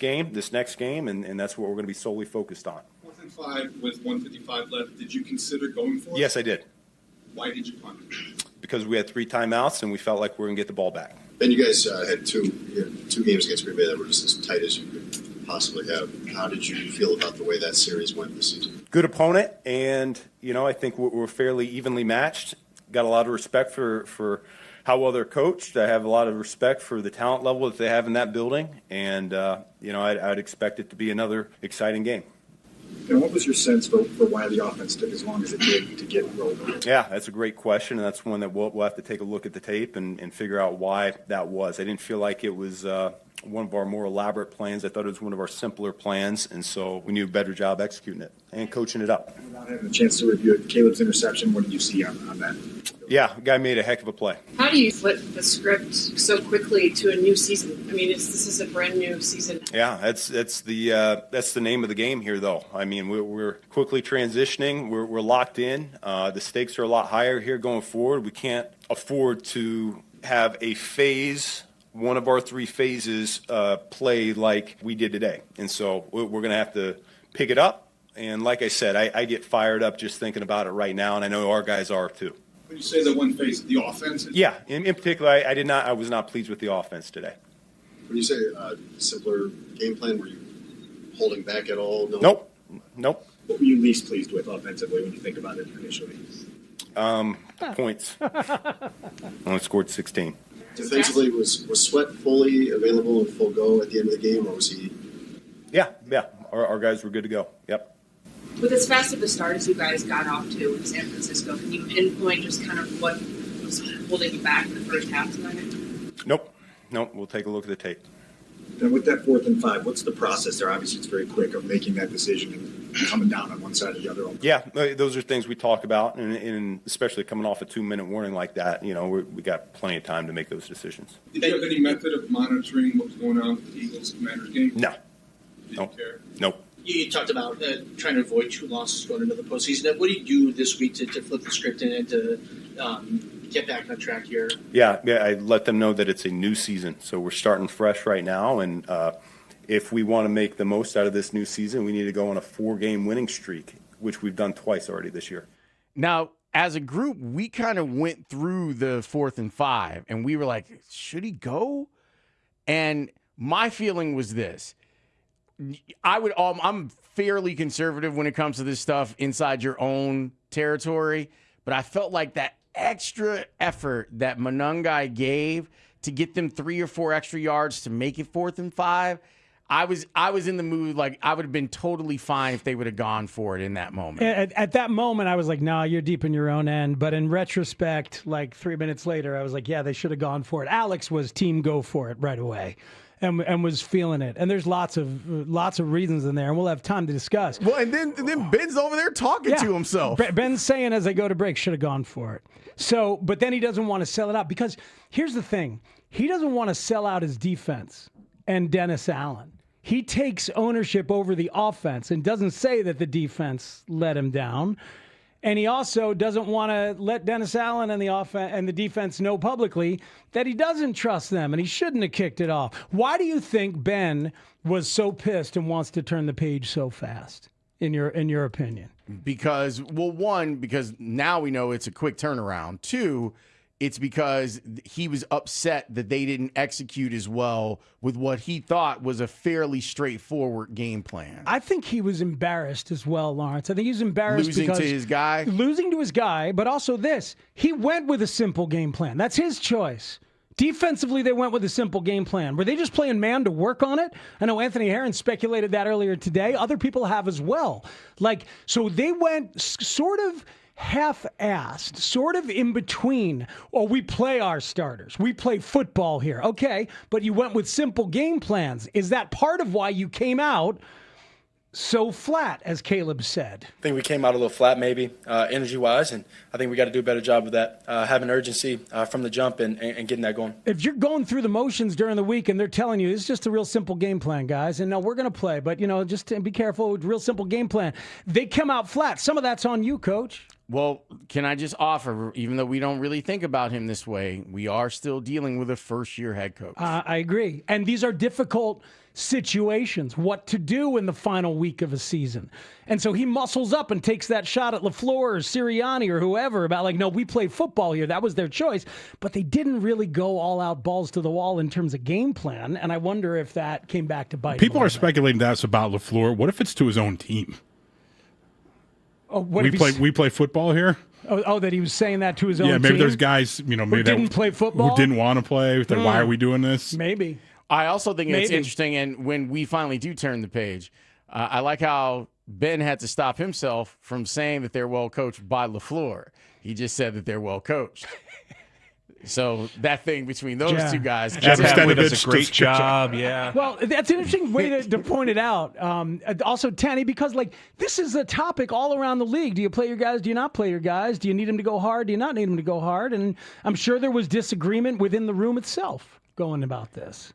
Well, we can ask Kurt Warner about all of this stuff. Let's get his thoughts about what the Bears did yesterday, how the quarterback played, the playoffs overall. Our guy, Kurt Warner, joins us next here on The Score. The Bears lose. They end the regular season at 11-6 after falling to the Lions. Stick around as all of our shows and team of Bears experts dissect the game from every angle. Plus, we now switch gears and start to focus on the playoffs when the Bears get another rematch against the hated Packers, this time on Wild Card Weekend. So keep it here on Chicago's Sports Radio 670 The Score. Always live on the free Odyssey and iHeartRadio apps.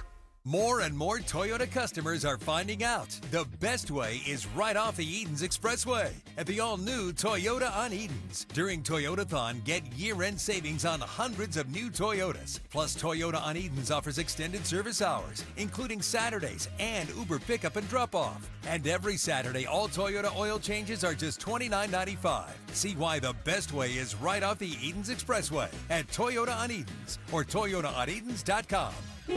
Plumbing emergency? Plumbers 911 helps you connect with a fully licensed plumbing contractor who can help with any plumbing issue at any time. Their professional plumbers are highly trained, background checked, and insured. They can address and resolve emergencies, including leak detection, water heaters, sump pumps, repiping, and more. Plumbers 911 phones are open 24/7 at 1-833-PLUM-911. Dial 1-833-PLUM-911. Plumbers 911, where they do it right the first time. What defines tough? It's an arrhythmia, a dangerous disruption, your heart out of sync. What defines tough? It's a cardiac specialist delivering pulses of energy, pinpointing the disorder, turning chaos into steady calm. What defines tough? At Loyola Medicine, it's more than what we do. It's who we are. Visit loyolamedicine.org/tough to learn more. My ride smells just right, just right, just right, just right. I gotta try that Febreze car. Just right, just right, just right. La la la la la. With up to 40 days of consistency, all over Febreze car clips right on your vent. You know my car's my happy place. Keep a smile on my face when it smells just right, just right, just right. Yeah, breathe happy Febreze. La la la la. Pizza's here. Oh, great. I'd love some, but I'm worried about my stomach issues. If you're worried about having diarrhea, gas, bloating, stomach pain, or loose, oily stools, it may not just be stomach issues. It could be a condition called exocrine pancreatic insufficiency, or EPI. With EPI, the pancreas doesn't release enough enzymes to break down food, but EPI is manageable. Use the symptom checker on identifyepi.com and talk to your doctor. That's identifyepi.com. Sponsored by AbbVie. When you're betting and find yourself constantly thinking about gambling and you're losing more money than you have, are you really winning? If you're spending too much time with the slots or you can't stop betting on sports and you find yourself feeling overwhelmed, maybe lying, and probably losing more money than you can afford to lose, you're not alone and you can get help. It's available 24/7 and it's confidential. When your betting has gotten out of hand, call 1-800-GAMBLER or visit www.areyoureallywinning.com. Sponsored by the Illinois Department of Human Services. How about finally a simple New Year's resolution, one where you're guaranteed to succeed? Reverse the clock on hair loss with Advanced Hair's simple one-day treatment. You'll feel more confident and more youthful when you witness your own natural hair growing into those places where it's been balding or thinning for years. From Advanced Hair's breakthrough technology to their world-class medical team, they are the only team in hair restoration I personally recommend. Advanced Hair's simple one-day treatment begins to regrow your own natural hair the very next day, and your new hair is guaranteed to grow.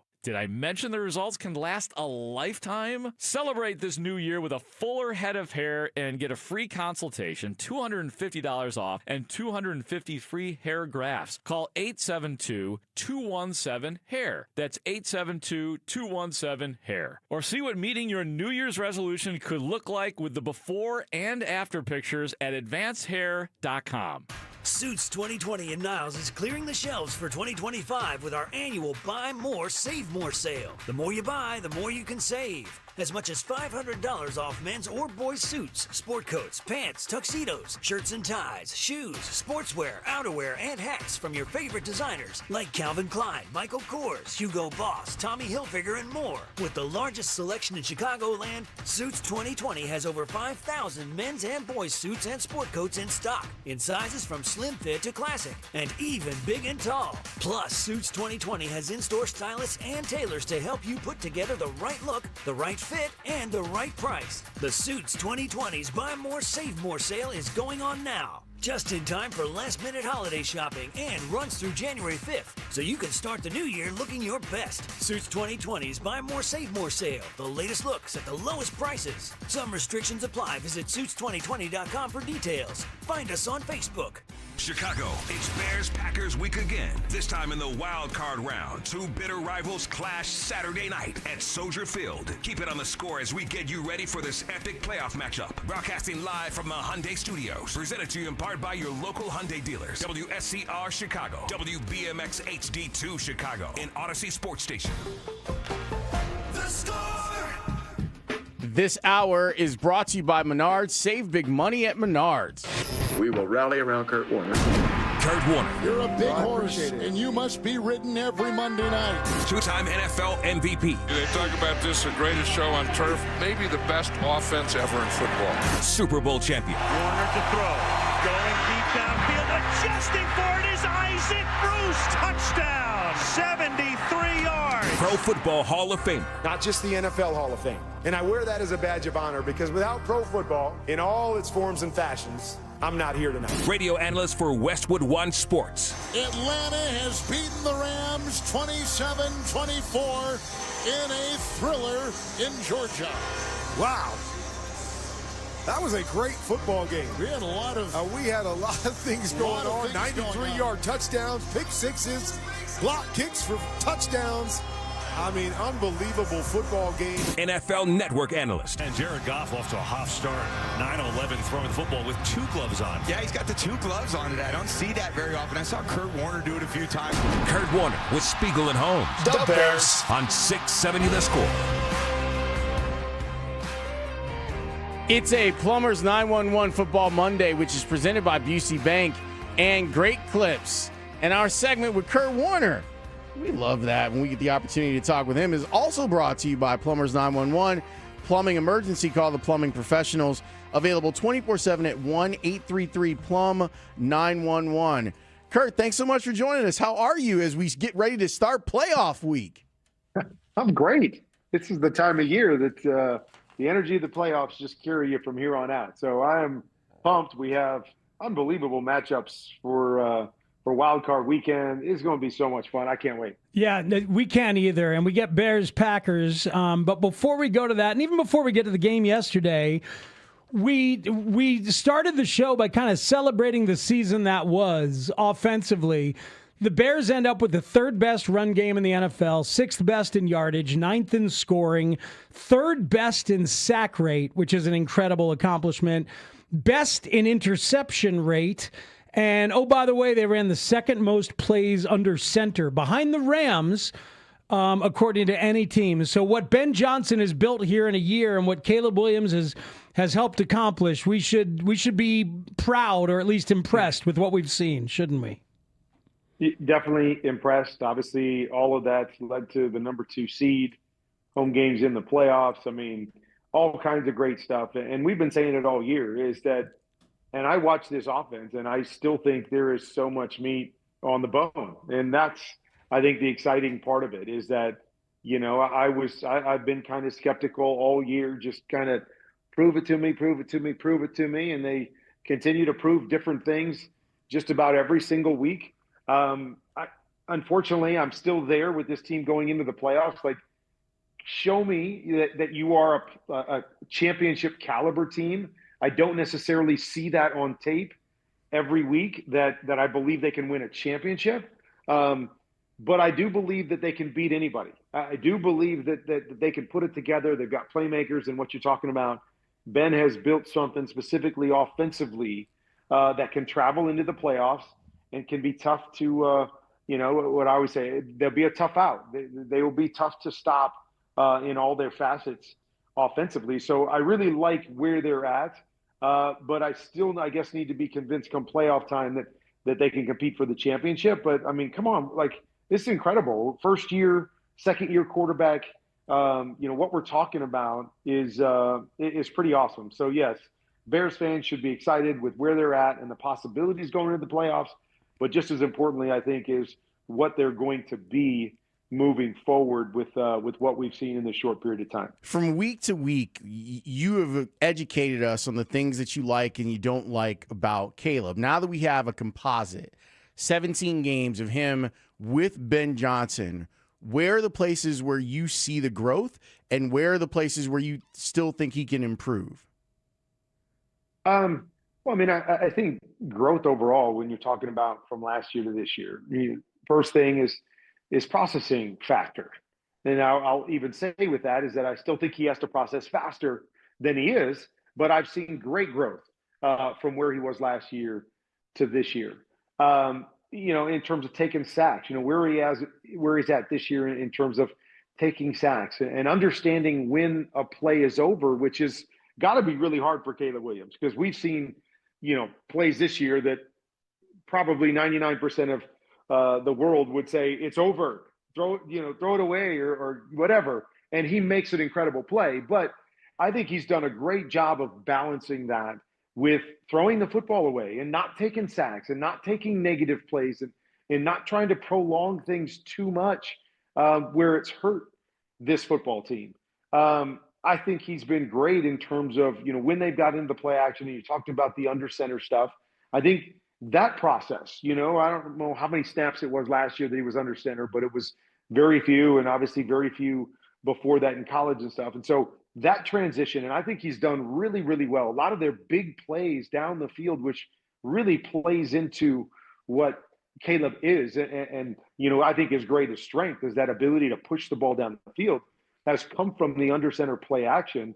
And that has taken an enormous jump this year. I still think there's some technique stuff, the efficiency, whether that is processing or being where he needs to be on time, and then cleaning up the technique so we can be more efficient with the throws. Like he's seen a lot of plays, that were open and that were there, and he just hasn't made all the throws this year. So, that's an area I think you got to hope for a lot of improvement. But I think we've seen improvement in so many different areas in this first year that it really has been fun to watch. And now it has you so excited about, okay, this has been great, and I don't know what the playoffs have in store, but I can't wait till next year. I can't wait to watch him with another offseason and with Ben and what they're doing and in this offense and see what kind of jump he can make. It's great stuff from Kurt Warner right here on Spiegel and Holmes. The Lions played lots of zone yesterday, and apparently the Bears were expecting lots of man. So the switch up happened. And I wonder, because Caleb, Lawrence, you had pointed out in the group thread that Caleb had audibled. He checked into plays that ended up being negatives a couple of times. So maybe he's just a young quarterback. He's still confusable. What happens if you're expecting man and you're getting a lot of zone?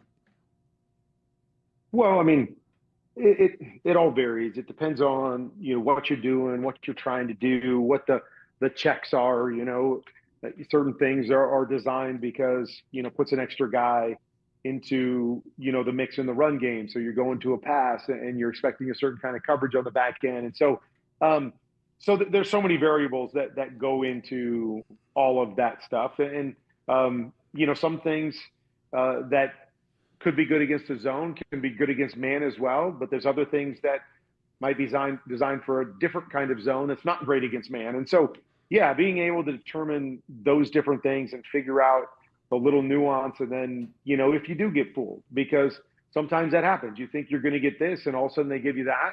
Okay, what's the answer now? What are we going to do if that happens? And so, that's just a hard one to answer because there's so many factors that go into changing a play or alerting a play or whatever that may be. All right, well, let me flip that then, that same discussion, but on the offensive side. The Bears' defense seems to struggle in man, and it's been for the last few weeks where we've seen a lot of crossing routes, a lot of man-beater concepts that have actually worked against the Bears. So if you're DA and you spent most of the game yesterday doing that and running into problems because you had a quarterback like Jared Goff that was good at diagnosing what he was seeing, and then guys like Jamison Williams and Amon-Ra St. Brown that can run away from guys, if you're DA and you're going into this game against the Packers, maybe concerned that you don't have healthy enough guys to run as much man as you want, as a quarterback, how would you be viewing the Bears defense? What would you say is their strength, and how would you try to flip it on them? Well, I mean, I personally think their strength is probably playing zone defense and, trying to change it up and keep you off balance and force you into situations where you can make, little mistakes on the back end. I don't think they're a great man team. I don't think they're a great defense by any means. And so when you're not a great defense, I don't know if you want to play a lot of man coverage where, somebody gets beat and it leads to big plays, because to me, this defense is keep them in front of you. You guys have been great at when the ball's tipped or when somebody's in a negative situation. You had, Jared Goff in that 3rd and long and great at taking the ball away and making plays from that perspective. You just have to avoid the big plays that can hurt you. And I think especially now, because their offense, although been good, not necessarily great, and especially at different times. We saw it yesterday, had trouble putting a lot of points on the board. So you never want a team, and I could go back to the first Detroit game, right? The first Detroit game, man, it was big play after big play after big play after big play. Game got away from them, and the offense couldn't keep up. And so to me, it's more of a zone team. Of course, you can change it up and mix in your mans when you have to do that, but more of a zone team. Keep teams in front of you and try to force teams into mistakes, and then keep capitalizing on them like you have all year long. Kurt, did you get a chance to see the interception, or maybe even the replay of the interception that was ahead of DJ Moore? It's the only interception of the day, the deep ball into the end zone. Wondering what your thoughts were on that play. There looked to be some blank space off to the left. Maybe Caleb could have put in a different spot for DJ to run, but some of us were also wondering if DJ made the best effort necessarily on that play. Yeah, I don't know. I mean, those are so hard when you're throwing a 55-yard pass. To expect a quarterback always to just drop it in the perfect spot, I mean, it's crazy. I mean, there was a defender that was kind of underneath and to the outside of the throw. The guy that intercepted it was the guy over the top. DJ, was kind of splitting the two and one. He was in a position where he could have made a play. I know what you guys are saying. Like, maybe there could have just been a little more of a burst for him to get to the ball instead of the defender. But again, I just think that was one of those, hey, we got our shot play called. He won to some degree. Throw it out there and take a shot. Like, this is what we've been good at. Take a shot. And most times when that happens, you hope that the ball hits the ground if you don't complete it. But if a team, makes the interception there, hopefully you get them down to the ground and it's a 55-yard punt and you live for another day, but at least you're threatening a defense and taking a chance. So I think that was really just wasn't a terrible throw, wasn't terrible on anybody's part. He wasn't wide open. It was just, hey, this is a shot. We got a chance at it. Let's put it out there. And it just didn't work out for him this time, but they've they've made so many of those this year. If it was one of your wide receivers who didn't necessarily go get it, would you be upset in the moment? I mean, yeah, I don't think so on that one. I mean, Okay. that wasn't that wasn't one that I thought, oh, that should have been completed. You know, what were you doing, DJ? Like, I didn't think that. I just thought it was close, and you know, we just missed. Okay. And they were there to make a play. I didn't see it the other way. All right. So Torrey Holt and Isaac Bruce, they wouldn't put you in that position. We understand. Kurt, they probably would have been open by 7 yards. So that's right. So I could have missed by 5 yards, and we'd still be good. What's real and what's fantasy when it comes to how things change from the regular season to the postseason? You know, I mean, it's you know, a lot of people talk about, you know, the pace of things and everything, you know, being faster. And I mean, I don't know if that's possible. I mean, that would just be saying, oh, guys don't play as hard and as fast in the regular season as they just decide to play a little bit faster, you know, in the playoffs. Like, I don't think that's the case. I think what makes it feel faster and better is, you know, the fact that you understand the stakes. You understand the ramifications of every play. And, you know, one play that costs you a regular season game is different than one play that knocks you out of the playoffs and sends you home. You know, so I think you understand that. I think the other part of it, too, is that you're playing against really good teams every week. So it's not as if, okay, we're playing against a bad team and then we're playing against an average team. And then we got a good team and then we got an average team again. You know, like, everybody's good. And so every play and every game is so vital. And you just have to be a little bit better. You got to be a little bit more buttoned up. And you got to make the plays that are there. And you can't let them make, you know, the plays on the other side. And so that, to me, is really the biggest difference. And then, you know, when you talk about pressure, you know, the one thing to me about, you know, playoff time and when it comes to pressure is I think there's so much to not letting one play lead into another play that leads into another play. And so, you know, in the regular season, again, you know, there's going to be another shot. There's going to be another game. There's going to be, like, every game doesn't mean as much. When you're in those big moments and you make a mistake, you know, it's so easy to go, oh my gosh, you know, if I make another mistake, we're going to go home and we're not going to get another shot. And so you allow one play to lead into another play, to lead into another play. And that's what oftentimes can sink people. You know, I played in 3 Super Bowls. And, you know, my first Super Bowl, we were up 16-0. And then we were tied 16-16. In my second Super Bowl, we were down 17-3, I think. And we came back and tied it at 17-17. And then in my last Super Bowl, we were down 10 at the half. And we came back and took the lead with 2.5 minutes to go. So all that to say, there's ebbs and flows in these big games, just like every other game. But if you start to panic when something goes against you early, that's usually when the blowouts happen. That's usually when the good teams take advantage of it. So you really have to allow, you know, when we talk about the pressure, is you can't let that part of the pressure get to you, thinking, oh, shoot, that one play just cost us this playoff game.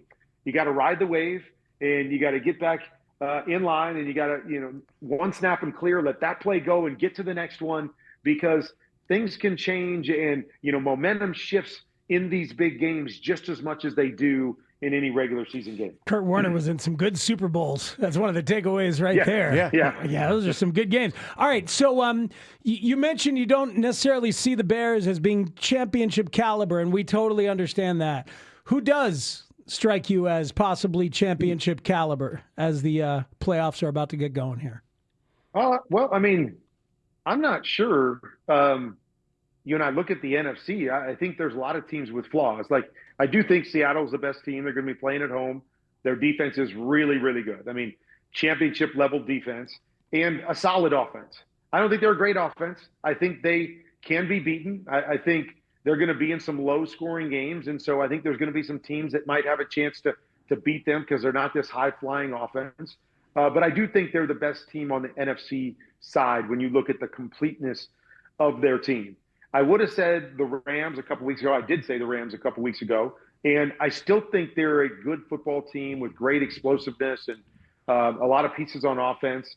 But I don't think they've played as well. I mean, obviously their record shows they haven't played as well, but specifically these last 2 games. I called them Monday night. I just got done watching the tape from yesterday's game against Arizona.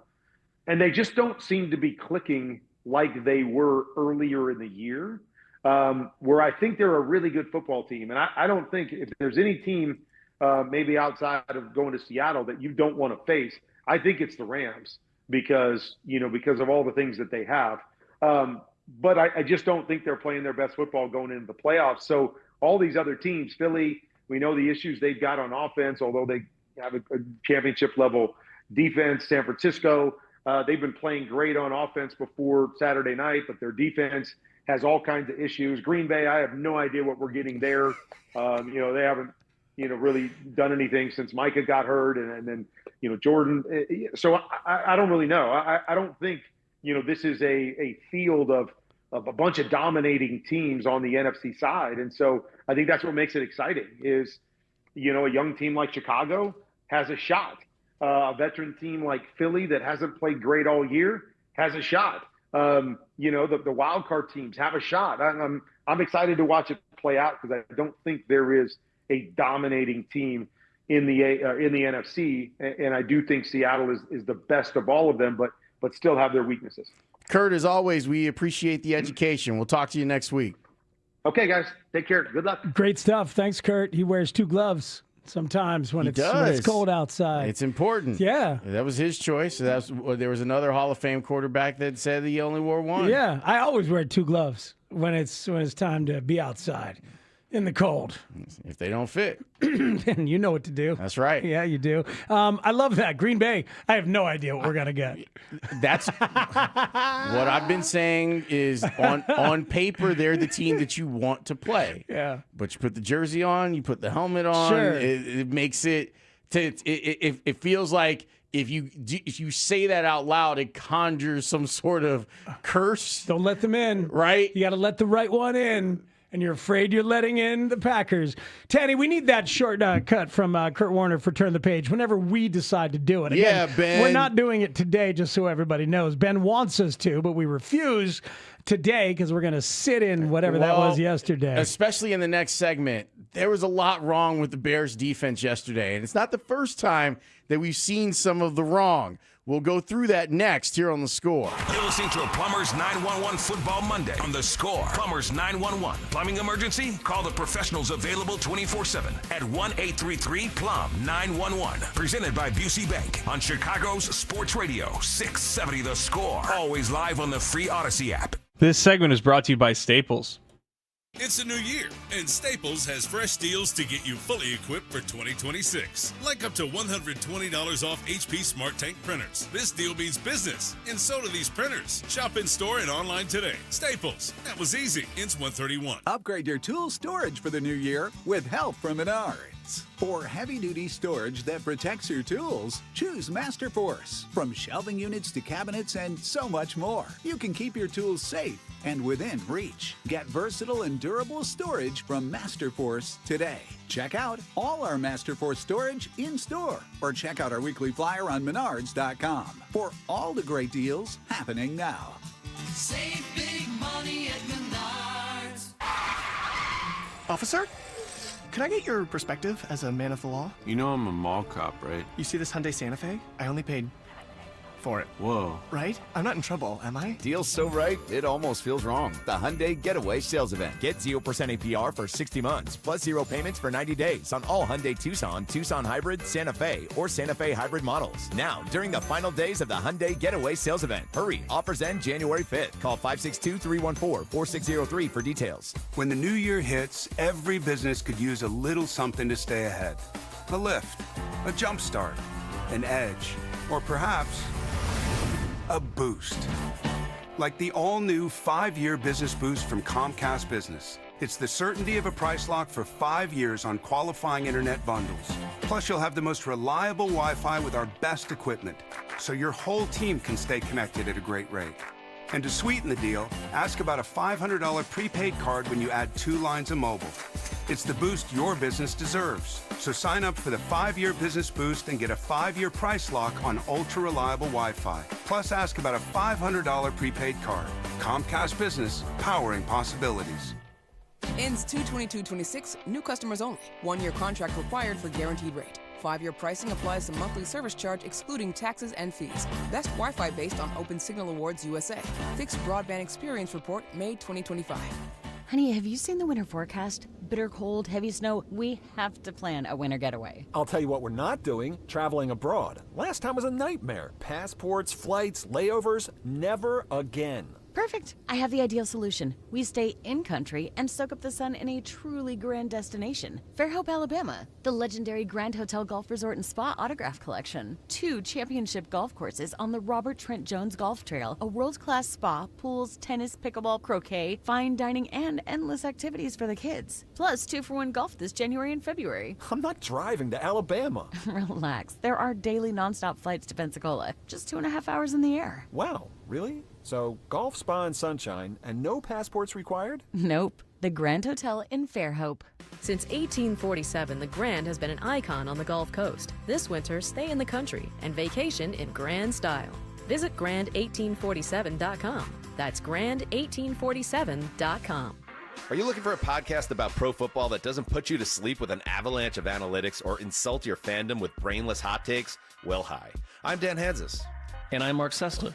Oh, hi, Mark. And we're the hosts of Heed the Call, the NFL podcast you've been waiting your whole life for.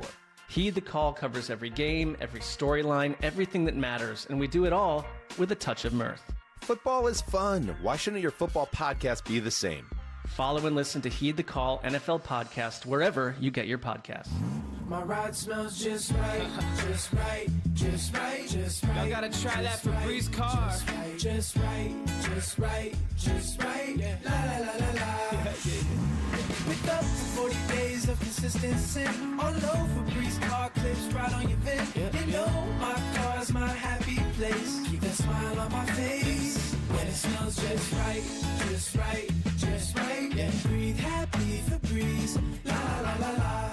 Plumbing emergency? Chicagoland depends on Plumbers 911. Licensed, highly skilled local 130 plumbers are available 24/7. For fast, reliable help, call 833-PLUM-911. Local 130 plumbers get the job done right the first time. Chumba Casino brings non-stop fun straight to your screen. Anytime, anywhere. Explore hundreds of games like slots, blackjack, and instant scratch-style cards. Sign up to unlock your free welcome bonus and daily login bonuses. And enjoy your chance at exciting prizes without spending a thing. Just click, play, and enjoy the ride. Sponsored by VGW Group. No purchase necessary. See terms at ChumbaCasino.com. Must be over 21 and present in a state where it's legal to play. This is the story of the one. As the purchasing manager at a manufacturing plant, she knows the only thing more important than having the right safety gear is having it there when you need it. That's why she partners with Grainger for auto reordering, so her team members can count on her to have cut-resistant gloves on hand, and each shift can run safely and efficiently. Call 1-800-GRAINGER, click Grainger.com, or just stop by. Grainger, for the ones who get it done. This is an Odyssey Sports Minute. Presented by Chumba Casino, your online casino for plays, spins, and a chance to score. Must be 21 and over. Terms at ChumbaCasino.com. Browns defensive end Myles Garrett set the NFL single-season sack record on Sunday with his 23rd sack of the season. Yes, the season is longer now, with teams playing a 17th game, but that shouldn't diminish how great Garrett was this season. I'm Chris Black.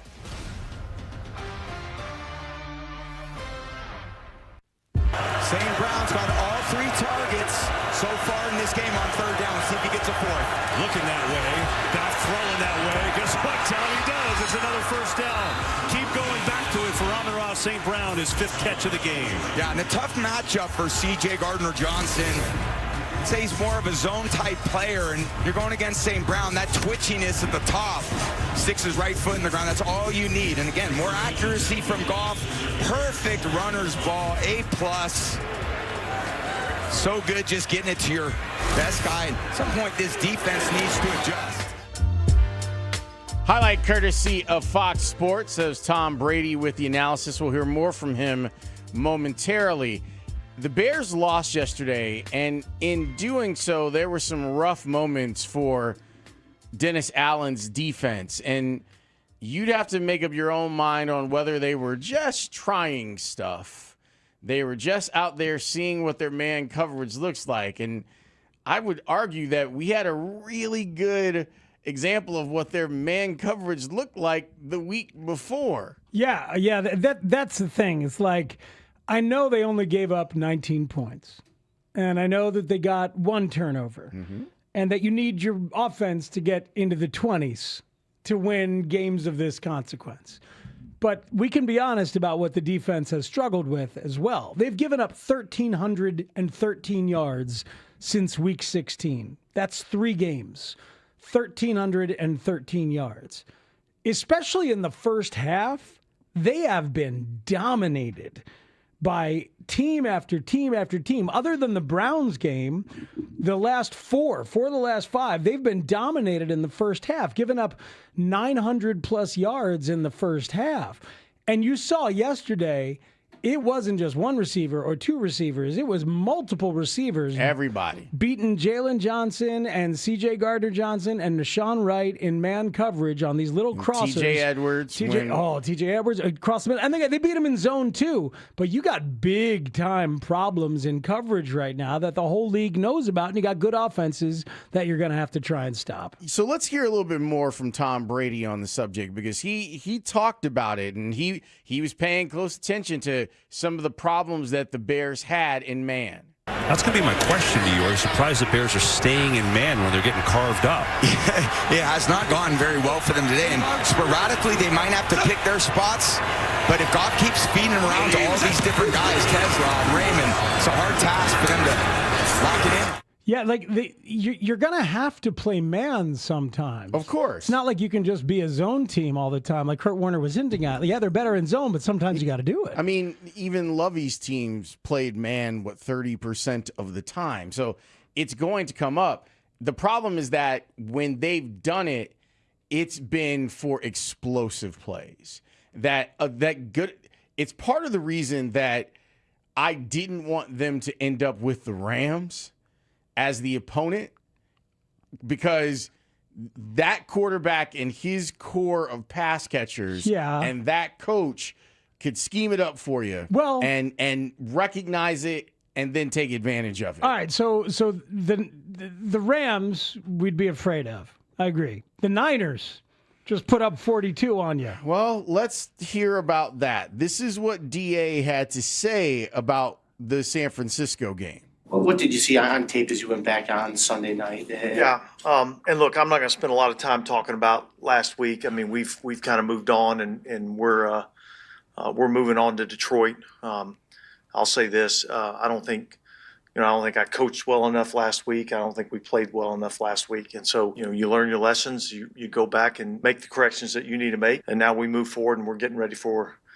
Detroit. And I appreciate any of the questions about last week, but at the end of the day, I've been through it plenty of times, and so I'm ready to go ahead and move on. So that's what you get when you finally get a chance to talk to your coordinators on a Thursday after a Sunday night game. You get the one question, then we've moved on. And look, we weren't even here, and I figure most of the listeners maybe, doing holiday stuff there on New Year's Day, but that's Dennis Allen pointing the thumb right there. He's in a trick bag, man. Because help me out here, Lawrence, because I'm trying to figure out. You're a longtime defensive guy. You're a longtime football person, right?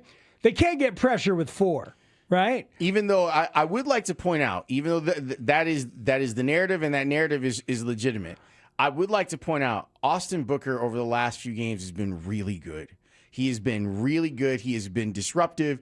The problem is that it hasn't happened enough. But I do feel like they might be growing a pass rusher. Okay, well, that would be great. And Booker and Jarrett did get yesterday 2 Jared Goff ones. They ran a little stunt. So maybe a little tackle twist. So look, maybe they got to do that more. But most of the time they can't get pressure with 4. And then when they blitz, sometimes they can't cover behind the blitz. When Tremaine Edmonds blitzed and did not get there, and Goff slid to his left and hit Gibbs for the touchdown right down the middle. It's like, so what are you supposed to do? What are you supposed to do? What is Dennis Allen supposed to do with what the current situation is? Well, the good news is something that we talked about on Wednesday, and we'll hear from Ben Johnson in the 4 o'clock hour, but he is saying what we were discussing, which was Kyler's window looks like it's going to open back up, and that would make him eligible to play on Saturday. And that's asking a lot. I think part of the reason, this is not anything that anyone told me, this is just kind of reading the tea leaves. I think part of the reason that they put him on IR was to, 1, heal up, and then 2, kind of use those extra 2 weeks as the 21-day ramp-up period that will then end on Saturday. Like, not officially, but saying, okay, we know that we're going to need you back. Let's get you healed up. And now that you're healed up, now we're going to run you through a whole bunch of stuff. We're going to find out where you're at so that when we get to playoff game week, because Ben Johnson was pretty open about the fact that he wanted Kyler to be back on this team, but this time you can't have a late scratch. It can't be, well, Kyler is going to go, and then 90 minutes before the game starts or 60 minutes before the game starts, after you've already given your inactives, he can't play. All right, but this is a big ask. It is. It's a massive ask. But he's one of your highest paid defensive players, too. Yes. So these are the playoffs. That might help. But the problems are so deep with this team. The guy that you count on to be your cover corner is not himself. Yeah, Jalen Johnson is clearly not himself. He's not himself. Now, he's still got incredible instincts, and we saw it play out in the last game against San Francisco. He tips that ball that ends up being picked off by TJ Edwards, who scores a touchdown. He just doesn't, he's not moving like the guy that we're used to. And I will say, Jalen's in what, year 7? Is it year 6 or year 7? Look, injuries are one part of the issue, but so is time in the league. Sometimes those things they compound, and you're not the guy that you were. Oh, boy, I hope that's not the case. I hope it's not either. I feel like he needs an entire offseason to get himself right, but I understand him being like, I want to win. I got to play. I want to play on a winning team, and whatever help if that means that I'm only playing 55% of the snaps, so be it. So to your point on Jalen and time in the league, there's any number of corners, like lockdown cover corners in the history of the league, who've signed big deals, and within a couple years, you're like, oh, they're not quite what they used to be. Yeah, and you're like, I hope remember that's that not guy? Yeah, right, exactly. I hope that's Josh Norman comes to mind. Got huge money. He stuck around for a little bit and kind of recaptured it. Right, but he wasn't what he was. That's for sure. So you have that issue. You have with Nashawn Wright an incredible story. A guy that's made some big plays, but has also given up a bunch of big plays this season. And let me say what I said in transition. I think Tyreek Stevenson's got to play. And I think he's got to play for Nashawn Wright. And you remember when Ben was asked, hey, Tyreek's coming back healthy. You got a problem, a potential good problem, because Nashawn Wright has been making a lot of plays. Remember when Ben smiled and said, yeah, that'll be interesting. We'll see what happens. Nashawn clearly won that job if it was a one-on-one competition. He won that job. But to me at this point, you need the one-on-one cover skills of Tyreek Stevenson on the field. You need the edge that he brings on the field, especially because you might not have C.J. Gardner-Johnson, who brings a very physical edge. I think you're going to need that from Tyreek. And Nashawn Wright has kind of been exposed for the limitations that we've known that he has. Remember, there was a point early in the year, Lawrence, where we were talking about Tyreek Stevenson's maturation as a dude, where he was going to the coaches and saying, hey, help me figure out this coverage because I don't understand it. Like, he had the humility to go and ask for that help.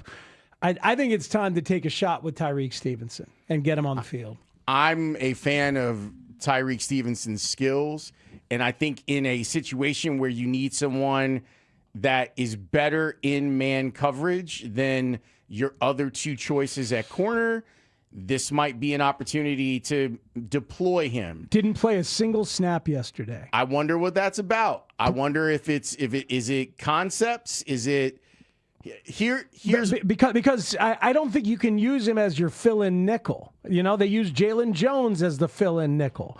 When they went to 6 DBs, Elijah Hicks got 2 snaps. Jonathan Owens got 2 snaps. And maybe those guys got a slight nickel look because Jalen Jones only had 3 looks. They also, by the way, played 3 backers occasionally. Remember we talked about that last week, that after Noah Sewell left, they never played 3 backers. Yesterday they did. DeMarco Jackson did play 12 snaps. Alex really wants DeMarco Jackson to get on the field more.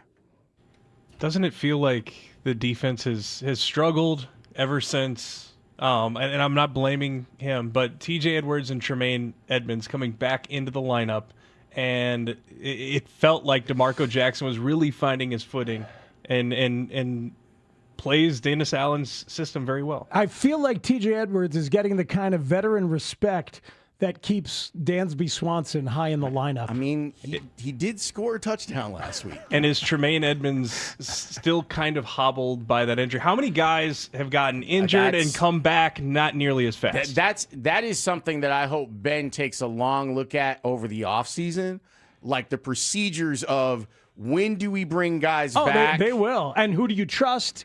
Who do you let run their own rehab? Who do you not? But come on, Lawrence. I was hoping to get a little more out of the Dansby Swanson high in the lineup comp. Who is Dansby Swanson? Dansby Swanson. Does he play baseball football? player. All right, well, you can go somewhere else. How about giving a guy a start every 5th day? Who's a White Sox pitcher who got a start every 5th day who didn't deserve it? Oh, no, this would be trouble on categories. Just White Sox pitcher. Shane Smith, our all-star. I don't mean now. I mean back in the day. You're like, why are they rolling him out again? Hey, Cubs fans, it's Dansby Swanson. Oh. Maybe for both teams. Edwin Jackson. Danny Wright. Why are they giving Danny Wright another start? That's got some TJ Edwards stink on it. Can I offer a theory about Tyreek Stevenson? Sure. We all have kind of fallen in love with Al Harris, right? Uh-huh. So much so that there are plenty of people who think that he might end up being hired as somebody's defensive coordinator. There's one guy in Dallas that doesn't like him. We'll get to that later. Uh-huh. But if Al Harris is saying he doesn't need to play snaps for you. Tyreek? Yeah. If he's saying... And Nashawn Wright is his guy as well. That's what I'm saying. That's the problem. Sometimes the manager brings in an old buddy and he can't get out of the lineup, even though the GM knows he probably should. But 0 snaps? Yeah, 0. That might tell you that something ain't right, or a concept isn't being clinged on to by him. So, it's something to keep in mind. Let's take a break. And Ben wasn't the only one mad at guys not playing yesterday. Someone else was mad about it. He's befuddled. And do you befuddle a legend? Don't befuddle a legend. Don't do it. We'll share that with you next here on The Score. Mully and Haugh, Chicago's #1 most listened to sports morning show, 5:30 till 10 a.m. Postseason begins and the Bears season continues. Yeah. This is great in Chicago, and it's been a while since we've been able to say that here. The good news is they will get to work at Haugh Hall in a bad mood. Good. They will get there in a bad mood. Yeah. They will have an edge that has been sharpened. Ben Johnson was as agitated post-game as I have seen him this year. He was seething at the podium. Mully and Haugh, mornings 5:30 till 10 a.m. on Chicago's Sports Radio 670 The Score. Always live on the free Odyssey app. What if buying and servicing a luxury car was as effortless as driving one? A Genesis of Algonquin? It is. They've redesigned the experience around you. Need service? They'll pick up your vehicle and return it when service is complete. During the Genesis Signature event, save up to $10,000 off select models, or qualified buyers get 0% financing. Complete the entire process online, from selection to financing. They also offer free delivery of your new Genesis directly to you. This is a new standard of luxury. Experience the difference at Genesis of Algonquin. Visit genesisofalgonquin.com. Bet365 is paying out before the final whistle. Check out Bet365's unrivaled early payout offer. When you bet on the team to win and they take a 17-point lead, you get paid no matter the final score. Forget the final whistle and start counting that cash. Hold up. You get early payout on parlays, too. Download the app and see why it's never ordinary at Bet365. Gambling problem? Call 1-800-GAMBLER. 21 plus only. Must be physically located in Illinois. T&Cs apply. Home means everything to you. So when rates drop, you don't just sit back. Rocket Mortgage watches the market to help you save money when the time is right. We make refinancing simple and savings even simpler. Never miss a new lower monthly payment with Rocket Mortgage. Learn more at rocketmortgage.com or call 1-800-4ROCKET for cost information and conditions. Conditions apply. Not a commitment to lend. Rocket Mortgage LLC, licensed in all 50 states. NMLS ConsumerAccess.org number 3030. What would you say was the biggest factor in getting that win tonight? I mean, you said it. I think that was it for me. Factor. I was feeling strong. Had plenty in the tank for overtime. Wait, Factor, like the meals? Yeah, Factor meals. I've been getting Factor high protein meals delivered all month. I get all the power I need. They taste great, and they're ready to eat in 2 minutes. Okay, I need to get on that. For real. Go to factormeals.com. It's the easiest way to eat like a pro. Wesley Financial Group is not a law firm. I'm Chuck McDowell, founder of Wesley Financial Group. Did you buy a timeshare because they told you it was a great investment? That's a lie. Most timeshares can be bought online for $1. To find out what your timeshare is worth and to cancel it, call us today and we'll send you our timeshare exit kit free with all your options for cancellation. Call Wesley for your free exit info guide. 800-959-3388. That's 800-959-3388. Football season means it's time to start thinking about the roof on your business. Is it time to winterize? Make the right call. A game plan that includes the highly trained craftsmen and craftswomen of roofers and waterproofers, Local 11, to get the job done right. To find professionally trained roofing and waterproofing contractors who are dedicated to providing quality, value, and service, go to ChicagoRoofingContractors.org for all your roofing needs. How about finally a simple New Year's resolution, one where you're guaranteed to succeed? Reverse the clock on hair loss with Advanced Hair's simple one-day treatment. You'll feel more confident and more youthful when you witness your own natural hair growing into those places where it's been balding or thinning for years. From Advanced Hair's breakthrough technology to their world-class medical team, they are the only team in hair restoration I personally recommend. Advanced Hair's simple one-day treatment begins to regrow your own natural hair the very next day, and your new hair is guaranteed to grow. Did I mention the results can last a lifetime? Celebrate this new year with a fuller head of hair and get a free consultation, $250 off, and 250 free hair grafts. Call 872-217-HAIR. That's 872-217-HAIR. Or see what meeting your New Year's resolution could look like with the before and after pictures at advancedhair.com. This is the story of the one. As an HVAC technician, he and his digital multimeter are in high demand. So when a noisy office HVAC turns out to be a failing blower motor, he doesn't break a sweat.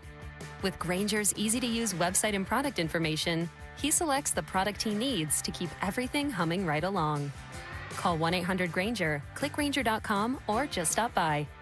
Grainger, for the ones who get it done. Are you 50 or older?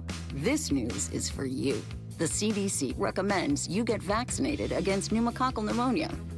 Even if you're healthy, your age puts you at risk. People 50 or older are over 6 times more likely to be hospitalized with pneumococcal pneumonia compared to adults 18 to 49. Just one shot can help protect you. Learn more and schedule at vaxassist.com. That's VAXassist.com. Sponsored by Pfizer.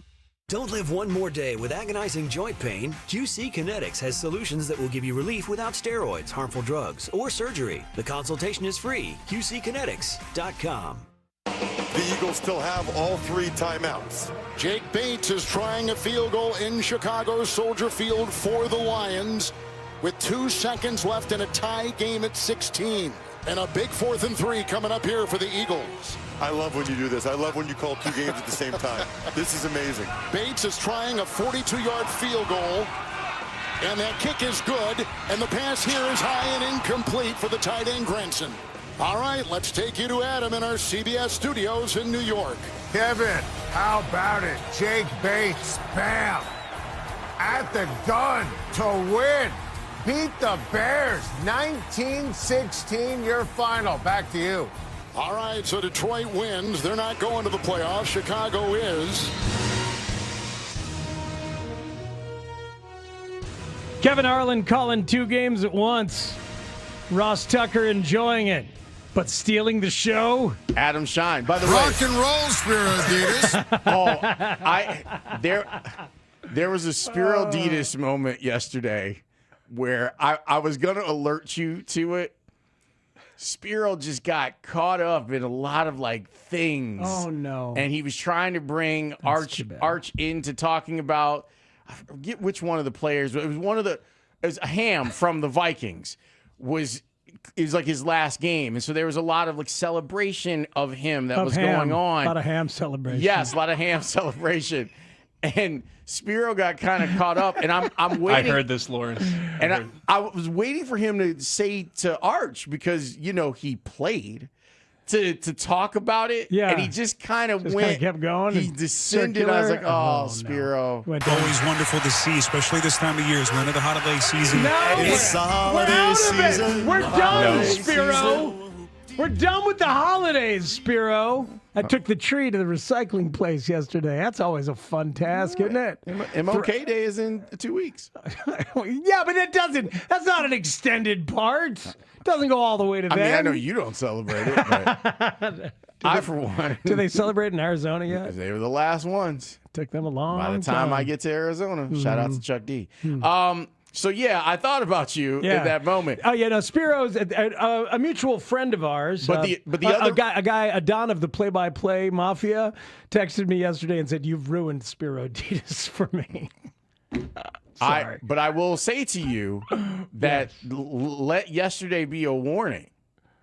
I know that you think that the Bears are done with Spiro, but the Packers weren't, and they were a playoff team. Yeah, but that was a meaningless game. I understand that. Yeah. I'm just saying. For anybody who knows, Spiro Adidas is how I feel that the Bears have descended when he gets a game on the depth chart. And because of how good they are and what I believe is, I said no Spiro Adidas games next year. You said for the next 2 years. I didn't say that. I don't remember you did. that. I wasn't here. You were here. Anyway, back to people resting, folks. Clearly, Ben Johnson had a problem with it. Seth Joyner not happy with what the Eagles did. Resting your damn players who only play 17 weeks out of 52 weeks in a year is more important than going to get the 2 seed? Then to make matters even worse, you got the Detroit Lions to give you exactly what you want. See, for all this is the right move. They need to know. You could have had the number 2 seed and get a beat-up Green Bay to come in here, who you've beat the last 3 times in a row, and have all of your playoff games right here at home, unless you have to go to Seattle for the NFC Championship.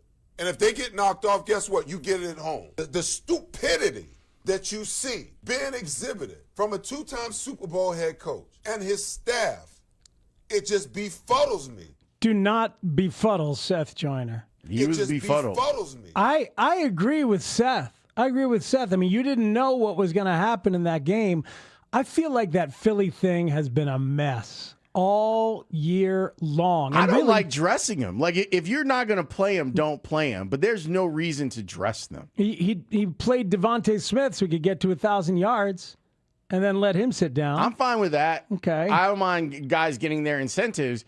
I just wonder what the calculus was versus they didn't value the number 2 seed. And they might be proven right on it.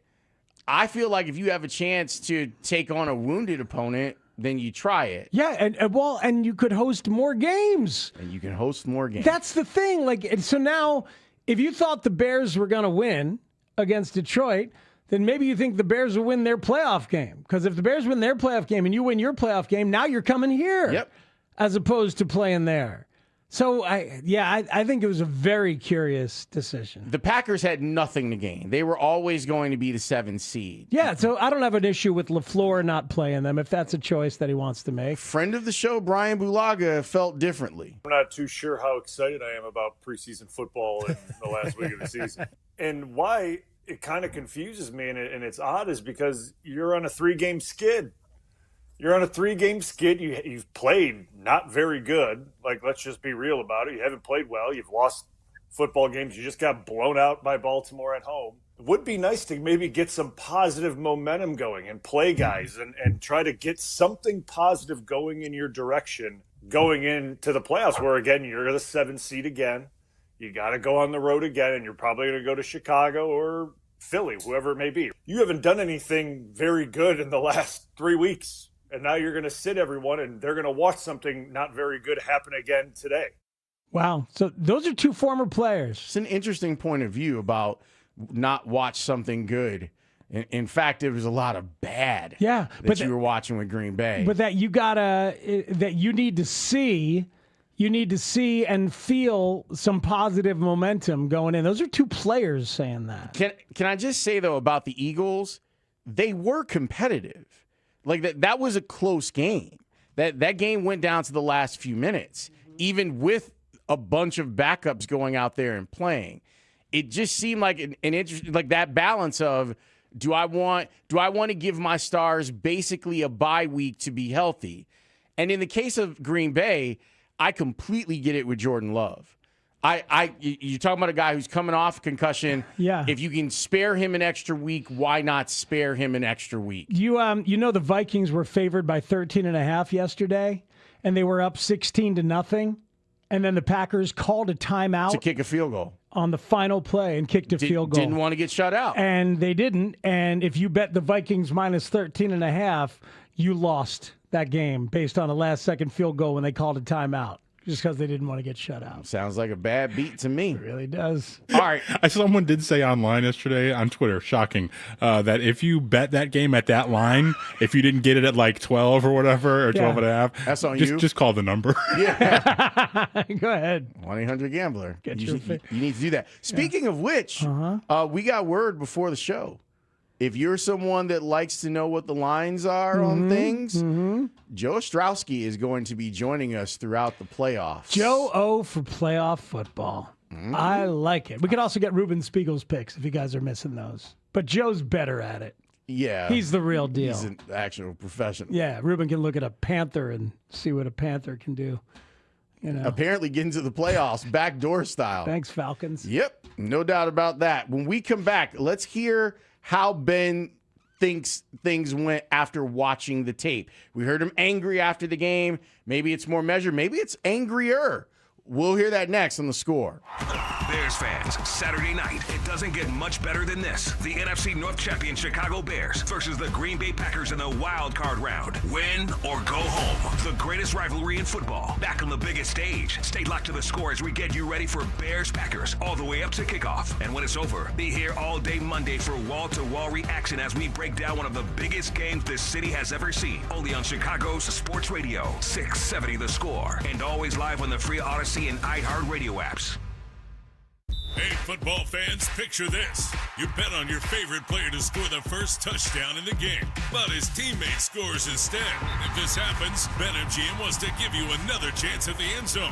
With BetMGM's second chance promotion, you'll get your stake back if your first touchdown scorer scores second instead. That's right. Bet on any pro football player to score the first touchdown of the game. If you're right, you win. If your player scores second, you get your stake back in cash. With BetMGM's second chance offer, you have a chance to keep the fun going after the first player crosses the goal line. Try a first TD score wager with confidence today. BetMGM. Make it legendary. BetMGM and GameSense remind you to play responsibly. See BetMGM.com for terms. 21 plus only. Illinois only. Existing customer offer. Subject to eligibility requirements. Rewards pay back in unrestricted withdrawable funds. Gambling problem? Call 1-800-GAMBLER or 262-537 or by texting ILGAMB to 53342 in partnership with Paradise Hotel Casino. I'm Piera Palazzolo, VP of Digital Marketing for the American Management Association, a company focused on the management training skills needed to enhance the careers of business professionals. We did our research when it came to the best companies for website development and chose AmericanEagle.com. And we couldn't be happier. AmericanEagle.com worked closely with us to understand the front and back end requirements needed to launch an e-commerce website that could handle the complexities of running thousands of seminars nationwide. Our robust new website and improved SEO saw immediate increases in site traffic and web revenue. If you're in need of managerial effectiveness and success, visit our website at amanet.org. If you're in need of a website that provides an unparalleled consumer experience, I highly recommend AmericanEagle.com. Transform your business today.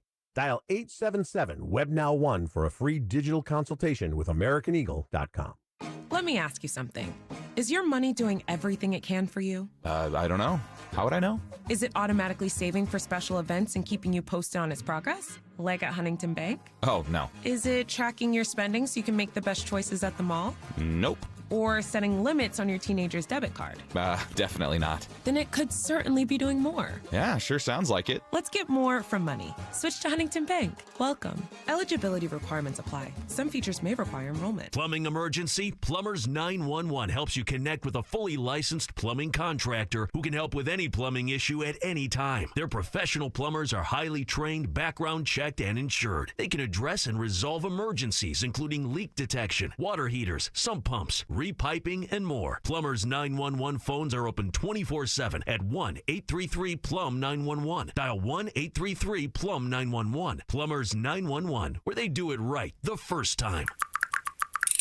Suits 2020 in Niles is clearing the shelves for 2025 with our annual Buy More, Save More sale. The more you buy, the more you can save. As much as $500 off men's or boys' suits, sport coats, pants, tuxedos, shirts and ties, shoes, sportswear, outerwear, and hats from your favorite designers like Calvin Klein, Michael Kors, Hugo Boss, Tommy Hilfiger, and more. With the largest selection in Chicagoland, Suits 2020 has over 5,000 men's and boys' suits and sport coats in stock, in sizes from slim fit to classic, and even big and tall. Plus, Suits 2020 has in-store stylists and tailors to help you put together the right look, the right fit, and the right price. The Suits 2020's Buy More, Save More sale is going on now. Just in time for last-minute holiday shopping and runs through January 5th, so you can start the new year looking your best. Suits 2020's Buy More, Save More sale. The latest looks at the lowest prices. Some restrictions apply. Visit Suits2020.com for details. Find us on Facebook. Start the year moving, not hurting. If joint pain is holding you back, listen up. There's a way to get real relief without surgery, without downtime, and without putting your life on pause. Dr. Ashley Caravelli and the other medical pros at QC Kinetics here in Chicago deliver regenerative treatments that actually help your body repair the areas that are causing you pain. Instead of facing an invasive operation that sidelines you for months, these treatments happen right in the office and you go about your day. January is supposed to be your clean slate. Stop managing the pain. Start solving it with QC Kinetics. Call now for your free consultation. 312-847-4347. That's 312-847-4347. QC Kinetics, 312-847-4347. Tonight, mainly cloudy with a low of 36 degrees. Weather brought to you by Staples. 2026 is here, and at Staples, deals mean business. Like up to $100 off custom print orders. Head into the new year looking good for less. Staples. That was easy. Ends 1/31. Chicago, it's Bears-Packers week again. This time in the wild card round. Two bitter rivals clash Saturday night at Soldier Field. Keep it on the score as we get you ready for this epic playoff matchup. Broadcasting live from the Hyundai Studios. Presented to you in part by your local Hyundai dealers. WSCR Chicago. WBMX HD2 Chicago. And Odyssey Sports Station. The Score! Complimentary football.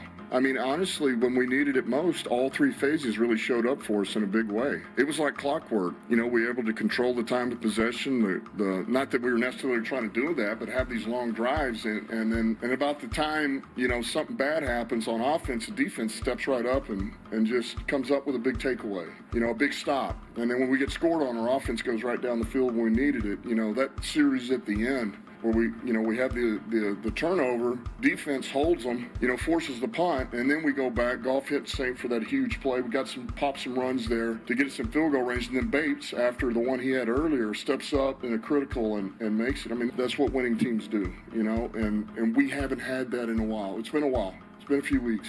Spiegel and Holmes, afternoons on the Score. Dan Campbell yesterday, after his Lions beat the Bears still end up as a 2 seed, so that's good. This is a Plumbers 911 Football Monday presented by Busey Bank and Great Clips. It's the Spiegel and Holmes show. He speaks. I'm Holmes. We got you until 6 o'clock. I know you mentioned we got some fresh Ben Johnson, and we should get to that. But maybe after that, we'll have some time to talk about some of the specifics that Dan Campbell did in that game yesterday. And there are a couple other specifics from the game. We're not breaking down every little play because we are talking about the season as a whole. If you're late in joining us, we're talking about why they approached yesterday the way they did and the flatness with which they played with. And we're teasing ourselves with some Packers thoughts before we actually turn the page, perhaps as soon as tomorrow. Because we're not going to allow Ben to tell us. Back off. Turn the page. He wanted to. You're going to hate this press conference then. Is he fully turned the page? Is he dismissing things from... It's okay for him to He's turn on the page page. 50 already, guys. Look, here's the thing. What? He has to turn the page because the game's on Saturday. He has to. Got a short week. It's a playoff game. You got to turn the page. He also has to turn the page because he's embarrassed about everything that happened yesterday. Perhaps we can still live in this for a couple more hours before we start thinking about turning the page. Because look, Speaks, Bears fans were not happy at yesterday's outcome. It was grim. It was grim. It was ugly. It was disconcerting. It reminded you of the flaws that are obvious. All these teams have flaws, but your flaws have been evident. If you don't get turnovers, you have a hard time keeping up with some very good teams. Because your pass rush is spotty. They have the worst pass rate in the NFL.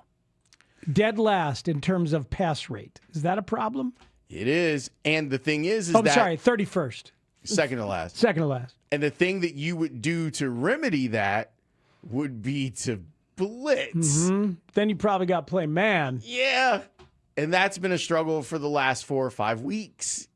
So what do you do exactly? What do you do? So, all right, we'll let Ben turn his page, but the page is here at Turn the Page Industries. They will stay on the same page until we deem it time.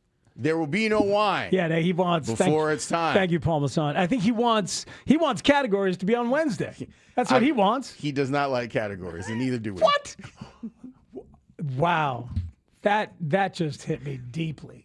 That's troubling. Let me ask you a question. Then, why do you think we were off on Thursdays? It wasn't just company holidays. You know, Tanny, you knew that the fractures would start to show in the partnership at some point. I mean, openly saying out loud that he doesn't like categories. The reason that Christmas was on a Thursday was so that we didn't have to do categories. That's what happens when I can't hold it all together for 2 weeks. Yeah, there. no, it's true. Yeah, we were still on in case you guys didn't. You guys had to confront your problems. We actually did 3 really good shows. They were last week. really good shows. Like, I'm not. Alex said you guys weren't on. I know he didn't. That's the weird thing. I knew you guys were on when I was scheduling the show. Just be quiet. And I knew that Matt Forte had to move a day. He was out in the woods. Real talk. Speaks and I did some really good bonding last week, too. Yeah, we did. We had a good time. It's because there was nobody here. We were nobody else to literally talk the only 2 people here in the whole building. That's right. We got a lot. Our partnership got a lot better and deeper until the category shot. Is that when you put Smitty on the 5 o'clock? He was still here. Smitty's one of our guys downstairs. He's one of the people that keeps us safe. He does. Think about it that way. I do. I choose not to. Okay. All right. Well, here is Ben Johnson today. He has looked at the tape and he is ready to turn the page to the Packers. Listen, excited about the new opportunity here. Turn the page and start this new season that we keep talking about. You know, I think it's a great opportunity in front of our home crowd. Can't wait to see what that looks like on Saturday night, and I'll go ahead and open up from there. Hey, Ben, are you going to bring Kyler Gordon back to practice this week? That's the hope. How did C.J. Gardner-Johnson check out? Is he still in the protocol? Oh, yeah. Yep, protocol is a week-long thing. Ben, obviously you've experienced the sort of intense survive and advance dynamics of the playoffs.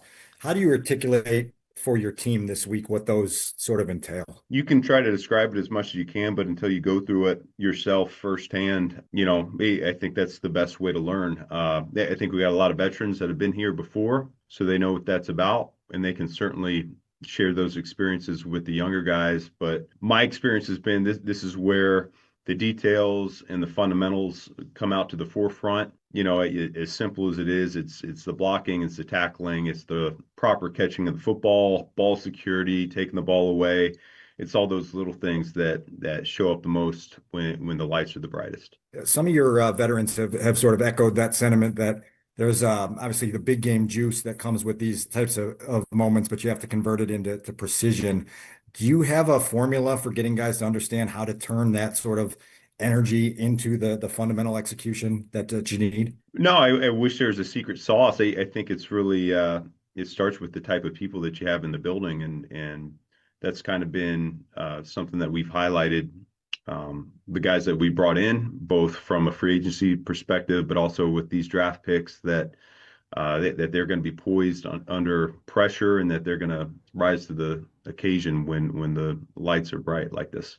So great question there from Dan Weeder about turning the energy into execution. And the first thing I thought of was just how poor the execution was on the Saturday night against Green Bay a couple of weeks back when the energy was absolutely off the charts. Yeah, they've got to figure out a way to calibrate, because if you remember the first game against the Packers, those guys were like, well, that was way too much energy. Right, that first half was bad too. Right, and then they said that they weren't as amped up for the second Packers game, but I can imagine like that feeling of what you were there. Yeah, man. You tell me. It was outrageous. The whole place was up for grabs and out of control, and that was manifesting on the field. You got DeMarco Jackson jumping on top of the pile. There was like that crackling energy that was violent and out of control. There were multiple penalties on the defense.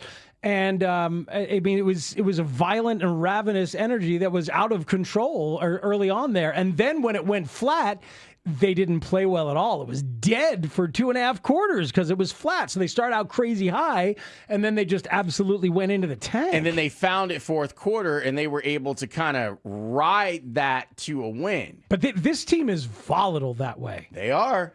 First halves have been bad. You know, that part that Kurt was saying about playoffs, at some point we need to bring that back. No, I agree. I was thinking it because it speaks exactly to this. Oh my God. Like I thought that was really well explained too, on how teams with playoff experience can ride some of those moments better than teams that don't have it. You don't end up going in the tank if something bad happens.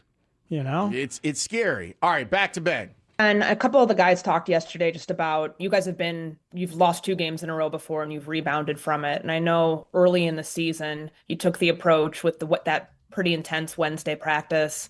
You called out their championship caliber practice habits that they didn't have at this point yet. Can you pull back on anything from, I guess, going into week 3, knowing that it's a different part of the season, a new season? Is there anything you'll use from that experience to get them flushing the last 2 games? No, I mean, we're a different team. I think the end of the regular season and the start of the postseason is just a natural new start. And so, I think early in the season we didn't know who we were quite yet, and we were just in a race to improve. And that was really what the messaging was about. This is a little bit different because we're going to be on a short week against an opponent that we know really well. They know us, we know them,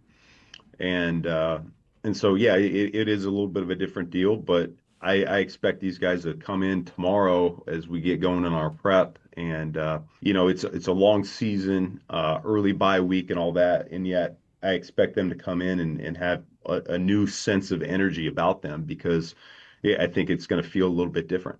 So it's a great way to frame it. They did so much at the bye schematically to change their thought process and maybe philosophically as well. It's a much more difficult ask at this point to do something like that. And the bye was so long ago. Yeah. The bye was what, the first week of October? Yeah. But they did it. And we've seen this before. We've seen this with other teams where they use a mini bye or they use a bye to really change stuff up. Schematically, they can't put in a whole pile of new stuff here. No, and the good thing is that because you did see the Packers a couple weeks ago and you saw them without the second best pass rusher in the game, you can go back and be like, okay, here are the things that work. Now that we know for a fact that Micah's not going to be out there, we can still run. This is what they looked like when we did this without Micah. Mm-hmm. So there's plenty of stuff for them to just take from the previous game plan that can be effective against the Packers, I think. Back to Ben. Is there any way to identify the most correctable thing on defense right now on a short week?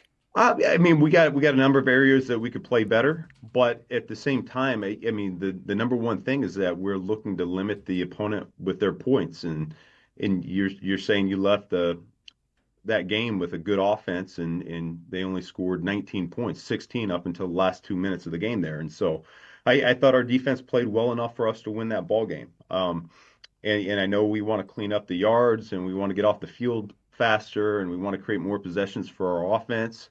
Those are all part of it, and there's ways to get that done.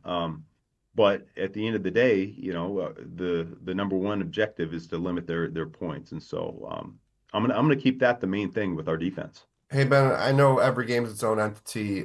With some of the slow starts, how do you approach that this week? Obviously, every game you want to start fast, but especially home playoffs, considering the struggles you guys have had early on, how do you kind of attack that this week? I don't think there's anything different. I trust the process that we put in. I'm not gonna all of a sudden start changing up the calls. It's we work all week on these things. We practice them and we feel good about them going into the game. And so, I think it's just like anything that we've done all season long. Is if there's something that needs to be addressed, we bring it up. We make it a point of emphasis, and the guys usually do a really good job of finding a way to fix it. Along those lines, what is your message to the guys tomorrow in terms of what happened yesterday? Obviously, that game's done, and you really have to turn the page quickly, but there are some correctable things. I mean, how do you approach it with the guys tomorrow when they walk in the building? Yeah, we'll make our corrections, and then we'll quickly turn the page. We don't have time to sulk on Yeah, we do. what happened yesterday. We do. And they understand that. We talked about that at the end of the game, and so I think we're gonna be good turning the page. But the things that need to get cleaned up, we're gonna clean up. Man, oh my goodness, just the desire to move on. We don't have to move on. We can sulk. We can sulk if we want to. We cannot leave the game behind. So, I mean, we're sulking a little. We're going to continue to sulk a touch.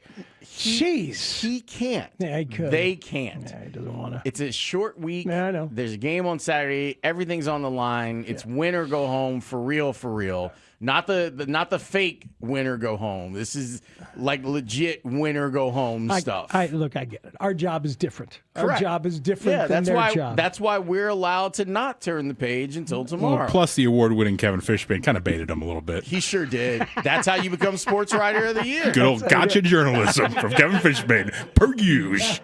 Old fishy business. That's how he rolls. All right, here's more Ben. I have two questions for you about your communication with players. You had said after the game yesterday, when you talked to us, that you had already made very clear to the offense your feelings on how things had gone. How was that received? Fairly well. We'll see what it looks like here this week. That's really the end all be all is the response we'll get over the course of practice. These guys, they're pros. They know. I didn't tell them anything that they didn't already know. So we're capable of a lot on offense. The standard is very high. And when we as a unit feel like we've fallen short, we call it out, we address it, and we get better from it. And you've picked different times this season going back into the summer to light a fire under the team about something. How do you decide when is the right time to do that? Yeah, I wish I had you just trust your gut. And like I said, it's the role of the head coach is not to be a cheerleader. It's to say it like it is. And so, if something pops up and I feel like it needs to be said, then I say it. If I don't, then we keep it moving. But, I think we got a great group of guys. We got a prideful group. We've earned a division title. We've earned the number 2 seed in the NFC. Those are things that we're certainly proud about. And at the same time, the season's not over. It's just starting for us, and our guys understand that. We can play better than what we played at the end of the season, and that's really our expectation here going forward. All right, so look, that's Ben Johnson, and I like how thoughtful he was about how. Great question by Jason Leisure, by the way. Yeah, and Ben there talking about like how he's thoughtful about approaching the team and response, like what he thinks about. And I was realizing something yesterday. We're joking a lot about the turn the page thing, but he wants to move on. He knows the team needs to move on because this would not be a good one to sit in. This is not who you are. This is not who you have shown to be over the course of 17 games. It's part of why we started, celebrating all the positives that have happened. You don't want to sit in this badness. You want to acknowledge that it happened and you want to move on. And I feel like we've seen that Ben, when the team is down, he tries to get them up. When the team is riding high, it's his job to make them a little more level, to bring them down a little bit and to keep everything nice and steady. So I feel like that is a very understandable response, truth be told, to an ugly game. Is like, all right, well, that's that. Whatever. It is what it is. Let's roll. I will say, though, that he is both. It's not exclusive. He has clearly been a cheerleader for this team. This man took his shirt off, and without a doubt. And so you can be both. And I think that the cool thing about Ben is that it's been very clear that when time comes for him to say something of substance for this team, they all listen. And that's a testament to the job that he's done in year one, that he is, for the idea of culture, he's flipped it. He's completely flipped Bears culture. Now let's see how that manifests itself inside of a playoff game. Yeah, no, I think that's well said. Some good stuff to get to in Brad Bigg's 10 Thoughts a little bit later in the week about the overall job of the coach. And now year one, as I've talked about as well, was to flip the culture. That was the plan, and he's absolutely done that. This offseason, get ready for Ben's vision anew this offseason as he tries to dial the roster into exactly what he thinks he needs in some ways that he might not have been able to do in year number one.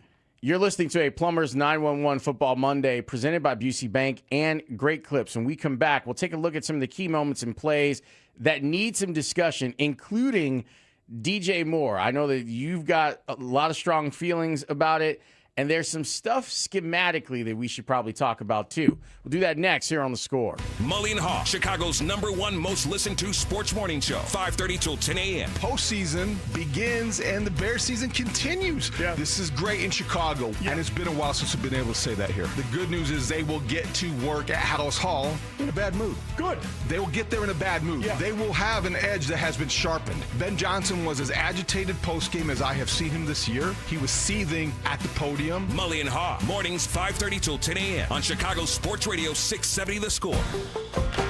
Always live on the free Odyssey app. This segment is sponsored by Jewel Osco. Hurry into Jewel Osco's huge 3-day sale and get everything from selected Chef Boyardee for $1 each, $1.50 deals on General Mills cereal to a dozen Jewel eggs for $2, Screamin' Sicilian pizza for $4 and more.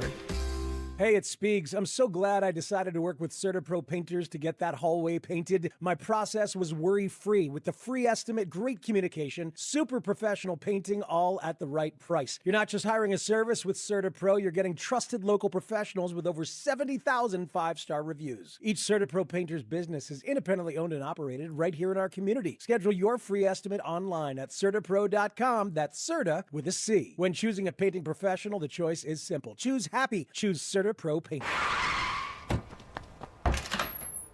Hey, Dad, I gotta come clean about something. Okay. I only paid for a brand new Hyundai Tucson. Oh, you might be on the naughty list. Feels so right, it almost feels wrong. The Hyundai Getaway Sales Event. Get 0% APR for 60 months, plus 0 payments for 90 days on all Hyundai Tucson, Tucson Hybrid, Santa Fe, or Santa Fe Hybrid models. Now, during the final days of the Hyundai Getaway Sales Event. Hurry, offers end January 5th. Call 562-314-4603 for details. When it comes to affordable term life insurance, everyone's whistling the Big Lou tune. If you're over 50, maybe a bit porky, or have type 2 diabetes, $1 million of term insurance may only cost about $200 a month. Even if you're not in perfect health, call Big Lou, because he specializes in finding big chunks of affordable term life insurance for just about everyone. Don't let diabetes or other health glitches keep you from owning $500,000 to $1 million or more of of term life insurance. For affordable term life insurance, call Big Lou. Don't hesitate. Call 800-700-6898. 800-700-6898 or visit biglou.com. Call Big Lou, don't hesitate. 800-700-6898. Call Big Lou, don't hesitate. 800-700-6898. Visit biglou.com. When the new year hits, every business could use a little something to stay ahead. A lift, a jump start, an edge, or perhaps a boost. Like the all-new 5-year business boost from Comcast Business. It's the certainty of a price lock for 5 years on qualifying internet bundles. Plus, you'll have the most reliable Wi-Fi with our best equipment, so your whole team can stay connected at a great rate. And to sweeten the deal, ask about a $500 prepaid card when you add 2 lines of mobile. It's the boost your business deserves. So sign up for the 5-year business boost and get a 5-year price lock on ultra-reliable Wi-Fi. Plus, ask about a $500 prepaid card. Comcast Business, powering possibilities. Ends 2/22/26, new customers only. 1-year contract required for guaranteed rate. 5-year pricing applies to monthly service charge excluding taxes and fees. Best Wi-Fi based on Open Signal Awards USA. Fixed Broadband Experience Report, May 2025. Every morning, we rise and shine, make breakfast, and brush away the night's rest. These routines help us start the day off right. Nature-Made vitamins are a simple step in that daily care regimen. Multivitamins with daily essentials, clinically studied probiotics for gut health support, magnesium to help relax the body. Nature-Made is made to care for you every day. These statements have not been evaluated by the Food and Drug Administration. These products are not intended to diagnose, treat, cure, or prevent any disease. My name is Whitney Allen. I am a widow. My husband Ryan died. We never thought in a million years we'd have to use life insurance. The unexpected happened. With Ethos, it is so fast and easy. It's 100% online. You can get a quote in seconds, apply in minutes, and get same-day coverage. No medical exams, and you can get up to $3 million worth of coverage through Ethos. Get your free quote at ethos.com/radio. That's ethos.com/radio. Time spent on application may vary. Online health questions required. Leaks, clogs, or burst pipes? Chicagoland depends on Plumbers 911, providing highly skilled, licensed local 130 plumbers who get the job done right the first time. For 24/7 emergency plumbing service, call 833-PLUM-911. What if sports were traded like markets? Now you can test your sports IQ in real time with Robinhood Prediction Markets. It's not you against the house. It's you participating in a live market. You can buy or sell your positions all game long. You know the game. Put it to use. Trade every play with Robinhood. Download the app today. Futures and cleared swaps trading involves significant risk and is not appropriate for everyone. Event contracts are offered by Robinhood Derivatives LLC, a registered futures commission merchant and swap firm. My name is Whitney Allen. I am a widow. My husband Ryan died. We never thought in a million years we'd have to use life insurance. The unexpected happened. With Ethos, it is so fast and easy. It's 100% online. You can get a quote in seconds, apply in minutes, and get same-day coverage. No medical exams, and you can get up to $3 million worth of coverage through Ethos. Get your free quote at ethos.com/game. That's ethos.com/game. Time spent on application may vary. Online health questions required. This is an Odyssey Sports Minute. Presented by Robinhood. Your money, your move. The Seahawks are the betting favorite to win the Super Bowl after their dominant win over the 49ers. But should they be? Sam Darnold leads all players with 20 giveaways this season, and that's not something I trust to lead a team through the playoffs. Their defense may be great, but turning the ball over that much is a recipe for disaster. I'm Adam Abdallah.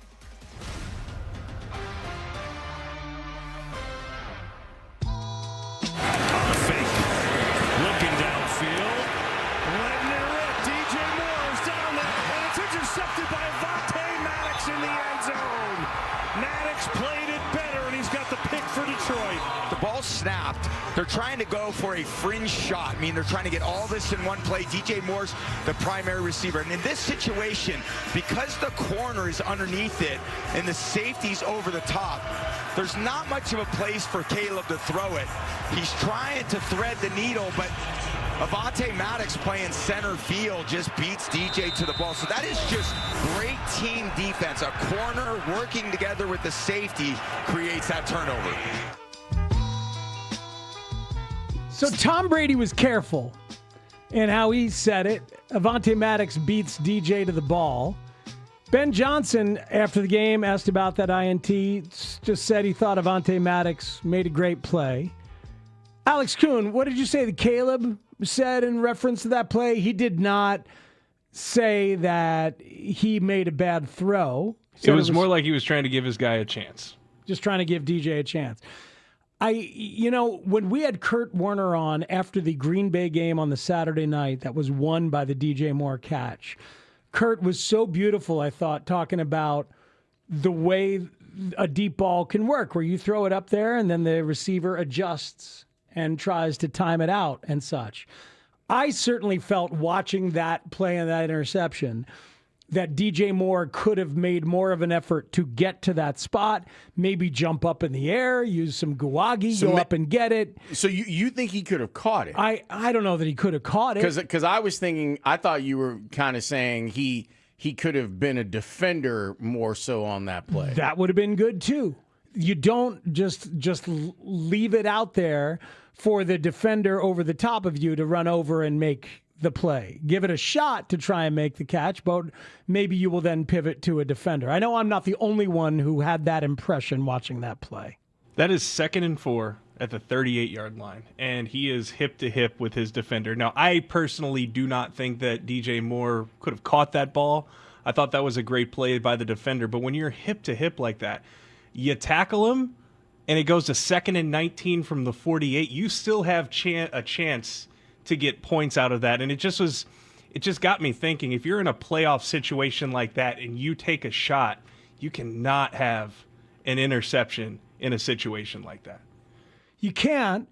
You also have to trust that your guy's going to do his part to back you up and help you out. And I did not see enough of an effort on that ball from DJ for me. And as we just talked about at the end of the first segment, in Ben's vision and what's going to happen with this offense and what's going to happen with this roster in the offseason, it's like, has there been enough from DJ where you're like, yeah, I think maybe they'll move on from DJ and go with some of the younger guys? I'm not sure that they can. And I know that we keep ending up in this space of looking at DJ and being like, hey, why don't they do more with DJ? But until Rome establishes that he's going to be healthy, I think Luther Burden has been like, hey, I'm a guy. I'm a real dude. I'm a dude that can make some plays. But you know how it goes in the draft, too. They'll take another one. Sure. 4, 5, 6 rounds, something like that. They'll definitely take another one. They can do that. I wouldn't move on from him just because. I mean, you better have a good idea. Like, hopefully that, Rome was jumping up and down on the sideline yesterday, so hopefully he's good to go. Like, that stress fracture isn't bothering him, and he and Caleb can get back on the page they were on early in the season, where it was like those first couple of games where Rome's got 4 touchdowns and you're feeling great about it. I'm still waiting for him to take that next step forward. For sure. Because I feel like I've seen the next step forward happen with Colston Loveland and with Luther Burden, and I can see that it's in there with Rome. But I'm waiting for it to consistently be a thing where he is number one on the scouting report. And right now, I can't say that that's the case. If I'm a defensive coach, I am trying to figure out ways to stop the matchup nightmare that is Colston Loveland. I think that he is already turned into what they thought he could be. Dude. His route, when they drafted him. Ben said it in postgame yesterday that Colston has worked so hard and picked up so much, and his route tree has grown because of it.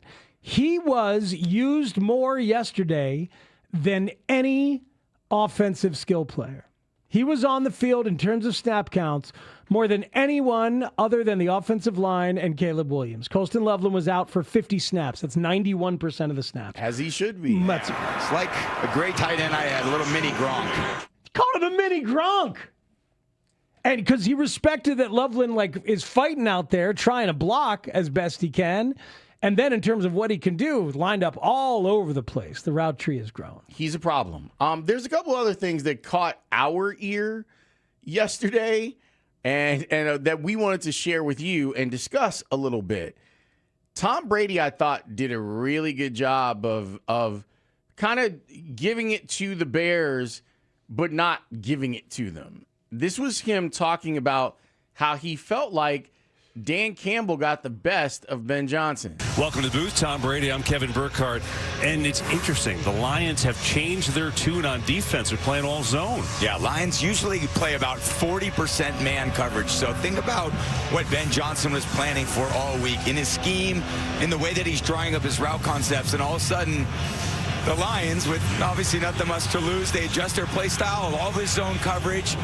And so far, the Bears' offense has just been, very much out of rhythm. Interesting. So, playing with nothing to lose. So you think Ben thought that Detroit wasn't going to adjust in game plan specifically and try and win this game? We're just going to show up? I can't imagine, considering how well he knows the whole thing about grit and was a part of it. I can't imagine that he didn't think that they were just gonna lie down, like that. Change it up. There was no way that was going to be the case. And I watched Dan Campbell this morning, and he's an emotional guy. Like, his emotions are pretty close to the surface, and he got kind of emotional talking about how hard he felt like his guys played and how he's trying to explain to them the whole playoff thing, how much it hurts to not be there, that there's a party going on and that they're not going to be a part of it. And yet his guys went out there and played hard. Yeah, they did. Yesterday in another game when they had nothing to gain from it. So that was Brady on Campbell and the defense, maybe out scheming Johnson and the offense. Jaquan Brisker, when talking about the Bears defense after the game yesterday, seemed to call out his own coaches. Jalen said that they kind of used their strength against you, getting a lot of stuff in the middle of the field, their offense against your defense. Why were they able to get away with that so easily? I mean, we're playing a whole bunch of man today. No help in the middle. A lot of, picks, rubs. Really they schemed us up, and, we just had to do a better job covering. Yeah, they just got us in the right call. They just out-schemed us, really. Just be honest. Oh, man. We played a lot of man today. They did picks and rubs. They out-schemed us, to be honest. How's Dennis Allen feel hearing that? Probably not great. Whether Dennis Allen's here next year or not, that'll be an early Ben's vision, I think. That safety position. Oh, that safety shot. Yeah, I know. I spent some time yesterday thinking about the draft needs. I got that, but we're not going to do it today. You we can never go wrong. You got to draft defensive ends and corners. Yeah. And maybe a couple other spots. Safety eventually. Maybe you think about that. I would start with defensive ends and corners. I would as well. But I would also consider, defensive tackle and some other things. But I would start with defensive ends and corners. Yeah, that seems to be a good call. Yeah. Safety eventually. Oh, no doubt. No doubt. Anyway, Brisker on being out schemed. Oh, business, man. Yeah. I got to say, did you guys watch the Seattle and San Francisco game on Saturday night? You guys watch that Seahawks defense? No. It seemed pretty good. They were flying around a little bit. So the difference between the Seahawks defense in San Francisco and the Bears defense in San Francisco is 35 points. You mean a defensive line that can get pressure and a secondary that could cover? Yeah, the secondary that can cover part, they also tackled. Like every time a Niner got the ball, they were hit and tackled and brought down to the ground. Every single time. It was like, oh my God, what is going on here? Do you realize what the Niners messed up? Their last two games were at home. Oh, I know. Had they won, they get a week off, and then they do not have to leave. They would have spent 2 months at home without having to get on a plane. I know. All the kids, all the guys with kids could have taken their kids to school, daycare. Maybe that's not what they wanted. Maybe the little road trip's good for morale. You know what I mean? God, she asked me to do another grocery run. Can you believe that? I'm in the playoffs. They're talking about it all the broadcasts. Look, the Niners don't have to go anywhere. All the wives and girlfriends know it. Interesting. George Kittle is just completely laying down on the play.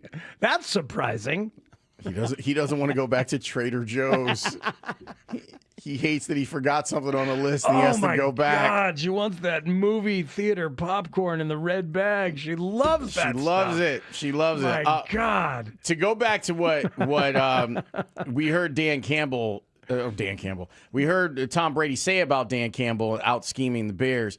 Here's what Ben had to say about the simpler offensive game plan. He clarified it today. We ended up going into that one wanting to play fast, and we knew that their defense created a lot of multiplicity, and so we wanted to be sound. And because of that, we had a little bit less shifts and motions going into that game plan than what we've had probably since the bye week. And that's really what the simpler game plan was talking about. Oh, okay. So he's talking about motions and such. Yeah. Keeping everything else simple. Yeah, and maybe that makes you easier to key defensively if you're the Lions because you're not having to worry about some of the shifts in motions. It's a big deal. Maybe. It absolutely. Did he want cut down on the pre-snap penalties because they still got those regardless? Yeah, but I mean, they had more of them. Yeah, I think that's been the one real problem that they have not fixed. Yeah, no, I think he's really confirming what we talked about at the top. Like he didn't want to add too much to their mental plate. I get it. Don't have you learn a whole bunch of new shifts and motions because we're in the playoffs and we've won the division and everything like that. Don't want to overload you, but that can lead to this subtlety that makes you feel a little flat. I think it can absolutely lead to that. I'm imagining Trent Williams like, I could be here for the next 6 weeks, huh? In San Fran? Nah, let me see. Oh, yeah, I'm still hurt. Oh, I'm still hurt. Still hurt. Coach. I can't go, Coach. I'm sorry about that. Just can't. I think if Trent Williams stood up and said, I don't want to be here for a month, you'd be like, okay, you got it, Trent. All right, Got you it, Trent. Trent, anything you need. Whatever it takes, big fella. It's all good by us.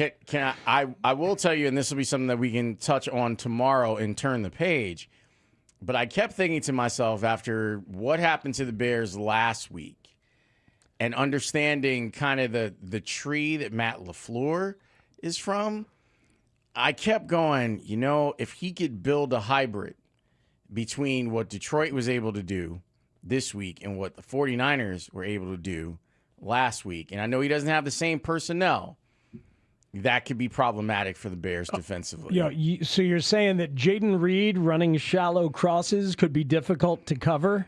Yes, I am saying that. Come on, Kyler. Let's go, Kyler.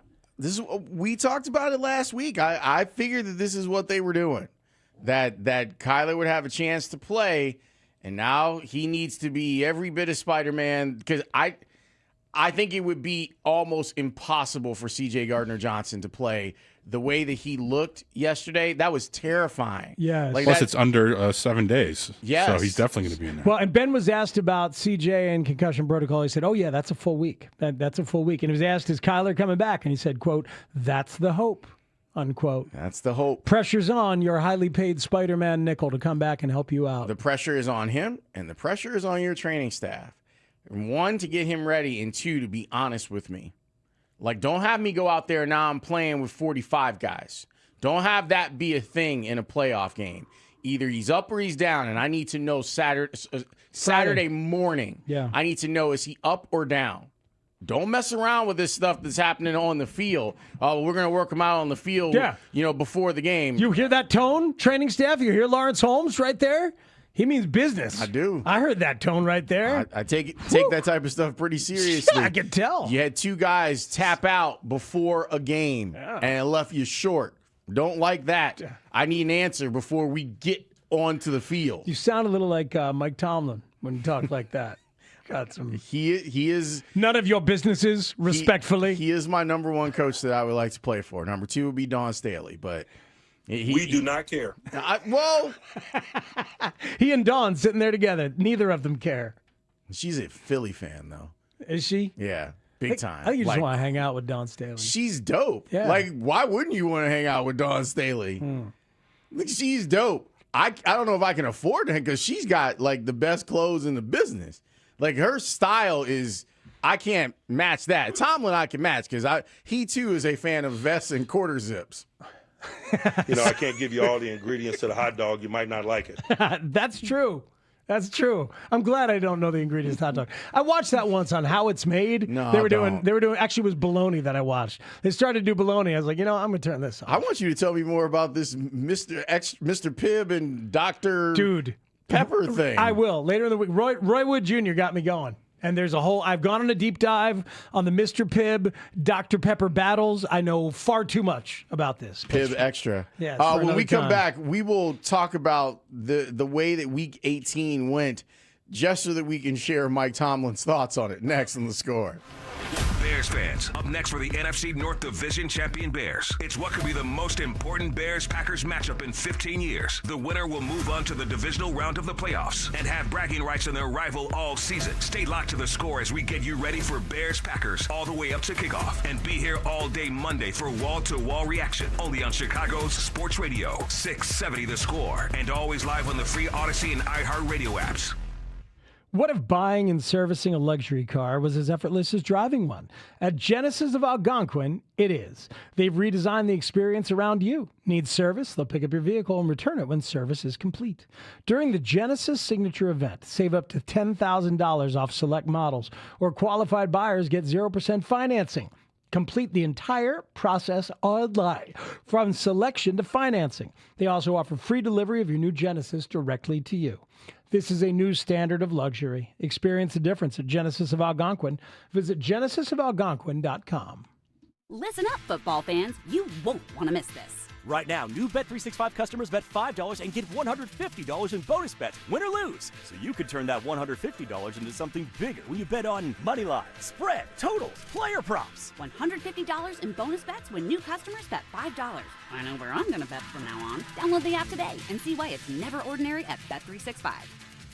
Gambling problem? Call 1-800-GAMBLER. 21 plus only. Must be physically located in Illinois. T&Cs apply. In-app only. That first year in your new home matters. With preferred pricing, Redfin and Rocket Mortgage make the path to your next home easier. When you buy with a Redfin agent and finance through Rocket Mortgage, you can lower your interest rate by 1% for 1 year, or choose up to $6,000 in closing credits. See how it works at rocketmortgage.com or call 800-4ROCKET. Additional terms apply. Not a commitment to lend. Rocket Mortgage, LLC, licensed in all 50 states. NMLS ConsumerAccess.org number 3030. What would you say was the biggest factor in getting that win tonight? I mean, you said it. I think that was it for me. Factor. I was feeling strong. Had plenty in the tank for overtime. Wait, Factor, like the meals? Yeah, Factor meals. I've been getting Factor high-protein meals delivered all month. I get all the power I need. They taste great, and they're ready to eat in 2 minutes. Okay, I need to get on that. For real. Go to factormeals.com. It's the easiest way to eat like a pro. Wesley Financial Group is not a law firm. I'm Chuck McDowell, founder of Wesley Financial Group. Did you buy a timeshare because they told you it was a great investment? That's a lie. Most timeshares can be bought online for $1. To find out what your timeshare is worth and to cancel it, call us today and we'll send you our timeshare exit kit free with all your options for cancellation. Call Wesley for your free exit info guide. 800-959-3388. That's 800-959-3388. Estwing, your go-to tools for tough jobs. Trusted around the world for unmatched comfort and durability. These USA-made hammers are built to last. For a century, Estwing has supported American workers, delivering reliable tools to get the job done right. Experience the power of American craftsmanship with Estwing's brand new titanium hammer. This new 14-ounce titanium hammer offers our superior shock reduction grip and all-steel face. Choose the tools the pros use. Estwing, made in the USA for 100 years. Learn more at estwing.com. All right, everyone, huddle up. It's 3rd and long, and the IRS is showing an all-out blitz on us. What's the play? The play is you call PJN Tax Solutions Group. If you owe the IRS $10,000 or more, we may be able to settle your entire IRS debt for up to 85% off the original amount owed, including penalties and interest if you qualify. Is the IRS intercepting your paycheck? Have they thrown a flag for delay of game on your bank account? Dealing with the IRS on your own is a no-win game. Don't call some 1-800-FIRM 10 states away. PJN Tax Solutions Group is a local tax resolution firm located right here in St. Charles, Illinois. When you draft us, you will not have to speak or meet with the IRS. Call PJN Tax Solutions Group now, 630-415-5296, so you don't get sacked by the IRS. Once again, 630-415-5296, or visit our website, pjntaxsolutions.com. Either way, call us when you want the IRS off your ASS. I built this business the old-fashioned way. Hard work and a whole lot of spreadsheets. Yeah, about that, I upgraded us to Odoo. Odoo puts everything we need, sales, inventory, accounting, on one connected platform. No more juggling systems, no more headaches. So it all works together? Exactly. Odoo is the all-in-one business software that makes running and passing on a business easier than ever. Take your business into the next generation. Try Odoo free at odoo.com. That's ODOO.com. What's up, everybody? I'm Nick Costos, and watching sports isn't a hobby, it's a lifestyle. And my show is not a job, it's a passion. From the NFL playoffs to the NBA and everything in between, celebrate sports with me every day on You Better You Bet from 9 a.m. to noon Eastern. Download the Odyssey app now and listen to Westwood One Sports from anywhere. It's You Better You Bet with me, Nick Costos, live and interactive Monday through Friday, 9 a.m. to noon Eastern, presented by BetMGM. Don't live one more day with agonizing joint pain. QC Kinetics has solutions that will give you relief without steroids, harmful drugs, or surgery. The consultation is free. QCkinetics.com. Ball is spotted at the 44-yard line. Again, the Steelers are out of timeouts. This will be the final play of the game. And this field goal attempt will decide the AFC North champion. Luke ready. Here's the snap. Here's the hold. Here's the boot by Luke. And that kick is no good! No good! It's wide right! No good! Missed it! Luke missed it! And your Pittsburgh Steelers are AFC North champions! Oh, baby! Oh, baby! What did we just witness here, Rob? You witnessed two back-to-back terrible special teams moments. The final one helping Aaron Rodgers get into the playoffs. That is Rob King and Max Starks on WDVE 102.5 and WBGG 970 AM in Pittsburgh on the Steelers Radio Network. Goodness, that game was outrageous. It was. I thought that both quarterbacks played so to form in the fourth quarter. The rest of the game, not as much. But in the fourth quarter, Aaron Rodgers did Aaron Rodgers type things, and Lamar Jackson did Lamar Jackson type things. I DVR'd the game because I went in and did Fox last night with Luke Canellis. I saw you looking smooth, little top button swag going on, had a jacket on. Yeah, the blue jacket. Me and Lou and Tina Wen and Clay Harbor. That's a rough matchup. Man. Oh yeah, no, it's tough. It's a rough matchup. It's tough. When he was in here a couple weeks ago, I'm like, oh yeah, it's a big pile of handsome going on there. But it did the show and then came out afterwards, and everybody was just watching the end. But I went back and I watched the fourth quarter in bed there, like. That was insane. In terms of the quarter itself, hope you stayed up late and hung with that thing because that whole thing was bananas because it was 13-10 going into the fourth, and it ends up, 26-24? Yeah, I had a weird thing happen because I was like, I had flown back in, and I'm like, man, I really need to kind of stretch out. So I was like, I'll do yoga and watch the rest of the game. So I'm through the third quarter. It's fine. Like it's at a pace where my heart rate is exactly where it needs to be. I'm working on poses, blah blah blah. Fourth quarter, I'm like, oh man, this is not great. Like I'm here trying to do these poses, but I'm trying to concentrate on what's happening here.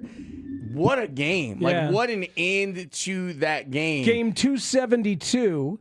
So the last play of the last game of this bat bleep crazy year lived up to what this whole season was. Well, and for the Ravens, it was a bit of a reckoning, and I wonder, is that the thing that ends all of this? That gets Lamar traded and Harbaugh maybe doesn't come back. He didn't want to talk about it after the game. Lamar definitely didn't want to talk about it. And I understood, like, there are people getting mad. Rex Ryan was mad at Lamar, and maybe if I was in Baltimore, I would be upset. But his response to the question about the future, I thought was pretty spot on. He's like, I'm trying to just figure out what the hell just happened out there. We had the game won. They knelt down in the spot that the kicker wanted the ball.